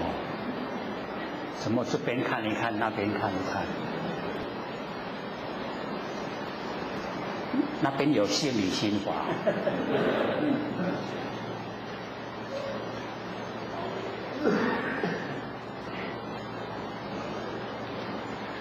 我们研究心理心法，就是能够掌握我们自己的心自己的起心动念，自己心的变化，自己都了解，自己能够掌握，自己能够左右，这样就已经成一半了，成功一半了。因为我们没有研究的话，我们都不知不觉的，我们在日常生活之中都是不知不觉。那不知不觉就是无明，那我们都在无明之中生活，无明就起后造业了，造了业就要受苦，都这样没完没了，所以我们修持的要研究心理心法，明心见性，心明的怎么样？因果不昧啊，见性的成佛无疑的。还不熟，就表示我们都还没有追求明心见性啊，所以一定要了解心明的因果不昧，不会迷昧因果，因果它是决定的，我们不会迷昧，就不会造业，就不会受苦，然后见性的成佛无疑，不用怀疑，一定能够成佛，因为那个性就是呢成佛的根源。我们都见到了，摸到了，已经培养了，都绝对会成，早晚而已啦。说呢，早晚而已，一定成的。要有这个信心，要有这个担当，都有了没？一定要有要实其腹，然后呢，这个肉其志啊，强其骨，这个肉其志啊，就是我们被凡尘的所有那个追求的那个志向，我们要使它很软弱，就是不追求这个物质的那个享受不追求感官的刺激，我们大概在凡尘使我们能够投入我们全神来做的事就是这个外面的物质。然后跟感官的享受，就是只有这两个我那用钱那种违心疼，就是这两个。那我们对这两个一定要肉其志啊，不要去追求感官的享受，不要去追求外在的物质。那这两个已经肉了以后我们就省掉很多麻烦，很多烦恼都全部省掉了。他说我们太强了，要追求物质，要追求感官的享受，那个造业连连造很多业，然后我们就受苦不断。各位浅显对这方面呢强不强？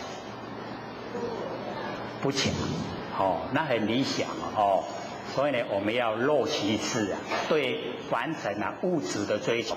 对感官享受的追求，我们都要很弱，这样的话就可以省掉我们很多的烦恼，我们也可以省掉造业，不会造业我们大概就是追求感官的享受，造的业是最大最多，追求物质呢还其次那个毕竟呢有东西可以摸得到。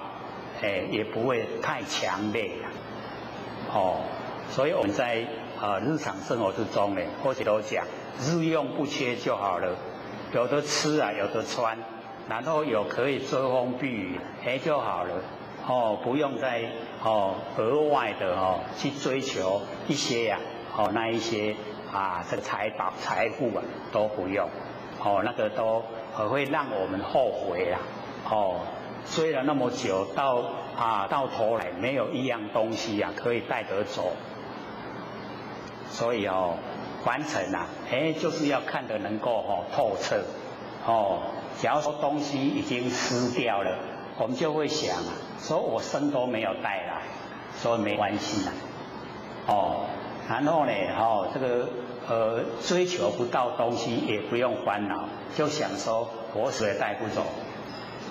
生也没带来，死也带不走了。那为什么要苦苦的去陷入在这一些物质的生活当中？就不用了。我们台湾真的福报很大，假如说我们一出生就在非洲，各位想想，我们假如说一出生就在非洲，那怎么样？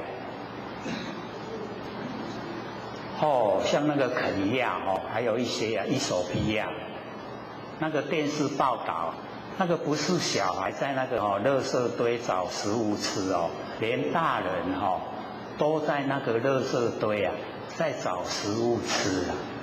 那看的真的是可怜啊，大人呢拢伫咧粪扫堆伫咧找件食真的是很可怜啊。不过我们这边也有看一些像有一些在车站，假如说我们在等车的话等得比较久一点，会看到有一些人大概就是街民他们就是垃圾桶把整个垃圾桶都拿出来，然后从里面捡东西吃来吃，跟捡物件吃。各位有没有看过？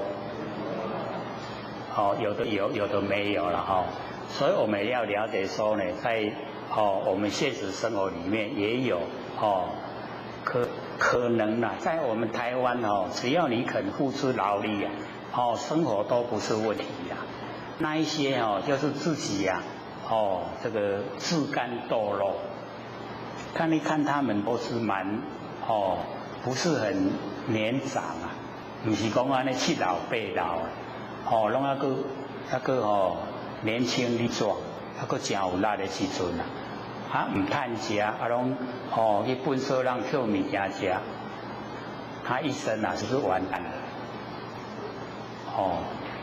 所以我们想到自己以后袂歹会可以当修道，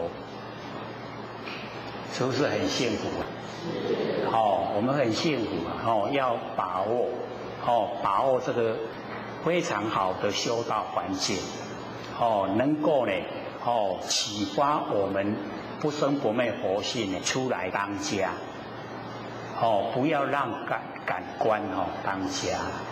我们让这个感官当家已经很久了都习惯性了所以我们一定要把那个权柄交给我们佛性本体，由佛性本体来当家。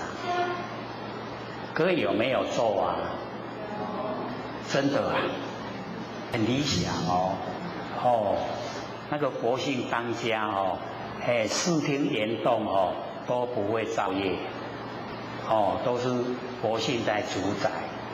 那我们这个感官当家不行这个一到外面去尤其现在这个景气好一点那个百货公司一家一家一直开大家都抢着买抢着要那我们假如说看到那一些的话我们又这个处身在那一种现象之中，人在抢我们会不会想跟人家抢真的这么理想这个已经跟人家身处在其中，不会想跟人家抢那个真的很理想因为一般人他都会想说这个本来他是卖100块，现在才卖10块，你抢不抢抢不抢？哇，才刚刚不抢而已，现在竟然要抢，那谁在当家又是被感官拉走了所以我们要知道理想跟现实有一段距离真的有一段距离你都不缺了虽然讲100块卖10块你想想我买回来嘛比垃圾要不要买还是不要啦伊阵剩1块嘛买伊讲免钱送你废弃那就搁摕回来我嘛买，这样是最理想的，全部都是佛性当家，对不对？有没有到这样所以我们就是要了解到一定的要佛性当家的时候就是伊讲要送我都不爱，要到这个程度，哦，所以你看哦，我们都已经呢，哦这个不想到哦，我们那个哦不用的东西呀、这个时候啊，我们会去买那个彩券啊，我们会想那个那个去兑奖的东西嘛，所以我们就是要有那一种那个知觉性。为什么？我们到凡尘来啊，一生之中用多少啊，已经都有一个定数，要用偌济拢有固定啊。你说本来是80岁，80年可以活到80岁啊，要用的钱啊，我们60岁就把它用完了，那底下那个20年要怎么办？是不是促成自己啊提早死掉？所以我们不要去去拿那个额外的钱，那个不该我们拿的钱啊就不要，不该我们拿的东西就是不要，免费送给我我也不要，就是要到这个程度，这样容不容易做？这个哥可能在想，然后我拄着我拢袂。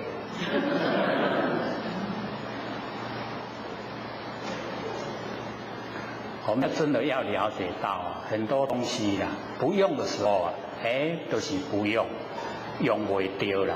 你起码拿到家里回去以后，你隔了一段时间就是踢过来踢过去，都没去用到，到最后还是到垃圾桶去了。那何苦来哉呢？干脆来的时候我就不要，省得麻烦，对不对？我们要培养，本来啊，我们的佛性啊，都唔免有诶无的无的物件，都可以不用。所以啊，尤其那个化妆品，我说蛮贵的啦，这个白呢，这个擦一擦。然后晚上睡觉都要洗掉，我说可以不用洗吗？这个明天还可以用啊。那个不用洗掉怕那个皮肤啊，会有那个后遗症出现，对不对？还是要洗掉。现在因为很多都在装那个假眉毛，有没有？装起来啊，好不好看？不好看啊，真的啊，那个装起来不是很好看吗？它不好看，干嘛要装啊？现在这个因为工商社会比较忙，没时间在家里装啊，结果在哪？坐在车里面装。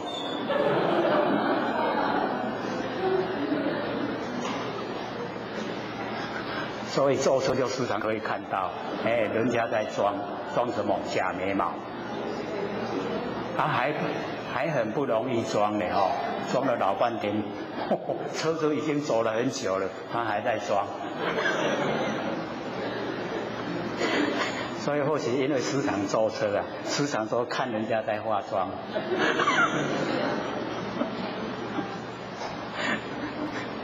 装假眉毛是里面的一个还有那个小镜子啊然后那个两边鼻塞，然后眉毛然后那个眼睛画那个绿绿的那个因为都坐真远都拢真久啊看伊安那装安那画。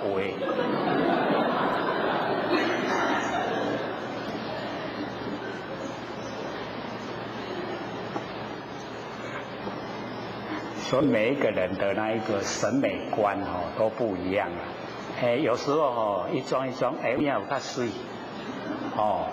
然后假如说像或许这个 LKK 看了以后会有一个感觉说，卖装一久啊有较水，装的有一点像山妖水怪。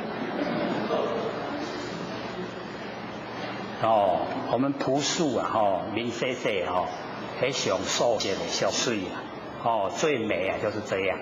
而且我们表现那个真善美啊，真的不在外表，或者都比喻啦吼，所以安尼规车吼拢坐甲位拢坐满啦吼，啊，即马有迄个老伙仔起来吼，伊都安尼拢徛袂好势嘛吼，啊，拢无人要让座啦，吼，啊，虽然遐坐人拢较少年，啊，生做真水，啊，伊拢无爱让座吼，这个时候啊，你看到他漂不漂亮？那个后面有一个长得不怎么样哦，用来阿伯，你来家坐，我家有你坐，长得不怎么样，并就漂亮，对不对？哦，因为他的心呐、就是心好，所以那个真善美，在里面，在心里面，你这啊，把迄老伯看来你的位置，就是真善美，啊，我们要的就是这个啦。所以第一面看的时候是外表，水，啊，你所人啊心脉叫做蛇蝎美人，对不对？是不是人拢敬而远之啊，对吧？很买，要你跟他一起生活的话，愿不愿意？要你跟那一种人生活，要不要？要不要？不要的，对不对？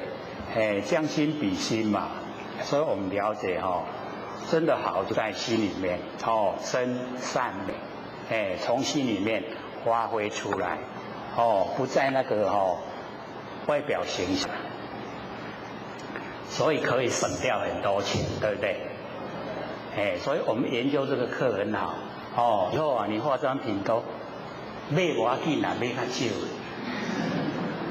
啊，服装买嘛无要紧啦，唔免买遐济，有他穿就好，是不是可以省钱？可以省下来很多钱，而且现在那个年轻人穿的那个服装啊，安尼顶一叠下一叠啊倒的安尼，好不好看？它是很好看可是我们看起来那也安尼，这个大概又是 LKK， 看不习惯，所以我们了解说呢，那个朴素，才是美，它要从心里面呢，发挥出来，我们呢在生活之中呢，就去实现它，所以我们落旗子啊，把那个凡尘的，那个追求的志向，都减弱了，然后呢，强其骨。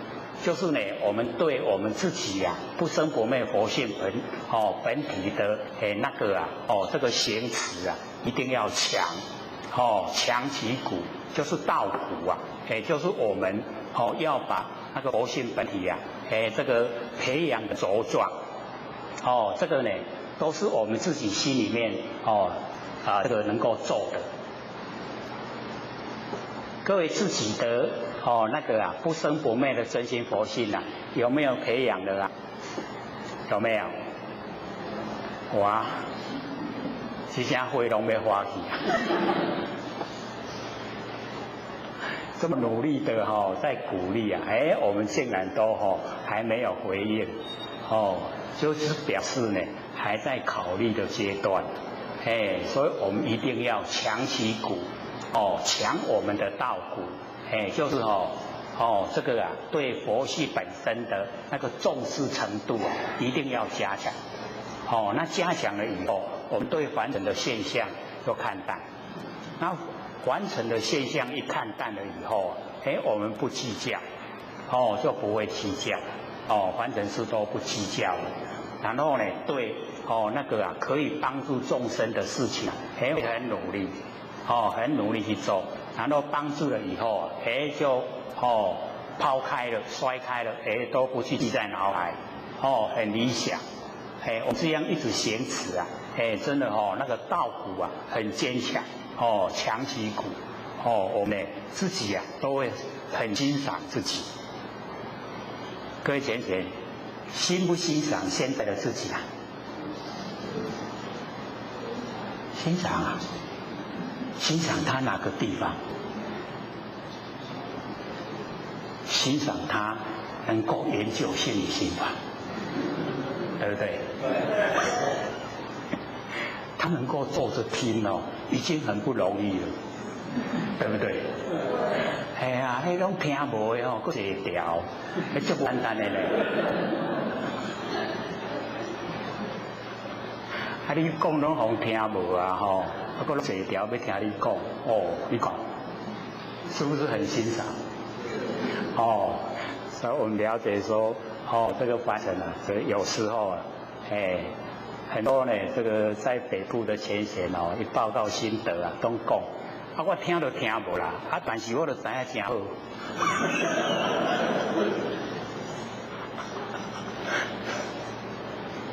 要一段时间哦，大部分都要2-3年、3-4年哦，成效才会出现，不像我们这边这么快啊，哦，才一个时间哦，都进入状况，有没有进入状况啊？都进入了，我们自己也说我进入了。哦，虽然还没有很深入了，可是毕竟能够知道了，知道了这个就是摸到根了，很重要，一定要鼓励有求道的道亲啊，一定要摸到根，找到自己不生不灭的真心佛性，就是真心一定要找到，那个世心啊，我们在凡尘用的事情啊，可以放下。这个真心一定要找到，然后要保有它，这样呢，我们这一生就不白来了。常使民呢无知无欲，这个就是呢长时间的使我们的那个六识啊，无知无欲，我们的那个六识能够无知无欲啊，就不会造业啊。我们六识太强的话就不好，了解吗？我们六识啊，就是六根对六尘产生六识，我们的心都是这样来的啦，由根尘相对，然后产生的心，这一些心呢就是人民，常使民啊，常使这一些心啊无知，都没有那个知。所以我们这个世心，假如说都知道的话，咱拢会比较，我们落入比较，各位贤贤，我们的生活都有苦啊可以吃了。假如说夫妻之间呐，落入比较，哪一对夫妻怎么样，哪一对夫妻怎么样，然后各位贤贤，这个夫妻的感情会怎么样？会摩擦的，对不对？这个一落入比较然后那个小孩子啊，你看人迄个囡仔，人拢读1名，你那拢读迄8名，所以一下子那个小孩子又吃苦了。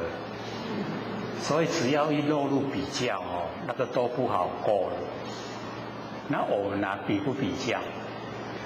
在生活之中，你看人拢有车人开你拢翘倒摆。然后你看人拢翘倒摆，你哪拢骑脚踏车？人有脚踏车人骑你哪拢用行的？要不要比较？这个一比较了以后，心就不平了。心一不平了怨就来了。我们充满了怨在生活啊，那就很苦啊。各位在生活之中啊，有没有怨？你看，这足诚实的，都唔敢讲。多多少少都会有只是大怨跟小怨都会有，在心里面都会有只要呢这个在这个凡尘生活多多少少都会有怨。那我们一定呢在修道过程之中啊，去把那个怨找出来，然后去除掉，不要有，因为有怨了以后不把它清除啊，我们会变成恨，怨恨，一恨了那就比较浓的那个怨了所以在接下来就恼怒烦，怨恨恼怒烦，以后会做什么？以后这世人也无去后世人会变做什么？会变毒蛇啦。所以这一生呢，绝对不要去酝酿那个怨愤恼怒烦。只要我们一直酝酿来世的话，一定会当毒蛇。我们现在这一生遇到那种怨愤恼怒烦的人我们避不避开？不愿意跟他相处，对不对？因为迄种斗一寡迄个有诶无诶代志斗了啦，都是在倾倒垃圾，要不要赶快离开？就好像我在避毒蛇一样，对不对？所以我们了解说要使我们的那个六识六识就是明，就是我们身内的人民我们佛性就是圣人，然后呢我们六识就是圣人管理之下的人民这个人民要使他无知无欲，没有知觉的话他就不会比较了。他没有欲望的话他就不会有怨了。他没有无知无欲是不是都不造业了？可是我们就不愿意处在这一种状态之下，都是要知拢不给我们知道的我们越那个倾听，就是耳康下来一听，有没有？所以一听到以后是不是产生很多烦恼？人家不给我们听的事情我们硬要去听的话，听到以后那个反应会怎么样？绝对是不好，对不对？唔知上好不知道的话最幸福的。知道了以后烦恼很多所以我们有时候就是要了解那个无知无欲就是很理想的状态没有已经都没有那个起心动念的那个因那个因都消失，所以呢常使民无知无欲没有那个知觉性就不会呢做坏事。那么使福智者呢不敢为也那个使那个福是一个坏词使我们呢有这个稍微一点智慧的话，不敢为不敢去做就是做了以后就是会受苦所以使福智者不敢为。这样了解意思吗？都从我们自己本身入手了那个民人民就是我们的那个六识，圣人就是我们佛性本体所以我们佛性本体是智，圣人是智就是要常使民无知无欲，然后使福智者不敢为使这个有智慧的他不敢去做，不敢做坏事不敢为。那么为无为则无不治。我们呢为就是做，无为呢无为就是无所作为，无所作为就是从佛性本体发挥出来然后呢做，我们做从佛性发挥出来，这个叫为无为。你了解无？这三字甲斗做伙，为头一字为就是做啦，无为就是咱的佛性本体啦，做为佛性本体发挥出来，你会了解的。因为三个字都蛮简单啦为无为，为就是做就是要做怎么做呢？就是从佛性本体发挥出来去做，这样你的意思吗？就是从我们的那个佛性本体佛性本体这个掌权，它有权柄它能够发号施令从佛性本体叫我们去做，然后我们就按照佛性本体去做就像我们上个礼拜啊，就讲说我们要把那个《道德经》带回去啊，然后来时候把《道德经》带来啊，各位都有带了没有？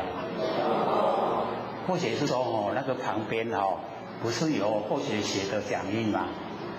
是说那个啦，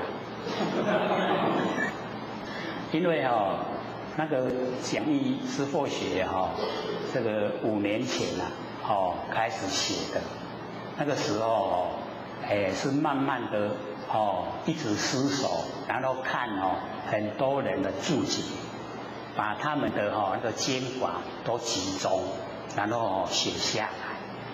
他不是从第1章开始写的，是从那个中间开始，然后往后往前这样慢慢促成一本。所以各位可以拿回去看跟后学所讲的都不同，都不一样啦，角度都不一样。因为那个是坐着慢慢写慢慢想，所以想的比较完整，比较周到，所以角度会比较多。所以拿回去看的话就会更了解到不一样的我们佛性发挥出来不一样的作为，跟道它的功能作用又有很多呢没有在这个我们讲的时候讲出来可以知道更多的角度了。各位回去有看吗？这个大概1/10都不到10个看有1个，已经不错了啦。能够这个看一下的，对自己绝对会有帮助的。所以或者都鼓励各位拿回去，拿多一点回去也没关系因为假如说有亲朋好友来，他也很喜欢老子，很喜欢研究《道德经》你也可以送给他1本。你只有1本的话在那一种状态之下他很喜欢老子，可是你也很喜欢看，那个两难很难处理。到底要老的好呢，还是要给你好？你有2本的话，2000其美，1本我留着，1本给你。所以都拿没关系啦，就怕没有，有的话我们就都拿，那或者看都真的蛮多的，都没有大家很踊跃的拿回去。还有5分钟，是还有20分钟了，留15分钟要给各位问所以讲的还是剩下5分钟。那我们呢再把这个安民章呢稍微的这个复习一下，就是我们这个圣人是智我们不生不灭的佛性本体就是圣人。我们圣人是智不上贤，不崇尚那个贤明，因为我们不生不灭佛性本体就已经是最高了，我们不崇尚那个假名相。那个我们都不追求，所以不上贤不崇尚贤。这个不上贤各位就是要了解到那个呢凡人的这一些假名我们都追得很厉害，真的很厉害。魏先生，现在不是有5都选举吗？真的厉不厉害？很厉害我们争不争？不争所以不上贤。这个使民不争我们不争。因为我们不争，叫我们去坐那个位置，我们也不坐。我们要做佛，对不对？咱要坐佛的位啦，不爱去坐那个位。所以不上贤，然后呢就使民不争，使我们那个6世都不去争这个贤名。这个假名都不争，然后呢不贵难得之后使民不为道。因为我们佛性是最贵重的，我们已经得到了。这个是最贵的，我们已经有了。那外面的那个货就是呢财物那一些东西那个都我们不贵重，一口气不来都不是我的，我唔卖一堆，所以不贵难得之后，这样呢就不会变偷盗。我们为什么会偷？为什么会盗？就是因为那一些东西很值钱，我们才会偷，才会盗。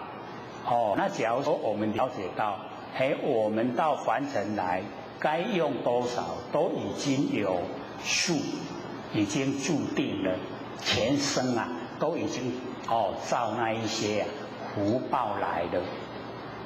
所以我们不是有那个拜道吗？各位有没有拜道？就是那个八道七星有没有？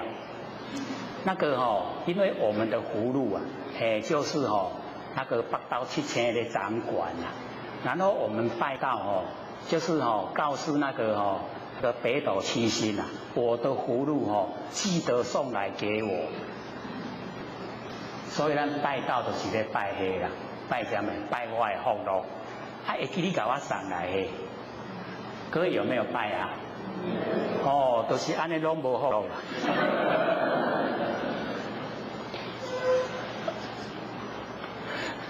所以我们要了解到这个凡尘很好布施的人，他呢这个命中他有葫芦，他把应该享受的葫芦他布施给人了，他布施给人他命中还有没有用到所以那个北斗七星又赶快把他的那个福分又送来，又送来的时候他又把它布施那个北斗七星又赶快把它送来，这样各位了解吗？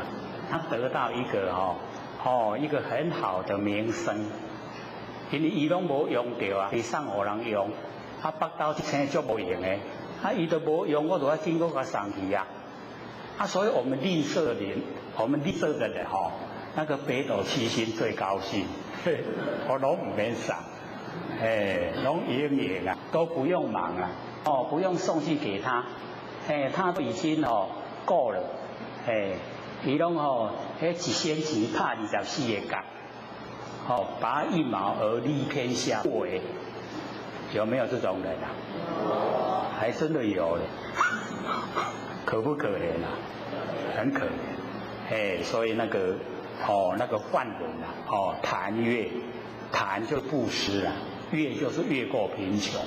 只要你肯布施，你就越过贫穷，你就不会贫穷所以我们要知道不肯布施的人他一定不会富有。他越肯布施的人他越拥有越多，一直送来，一直送过来，所以我们要了解檀越，布施越过贫穷，就真的呢就是这个样子，我们呢在凡尘呢就是要能够这个做。那么不见呢可欲死心不乱，不见可欲我们呢就是要了解我们在凡尘会造业都是可欲，都是把那一些假象当成真的，都认为说可以追求到，不知道呢这样业已经造成了。那我们呢都不去追求这一些虚幻不实在的这一些物质，不见可欲，那心就不乱了，就很笃定。所以我们了解说不见可欲呢，使心不乱。所以我们呢要呢这个是人当家，就是要我们不生不灭佛性呢当家，息其心呢食其腹，然后呢肉其志强其骨，这个样子呢我们就可以这一生呢都会很有成就。那还剩下还13分钟了我们给各位呢这个提问，可以有问题吗？好，请说。有讲师我们先前提到说，没有人所等于无为等于真心佛性，这样子对吗？对，正确。我们就是还有它还是没有人所等于无为等于真心佛性的功能作用才对。比如开车不加思索思维，算是真心佛性的显现，还是真心佛性的功能作用？谢谢。我们要了解到他讲的这一些我们没有能，没有守，没有能守，已经呢就是一个一体。那没有能守一体的时候就是已经能够回到我们那个不生不灭那个佛性的那个状态。那假如说这个时候有所作用这个时候我们的真心佛性有所作用。那有所作用那个就是佛性本体发挥出来。佛性本体是一个体，然后发挥出来是用，有体有用。像说我们有钱，钱就是体嘛，我们有钱才可以去买，买就是用，你该买物件。咱较输若无钱，无迄个体，你讲要去甲买物件，所以进去以后，我跟你买东西，你得爱钱来，有体体用，有体有用所以我们要了解到那个体用，我们在修持的时候就要修持那个体重要，然后我们在运用的时候我们就是要了解说，你有体的，它会发挥作用，发挥作用，佛性的功能作用，一用了以后，要摄用，又归到你的佛性本体回来。而我们凡人没有修到的话，一用的话我们会把那用当成是体，不知道这一用了以后像我们拿钱去买，是不是钱已经给人了，你就不能再买了，对不对？你已经钱都给人去已经没有了，那个用只有一次体是永远在。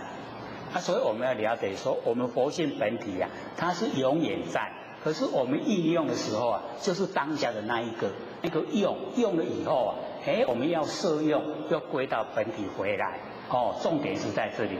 当然我们在开车的时候你没有能守，已经进入到佛性的那个本体，就是已经不用再告诉脑筋说我现在要踩离合器，要换挡都不用，直接呢就能够呢拍到呢你要的那个适度的那个档刚好。那个就是已经你能够从那个佛性的本体发挥出来的作用，发挥刚好。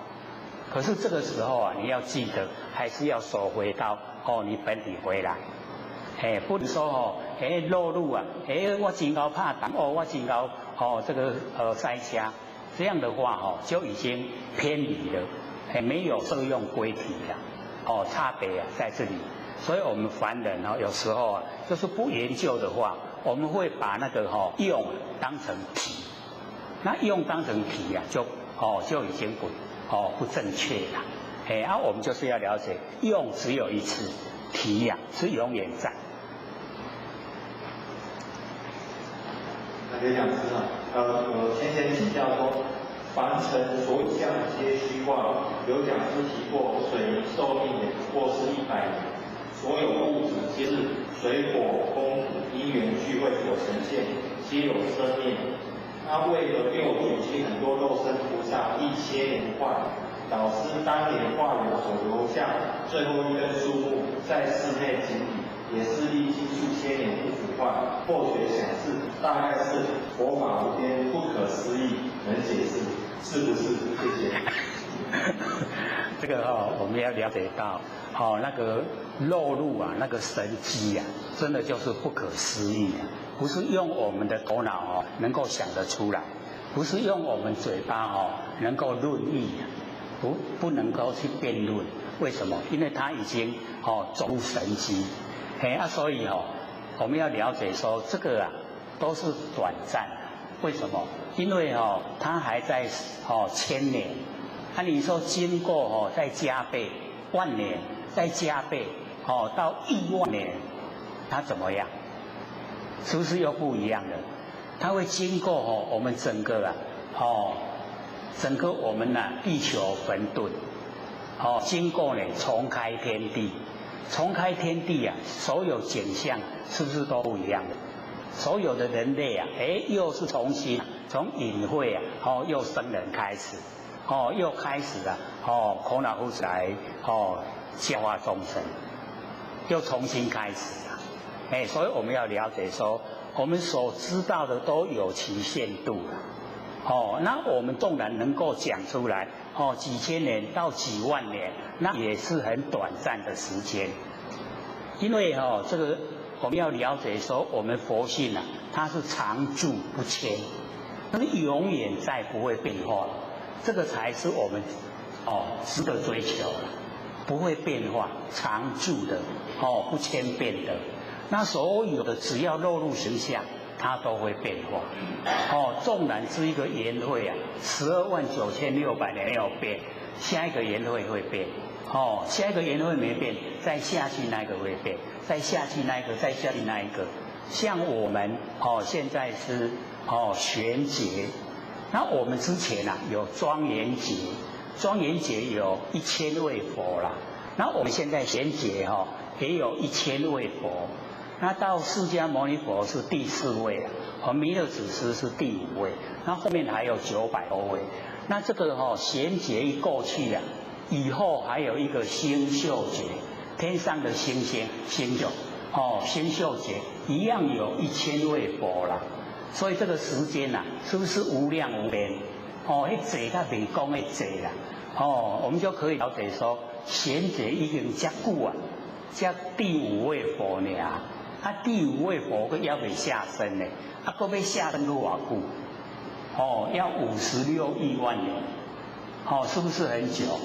所以我们要了解那个漏入现象啊，不是假的，虚幻不实在，真的就是不生不灭的佛性，常住不迁，不会变化。所以我们一定要全心全意追求我们能够证悟自己的本心，能够恢复到本位。每一位都是佛。关了好。我有一个问题想要请教刘讲师。好，你说。我有听过一个说法，就是说释迦牟尼佛他当初在菩提树下讲经说法的时候，那他的法相是不是头顶上有一颗一颗的？那有听说是2份就是2大片的，那小的说法是1份对。好，请坐。这个因为释迦牟尼佛在菩提树下呢，那个就是有6年的那个苦修了。我们要了解那个菩提寺啊是非常的那个轻，就是连枝枝啊都没办法这个住得上去，带不了啦。菩提树啊足清气的，所有的都这个祝福这个没办法去沾惹到那个上面，菩提树啊，各位有看过吗？菩提树，那个很有意思所以我们了解那个是我们就是坊间就是我们社会上就是把那个因为他坐在那边太久了，这样久啊这人年的时间，就甲伊讲，都拢头拢交晒放落来掉咧，变一粒一粒，所以我们有这个后来这个朝拜的时候买水果供佛啊，就不买那个释迦了，因为就忌讳那个名称啦，释迦，买释迦来拜安尼无尊敬啦，无迄个恭敬的迄个心啦，就是那个意思啦。那个番石榴啊，跟那个番茄那个是因为经过我们的肠胃啊，然后出来以后，它的种子啊又会生啦。那个去拜的话无清气安尼啦。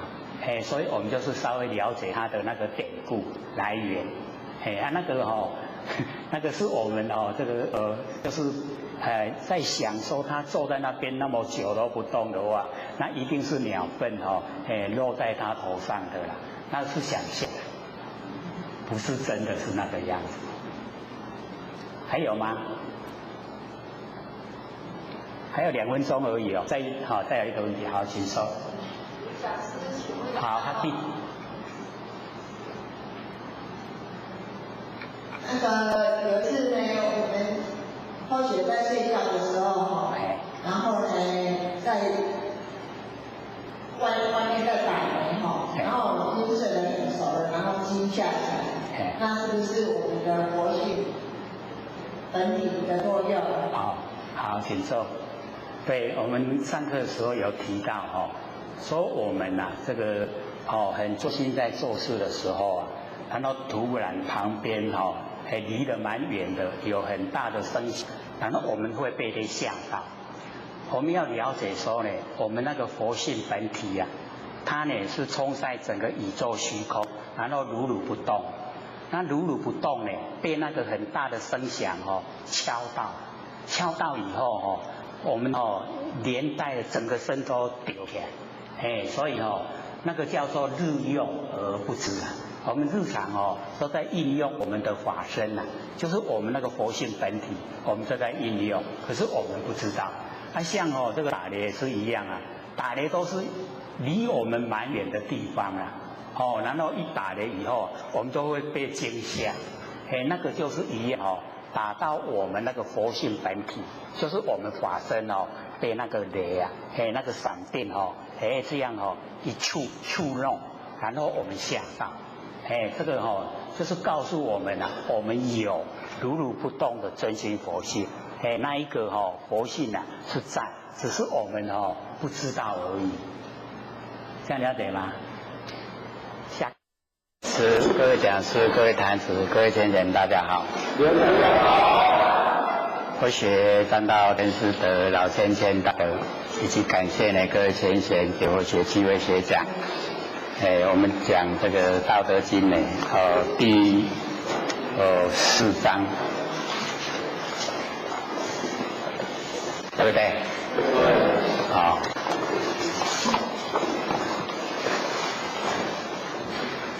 大家都有书吗？这个第4章呢，不言，不言章，不言呢，就是呢，这个没有全部充塞圆满，不言，那么这章呢在讲道的这个功能作用，道充呢而用之啊，后不言。这个道充道就是我们不生不灭的真心佛性本体，然后充呢就是充散开来，就是讲呢我们这个佛性本体啊，充散开来以后啊。它的功用，功能作用，那在我们这个凡尘啊，可以说整个全部啊，都是呢我们不生不灭真心佛性这个功能作用。那我们在凡尘是日用而不知，我们也不了解说，这个整个都是这个我们的佛性这个本体生发，连这个山河大地啊，全部也都是我们不生不灭的佛性呢生发出来。然后我们因为没有研究，也都没有听过，所以会觉得这个蛮生疏啊，都不熟悉。各位新回来了没有啊？怎么看我们都这个左观右看呢？那个心不在呢，心不在有声音听不知道在讲什么啊，要心回来，才能够听得懂。这个心理心法就是要学专一啊，能够明心，能够见性。那心性呢，在我们这个日常生活之中，全部呢，都这个充满。可是我们因为没有研究，都不知道。各位就可以了解啊，说我们都把它呢当成非常自然。我生下来以后啊，各位先生，为什么全部都是有6孔7孔？还有4肢，这个呢都是整个我们那个佛性本体所生发。那为什么每一个人都不一样呢？我们也都没有研究了，没有研究说为什么我们这个生下来以后啊，都有这个千差万别。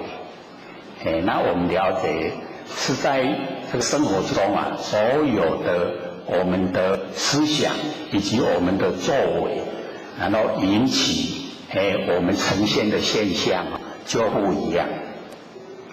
那我们在凡尘一定呢要能够把精神收回来，精神收回来这样的话呢我们的所有这个思想一举一动全部都在我们自己的那个知觉之中。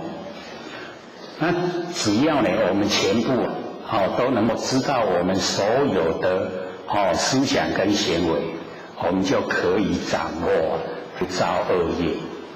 那不造恶业我们就不用接受那个果报，那个痛苦的果报就没有所以这个是蛮重要的。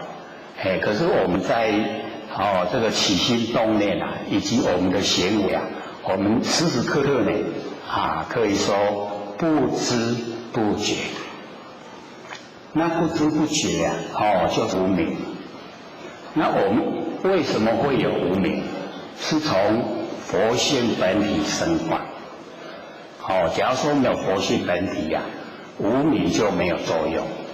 所以无明也是佛性本体生发出来的。那我们修道就是要去掌握时时刻刻都明，没有无明。因为无明引起我们造业，造了业就一定要受苦。所以我们这个功能作用因为是太大所以都没有去研究，不知道整个全部都是所以老子就讲说呢，道冲用之这个道然后冲散，就像呢我们这个泡茶茶一泡以后那个茶水里面全部都有那个茶叶的味道整个呢呈现了以后我在生活之中呢整个都呢在道之中所以我们呢日用都日用那个道呢在我们日常生活之中就已经都有，全部呢都在日用那老子就说呢后不言，那个后呢就是没有进入肯定就是假如的意思。那为什么这么肯定的事情老子用呢不肯定的语气来说？因为假如说一落入肯定就已经呢走入一边，那走入一边以后就有另外一边，那两边产生了就有生灭，一生灭了就变化，那变化的我们不追求，我们追求呢这个不生不灭不变的，我们能够掌握到不变的我们才能够有主宰。那假如说我们都在不变的里面去注意的话，那我们心中等于是说没有主没有主怎么做我们就比较茫然。那我们了解说完全都在自己的那个佛性的功能作用之中都掌握这样呢就很理想。这样各位知道意思吗？因为我们这个南部修起道来比较好修了，或许都讲说在北部这个心理心法听一年要了解可以说很少，都是要2、3年甚至5、6年才会了解那我们这边才听了1年，可以说都进入状况。有没有进入状况的？你看这么肯定这么有信心对自己不是不灭的佛性都能够摸到那个轮廓都能够摸到这个叫做摸到根摸到根老先生讲成仙走后。那假如说我们不生不灭的佛性本体我们没有摸到，没有了解，那就瞎修行。所以这个我们要知道很重要。所以在日常生活之中，我们一定要实际做。只要有空闲的时候啊，不管3、5分钟都可以。我们做万年放下。那个是已经摒除外面的感染了。我们都摒除了，就成垢完成的污垢，我们都放下。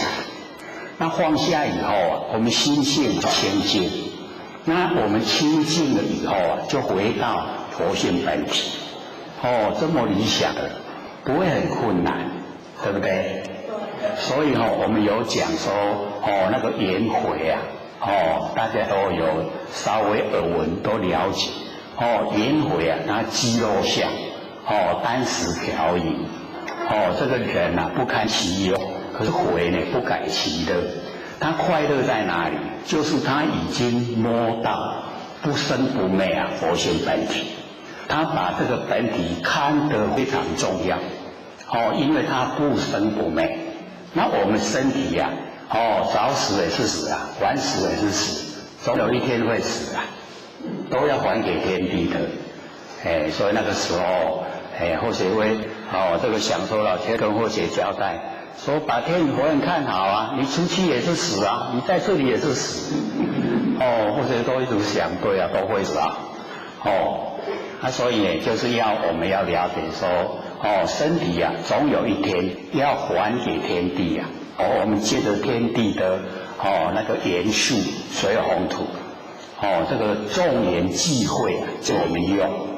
我们都一天一天啊在变化。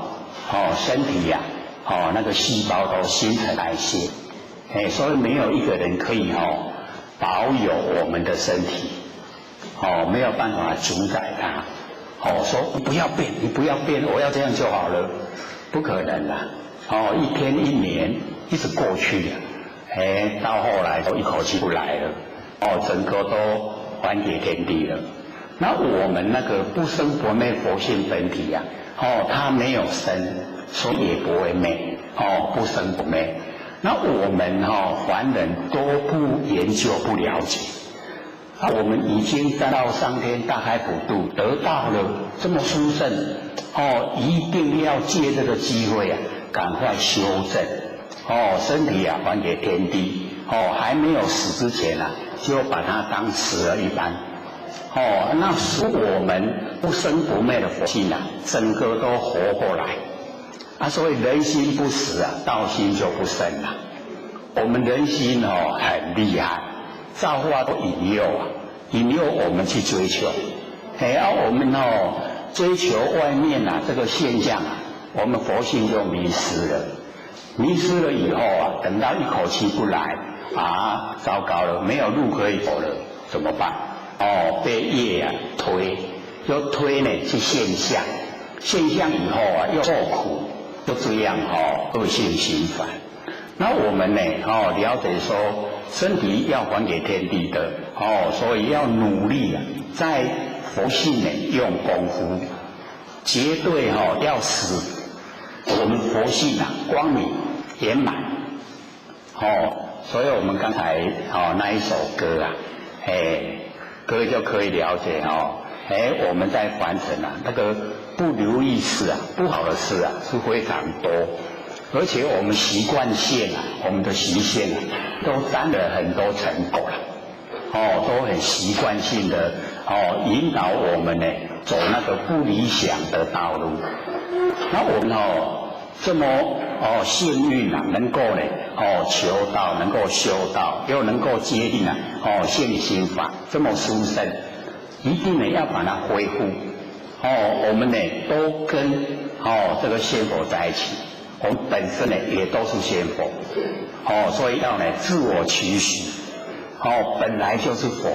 我们为什么没有成佛？就是因为造很多业，然后一直啊接受那个果报，接受果报的当下，我们又迷惑了，又呢在造，就这样，所以我们说我要脱离这个苦海。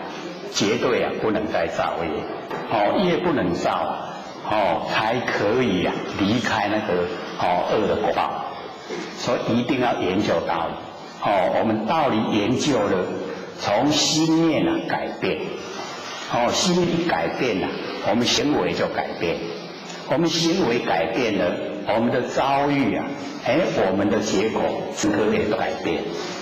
所以我们从研究这个证悟者他的说法，然后呢了解这个真理，说呢这个道冲而用之后不盈。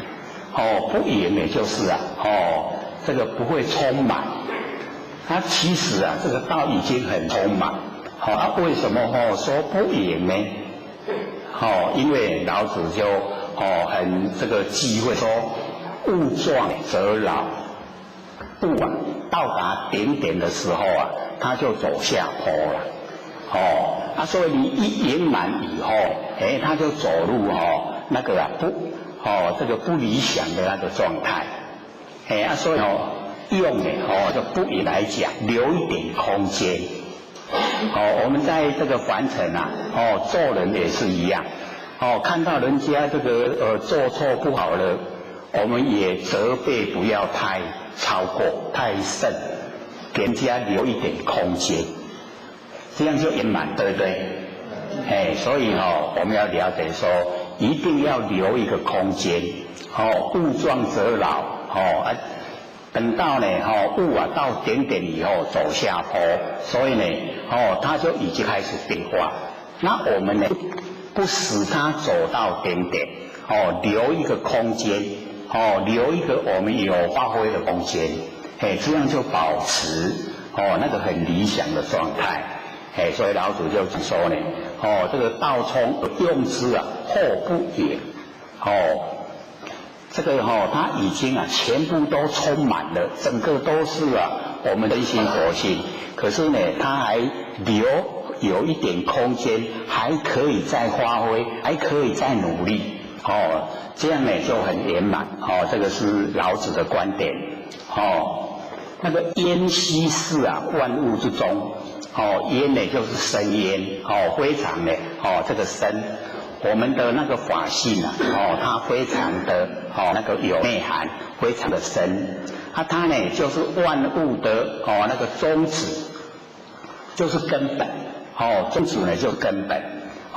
这个很深远好像万物的根本，本来就是了。可是呢老子也用那个是好像的意思，好像是万物的根本。本来就是万物的根本可是他不用决定词啦。一用决定词很容易走到崩的边。很容易会遇到那个呢那个两边的那个观点出来。所以都留一个空间。是好像本来是绝对的，万分之万的绝对的，一定是万物的宗旨。可是他用是万物的宗旨来呢这个形容。给我们知道说我们在凡尘的为人处事也一样。虽然是很正确的有时候我们都会得理不饶人那我们得理还要饶人。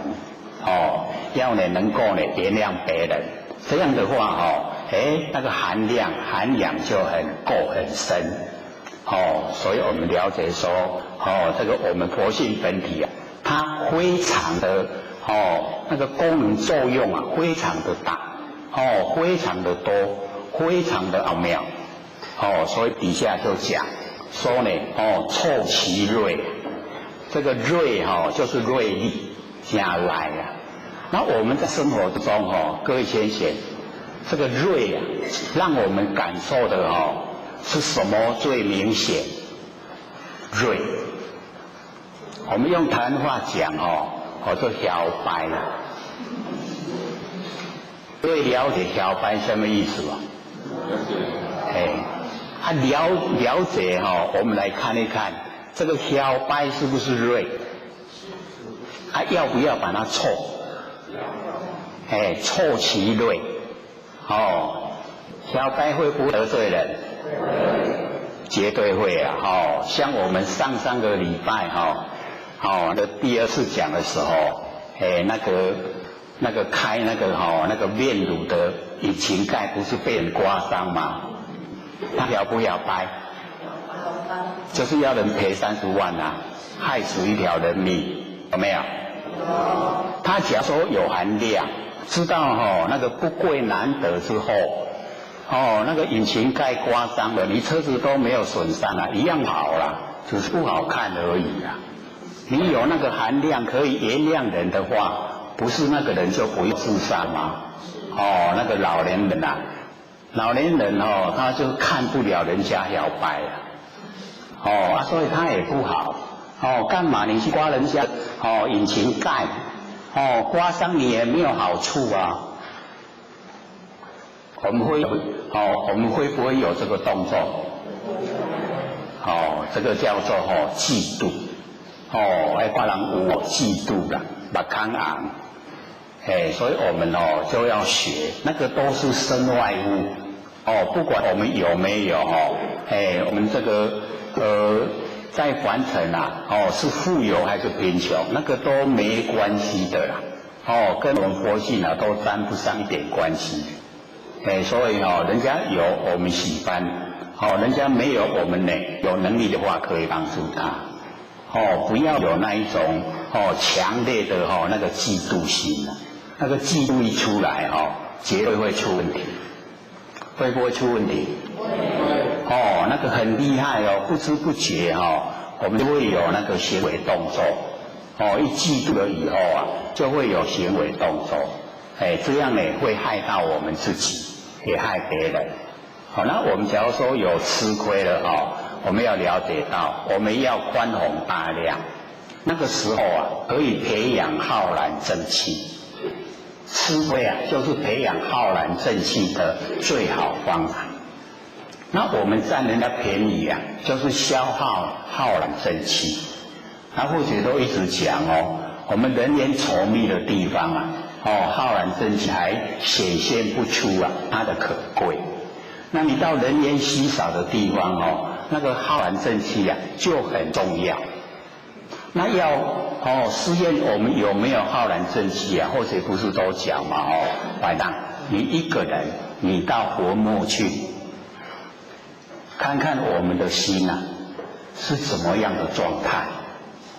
各位先生用想象的半暝黑暗的时阵，一个人到坟墓去，会比比出来。所以就知道假如说你浩然正气充足你到那个坟墓的地方也还很笃定。就是这个平生不多亏心事夜半不怕鬼敲门，对不对？我们都朗朗上口了。试验自己看看。试验自己到底是真的多呢还是少？那皮皮抓都唔通去唔多转混的混还有龙波。那个会很厉害的我们那个人的心一怕起来是很厉害的。所以我们要了解这个都有实际的那个让我们可以经验实际的可以了解到本身的那个正义感那个浩然正气到底是有没有？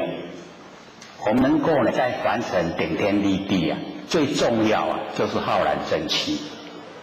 没有的话那个魑魅魍魉都会欺负我们。所以假如说我们在外面去游玩的，经过比较那个不干净的地方然后我们回来了以后这个身体都不舒服，然后去医院检查都没有毛病可是就是非常不舒服。那个状态就是可能已经被魑魅魍魉揍一拳了。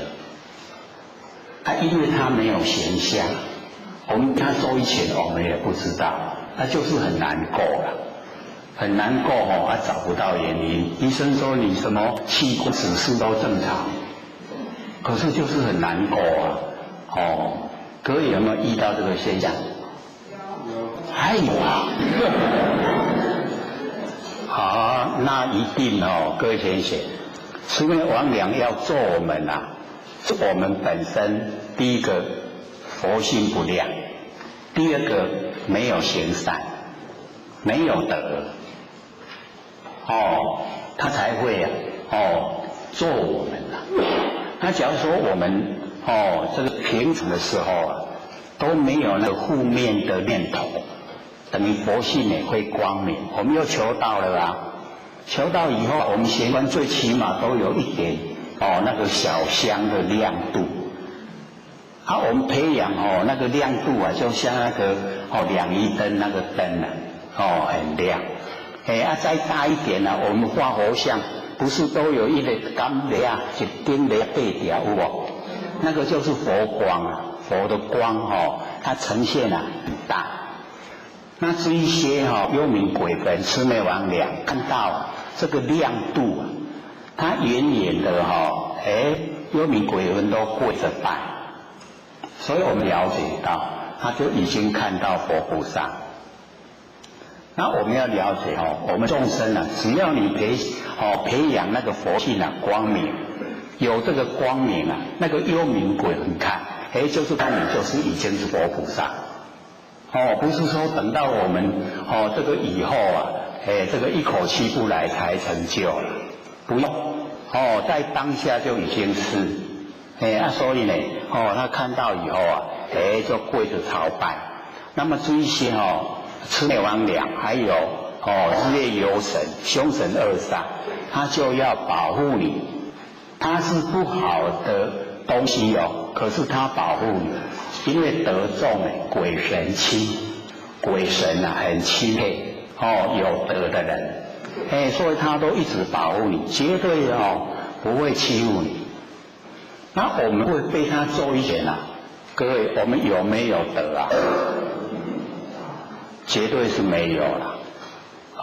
所以我们就是要了解到那一个状态之下，我们就是要真的要反省。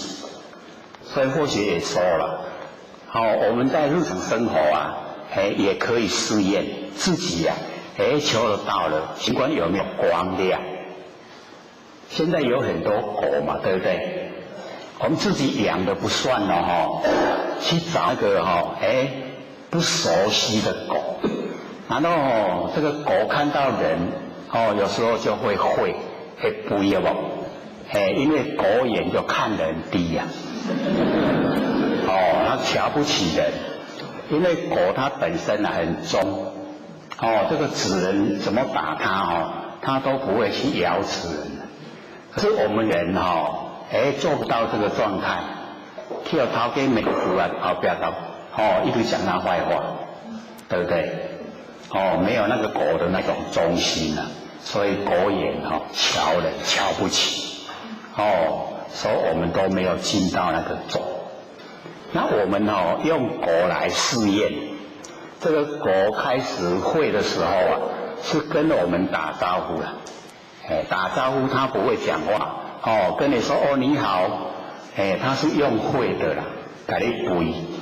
这个时候你也不要跑，你跑的话有一些狗会追啦，所以你有做那个坏事，这狗会追你，会咬你，你就站定，调好，然后你两眼左旋然后对着狗眼睛看，就是放出你自信之光啊。会不会？对着狗的眼睛看，然后它朝着你看。假如说它已经低下头，然后尾巴一直摇，那就恭喜了。为什么？你那个玄关的亮已经都发出来了。因为或许有跟老前人跟那个前人啊，陈大姑啊，就是有观察到这个现象。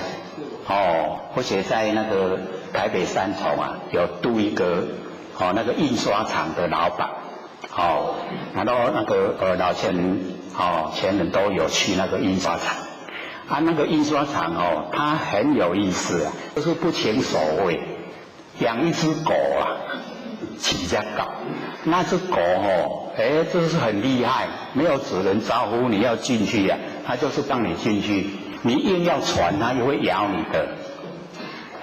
或许就被他咬过啊，所以知道，特别知道。然后老前人到的时候，他们不同时间去的啦。老前去的时候大姑啊没有去，大姑去的时候老前没有去。然后所以就注意看那个狗怎么来对老前人，怎么来对大姑，很明显啊，对不对？那个不用主人出来招呼的，那个狗看到那个老前人，那个头就这个安尼，拍到都一头卡去啦，尾你直直摇的啦。我讲真的差这么多嘞，差很多。然后大姑是很怕狗啊，你足惊，你还会搞得你在惊，伊在惊狗啊，狗啊嘛在惊伊啊。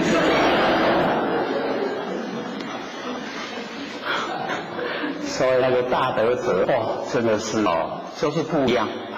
我讲我来你都唔捌安尼，搞我搞。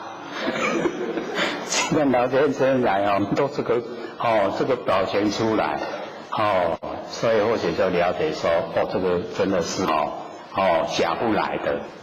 你有那个德啊有那个佛性的量，整个都呈现。那个很凶恶的狗啊，都表现这个样子，所以或许讲究有力道，我给你渡丢啦，不是用想象的，是我给你渡丢。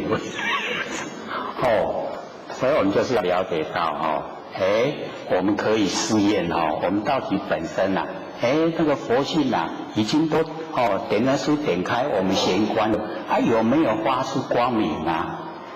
假如是你都已经手斜对着狗的眼睛看，它也跟着你瞧，然后瞧了以后头都没有低下来，尾巴也没有摇，可是又开始会给你背啦，什么现象？就是拢暗，迄佛性规个拢暗，无光啊，无光伊果然看人低啊，给甲你背，追下子真的要反省啊，要忏悔啊，得到这么殊胜的道都没有把它行持，都没有把它培养，所以就是要努力。这个很容易嘛，对不对？咱拄着高啊，就容易嘛，对不？容不容易？那或许有时候现在是很久没有讲这样，之前师长都会鼓励人才去试验，然后他听说我很尬嘞，为什么？说知道答案后会很恐怖。我说怎么会？知道答案以后然后假如说他头低下去的，那给你信心啊，你佛性已经有量了啦。那假如说他又对你一直会，表示说你修方法不对，佛性没有量，这样不是很好吗？你讲不讲？各位可以试验看看这个不熟的狗才可以啊，熟的不行。自己演的不行，一定要那个不熟悉的然后看看什么样的反应，给我们一样那个考试点，看咱修了有够天道啊无，佛性有没有发挥光明出来，这个蛮重要的，各位有没有那个信心说我佛性光明？有没有？我那摇头的很对自己都没有信心啊！那可见我们平常的时候那个锐还蛮多的，就是要各位啊，晓不晓掰？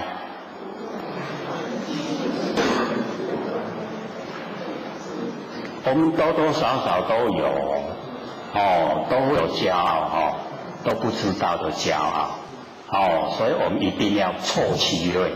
我们用不生不灭的佛性本体来把这一些把它挫败，改全部都给降服，让这一些锐那一种那个很强势的那个做法，全部都把它降服。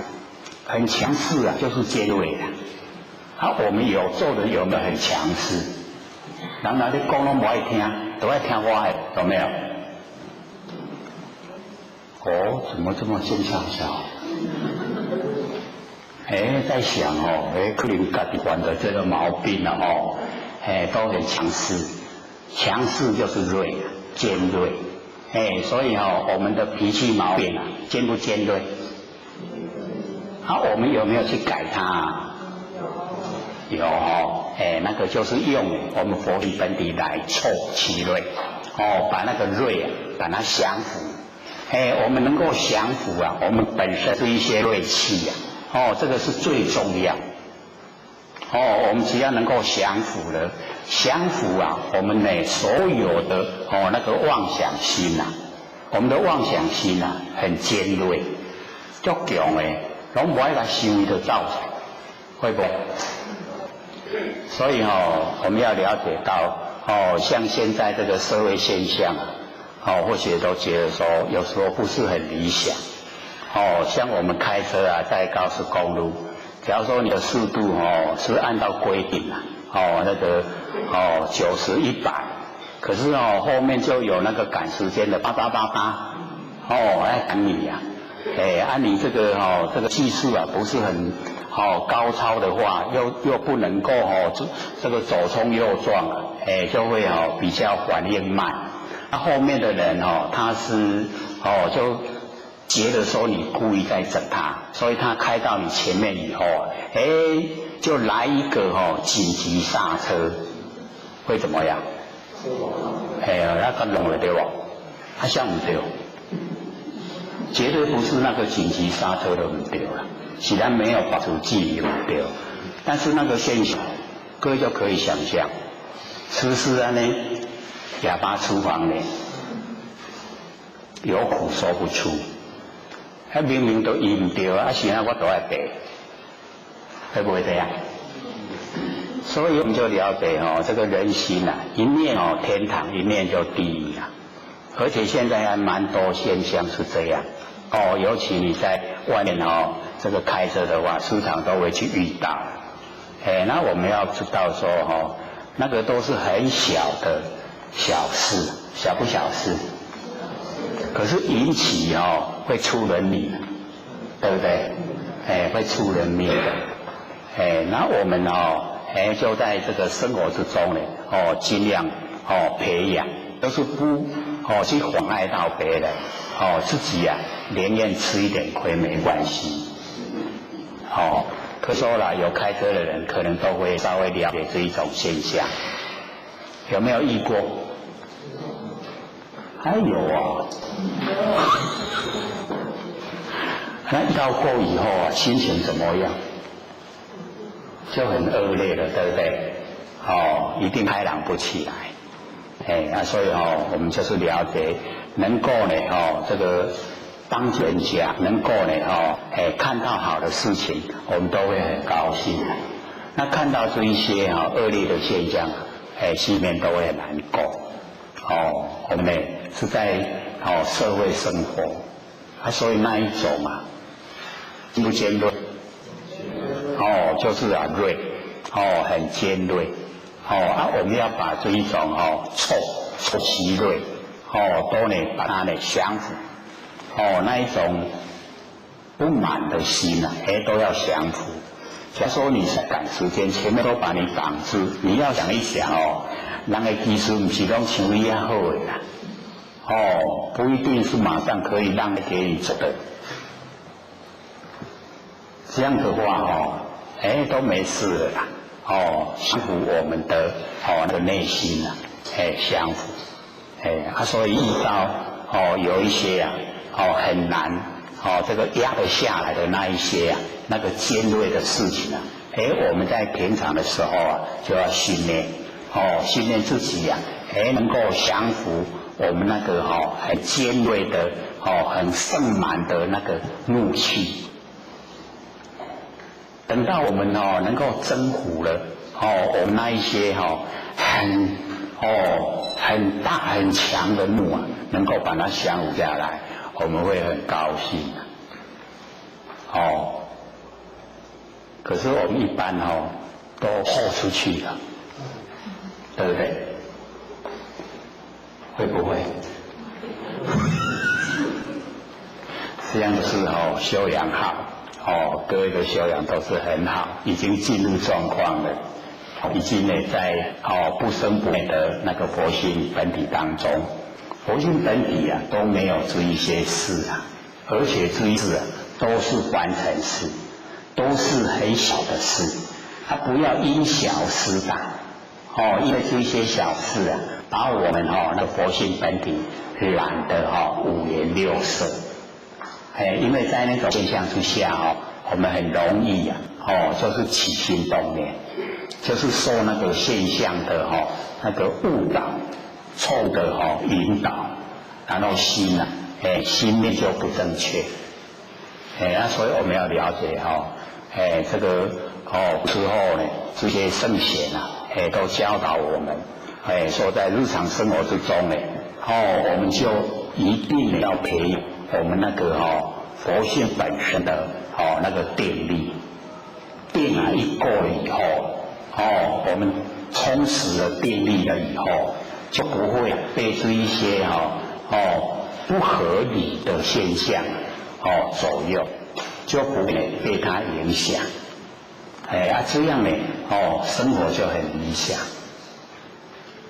而且我们自己也会很高兴那假如说我们是被这一些现象已经降服了、克服了，现象把我们的内心都已经压抑压制了，那我们这个生就没有意义生在凡尘那个意义就不大。所以要了解说凡尘一切都是虚幻不实的，要认清它所有假的不真，真的就只有不生不灭佛性本体。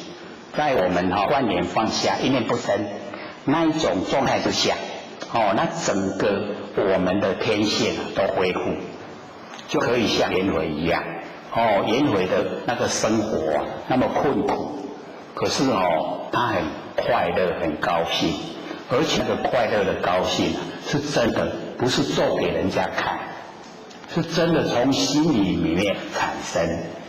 那我们要真的从心里面产生就是要对自己不生不灭佛性认识的程度很深程度很深了以后，我们会安住在不生不灭的真心佛性本体上面。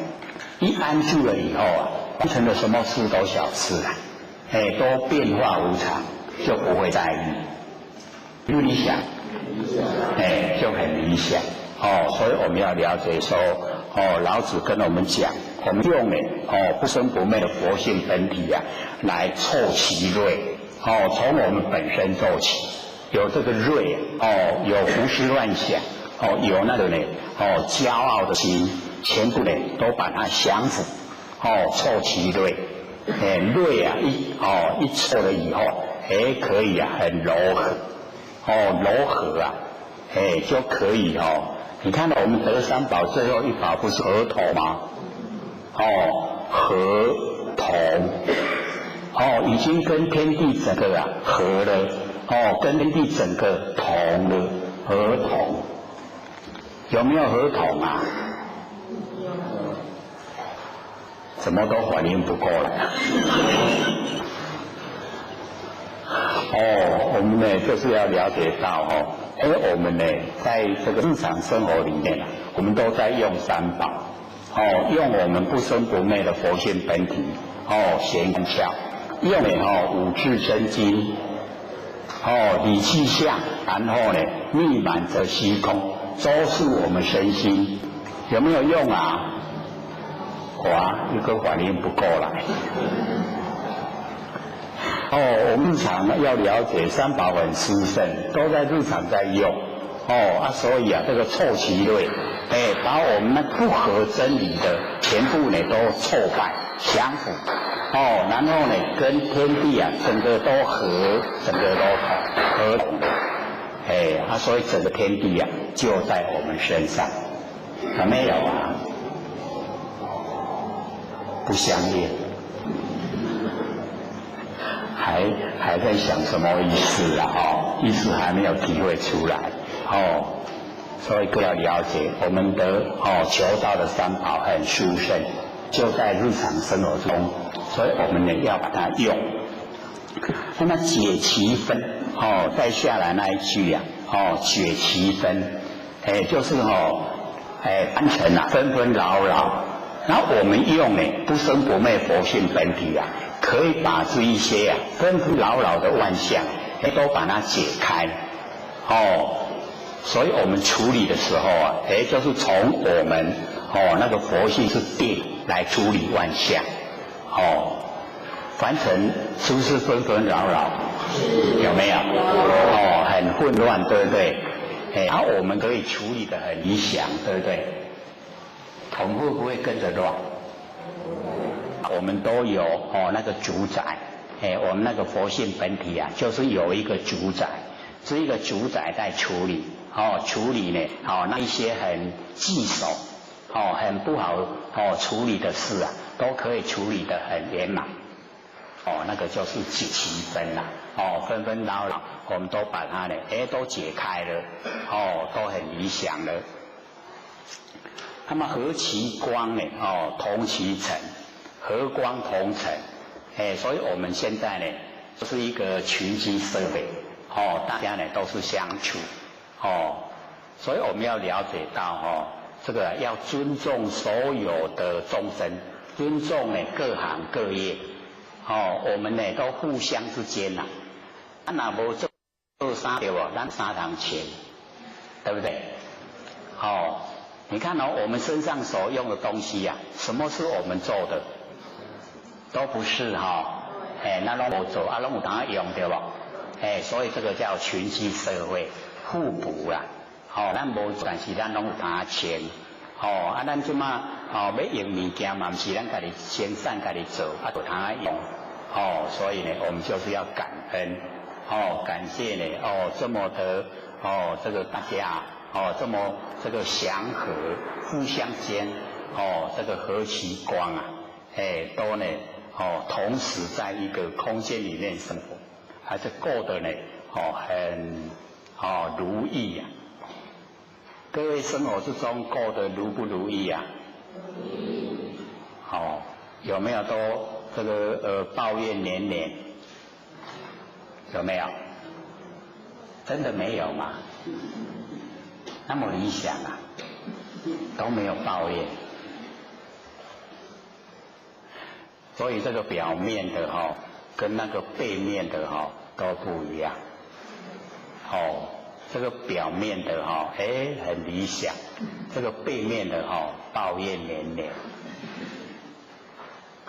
那我们要从内心里面培养出来这个感谢这么多的不同行业它铸造不同东西给我们用，我们都用得很顺心，很如意。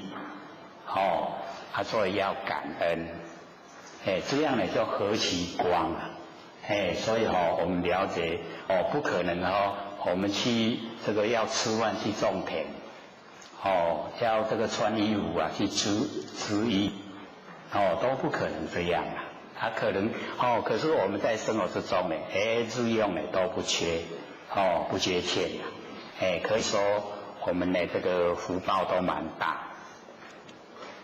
不像呢，这个生在那个非洲那个伊索比亚跟肯亚那边他们这个日用都缺得蛮厉害，那我们这边可以说呢都很富裕就是因为在这个这么好的环境之下，不努力修道，可不可惜？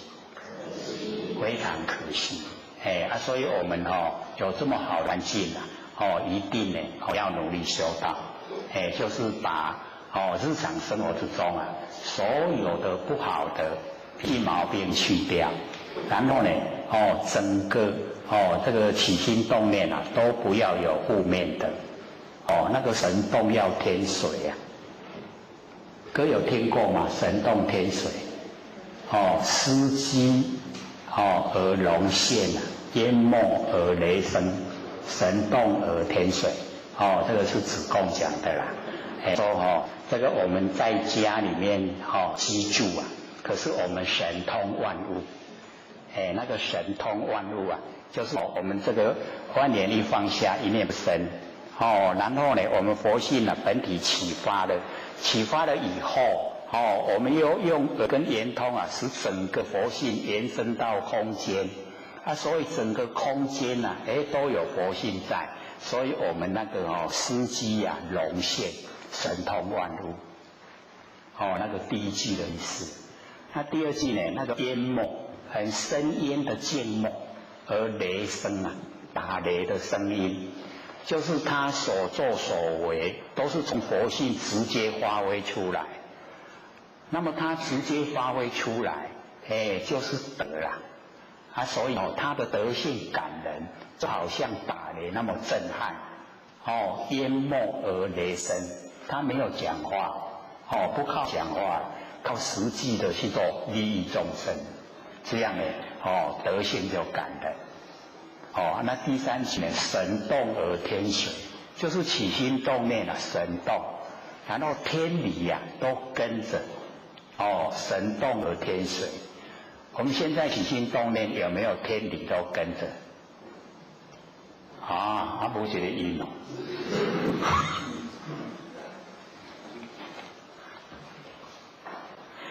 开始讲的时候不是讲吗？那个道就是我们良心，我们的良心就是道，按照良心去做就叫德，道德。经呢，就是我们都这样做不变化，就叫经。道德经就在我们身上，有没有？我们都有良心，对不对？所以我们发现良心那个就是道，我们按照良心去做就叫德。我们都不变化就叫经，道德经。各位都有没有？身上都有，对不对？要把它都带着道德经都带着。不困难的啦，不要找借口说那个良心一个已经死掉了，一个还没有出生这个期间刚好空档，那个是找借口了，不想做了。因为我们按照这个良心来做事比较会吃亏我们都不想做，才找借口来讲。那我们呢就是要了解到这个都是我们本身的关系凡人一定都是自重自受。你做好事你得到好的那个果报；做坏事呢，得到坏的那个报应，都是自受自受的。那我们按照良心来做最起码抚养无愧对得起天，对得起人，抚养无愧，没有感到难过的地方。这样的话本身佛性本身就光明了。所以那个就不用怕那个人烟稀少的时候那个魑魅魍魉会揍我们一拳。因为我们现在都这个生活在这个比较人烟稠密的地方所以那个体会就不深。或者都讲，只要你有空闲的时候到那个合欢山合欢山没有下雪的时候没有人可是那边的天气像说是夏天去的时候它还很冷，因为那个雪刚好融化的时候最冷，很冷，它没有人。你在那边走个一天不会遇到一个人，各位那个时候会怎么样？你行一天拄我一个人会安那？心慌所以或许因为有经验那个时候是想闭关到合欢山去找不到那个理想的地方我希望我若来这闭关搁这寒，我一点全死在内底所以不敢一个人再找另外一个熟悉的人，结果找不到那一个熟悉的找不到就没有住在那边，不然就在合欢山那边闭关这个就是要这个深入我们的法性所以这个追求就是一定要自己花心追求，而且或许都是真的实现要安那来研究安那进行，从家己去实验看看，实验看看所以很多讲出来以后都是或许自己本身经历所以就告诉各位说，你万念放下，一念不生，可以到达佛的领域就是那个颜回颜回他就是把所有的凡尘放到全部空到尽头，什么都没有那整个那个忘尽真显，真就显现。虽然32岁就死亡可是他的佛性已经整个都佛了都没有一点那瑕疵所以那个最理想我们也可以从我们的日常生活里面去做万念放下，然后一念不生。各位浅浅可以想象，这个时候没有三心，没有过去心，没有未来心，没有现在心。我们万念放下，是不是什么都放下了？就是没有三心。那没有三心三世不摄受。过去世它摄受我们不住，未来世它也摄受我们不住，现在世也摄受我们不住三世都替咱为调，摄受我们不住，我们的佛性就整个呈现了。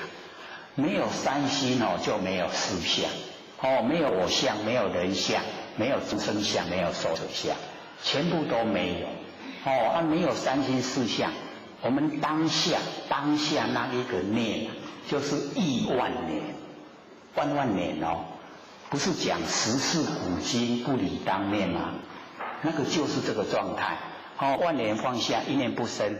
那眼前那一个了了分明的佛性本体，那一个我们把它称作一念三世各有三世就9世，加上那一念一世刚好10世10世的古今不离开我们当下这一个状态。你了解不？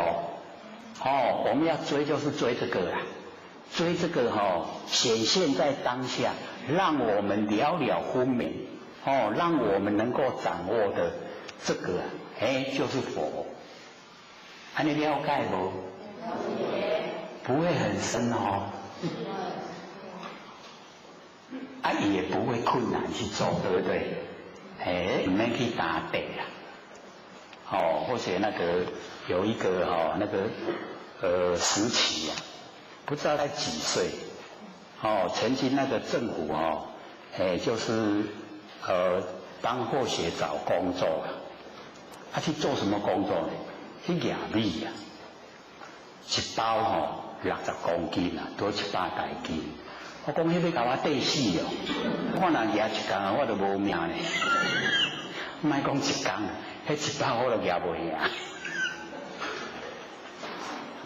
那我们修这个要不要那么费力？不用，对不对？所以要了解到这个是从心性着手。心性着手呢我们就是要了解到根源了解到它那个来源是怎么来的，我们怎么到凡尘来我们要怎么回去这个一定要了解各位了解了没有？真的了解了我们怎么来的？咱哪来？我们要知道我们怎么来，才会知道怎么回去哦。所以我们是一念妄动而来，起心动念啊。各位要了解到，起心动念就是最容易的。我们很容易就起心动念。为什么会起心动念？因为修行啊。无用各位先生，无用的时阵念头侪啊少，真少都拢去空气拢记掉，念头拢较袂起来。那我们空闲的时候念头就很多了。所以这个念头就是最难降服。我们呢就是要了解到，因为有念头有念，我们才落入凡尘。我们要回去就是要先把念头我们先开始修的时候先能够掌握它。所有念头都在我们的掌握之下。咱有法度控制咱家己的念头，莫超出咱控制的范围啦。安尼样呢，很困难咱的念头拢超出咱控制的范围控制伊袂掉要想啥要想啥，控制会掉的。很难很难去管制它超出我们的知道的范围，它都超出了。所以我们为什么没有办法回到那个佛的本位？就是因为念头障碍，念头给咱障碍。我们现在先了解我们念头，都呢能够我们去管制它、约束它。然后我们尽量慢慢的把那个念头能够消除，就是把念拢无念，然后到没有念的时候我们的声音就断。按念尽，已经都全部尽，我们的声相就没有。声音断了，声相没有，我们就没有六道轮回。安尼知影无？最容易的最困难做的啦。咱的念头是不是咱起来？所以我们去知道这个起念头的是谁就是佛性本体。佛性本体它才能够起念头，不是他空呢。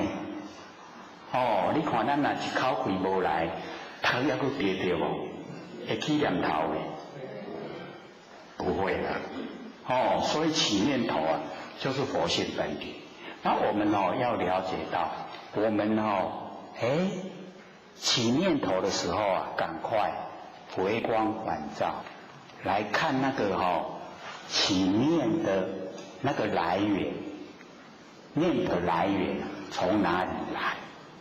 我们会发现它竟然是众缘际会，众缘际会来起念头，所以我们的念头叫做众生，众缘而生很多因缘际会，然后才生发念头所以我们度化众生那个佛说度众生第一个要先度自己的众生。一个念头就是一个众生我们把所有念头都度尽了，没有念头了，就成佛了。这样知道吗？没有听过有在哪边听到？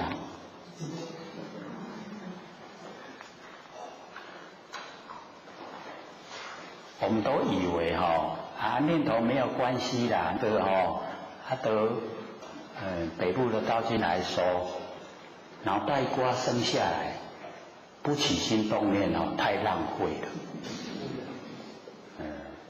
就是要用脑袋瓜要用。我说这个我们脑袋瓜这个用的太厉害，它会抗议。所以各位假如说不相信这个或许讲的话，你晚上睡觉的时候你就开始胡思乱想，一直想不要停，停到想到后来，唔知安那困去啊，一定也会睡着。明天起床的时候啊，你看看你的头会怎么样？那会爆炸，那个头痛的会让你难过的不得了。所以我们就是要了解到，那个佛性在抗议。那假如说我们又另外找一个时间，一躺下来啊，万年放下，一念不生，然后睡着了。明天起床的时候啊，你那个头脑非常舒服。这个或许都试验过了才讲出来。很喜欢试验所以我们就是了解到没有念头的时候啊，全部都没有念头，真的我们那个心清净，心一清净以后，恢复到佛性本体，就回来了，所以心清净容易明心见性。那我们假如说心太这个容易起心动念，胡思乱想，那要明心见性就比较不容易，没有那么快，而且也没有那么深入。我们要了解说明心见性它的程度也有粗浅的，也有深入的。那我们呢就是要深入，深入我们法性，越深入以后我们就会越宽广。那越宽广，整个宇宙大地我们要了解整个山河，整个山川，全部呢都是真心，所以到那个时候心跟境一如，心跟境已经合在一起了。心跟境合在一起就不用分别，没有分别心的时候就回到本来。所以佛就是证悟那个本性。就是没有对待。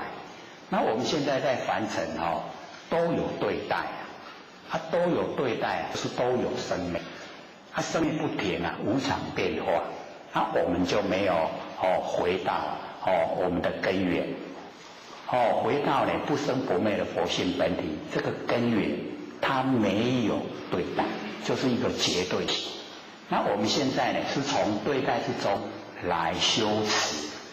先把这些对待都了解透彻，那了解透彻的时候，它都是无常变化。我们都是住相以后，然后才产生很多烦恼，产生很多烦恼，有所作为，才造了业因，业因一造了以后，才接受果报。所以我们了解说，是我们自己造的。该你作为，该你进来。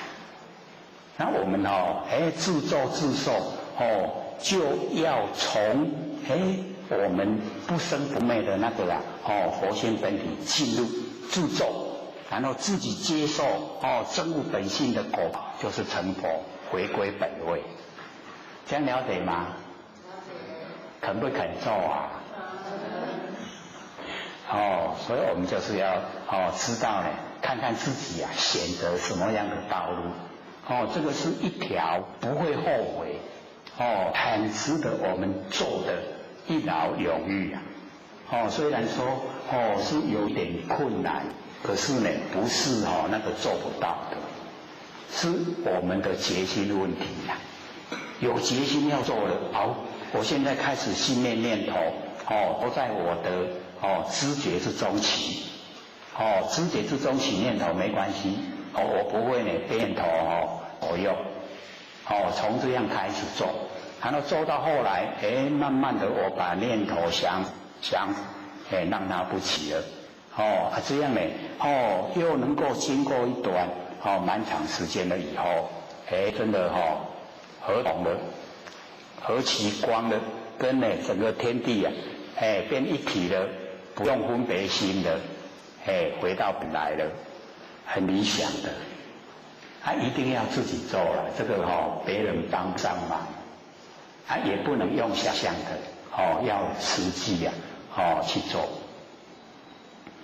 所以这个合其光同其尘，跟凡尘都已经融成一体。不容易可是可以做，可以做到。修正了以后啊，就是做到了。所以我们刚才看的那一些啊，就是告诉我们落入凡尘太久了，习性太强了，脾气毛病太多了，然后意见也太多了。所以我们在凡尘的生活，就是要告诉自己，有意见人讨厌，有办法人人喜欢。你都不要说话，把问题都解决了，你喜不喜欢跟他相处？很喜欢，对不对？所以我们就做那一个人家喜欢的人，把所有问题都解决，不讲话，不要人家做你有意见，有意见就人人讨厌，对不对？不你来做，做个歪，讲个真好讲，有没有这样啊？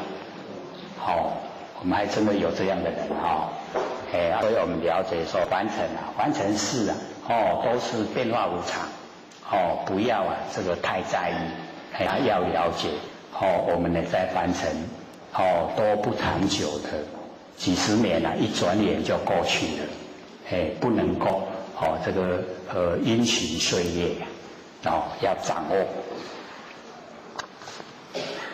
湛兮是若尘这个湛然常寂，那个湛就是原始状态，所以我们佛性的原始状态叫做湛然常寂，寂灭那个寂寞的寂那个呢是我们佛性的原始状态，它可以感而遂通，湛然常寂，感而遂通，所以我们呢这个了解说。湛兮是这个后尘应该是漏了漏尘，湛兮呢是后尘，就是呢它很湛然，跟那种底嘞因为不落入这个形象，所以都用那一种那个比较抽象的那个形容，就好像湛，我们佛性都有嘛可是老子呢，他都不是把那个话说死了，都讲那个比较让我们呢能够用体会、用领悟的那么吾不知呢，谁之子？这个老子说，我不知道呢，是一个不生不灭的佛性本体是什么人呈现出来的？象帝之心，形象，形象的皇帝他比那个形象的皇帝还要再早，这样知道意思吗？就是所有相都没有的时候它就已经存在了。我们就讲先天先天它就已经存在。那我们后天以后才有的那个讲后天。那我们都讲先天，先天之道。然后后天是妙，不是都这样讲吗？有这个形象以后然后才有盖世妙，所以那个妙都是后天那我们这个道，我们这个佛性是没有形象，它就已经有了，所以叫先天，天地之先比天地还要早所以呢这个不盈瞻呢地势就是这个意思，这样了解吗？也是蛮深的深不深？浅不浅？说它深就是我们还都不了解了；说它浅就是已经都了解了。了解了以后它就很浅显，就是在我们日常生活之中都可以呈现，那个就很浅。那假如说我们都没有碰没有去经历，那就很深。那我们在生活之中都把它用，就很浅。所以我们这个佛性本体都没有形象。那我们都一直在生活里面有空闲3-5分钟都做万念放下一念不生，就可以体会我们那个不生不灭佛性本体，都可以体会出来，那就很浅了。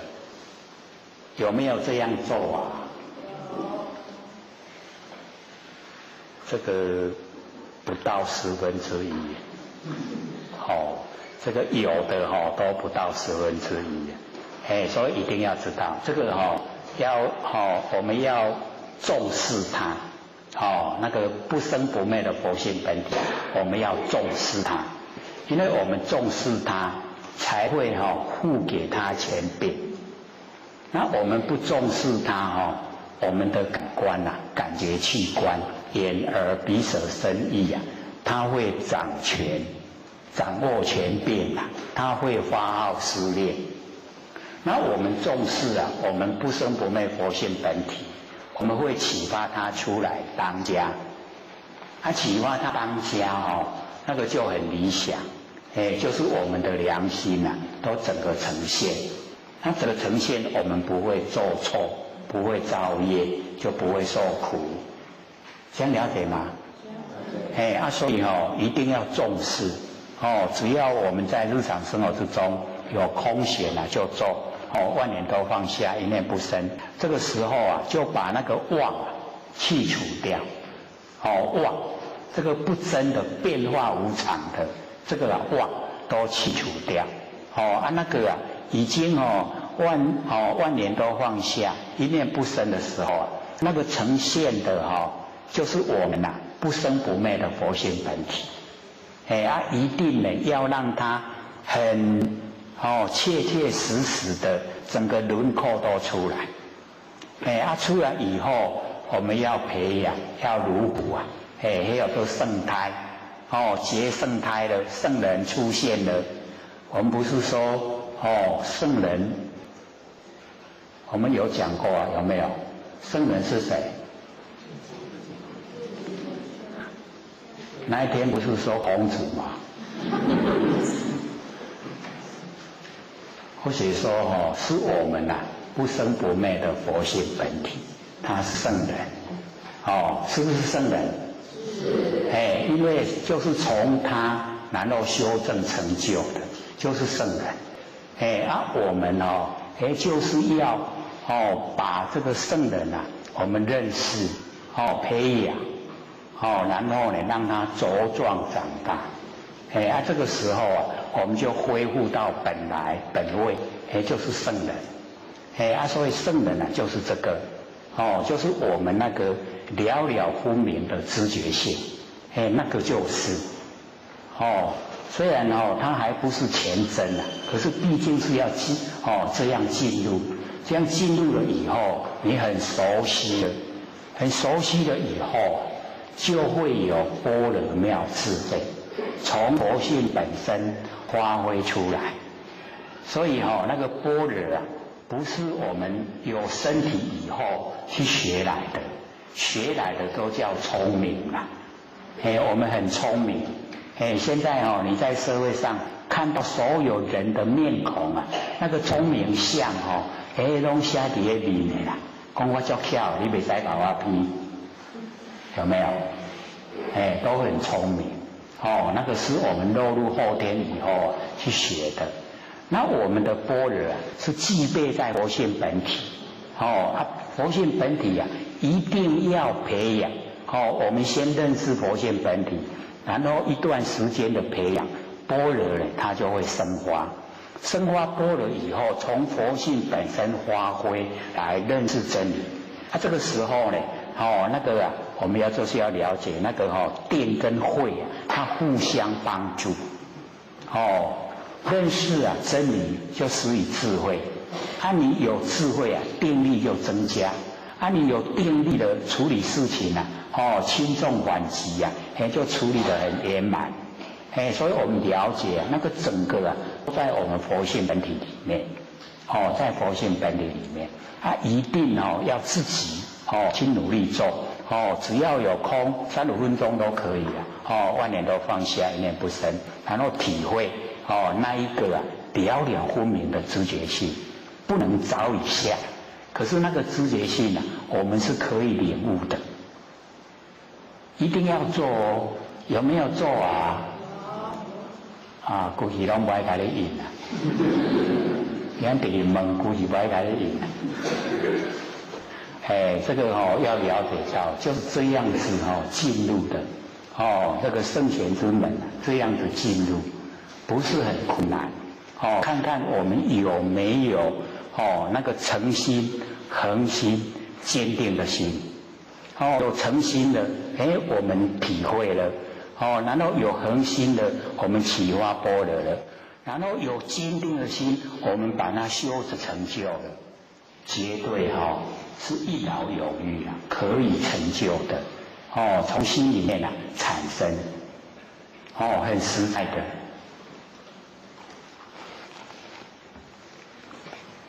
我们呢在这个讲那个第五章手中章因为呢这个手中章跟这个不应章一个是体一个是用手中就是守住我们知道那个本体那个中呢就是我们不生不灭那个佛性本体就是道所以呢道就是中手中。那么这边讲天地不仁，以万物为刍狗这个天地很不仁慈把那个万物当这个刍狗。那个刍狗就是古时候祭祀用的把它雕塑的非常的漂亮还没有祭祀之前一直雕塑的很漂亮，然后呢这个等到祭祀祭拜完了以后就把它呢毁掉了，不要它了这样的意思吗？那个刍狗古时候呢在祭祀用像我们现在也是一样要一个庆祝会还是什么的还没有这个举办之前会场不是都那个装扮得很漂亮嘛，然后举办了以后是不是把它整个都拆掉毁掉就好了？我们现在也都可以看都是这个样子要点燃以前等到足水的点燃以后就做粪扫拢拖大掉，对不对？这个就是老子讲的这个现象那我们了解老子讲这个天地不仁，为什么天地不仁慈把呢这个万物当成刍狗，就是呢我们呢这个春生夏长都使万物一直生生不息，一直生长的非常漂亮。可是呢一到秋天的时候秋杀之气那个秋杀之气我们看到那个所有那一些事业都掉落下来叶都落了有无变做孤枝对无你看要雨水的时阵安尼春天夏天安尼很茂盛，对不对？等到秋天的时候哇再变孤枝所以这个老子的意思他就讲说天地要使万物生生不息的时候雕塑得非常漂亮，可是等到一秋天以后那个秋杀之气又把这一些万物又毁掉了就是那个意思啦。可是我们要了解到我们都有吃米嘛有吃切对吧？咱看到种那个切长所以我们要了解，假如说我们使那个五谷一直生长卖有那个秋杀之气来让它成熟，让它芒花，让它结穗让它成熟，那个对我们有用吗？没有用，对不对？所以让它直直大到去拄到天有用无？无路用对不？所以老子讲这个意思就是说它使它生长到一个时间一定要秋杀之气促其成熟，你知影无？伊即马让它大到一个程度让它芒花，让它结穗，那个时阵就是爱秋杀之气伊才会成熟成熟咱才有米通吃，对不？才有那个切通刮，才有米通吃。你看咱做的这茶这茶你若较需要拢让它直直生长不要秋杀之气咱爱了解讲伊会消摊各位都了解嘛哈？那个木啊会变化，那个就是还没有成熟啦。啊，所以它使那个树啊生长以后啊，又有那个秋杀之气啊，促其成熟，就是会当坚硬。啊，坚硬那摕来做家具啊，它才不会变化，才袂摇摊。各位先生，摇摊讲伊安怎讲？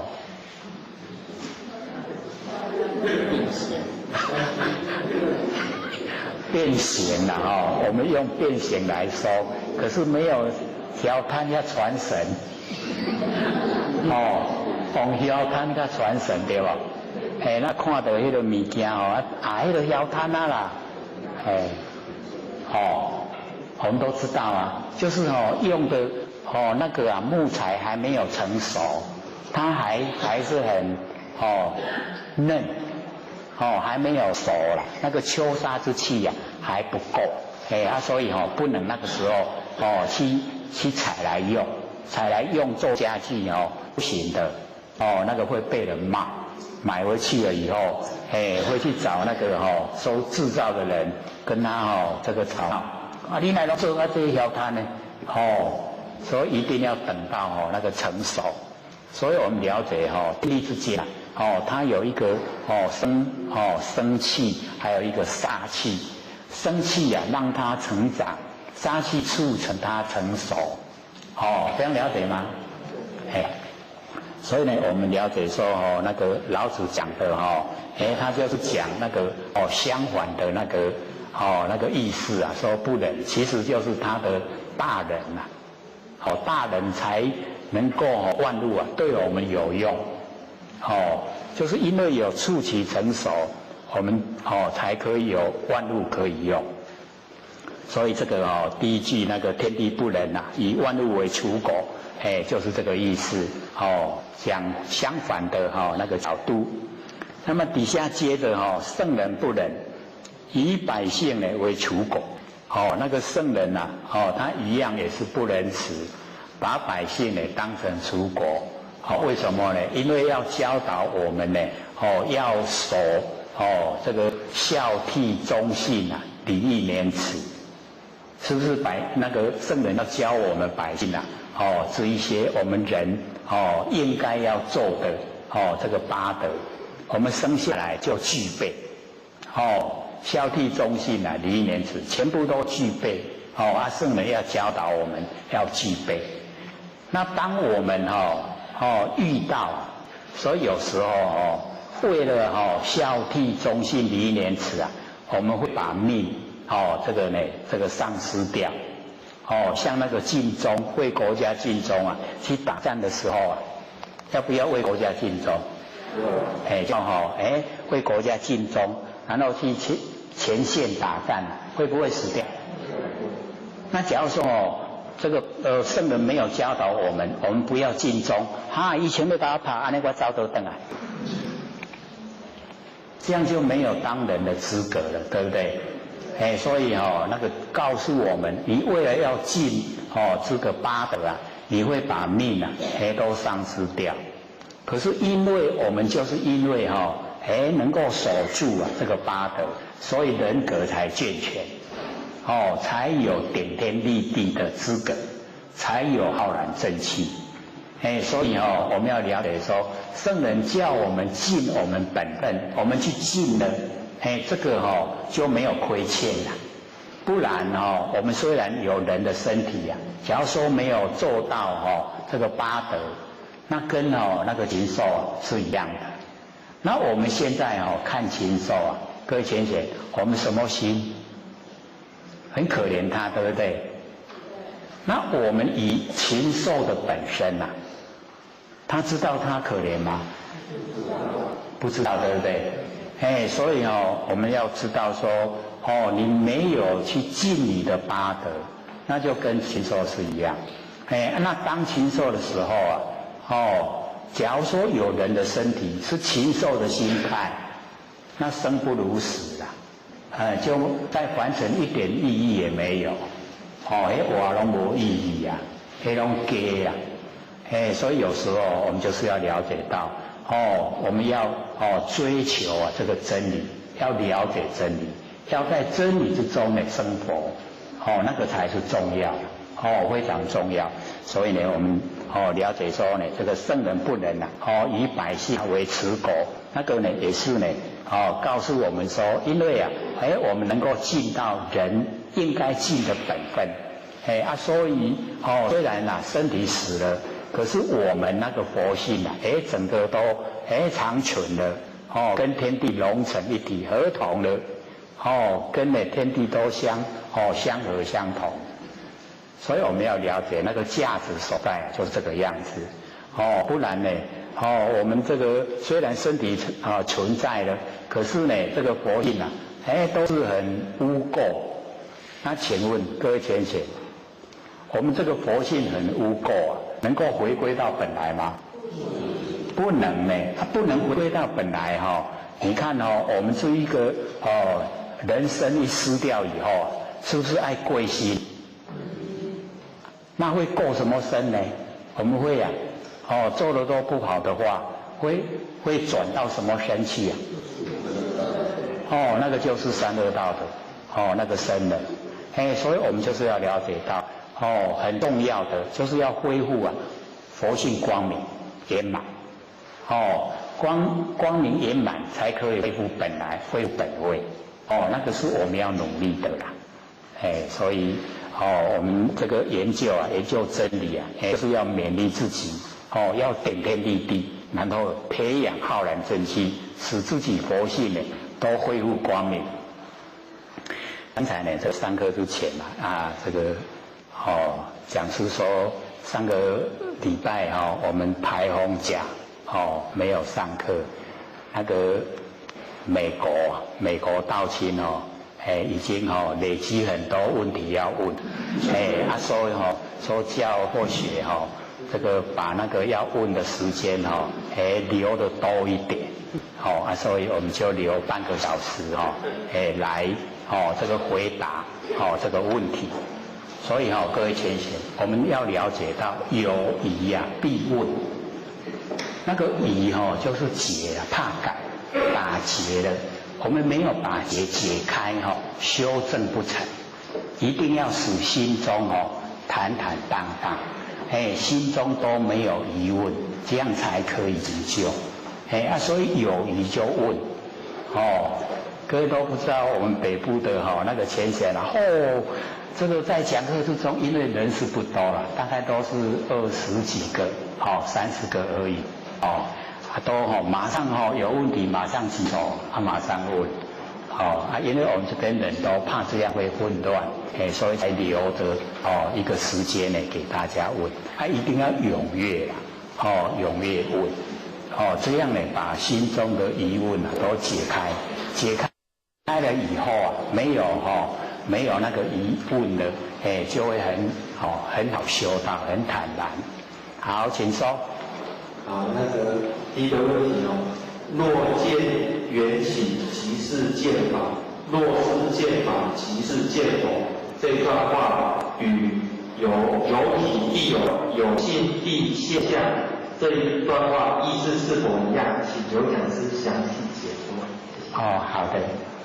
这个问完这个中肯，就是抓到问题所在。因为释迦牟尼佛都鼓励他的弟子说要研究衍生的道理。若见衍生因缘所产生，即是见法；若见法，即是见佛。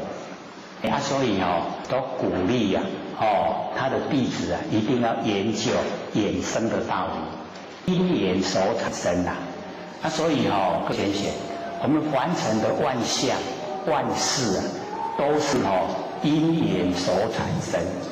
我们要去研究那个因缘产生，不是已经落入现象的相而是因缘。什么因什么缘，然后产生了那个中间的构成去研究衍生的道理，这样了解意思吗？因缘所产生有因有缘，像我们父母亲结婚了，父母亲的姻缘结婚以后，然后才把我们生下来，这个就是呢，父母亲结婚把我们生下来，这个中间的那个过程，那个叫衍生要了解到说，一定呢有因有缘，那不会假如说我们跟父母亲没有结缘无迄个缘，咱就不会做一家人。所以要知道那个会做一家人的因缘，都有这个我们台湾话讲说修欠债所以孩子生下来一直赚钱，那个表示他要来还债。那孩子生下来一直用钱一直用，那个要来讨债。各位有没有这个现象？都有。有一些呢，这个夫妻啊，这个生下孩子以后，家里做的事业很顺，一直赚钱，表示他要来还债了。那假如说生下来他身体不好，一直用钱，要找医生然后呢事业又不顺，那个就是要来讨债。所以会结成一家人，都是有因缘。那佛要我们去研究那个衍生的道理，因缘所产生就是要我们去了解所有现象的来源。现象是怎么来的？现象本身它没有现那个会促成那个现象际会那个过程没有形象那个没有形象的，你去研究延伸所以你已经研究了这个延伸的道理，知道了那个就叫见法。你见法知影无？看到这个法，看到这个方法，知道吗？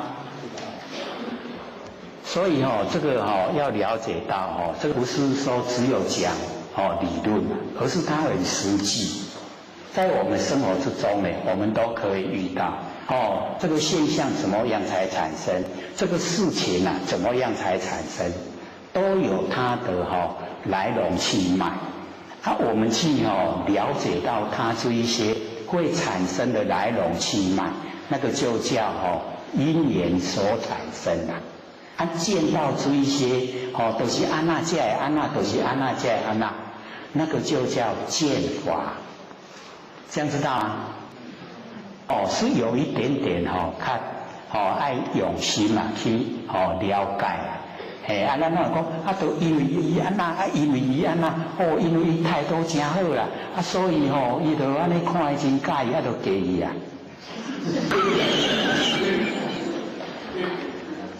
不是这样吗？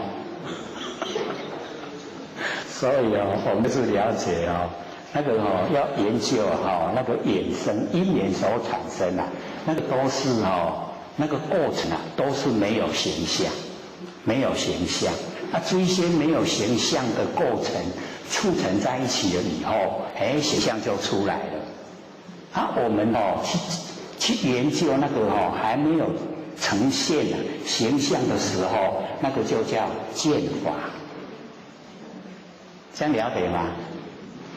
为什么佛会讲说你见到法就是见到佛？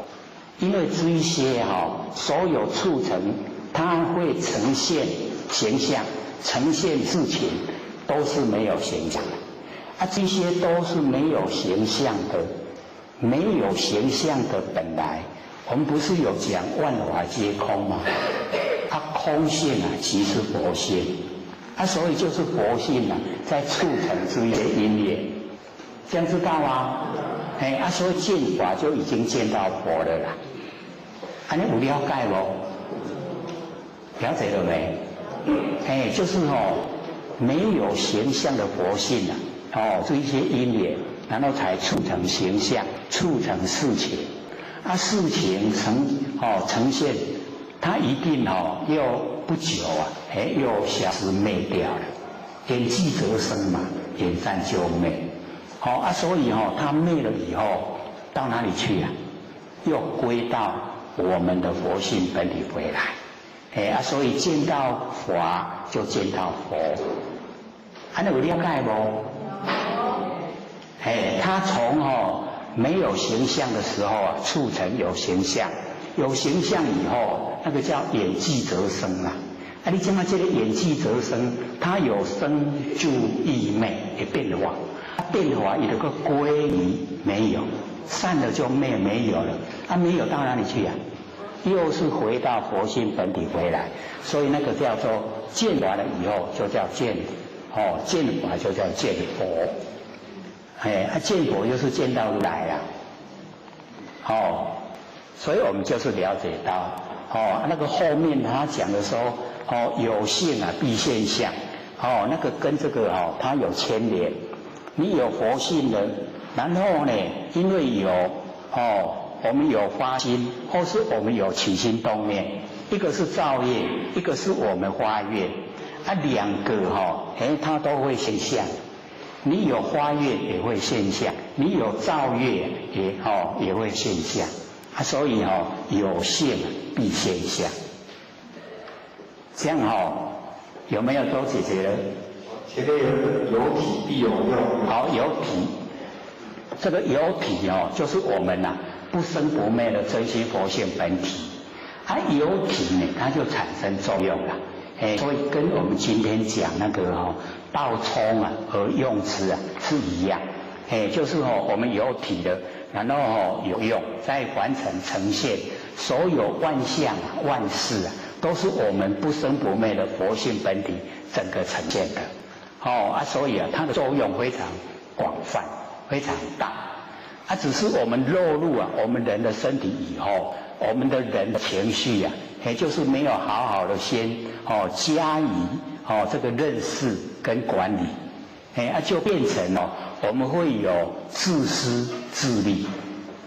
那假如说我们把自己的自私自利都全部去掉，这个就叫修持了，凑其类，把这一些自私自利这些都去除掉，我们就会恢复整个那个佛性本体的那个它的功能作用回来，整个又回来。所以修持的话叫摄用，然后归体。那我们凡人是没有，我们把那个佛性的功能作用发挥出来以后，去抓住那一些功能作用，一直在往那个虚幻的那个境在追。所以我们了解说，这个凡尘所有一切，它就是都是在道体之中，只是发挥出来不同，它的功能作用全部不一样。可是呢，一回到佛性本体都是一个绝对体，都是一样的。所以佛因为证悟到它的绝对体没有分别的，所以就成佛了。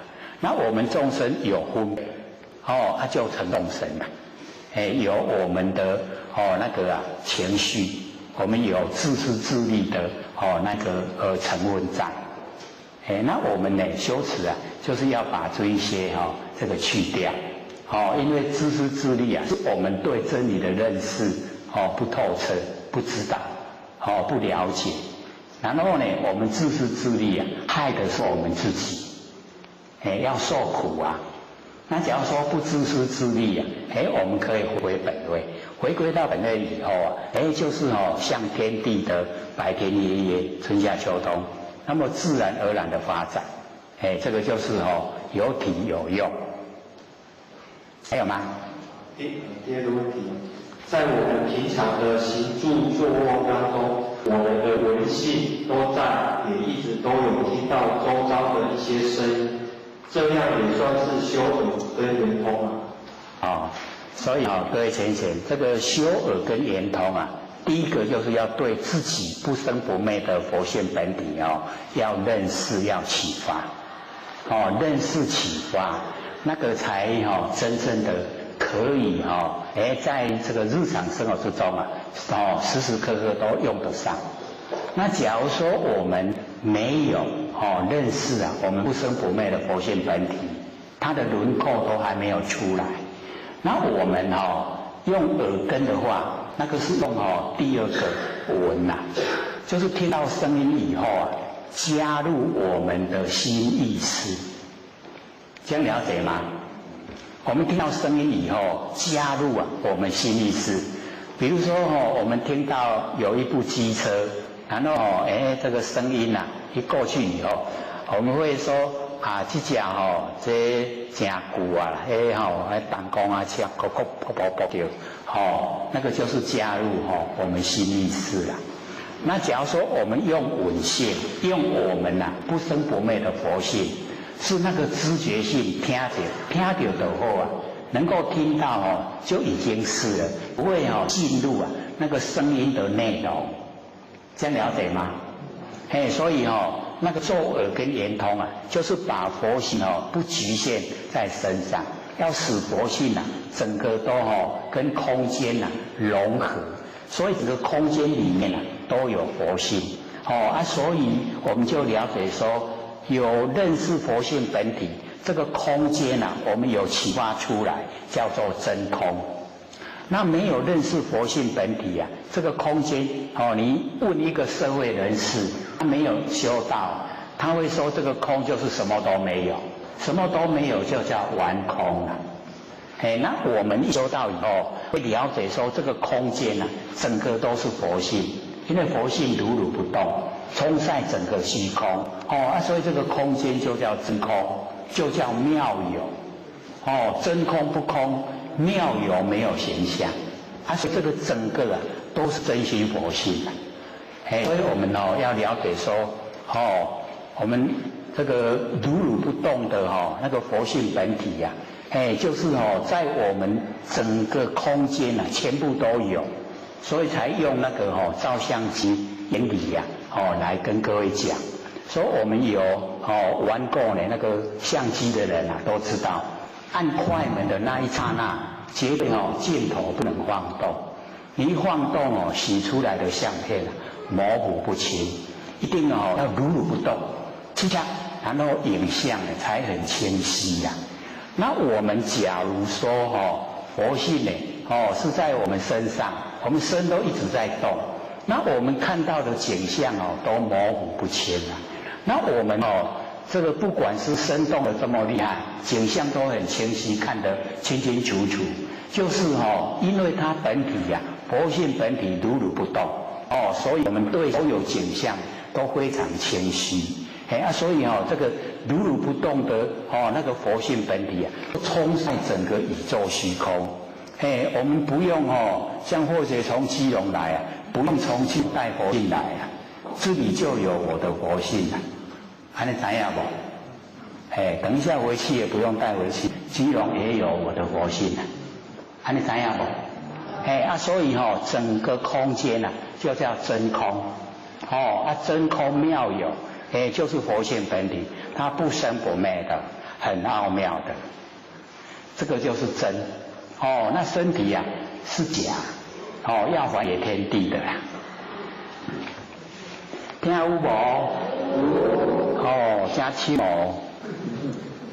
爱了解不容易。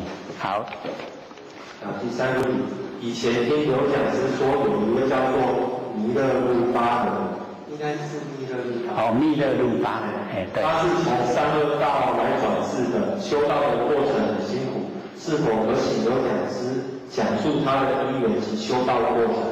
他的名字是哪4个字？谢谢。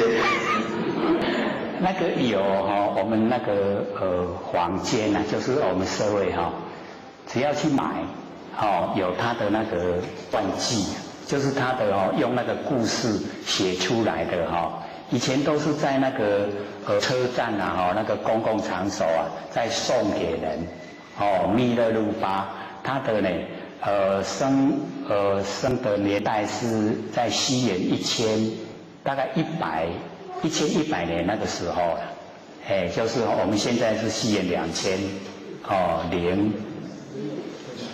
年他是大概1105还是1150那个时代那个弥勒卢巴，因为他的那个修持过程他就是很忠厚老实，被人欺负得很厉害后来他去学那个法术，杀很多人用法术来人，抬足多人的，足多人结果他们整个村庄的人就是很怕看到他了，看到他会怕他被用那个法术杀死所以他就讲说我怎么都变成魔鬼了，大家都怕我，所以他的时候就转换思想，说要去学那个修道，学比较好的，那个时候呢就转变他的那个观念。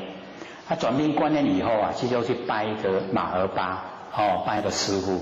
这个师傅呢，就是一直要磨掉他的那个杀业，杀死很多人那磨掉他的杀业那个过程就是我们人都很难忍受很难去忍受那一种那个过程然后呢，他修到成就以后人家说你是不是已经得是修，然后来成就的？他说不是，他是从三恶道来，那个是弥勒鲁巴自己本身讲的按那个修持的过程呢，那个记载都蛮详细。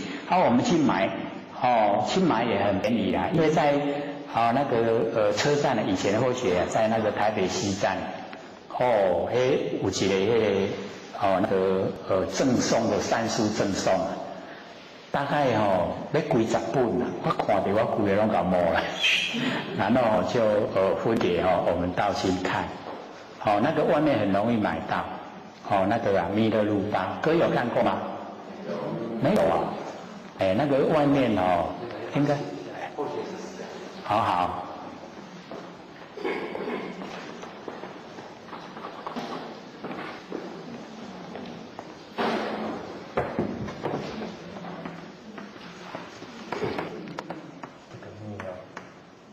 乐，我们那个老祖师那个乐。